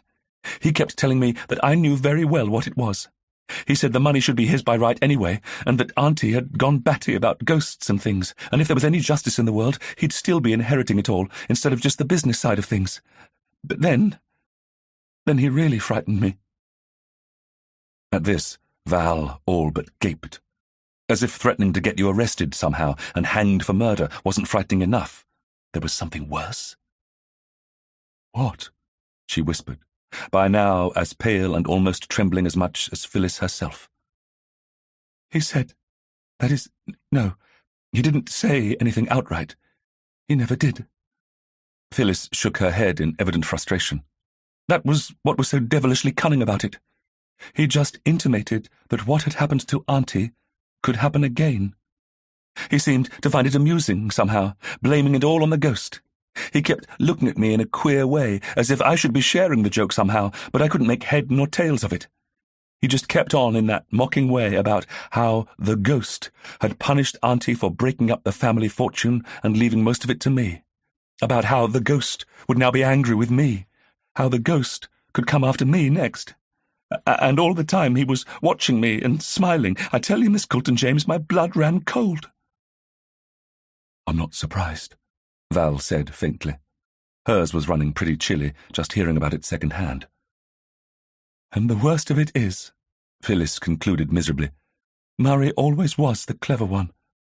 I don't know how he means to do it, but I'm sure that he can, and I'm worried, so desperately worried, that something will happen, and the inspector will arrest me. Or else something awful will happen to me. And you see, if either of those things happen, as my closest living relative now, Murray will inherit the money after all. And I just don't know what to do." Phyllis finished almost on a wail. At this, Val bristled and angrily straightened her shoulders. It was time they both stopped acting like wilting wallflowers and stuck up for themselves. Her chin came up and her blue eyes flashed. "Well, I know what I'd do if I were you," she said forcefully. "I'd march straight down to my solicitors this instant and make out a will leaving everything I have to some charity or other. That would spike your beastly cousin's guns all right." Phyllis stared at Val wonderingly. "Oh, Miss Coulton James, of course you're right. And I should have thought of that myself," she added, sounding genuinely annoyed with herself.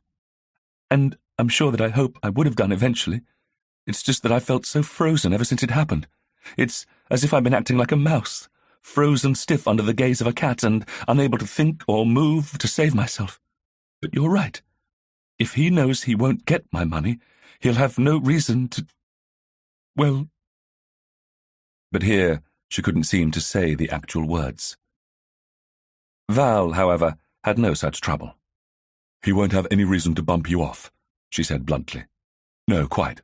And what's more, if I were you, I'd go to the inspector right now and tell him what your cousin has been up to. Threatening you, the swine. That'll give your cousin something to think about when the inspector asks him what he thinks he's up to." But at this, Phyllis turned even paler. "Oh, no, I couldn't do that," she said nervously. And once again, her eyes shifted away. "But why not?" Val demanded. "You owe your cousin no loyalty," she pointed out hotly. But still, Phyllis shook her head stubbornly. "Oh, no, I couldn't possibly. It's family. But I will take your advice about making out a new will. I'll call my solicitor right away, in fact, and leave it all to charity. In fact, I know just the good cause to leave the money to as well. Auntie would have approved of it, I'm sure."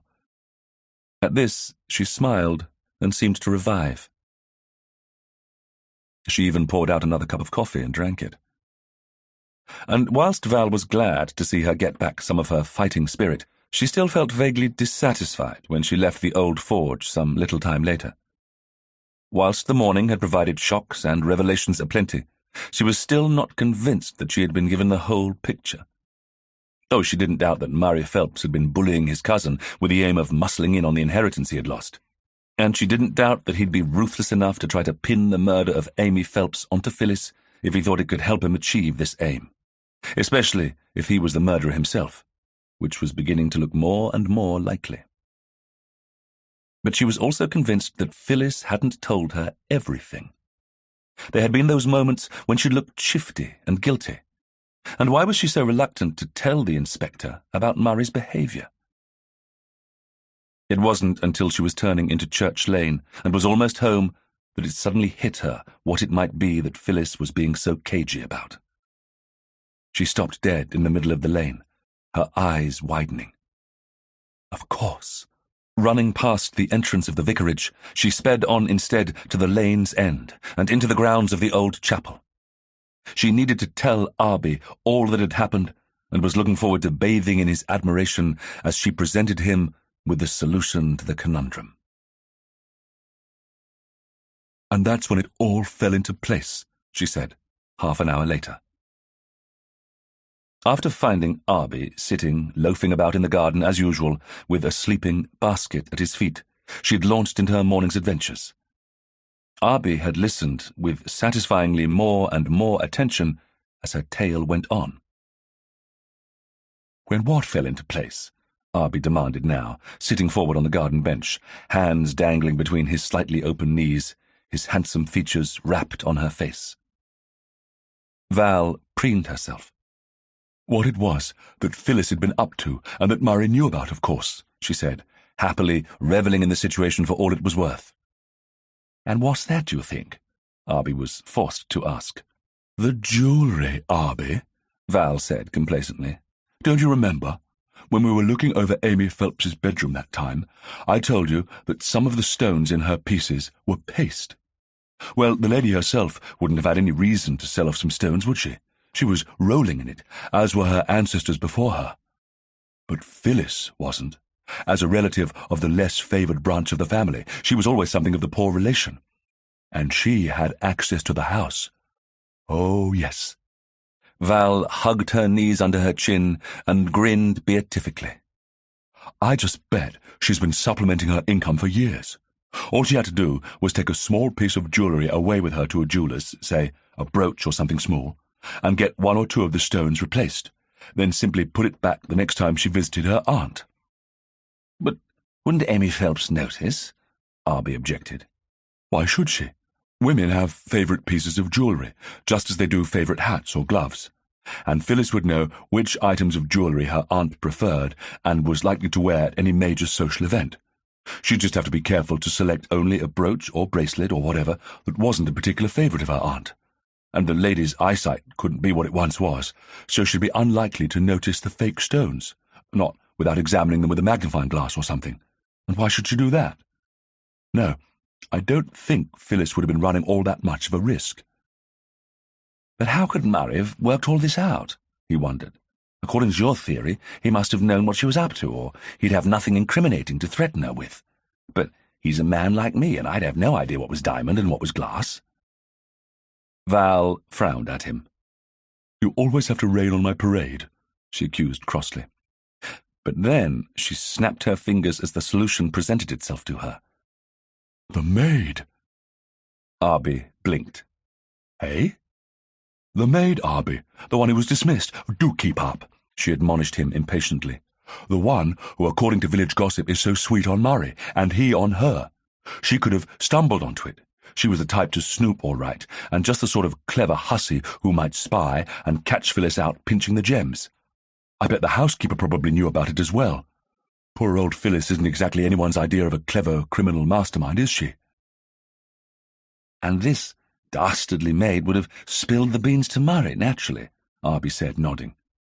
Come to think of it, she probably kept Murray informed every time Phyllis visited anyway, just in case she managed to sweet-talk Miss Phelps into giving her more of the family loot, which would be the last thing he'd want. Or he'd put her up to it, more likely, Val snorted. Either way, if he tells the inspector about the thefts, he knows the police will have to investigate it, and it wouldn't take them long to find out which jeweller Phyllis had been using. None of which would look good for her at a subsequent murder trial, would it? She said uneasily. With Phyllis inheriting all the money after all, and being at that awful dinner, no wonder she got into such a state. Any jury might well convict her of killing her aunt, given all that. And she couldn't confess to you the hold Murray had over her without admitting to being a thief, Arbie nodded. It all hung together all right. You know, Val, I really don't like all this, he said slowly. I mean, if we say, just for the sake of it, that Phyllis had nothing to do with killing her aunt, but Murray did, then poor old Phyllis's position is looking bleak. What's to stop him doing the same to her? Murdering her, I mean. Oh, I forgot to mention that bit. Arbie, I did something rather clever, Val preened. At this, Arbie began to look really alarmed. I say, Val, what on earth have you done? I know you and your clever ideas. They usually end in calamity. They do not, she instantly denied. Although, looking back on their childhood, one or two of her ideas hadn't exactly worked out quite as she'd thought, like that affair about making a natural dye from beetroot and colouring Miss Wilkinson's silly standard poodle pink. Oh, but this is different. I really came up with the goods this time, and no mistake, Arbie, she said confidently. I told her that if she was that worried that her beastly cousin might kill her and inherit her new fortune, that she should change her will immediately, leaving it all to a charity. Val got up to smell a carnation, a triumphant look on her face. You know, I've always thought, when reading murder mysteries and thrillers and what have you, that the silly heroine in question would only be out of danger if she made it clear to her nearest and dearest that it would do them no good at all to bump her off if they didn't get a bean. Arbie, after some thought, had to concede that as far as Val's ideas went, there was probably nothing objectionable in this one, for a change. If Murray was the killer, it would certainly give him pause for thought, if nothing else. And if it turned out that Phyllis was being very clever and playing some subtle game that they hadn't got to the bottom of yet, he couldn't see how it would do any harm either. He said as much to Val, who smirked happily. You see, I was right. Now that she's made out a will, leaving it all to charity, she'll be as right as rain. You wait and see. The body of Phyllis Thomas was discovered at the Old Forge 4 days after making out her new will, and 1 day before the scheduled funeral of her aunt, Amy Phelps.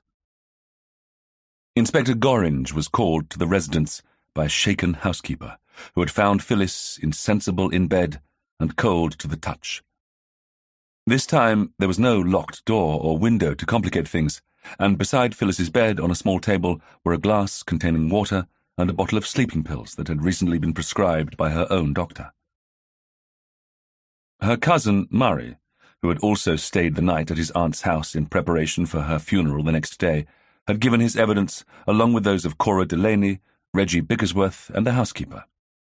They had all agreed that Phyllis had seemed her usual self, if a little distracted by the idea of the funeral the following day, and had dined well. Reggie had played the piano after dinner, and then the four of them had sat down to a few somewhat desultory rubbers of bridge. The only odd thing that anyone had remarked upon was that Phyllis had asked Reggie earlier in the day if he wouldn't prefer to sleep in the house that night, instead of his quarters in the studio, a request that had surprised him, but one to which he had naturally agreed. As he'd confessed to the inspector later, when it was his turn to be questioned, he'd felt as if he couldn't possibly say no. She seemed rather nervy, Inspector, and who could blame her? And as she and her cousin, unfortunately, have never been what one might call close, I was happy to take on the role of honorary uncle and sleep under the same roof, if it would put her mind at rest. She was having enough trouble sleeping as it was. Murray, as far as Gorringe could make out, had found the idea of Reggie as Phyllis's knight in shining armour amusing, but hadn't made any comment on it otherwise. Cora Delaney was upset by the latest tragedy to befall the Phelps family, but being a lady was keeping her emotions very much under control. She had asked, though, if, after her friend's funeral, she could leave the old forge and go back to her own home, and under the circumstances the inspector had agreed. For all that she was holding up well, he could tell that she was tired and beginning to feel the strain, and the last thing he needed was for another woman to breathe her last. The housekeeper knew nothing about Miss Phyllis's sleeping pills or her night-time regimen, and hadn't observed her retire for the night, so couldn't possibly say if she carried the glass of water with her or not. There had been no suicide note found in the dead woman's room. There were no signs of violence. Of course, he had to wait for the post-mortem to be performed, but the inspector had little doubt that the evidence would show that Phyllis Thomas had died as a result of an overdose of her sleeping medication. But had she taken it herself? That was the question. And if so, had she simply made a mistake in the dosage? Her doctor, when contacted, had confirmed that she hadn't been taking them long, only since the affair of her aunt. The subsequent murder investigation, it seemed, had led to a bout of insomnia in his patient. He thought it possible that she hadn't understood his instructions, but not probable. So, had she taken them deliberately? And if so, the inspector mused, was it because she had a guilty conscience? Had she murdered her aunt and then found herself unable to live with it? Or had she been tricked or forced somehow into taking an overdose? In which case, he had another case of murder on his hands. Either way, that morning as he stood outside in the garden, taking a much-needed break whilst his team continued working diligently away at the routine surrounding a suspicious death, it was safe to say that Inspector Bernard Gorringe was not a happy man. He was gloomily watching a blackbird rootling about under some shrubbery when he heard himself hailed. "Hello, Inspector." He looked up to find the vicar's daughter and her usual handsome escort approaching him. Neither Arbie Swift nor Miss Coulton James looked their usual happy selves, however, and for that he was rather sorry. He'd become almost fond of the pair of youngsters in his way. "Is it true what they're saying in the village?" Val asked anxiously, so forgetting herself that she didn't even begin with a formal and polite greeting. "About poor Phyllis Thomas?" "That she's dead? Oh, yes, that's true enough," the inspector said rather savagely. He regretted taking out his ill humour on the visitors immediately, though, as the pretty blonde girl went very pale and shot Arbie Swift an agonized, appealing look. Sensing developments, he stiffened. In that case, Inspector, I think there's something you should know," Arbie said slowly. "Perhaps we could sit down in the garden and have a word." Chapter 19. The funeral of Amy Phelps was an odd event. Normally the death of a well-respected villager would have resulted in a formal, properly conducted affair, with the whole village turning out to make the most of it. The farm labourers would have been given time off to pay their respects. The shop would have closed for a half-day, and everyone would have turned out in their most sombre, dark clothes to sing hymns reverently and see the dear departed interred with all the pomp and circumstance she would have expected. Then everyone would have gallivanted off to the deceased's home to consume large amounts of free food and alcohol. And although that was all still happening, it was not all that was happening. Reporters had descended like a flock of carrion crows, as the latest death in the House of Tragedy had finally awakened them to the fact that they were now onto a major story.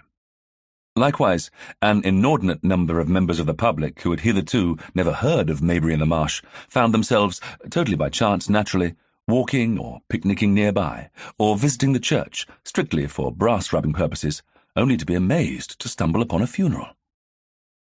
The police were also in the church, watching everyone, but most ardently those in the front pew, where the nearest and dearest to the deceased were seated. These included an irate and now visibly worried Murray Phelps, who'd been invited to Inspector Gorringe's police station yesterday for a bit of a chat, which had lasted almost all night. Val, sitting next to Arbie and his uncle, somewhere in the centre of the rows of pews, right in the midst of the crush, leaned even closer to Arbie and whispered in his ear, "What on earth is Murray doing here? I thought the inspector was going to arrest him." "Apparently not," Arbie said laconically. He and his uncle were dressed in the suits they always wore for this occasion, and he was very much aware that his uncle was wrestling, as usual, with his starched collar. His relative didn't often go to church, and Arbie knew that he was merely passing the time, as it were, until they could get on to the baked meats. These were being provided, contrary to tradition, by the Dun Cow Inn, apparently on the orders of Murray Phelps, after a hasty consultation with Jane Brockhurst. Somehow, the thought of the whole village, agog with curiosity, descending on the old forge, where another woman had died less than 48 hours earlier, was simply too bizarre to countenance. "But why not?" Val hissed at him, earning a speculative look from the wife of the local milkman, who was sitting in front of them, nursing a grizzling infant. Arbie lowered his voice even more. "How should I know?" he whispered. "Buck up, your father's giving you the eye." At this, Val instantly straightened up, a guilty flush crossing her face as she saw that, sure enough, her father, now in the pulpit, was watching her disapprovingly. If she'd been able to, she'd have nudged a little further away from Arbie, but such was the crush in the church that this was impossible. They were packed in like sardines. The Reverend Coulton James had never had to bury a murder victim before, let alone bury one in a village almost febrile with scandal and fright over the death of yet another member of one of their most prominent families. Under the circumstances, he did his best. In the front pew, Cora Delaney listened to the eulogy with her back ramrod straight and her gloved hands resting neatly in her lap. She had had her funeral outfit sent from home, making sure that her maid had included a rather fine black lace veil. From behind this, she was able to smile grimly and with satisfaction whenever she wanted, secure in the knowledge that nobody could tell how much she was enjoying herself. To hear the vicar talk, she mused sardonically, you'd have thought that Amy was a cross between an army general and a latter-day saint. Aware that everyone, reporters and sightseers exempted, knew the deceased well, the reverend gentleman did his best to portray her rigid personality and sometimes upper-handedness as a whimsical and endearing trait. He took great pains to point out all her many and genuine charitable contributions over the years. He emphasized how much employment and prosperity the various enterprises of her family business provided for people not just locally but nationwide, and how the village had lost a distinct and much-liked member under such sorrowful circumstances. Cora let all this wash over her. She, for one, was not in the least sorry that Amy Phelps was dead, and she suspected that a number of people nearby her were not sorry either. And as the vicar's attempt at soothing words for his parishioners in these trying times echoed around the cool stone interior of the church, Cora went back over the days to that moment she'd found his letter in Amy's secret drawer. His name had been Bartholomew Carmichael, but everyone simply called him Barty. When they'd first met, he'd been 23, whilst she and Amy had both been 18. In those far-off days, her life had seemed so idyllic, a seemingly never-ending round of house parties and holidays, balls and dances, with light-hearted flirting being the order of the day after coming out at court. The Great War hadn't blighted everyone, and life was fun and gay for the young, beautiful and wealthy, which was nearly everyone in Cora's and Amy's world. Barty had caught Cora's eye the moment she'd seen him at old Colonel Fitzhugh's London fancy dress ball, just before Christmas, too many years ago now for Cora even to want to calculate. He had dressed as Lord Byron, and had the dark good looks to carry it off. But his personality had been far removed from that famous brooding poet, being bright, uncomplicated and sunny, as, why should it not? As the eldest son of a minor lord who, nevertheless, possessed so much land that he could almost have declared it as his own county, he had the world at his feet, and naturally his choice of debutantes on the lookout for a husband. And she had caught his eye too, without doubt, Cora thought with satisfaction. Oh, how they'd danced that night. All the wilting wallflowers and maiden aunts had noticed, naturally, and had gossiped spitefully, as if she and Barty had cared. It wasn't long before he was regularly picking her up to take her to the theatre or punting on the Cherwell. Barty had always been fond of Oxford, having taken a minor degree in literature at Wadham, and they often visited the city of dreaming spires. She, too, had come to love it, and it was one of the reasons she'd went on to study there herself a year later, after things had all gone so horribly wrong. But even Cora, smitten though she was at the time, had had to admit that her wonderful Barty wasn't intellectually gifted, unlike herself. But what did that matter? He had a fine seat on a horse, estate managers perfectly capable of overseeing the family farms, and a laugh that could brighten up any room. She, his parents, who had liked and approved of her, and all their friends, not to mention the society pages, awaited the inevitable engagement announcement with some anticipation. Instead, out of the blue, Barty departed one day on an unscheduled tour of Europe, leaving her a letter that wished her well. Just that. Nothing more. But then, nothing more had needed to be said. Her parents hadn't been best pleased, and had blamed her for whatever it was that she'd done to lose a very desirable match indeed. In vain did she try to explain that she had no idea what the it was that she had done. Of course, she'd had her pride, and when he returned from Europe about 6 months later, made no contact with him. Indeed, she was already in Oxford, studying and pretending all was right with her world. She even acted vaguely pleased for him when friends showed her the announcement in the Times of his upcoming marriage to a minor earl's buck-toothed daughter later that same year. After a while, she had resigned herself to settling down to find another match, and of course, being pretty and well-connected, found one soon enough. She had married a good, if somewhat dry and pedantic man, and had children and been content enough in a way. But the haunting feeling that she had lost out on a golden future had never completely left her. She had adored Barty, and had been convinced that her marriage to him would have been a happy one. Good-natured, good-looking, amiable Barty would have suited her very well indeed. And until that day, many decades later, when she'd snooped in Amy Phelps's bedroom, she'd never discovered why Barty had suddenly cooled on her. But all that changed when she'd found his letter to Amy. When she'd first recognized his handwriting, the green-eyed monster had reared its head, and she'd suspected the worst, that Amy had seduced him away from her. But she soon realized that she hadn't got that right. Well, not quite right. For once she'd read the actual lines of his letter, or rather, between the lines, she realized that the betrayal hadn't been as simple or unoriginal as all that. That Amy had wanted him for herself and had tried to get him, Cora didn't doubt. But Barty evidently hadn't fallen for her after all, which meant that Amy had been forced to change tactics. So it turned out that the letter from Barty hadn't contained the sweet whisperings of one secret lover to another.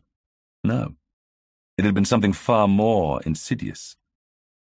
On that afternoon, not long before Amy's death, Cora had read the long-ago written words of her dear Barty, thanking Amy for opening his eyes to what she, Cora, had been doing, which, apparently, had been pursuing a titled earl, having set her heart on becoming a countess.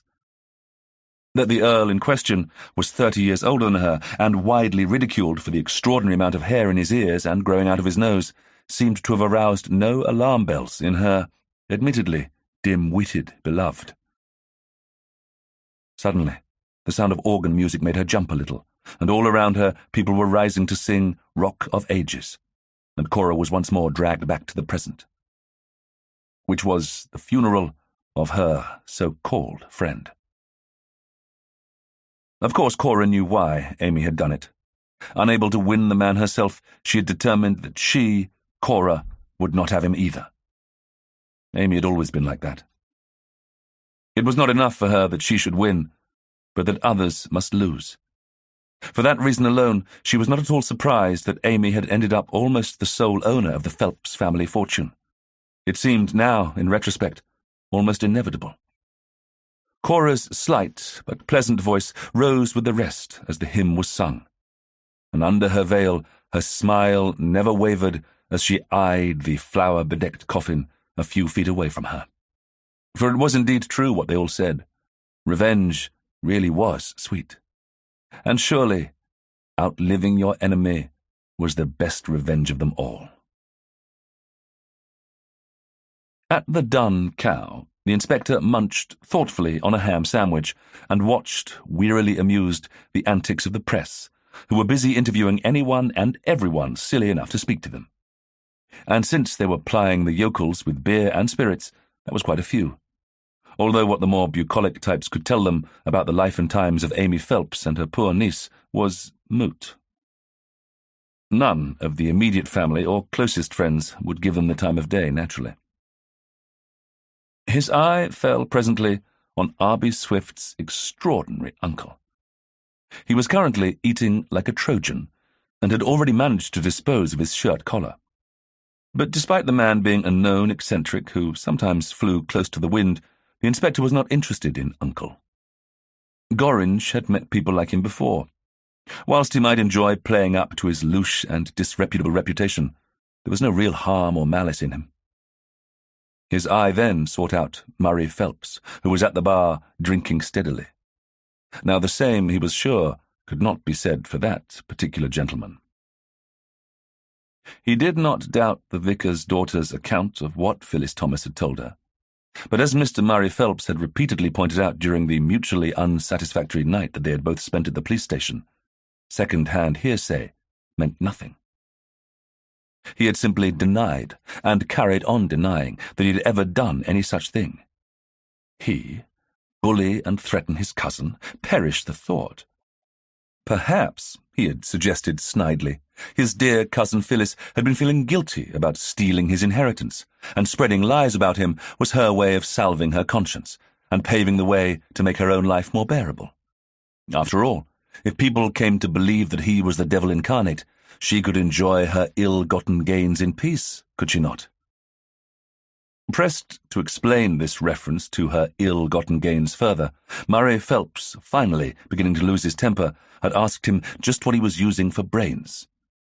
Surely, he'd expostulated angrily, the inspector must have realized by now that his dear cousin was behind all those puerile, ghostly hauntings and such. Who else had a motive for alarming his aunt by playing tricks on her, and oh so subtly laying the blame at his, Murray's, door? After all, it had worked, hadn't it? His dear aunt had come to believe that he was behind all that falling down the stairs business too, and had written him out of the will, and dear cousin Phyllis in. And of course the inspector had to admit that the man was making sense. So much so, he had pressed craftily, that the thought of it must have made him hopping mad. So mad that he was determined to bully his cousin into sharing the money with him, perhaps. Prove it, Murray had challenged. And there, of course, was the sticking point. Because Miss Valentina Coulton-James's word about what Phyllis had told her was all but useless in a court of law without more solid evidence to back it up. And what solid evidence did he have? None. That was how much. So far, neither he nor the best brains in the county police could even work out how the poison had been administered to Miss Phelps, let alone who had done it. For if the killer had simply gone to Amy's room and somehow inveigled her into drinking something containing the poison, how and why had they then gone to all that trouble to leave their victim in a room locked from the inside? The inspector sighed heavily, feeling the onset of a headache, and, valiantly ignoring it, tried to concentrate. If Murray's theory about the crime was to be believed, Phyllis Thomas must have been the killer of her aunt.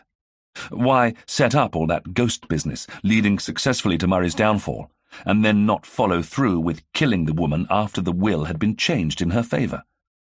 But even if that was so, it still left him with the same problem. What had it gained her to set up such an elaborate, locked-room mystery? Putting that aside for the moment, Gorringe turned to the latest death. Here, surely, there could be little mystery. Murray had killed Phyllis. Who else had a motive?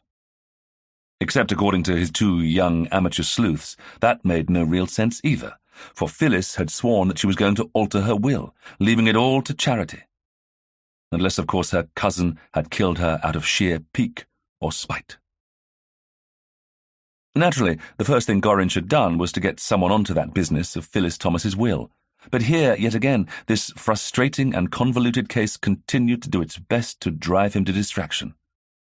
For the solicitor Phyllis had gone to had already left on his holidays, choosing a walking tour of Aberdeenshire of all places for his annual bout of relaxation. His whereabouts were being sought, but he'd left no set itinerary, and the chances of tracking him down to a small inn or hostel weren't good.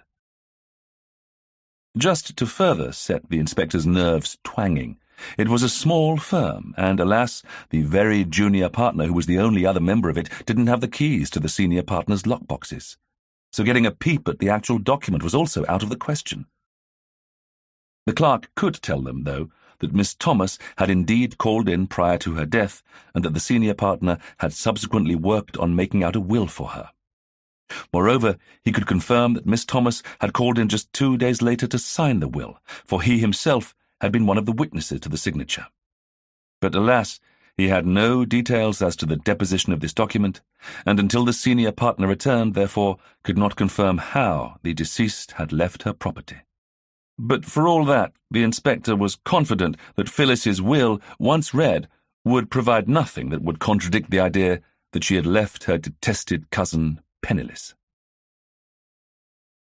He'd had more luck with Val's idea that Phyllis had been fiddling about with a lady's jewellery, though. Experts had quickly been called in and discovered that, yes indeed, several gems within the various suites of jewellery belonging to Miss Amy Phelps were in fact duds. What's more, a trawl of the jewellers within a 20-mile radius of Phyllis Thomas's home had soon traced the respectable firm who'd been only too happy to remove the gems for the nice gentlewoman and sell them on, replacing the stones with good quality fakes. His sergeant had questioned the jeweller closely, and was confident that the man, a thoroughly respectable member of a thoroughly respectable firm which had never fallen foul of the law or even been suspected of fencing, had carried out the requests in all good faith. As the nervous and unhappy gemsmith had pointed out, a lot of genteel families, in these days of rising taxes and dwindling private incomes, had found themselves in embarrassed and reduced circumstances, and had thus been forced to realize some of their assets. In fact, the jeweller had informed his sergeant earnestly, Miss Thomas was by no means the only gentlewoman who had come to him over the past few years with jewellery that needed to be discreetly rearranged. All of which was interesting, but put him no further forward. So, the unfortunate Miss Thomas had been reduced to pilfering her aunt's jewellery. Did that make her less or more likely to have been the killer of her aunt? Either way, the lady was now dead herself, and so couldn't be asked to explain herself. And so, like a wearied tennis ball, the inspector found himself once more being knocked back into Murray's side of the court again. During their long night of fruitless questioning, Murray had admitted that Phyllis had already told him that he was not mentioned anywhere in her last will and testament. So, he had demanded, why would he have had anything to do with her overdose? I gained nothing from her death. It's as plain as a pikestaff that my silly chump of a cousin just mucked up the dosage of her new and unfamiliar sleeping pills and died accidentally. Nothing else makes sense. Of course, it was in his best interests to say all this, and they only had his word for it that such a conversation had taken place.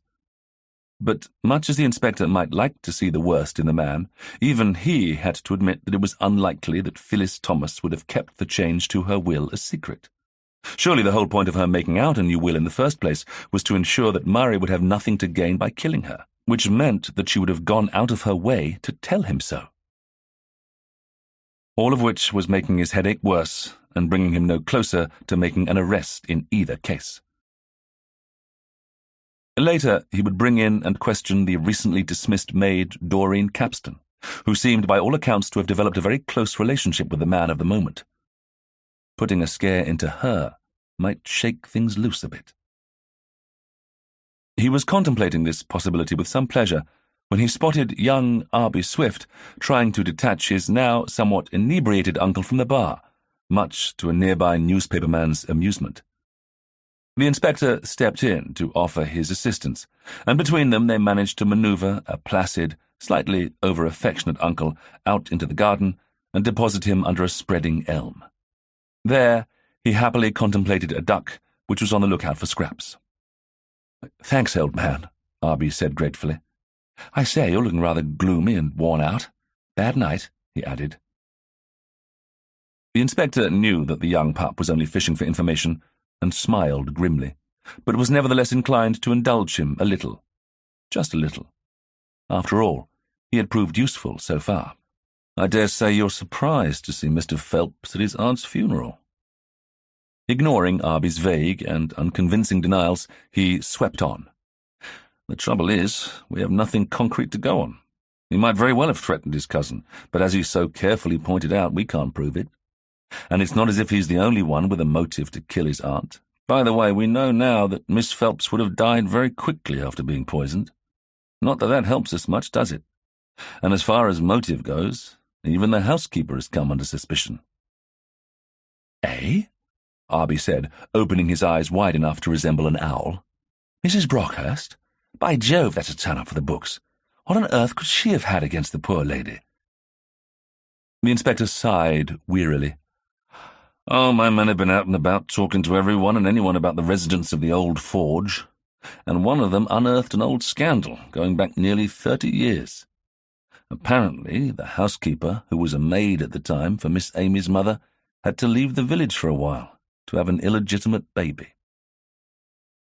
Arbie swallowed hard, not wanting to admit that he'd known that for some time due to Val's sleuthing. The less the police knew about what you'd been up to, the better. So his uncle maintained anyway, and for once Arbie was inclined to agree with him. "You don't say," he managed to mumble, conspicuously avoiding meeting the policeman's eye. "It happens more than you'd think," the inspector said, misconstruing his unease and taking pity on him. "They get into trouble and go away for a bit to have the babe and put it up for adoption. Or give it to the nuns, poor little blighters. And one of your foraging constables wormed this out of one of the villages, I suppose?" "Yes. Naturally, we then wondered if the housekeeper might not have secretly resented Amy Phelps and her mother for all these years. In her own mind, she might have convinced herself that they could have let her stay on as maid and keep and raise the child herself. Impossible, of course. No respectable family could have kept on a maid in those circumstances. But Jane Brockhurst might not have thought so. In the end, though, we tracked it all down and found out that the poor babe didn't survive the birth, so she had no reason to resent the Phelpses after all." Arbie wasn't so sure. If he'd been Jane Brockhurst, he might not have felt so kindly towards them, even so. "No, I think you and your pretty Miss Val are probably right, and Murray is our man, at least for his cousin's death. It's just proving it that's going to be the bugbear.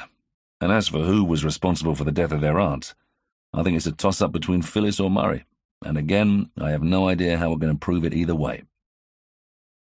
"Yes," Arbie said, but slowly and uncertainly. And if the inspector had been less aggrieved and sleep-deprived, he might have recognized the doubt in the younger man's tone. But right then, he had other things on his mind. "Well, I must get back to the fray," he said, nodding towards the noisy pub, and, with a last yawn, set off back into the thick of it. Arbie watched him go with an anxious eye. He'd been doing a lot of thinking since the shock of Phyllis's death, and his thoughts had been leading him down some very dark and startling places. Now he thoughtfully regarded his uncle, who was watching the duck with a silly smile on his face. He sighed heavily. "Come on, Uncle, let's get you home and get some coffee into you. I want to pick your brains about something." Perpetual motion, eh? Leonardo couldn't crack it, but I think I might. Yes, that latest little idea of mine." Arbie, who had no idea what he was talking about, hauled him to his feet and began guiding him determinedly towards home. "No, Uncle, come on, buck up. I really do need to ask you about something. How are you? on chemistry. Chapter 20. The inspector was back in the village first thing the next morning, set on tackling Doreen Capstan before she left her family's cottage for her job at the factory. Before he set off to find Polecat Lane, however, he was neatly waylaid by Arbie Swift again. Feeling a little more impatient than he had on other such occasions, he loitered under a lonely horse-chestnut tree for the young man to catch up, and once he had, glanced tellingly at his watch. "Mr. Swift, I don't have much time, I'm afraid," he began firmly. Arbie nodded. "Oh, quite," he conceded hastily. "I don't have much either, as it happens. It's my uncle's birthday tomorrow, and although I've got a big surprise lined up for him, I want to go off into town and get him a few bits and bobs to open on the day, as it were. It's just that I've been thinking about this murder business." He took a deep breath, looking slightly terrified, and said, "And I have to say, I'm beginning to think that you're on the wrong track altogether. About Amy Phelps and Phyllis's death and whatnot." Having got that out, he took a long, shuddering breath and looked at the policeman with a mixture of alarm and despair. Rather, the inspector thought, secretly amused, like his spaniel looked at him whenever a trip to the vet was required. Since the youth was obviously expecting to get a kick in his trouser seat for such presumption, the inspector smiled amiably instead. "I see. And do you have any evidence for this thinking?" he asked mildly. "Well, yes. And no." "Very nice," Gorringe said sardonically. Arbie felt himself flush. I mean, I think the evidence is there, or that you'd find it, if you only knew where to look." The policeman looked at Arbie, shuffling his feet, and sighed. "All right." He settled his back more comfortably against the trunk of the tree. "Let's hear it then, Mr. Swift." Arbie gulped, then shrugged. No doubt his ideas would be shot down in flames. For anyone less qualified to be an amateur sleuth than himself, he couldn't imagine, and the expert beside him was sure to find no end of holes in his neatly constructed theories. But he wouldn't be able to rest until he'd shared them with someone. At least Val wasn't around to hear him make an ass of himself, he consoled himself. "All right, shall I just, go through what I've been thinking, and you can just listen and smile, and then, when I've finished, you can have a good laugh and let me get on my merry way," he asked. "I'm all ears, Mr. Swift," the inspector assured him. "Right," Arbie mumbled, not looking him in the eye. "Well then, here goes." He took a massive breath. "As you know, I was dragged into this when Miss Amy Phelps asked me to sort out her ghost business. Well, to be honest, I wasn't keen. I only wrote The Gentleman's Guide as a bit of a laugh, and it hardly makes me a bona fide ghost hunter. But she was insistent, and then Val egged me on, and Seeing the policeman's eye was beginning to glaze over already, he got himself in hand. "Yes, sorry." He cleared his throat. "Well, right from the first, I was pretty sure that Miss Phelps wasn't a believer in the supernatural, and as you know, it didn't take me and Val long to realize that she was worried that someone in her family was playing tricks on her, and that she believed her nephew to be the culprit. Then she died after changing her will. So far, so simple.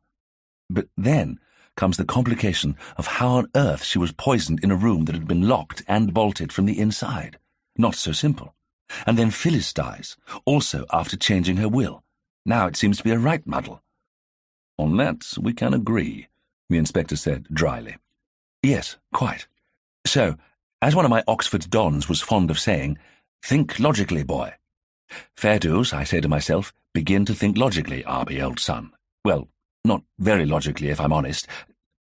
Catching the warning glance the inspector cast him, Arbie hastily swept on. "All righty then, to cut a long story short, I told myself that since I couldn't come up with any answers looking at things the way I had been, then I had to be looking at things from the wrong angle, and what I needed to do was wash away all previous ideas and start again, this time taking nothing for granted. And when I began to really put my mind to that locked room and poisoning business, and how that might have been managed, well, after I'd done all that, then I began to see the light. And once I'd realized to my satisfaction who really benefits from the first murder, and almost certainly from the second too, There really was only one person, to my mind, who could be the killer. Now we're coming to it, the inspector thought, highly entertained. It was going to be interesting to see which name this engaging rascal was going to pull out of the hat. "And have you come up with someone who fits the bill, sir?" he said encouragingly. "Yes, I'm afraid I have," Arbie said unhappily. "And I'm afraid it's Reggie Bickersworth. And it's a bit of a facer, sir, I can tell you, because I like the old sausage, and the thought of landing him right in it. But then, murder is murder, and, well—" Arbie trailed off as he watched the play of emotions pass across the inspector's face. He saw surprise first, obviously. This was then quickly followed by amusement and puzzlement. Now he was left with only a waiting thoughtfulness on the inspector's features. "And why have you alighted on that particular gentleman, may I ask?" the inspector asked mildly. "And by the way, we do have slander laws in this country." At this, Arbie blanched a little. "You know, Inspector, you're quite right." He kicked at the earth by his feet for a few moments, and then heaved a massive sigh. "Inspector, do you mind if we call on Reggie right now? I think I should say what I have to say to you in front of him as well. It's only right he has the chance to defend himself, and then, well, if I've got things massively wrong, both you and he can call me all kinds of a fool." The inspector looked at the young man beside him. Clearly the young chap was determined to say his piece, and he didn't see what harm it could do. And if he made a fool of himself, well, he thought Reggie Bickersworth would probably be lenient with him. After all, the young were apt to come a cropper now and then, and their elders usually let them off lightly. "Very well, sir. If you're really determined to get things off your chest, let's go and see if he's in then," the inspector said comfortably. Reggie was indeed in, and looked surprised, but willing enough when the inspector asked if he could spare them a few minutes of his time. Arbie, feeling deeply uncomfortable, followed the two men into the main room of the house that was a combined living space, painting space, and kitchenette. A mezzanine level presumably housed the older man's sleeping quarters, and could be accessed by a wide set of rough but sturdy-looking wooden stairs. The exposed rafters and dust motes dancing in the sunlight coming in through the windows gave the building a sleepy, timeless air, and the inspector could well understand how an artist would feel at home here. "Please sit down," Reggie invited them eagerly. "The armchairs are, I think, discarded relics of the old house, but are quite comfortable nonetheless, I assure you. Can I get you some tea?"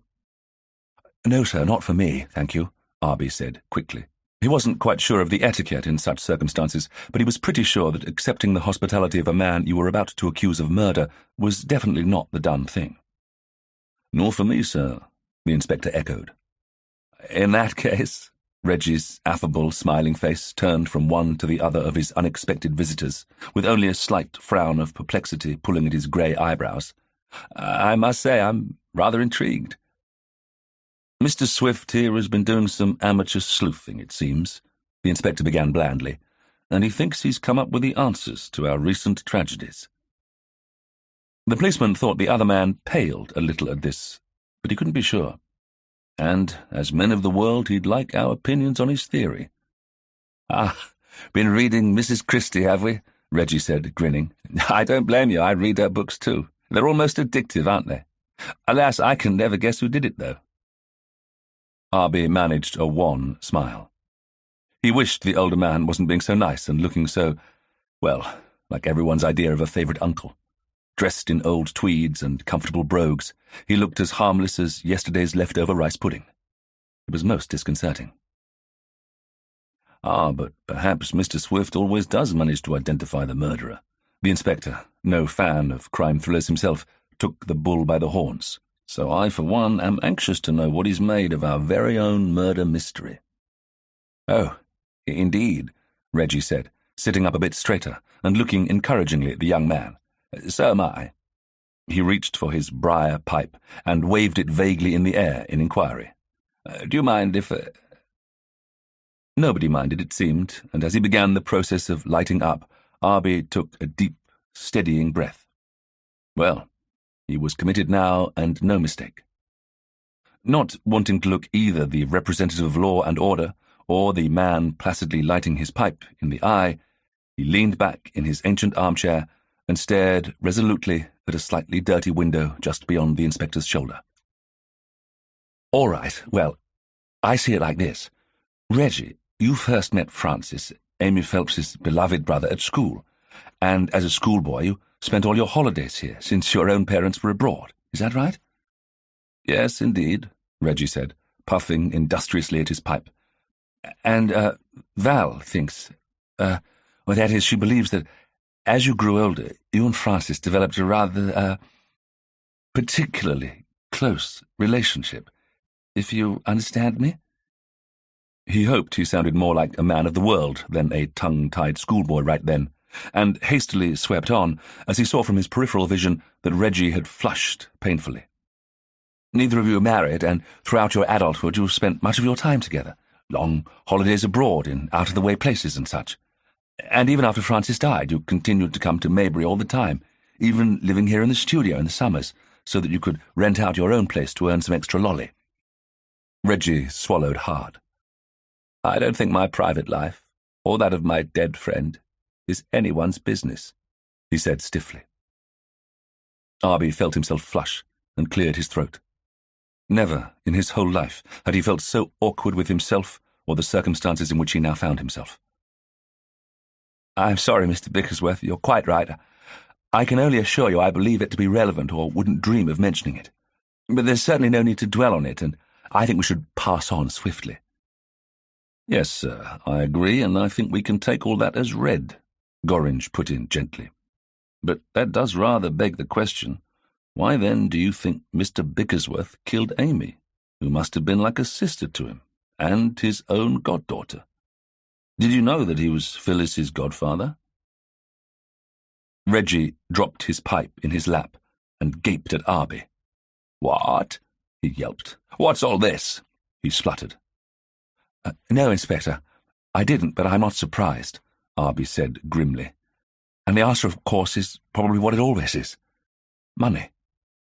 "Now just wait a minute," Reggie said, rescuing his pipe and placing it on the table beside him where, neglected, it quickly went out.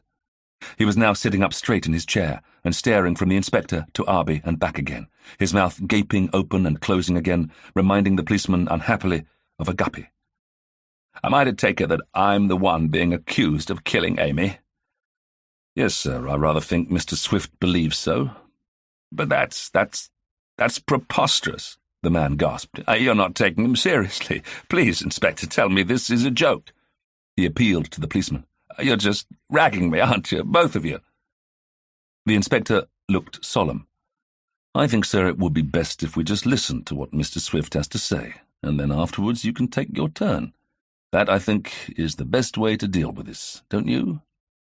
Under Gorringe's mild but firm eye, the older man wilted a little. "Well, I don't know, I'm sure," Reggie muttered feebly. It's extraordinary, that's what it is. But if you insist, I suppose. Yes, all right. I'll listen to what the young whippersnapper has to say. But afterwards I'll probably blister his ears for him," he warned. But the inspector could see Reggie had begun to sweat. "Indeed, sir, you may very well be entitled to do that, and maybe much more. In the meantime, thank you for your forbearance. Now, Mr. Swift, where were you?" "The motive," Arbie said miserably, "being money." "Ah," the inspector said. "Here I can probably help you out a bit, sir. As a matter of routine, we run background checks on all our suspects, and it's true enough that Mr. Bickersworth's fortunes have, alas, dwindled over the years. In fact, he's very close to being destitute." At this, Reggie shuffled in his chair and looked about to protest, but the inspector held up a conciliatory hand and carried on swiftly. "Like a lot of minor gentry, his source of income was wiped out in the Great War, and his family never had much land to speak of. But if all our so-called betters, who have been forced to tighten their belts, resorted to murder, we'd be up to our necks in corpses." With this welcome disclaimer, Reggie subsided back in his chair. But the inspector could tell that the extent of the constabulary's knowledge about his own personal finances had come as a nasty shock to the older man. No doubt, he thought, the police had no right digging out embarrassing skeletons from respectable families' cupboards. "Oh, yes, I dare say," said Arbie. "But you see, I think Reggie had not only come to depend rather heavily on the Phelpses, but probably came to feel as if he was entitled to their largesse as well. I think he sees himself as an honorary member of the family and decided to take his share as a matter of course. After all, if Francis was still alive, he'd be in clover, for I think you'll find that it was Francis who always paid all their bills." At this, Gorringe saw Reggie give a little annoyed start, but he made no effort to refute the claim, which Gorringe found rather interesting. But Francis was gone now, and even though Miss Phelps continued to indulge him, she wouldn't live forever. The cold wind of reality must have been blowing about his old ankles for some time now, Arbie said, somberly, still keeping his gaze resolutely on the window. And he knew that when she went, Mary would get the lot. And can you see Mary Phelps letting Reggie continue to rely financially on the family in the same way that his aunt did? "I cannot," the inspector said flatly. "But this is still a long way from him committing double murder, sir," he pointed out respectfully. "I'm so glad one of you is keeping your feet firmly on the ground," Reggie, despite his promise to remain silent, couldn't resist putting in bitterly. "I'm beginning to suspect that Mr. Swift has had some sort of brainstorm. All of this is sheer poppycock and the most lurid kind of speculation, you know?" "Yes, I know, and I'm sorry about that, but please bear with me," Arbie said stiffly. "You see, sir, I think you came to the Old Forge this year with a very clever plan." He addressed the older man directly now, and finally managed to look him in the eye. "A plan that might seem balmy to me and the inspector, but to yourself, who knew the family so well, not so balmy at all. After all, you've known these people all your life, enough so that you felt confident that you could predict their behaviour in any given circumstance." Here he paused for a much-needed breath and plunged on. "I think, Mr. Bickersworth, that you came to Maybury well prepared. With your old-fashioned photography equipment, you had all you needed to kill Miss Phelps. But first, you had to set the scene and create the ghost." Here he turned to Inspector Gorringe. "You'll note, Inspector, that Miss Phelps had no trouble with her hammer-wielding ancestor before Reggie arrived for his usual summer stay." He turned back to Reggie, who was now looking at him wide-eyed and pale as milk. "And so you go about ringing a little bell and leaving various warning signs for Miss Phelps that succeed in getting her all riled up, even going so far as to cleverly engineer her tumble down the stairs." "Ah, yes, and just how did I manage that, may I ask, when I was tucked away in this studio, and by everyone's admission had no access to the house?" Reggie demanded defiantly. But if he hoped to see signs of panic on Arbie's face, he was disappointed. Arbie merely waved a hand in the air. "I'll come to all that in good time. Let me first deal with motive, otherwise it'll all get hopelessly muddled. I'm sorry, Mr. Bigglesworth, really I am, but I've got all the angles worked out. I just need to come at them in the right order." The inspector watched this by-play with considerable interest, but he wasn't looking or feeling quite as entertained as before. Was it possible that this outwardly, seemingly indolent young lad was, in fact, onto something? "Now," Arbie swept on, "you knew that Miss Phelps, who was always exceptionally strong-willed and not the most forgiving of people, wouldn't take kindly to this sort of treatment, and that once she comes to believe that her nephew is the one playing tricks on her, she'll do exactly what you want and expect her to do, namely, change her will in favour of her niece. Now, whether Miss Phelps intended that will to stand, or whether she intended to change it back once she'd informed Murray of what she'd done and given him a good fright, we'll never know, because once the will had been changed, you had to act, and quickly, and you did. And so, exit Amy Phelps." Here he paused and took a deep breath. "And I know what you're going to say to that, Mr. Bickersworth," he said quietly, looking at the older man sadly. "Oh, do you now?" Reggie growled angrily. "And what is that, pray tell?" "That if all this is true, then the death of Amy Phelps didn't benefit you in any way at all," Arbie said. "So why would you kill her? And you'd be quite right. On the face of it, it doesn't. Which means that nobody is likely to suspect you of it. Which, if you're a murderer, is quite a bonus, I'd say." Indeed, the policeman put in mildly. But in many ways, you see, it does benefit him, and enormously, Arbie said, turning back to the inspector. Because now Murray is cut out of the will, and Phyllis is left in charge of the money. Phyllis, the little girl he saw grow up, and that you now tell me is his actual goddaughter. Phyllis, who thinks of him as her honorary uncle. Phyllis, who's clearly very fond of him, and would be much more amenable to dear old Reggie continuing to use the Phelps fortune as his little nest egg when times become hard. The inspector had been closely watching the various emotions flickering over Reggie's face as Arbie had talked. Some were obvious: surprise, anger, disbelief, but above all, a growing consternation that was slowly but remorselessly transforming into real fear. But was that because he was guilty and felt the trap closing around him? Or because he was innocent and feared being wrongly accused? "Well, it's a theory, sir," Gorringe said at last. "And perhaps now you would oblige me and tell me how exactly this rather elderly gentleman managed the murder of his lifelong friend."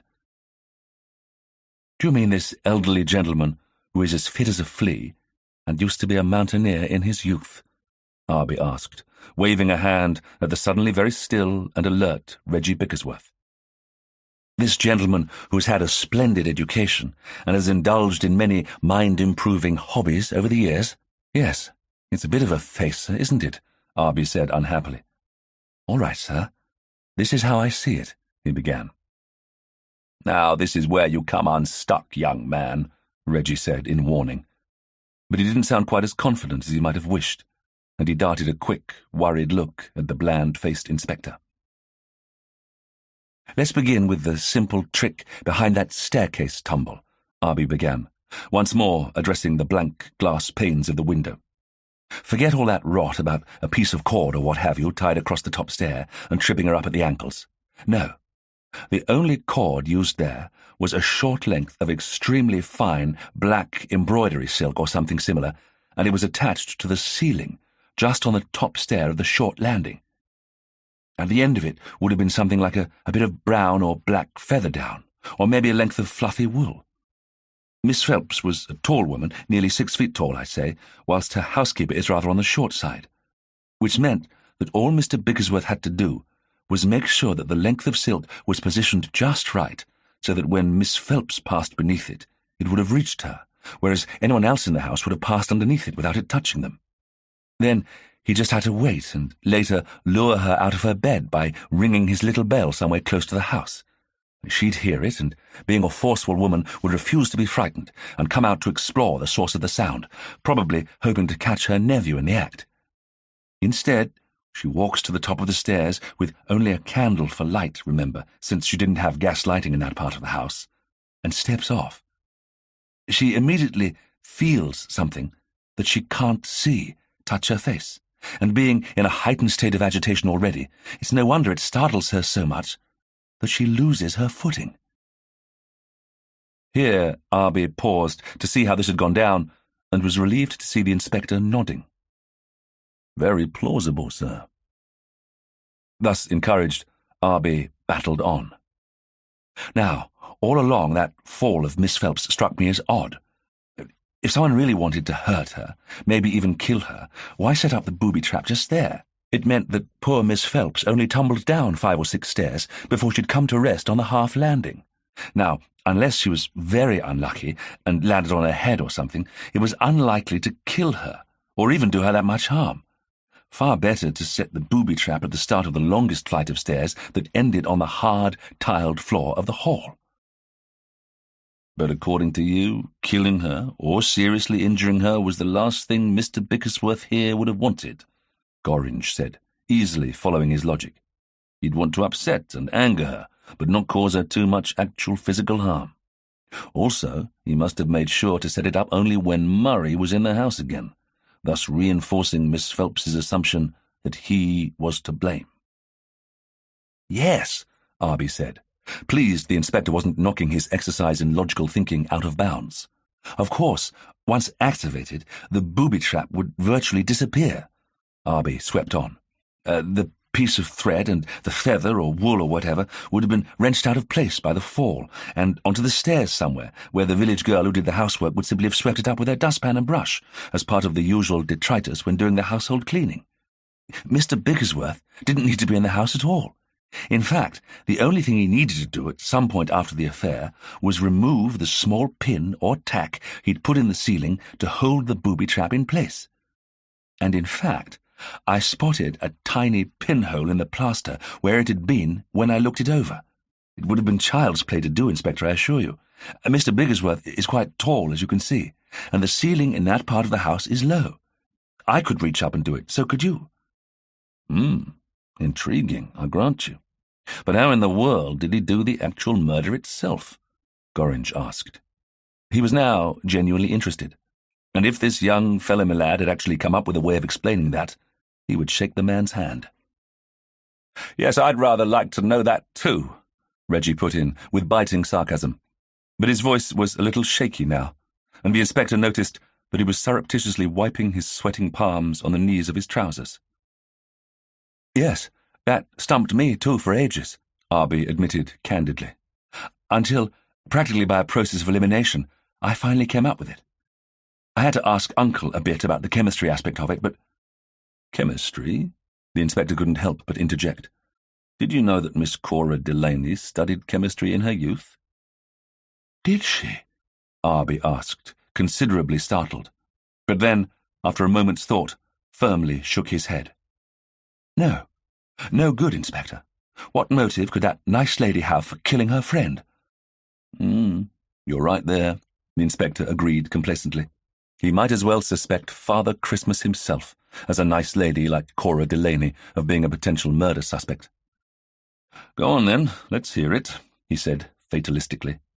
I can see you're dying to tell me how the murder of Amy Phelps was done. And he was certainly dying to hear it. Especially since he had not missed the way that Reggie had jumped like a startled goose when the young author had brought chemistry into the conversation. Right, well, here it is, Arbie mumbled, finding it harder to hold his nerve now that they'd come to the crux of the matter. What if he'd got it all drastically wrong and ended up with egg on his face? Nobody would let him live it down. But we know that Miss Phelps wasn't poisoned at the dinner that night, yes? A fact that relieves me mightily, I have to say, Arbie added with feeling. If her killer had done it at dinner, and a mistake had been made, he might have ingested some of the stuff himself.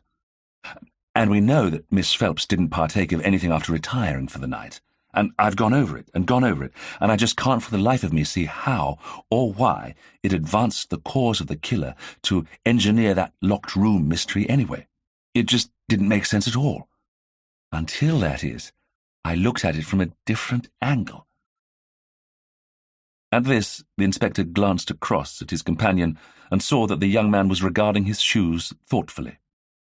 Reggie, the inspector noted, was now staring at Arbie like a rabbit would stare at an approaching snake. What if, I asked myself, Arbie said gently, the locked room mystery wasn't designed to throw us off the scent, or provide the killer with an alibi or any of those usual things? What if the locked room aspect of it was totally incidental? Sorry, sir, I'm not following you, the inspector said blankly. Look at it like this, Arbie said helpfully.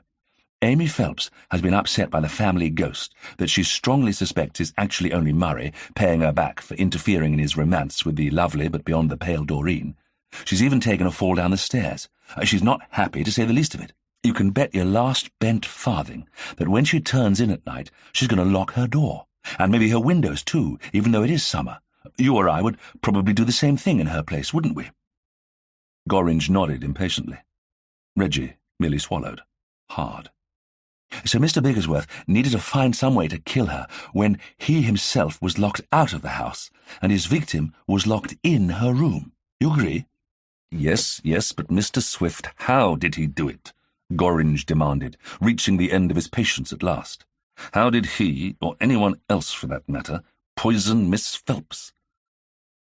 By poisoning the only thing that she took into that room with her, Arbie said simply, and spreading his hands in that universal gesture of helplessness. It's the only thing he could have done, isn't it? But she didn't take anything in with her. Gorringe exploded in frustration. You yourself said that when she went up the stairs that night, she was empty-handed. And so she was, Arbie said quietly, until she picked up her candle on the upstairs landing table. Gorringe stared at him. Then his eyes began to widen. The candle? In his chair, Reggie made a slight moan, but when both men looked at him, he was merely sitting stiff-backed and pale, with his lips firmly closed. Yes, the candle, Arbie said sadly, focusing his attention firmly on the inspector. This, accusing a chap of murder, was really the absolute end. It was making him feel quite sick. Amy Phelps didn't like gas, and preferred to stick to candlelight, he pressed on, just wanting to get it all over with. Reggie knew that, the whole household knew that, and he'd seen her retire enough times to know that Mrs. Brockhurst left a candle on the landing table so that she could light her way down the unlit corridor to her room. All he had to do was place a candle there that night that was laced with cyanide. And before you ask if that's possible, I asked Uncle if it could be done. And once he'd sobered up after the funeral and set that big brain of his to the problem, he quickly came up with the how and the wherefores and explained it all to me. Here, Arbie had the grace to grin. All of which went right over my head, I'm afraid, as you can imagine. He went on a bit about the melting temperature of wax and how it would have to be converted to a colourless gas, and mentioned various chemical formulas for doing this and that and whatnots. Anyway, I'm sure your own boffins will be able to work it out the same way he did. He dismissed the technicalities impatiently. Reggie darted a quick look at the inspector and felt sick himself when he saw that the policeman was confidently nodding. The upshot is, Mr. Bigglesworth used his equipment to create a candle with a layer of doctored, poisonous wax just below the top. It would have had to be just below the top, obviously, because, of course, Amy would have lit the candle immediately in situ at the top of the stairs, and the fumes might have started to affect her before she got to her bedroom. If she'd been overcome then and called out, someone might have seen or heard and come to her aid, and that wouldn't do at all. Arbie shook his head miserably. No, there had to be a short delay before the heat hit the poisoned part, just enough to allow the lady time to get safely to her room. After that, Miss Phelps would have had to set about getting undressed, maybe have a wash or clean her teeth or what have you, for which she would need to keep the candle burning long enough for it to do its deadly work. And as a matter of fact, we do know that after she got in bed, she kept the candle burning so that she could read.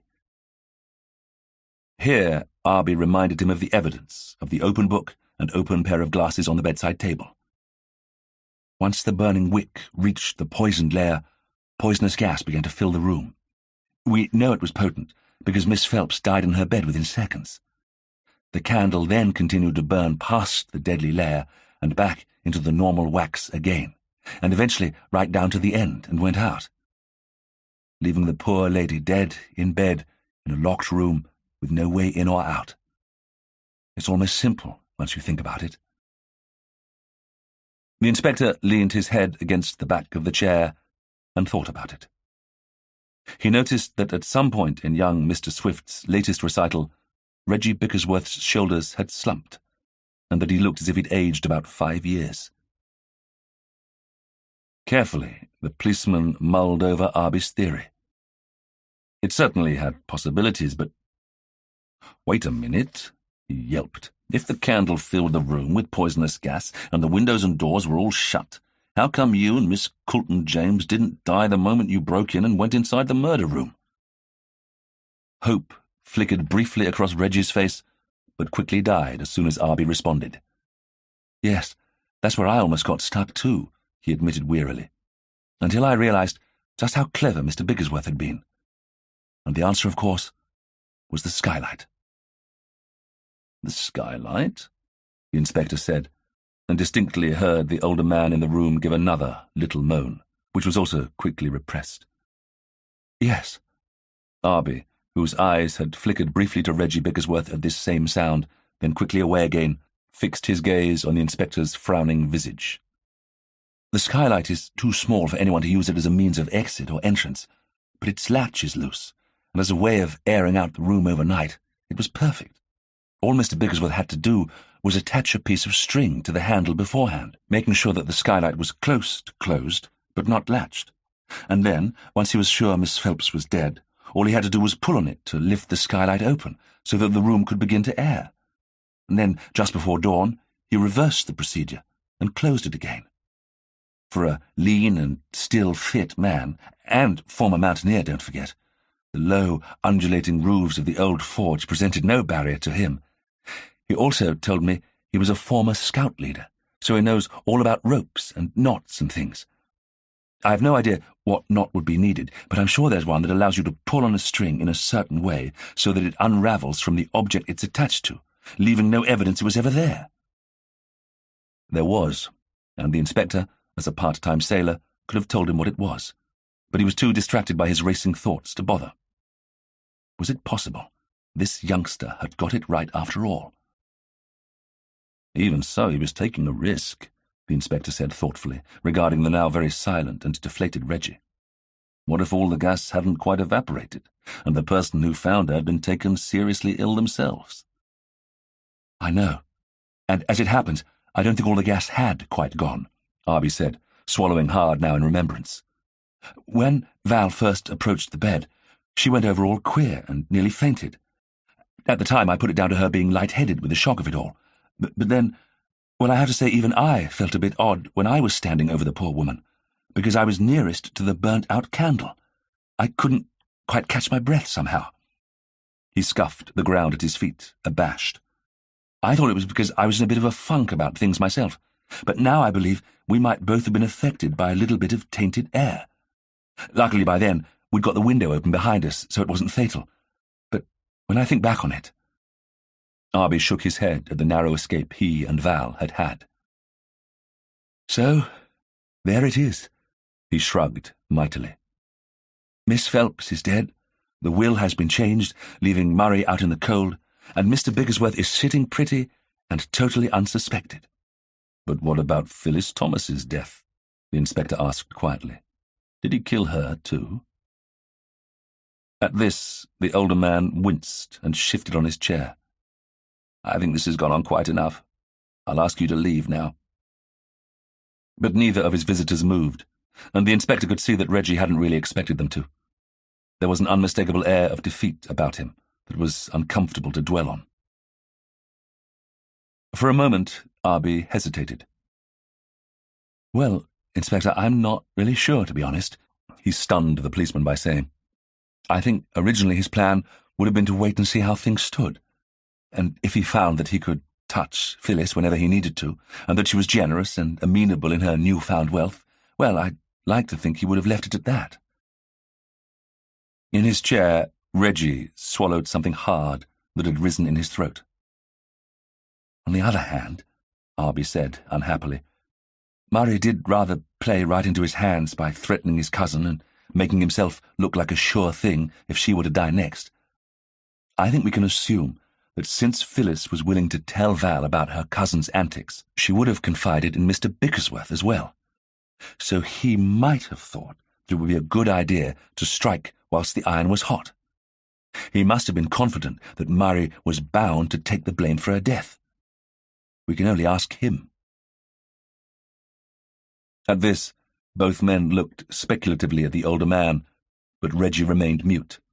In fact, his eyes had got a slightly glazed look now, and the inspector wasn't totally sure that he'd even heard the young author's latest words. And the policeman could well understand why.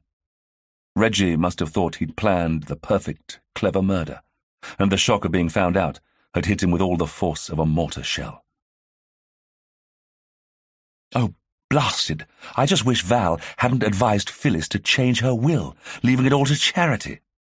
Arbie took the inspector completely by surprise by bursting out so suddenly and vehemently. Here, hold hard, sir, don't get so het up. Why on earth should that matter anyway? Gorringe demanded. Because, don't you see, everything depends on what charity she left it to, doesn't it? Eh? The inspector said, not seeing that at all, and suddenly felt all at sea again. As a matter of fact, we're running into some difficulty in finding that out. But surely the point of Phyllis Thomas's will is that Murray doesn't inherit." "Oh, no, Inspector. I'm afraid it's just the opposite," Arbie Swift said. "It's not who doesn't inherit, but who does." "No, sir, you've lost me again," the inspector said, shaking his head. "You do know that Mr. Bickersworth runs an animal charity, don't you?" Arbie said softly. "One of those outfits dedicated to rehoming orphaned bunnies and various four-footed waifs and strays." The inspector went a trifle pale and turned to stare at the man in question, who had now closed his eyes, as if, by immersing himself in shrouding darkness, he could pretend that none of this was happening. "And Val did say that Phyllis had in mind a charity that her aunt would approve of," Arbie swept on remorselessly, "and that Amy Phelps had been in the habit of getting her pets from Mr. Bigglesworth for years." The inspector groaned. "Oh, you don't mean to tell me Phyllis might have left the lot to her godfather?" Arbie shrugged unhappily. "I don't know, Inspector, but I think you'd better find out, don't you? I mean, she might have left it all to the Salvation Army for all we know, and she might have taken an accidental overdose of those sleeping pills." He trailed off and shrugged helplessly. "And then again, she might not," the inspector finished for him grimly. "Right, I'm going to light a rocket under my colleagues in Aberdeen," he said forcefully, startling Arbie considerably, as he had no idea why Aberdeen should poke its nose into all this. "We need to find that missing solicitor. Then I'm going to ask my boffins to test this poisoned candle theory of yours and to go over this studio and the equipment in here with a fine tooth comb," he said, looking around at the pleasant room that now didn't seem quite so pleasant at all.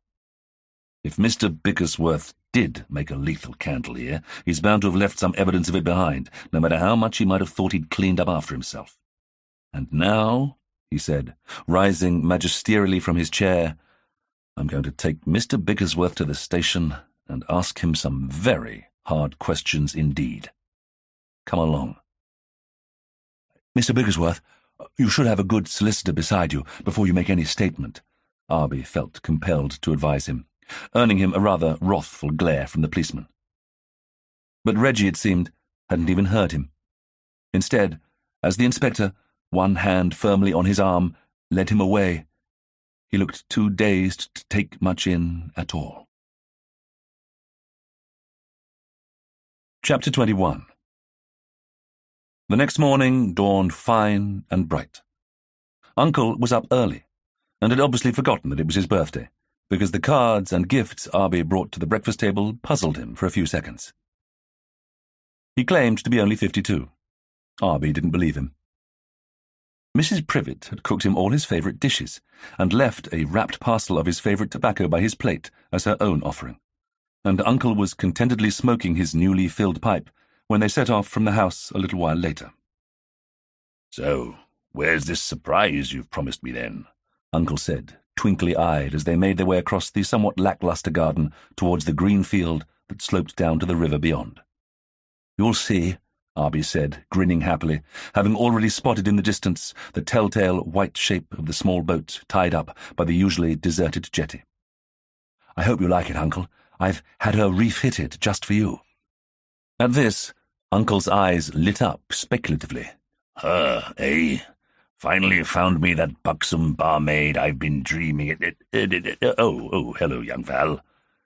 He choked off his reprehensible ramblings abruptly, and Arbie spun around to find Val bearing down on him. Even though she wasn't on her bicycle, there was a look in her eyes that again set off Ride of the Valkyries in his mind, and he felt his shoulders go back, ready to take whatever onslaught was coming. "Ah, Val, lovely to see you." He presented his most appeasing smile. "That's a particularly fetching hat that you're—" "What's all this about Mr. Bickersworth killing himself in his cell last night?" she demanded, barely pausing to nod at his uncle. "Apparently, Inspector Gorringe arrested him late in the evening, and he admitted to killing Amy Phelps and Phyllis, and then hung himself with his shoelaces or something equally awful." "Eh?" Arbie squeaked, battered by so much information all at once. "This is the first I've heard of—" "Oh, don't try and tell me you had nothing to do with it," she warned him, hands on her hips and her blue eyes flashing. "I saw Inspector Gorringe this morning when he came to talk to Daddy about something, and he let slip that you and he had had a most enlightening conversation yesterday. Have you been holding back on me, you swine, you?" Val spluttered, all but stamping her foot. "I think I've just spotted my birthday surprise," Uncle said hastily, pointing down the field. "Is that it?" He indicated with his walking stick at the white boat bobbing on the water below, and Arbie nodded mutely. "In that case, I think I'll check her out. Thanks, my boy." He clapped Arbie on the shoulder in a gesture of manly camaraderie. "I've always liked mucking about on the river, Miss Val." Uncle tipped his hat to her and then sped off down the field at a good clip, just like the honest-to-goodness yellow lily-livered coward that he was. Arbie wished bitterly that he was speeding off with him. "Now look here, Val," he tried, but she instantly raised a pale, imperious hand, cutting him off. "No, I don't want to hear any more of your excuses." Then her shoulders slumped a little. "Oh, Arbie, I thought we were in this together," she wailed in a more conciliatory tone. "If the inspector was in the mood to finally spill the beans about what's been happening, and took you into his confidence that he was about to arrest Mr. Bickersworth, and how it was all done and so forth, you might at least have come and told me about it afterwards, so that I was the first to know." Arbie, mortally offended by this slur, opened his mouth to say that the inspector had done no such jolly thing, and that he'd been the one doing all the explaining, but just in time realized the sheer folly of doing so. If Val was this hopping mad already, he was not about to send her boiling over into incandescent rage by telling her just how much he'd kept back from her. For when he'd finally drummed up the courage to talk to Gorringe about his deliberations, it hadn't occurred to him that Val ought to be there. He knew that her parents wouldn't thank him for involving her in things any deeper, and there would certainly be talk if her name was linked in any way as being a catalyst to an actual arrest. The newspapers would have a field day as it was, and damn it, a chap had a duty to protect the ladies. Besides, he thought fatalistically, she probably wouldn't have believed he could have worked it all out anyway. Val had always thought him a total dunderhead. So he hung his head and shuffled his feet. "I say, Val, I am sorry," he muttered instead. "I just didn't think of it," he added feebly. Val took one look at him, gave a huffy sigh of part exasperation, part despair, tossed her head, snorted a bit, and finally stormed off. Arbie watched her go, not sure if he felt glad or sorry that she was apparently, finally, washing her hands of him once and for all. He morosely wandered away across the field to join his uncle on the jetty. So, Reggie had decided that he couldn't face a trial, and had done what was euphemistically called the decent thing, had he? Arbie didn't blame him. The inspector must have found the evidence he needed in Reggie's studio, and tracked down a copy of Phyllis's will, confirming that she'd left her fortune under his control. Arbie supposed that justice had been done, but even so he wished heartily that none of it had ever happened. He sighed and stepped onto the jetty that his uncle had built, testing the timbers somewhat gingerly, and relieved to find that they seemed solid enough beneath his feet, if not particularly straight. At the sound of his feet, his uncle popped his head out from one of the open boat windows and beamed at him. "She's a beauty, my boy," he enthused. "A bit old-fashioned, but that's no bad thing. And the added daylight you've let into her, plus the extra storage spaces from her paints and easels are just right. And the tarpaulin on the floor, perfect. I can paint riverside landscapes outdoors, but stay nice and dry and warm and out of the wind at the same time. Genius, my boy, sheer genius. I'll be positively spoilt. Thanks, Arbie, my boy. This is the best birthday present I've ever had." His uncle was so over the moon that Arbie's spirits couldn't help but lift a little. The grizzled head retracted momentarily, then almost instantly popped back out again. "Oh, and Arbie, the name, splendid. I nearly choked with laughing. Didn't think you had it in you. You can be a bit of a conservative stick sometimes, you know, but this old girl will get the neighbors' eyes and minds boggling," he said, affectionately patting the windowsill of the boat. She'll soon be notorious on the river for miles around. I dare say all the old biddies and churchmen will try to get me to change her name, but I'll be keel-hauled before I will." And with that, his head disappeared again. Arbie blinked. What on earth was Uncle on about? What was wrong with the arty craft for a name? He thought it rather appropriate himself. It was a craft, and it was going to be piloted by an artist and used to create works of art. What objection could anyone make about that? Uneasily, he trotted forward to the bow of the boat, where the name would be visible. As he did so, he remembered the deafness of Marcus Finch and that last phone call from him, and he felt his heart plummet. A deep sense of foreboding and premonition assailed him as he reached the bow and read the resplendent navy-blue italicized writing that proudly declared the vessel's name, the Crafty Fart. As the full horror of it hit him, Arbuthnot Swift wondered if he could persuade his publishers that the next volume of the Gentleman's Guide to Ghost Hunting should be set abroad. Far, far abroad. And that he needed to set off on his research trip right away.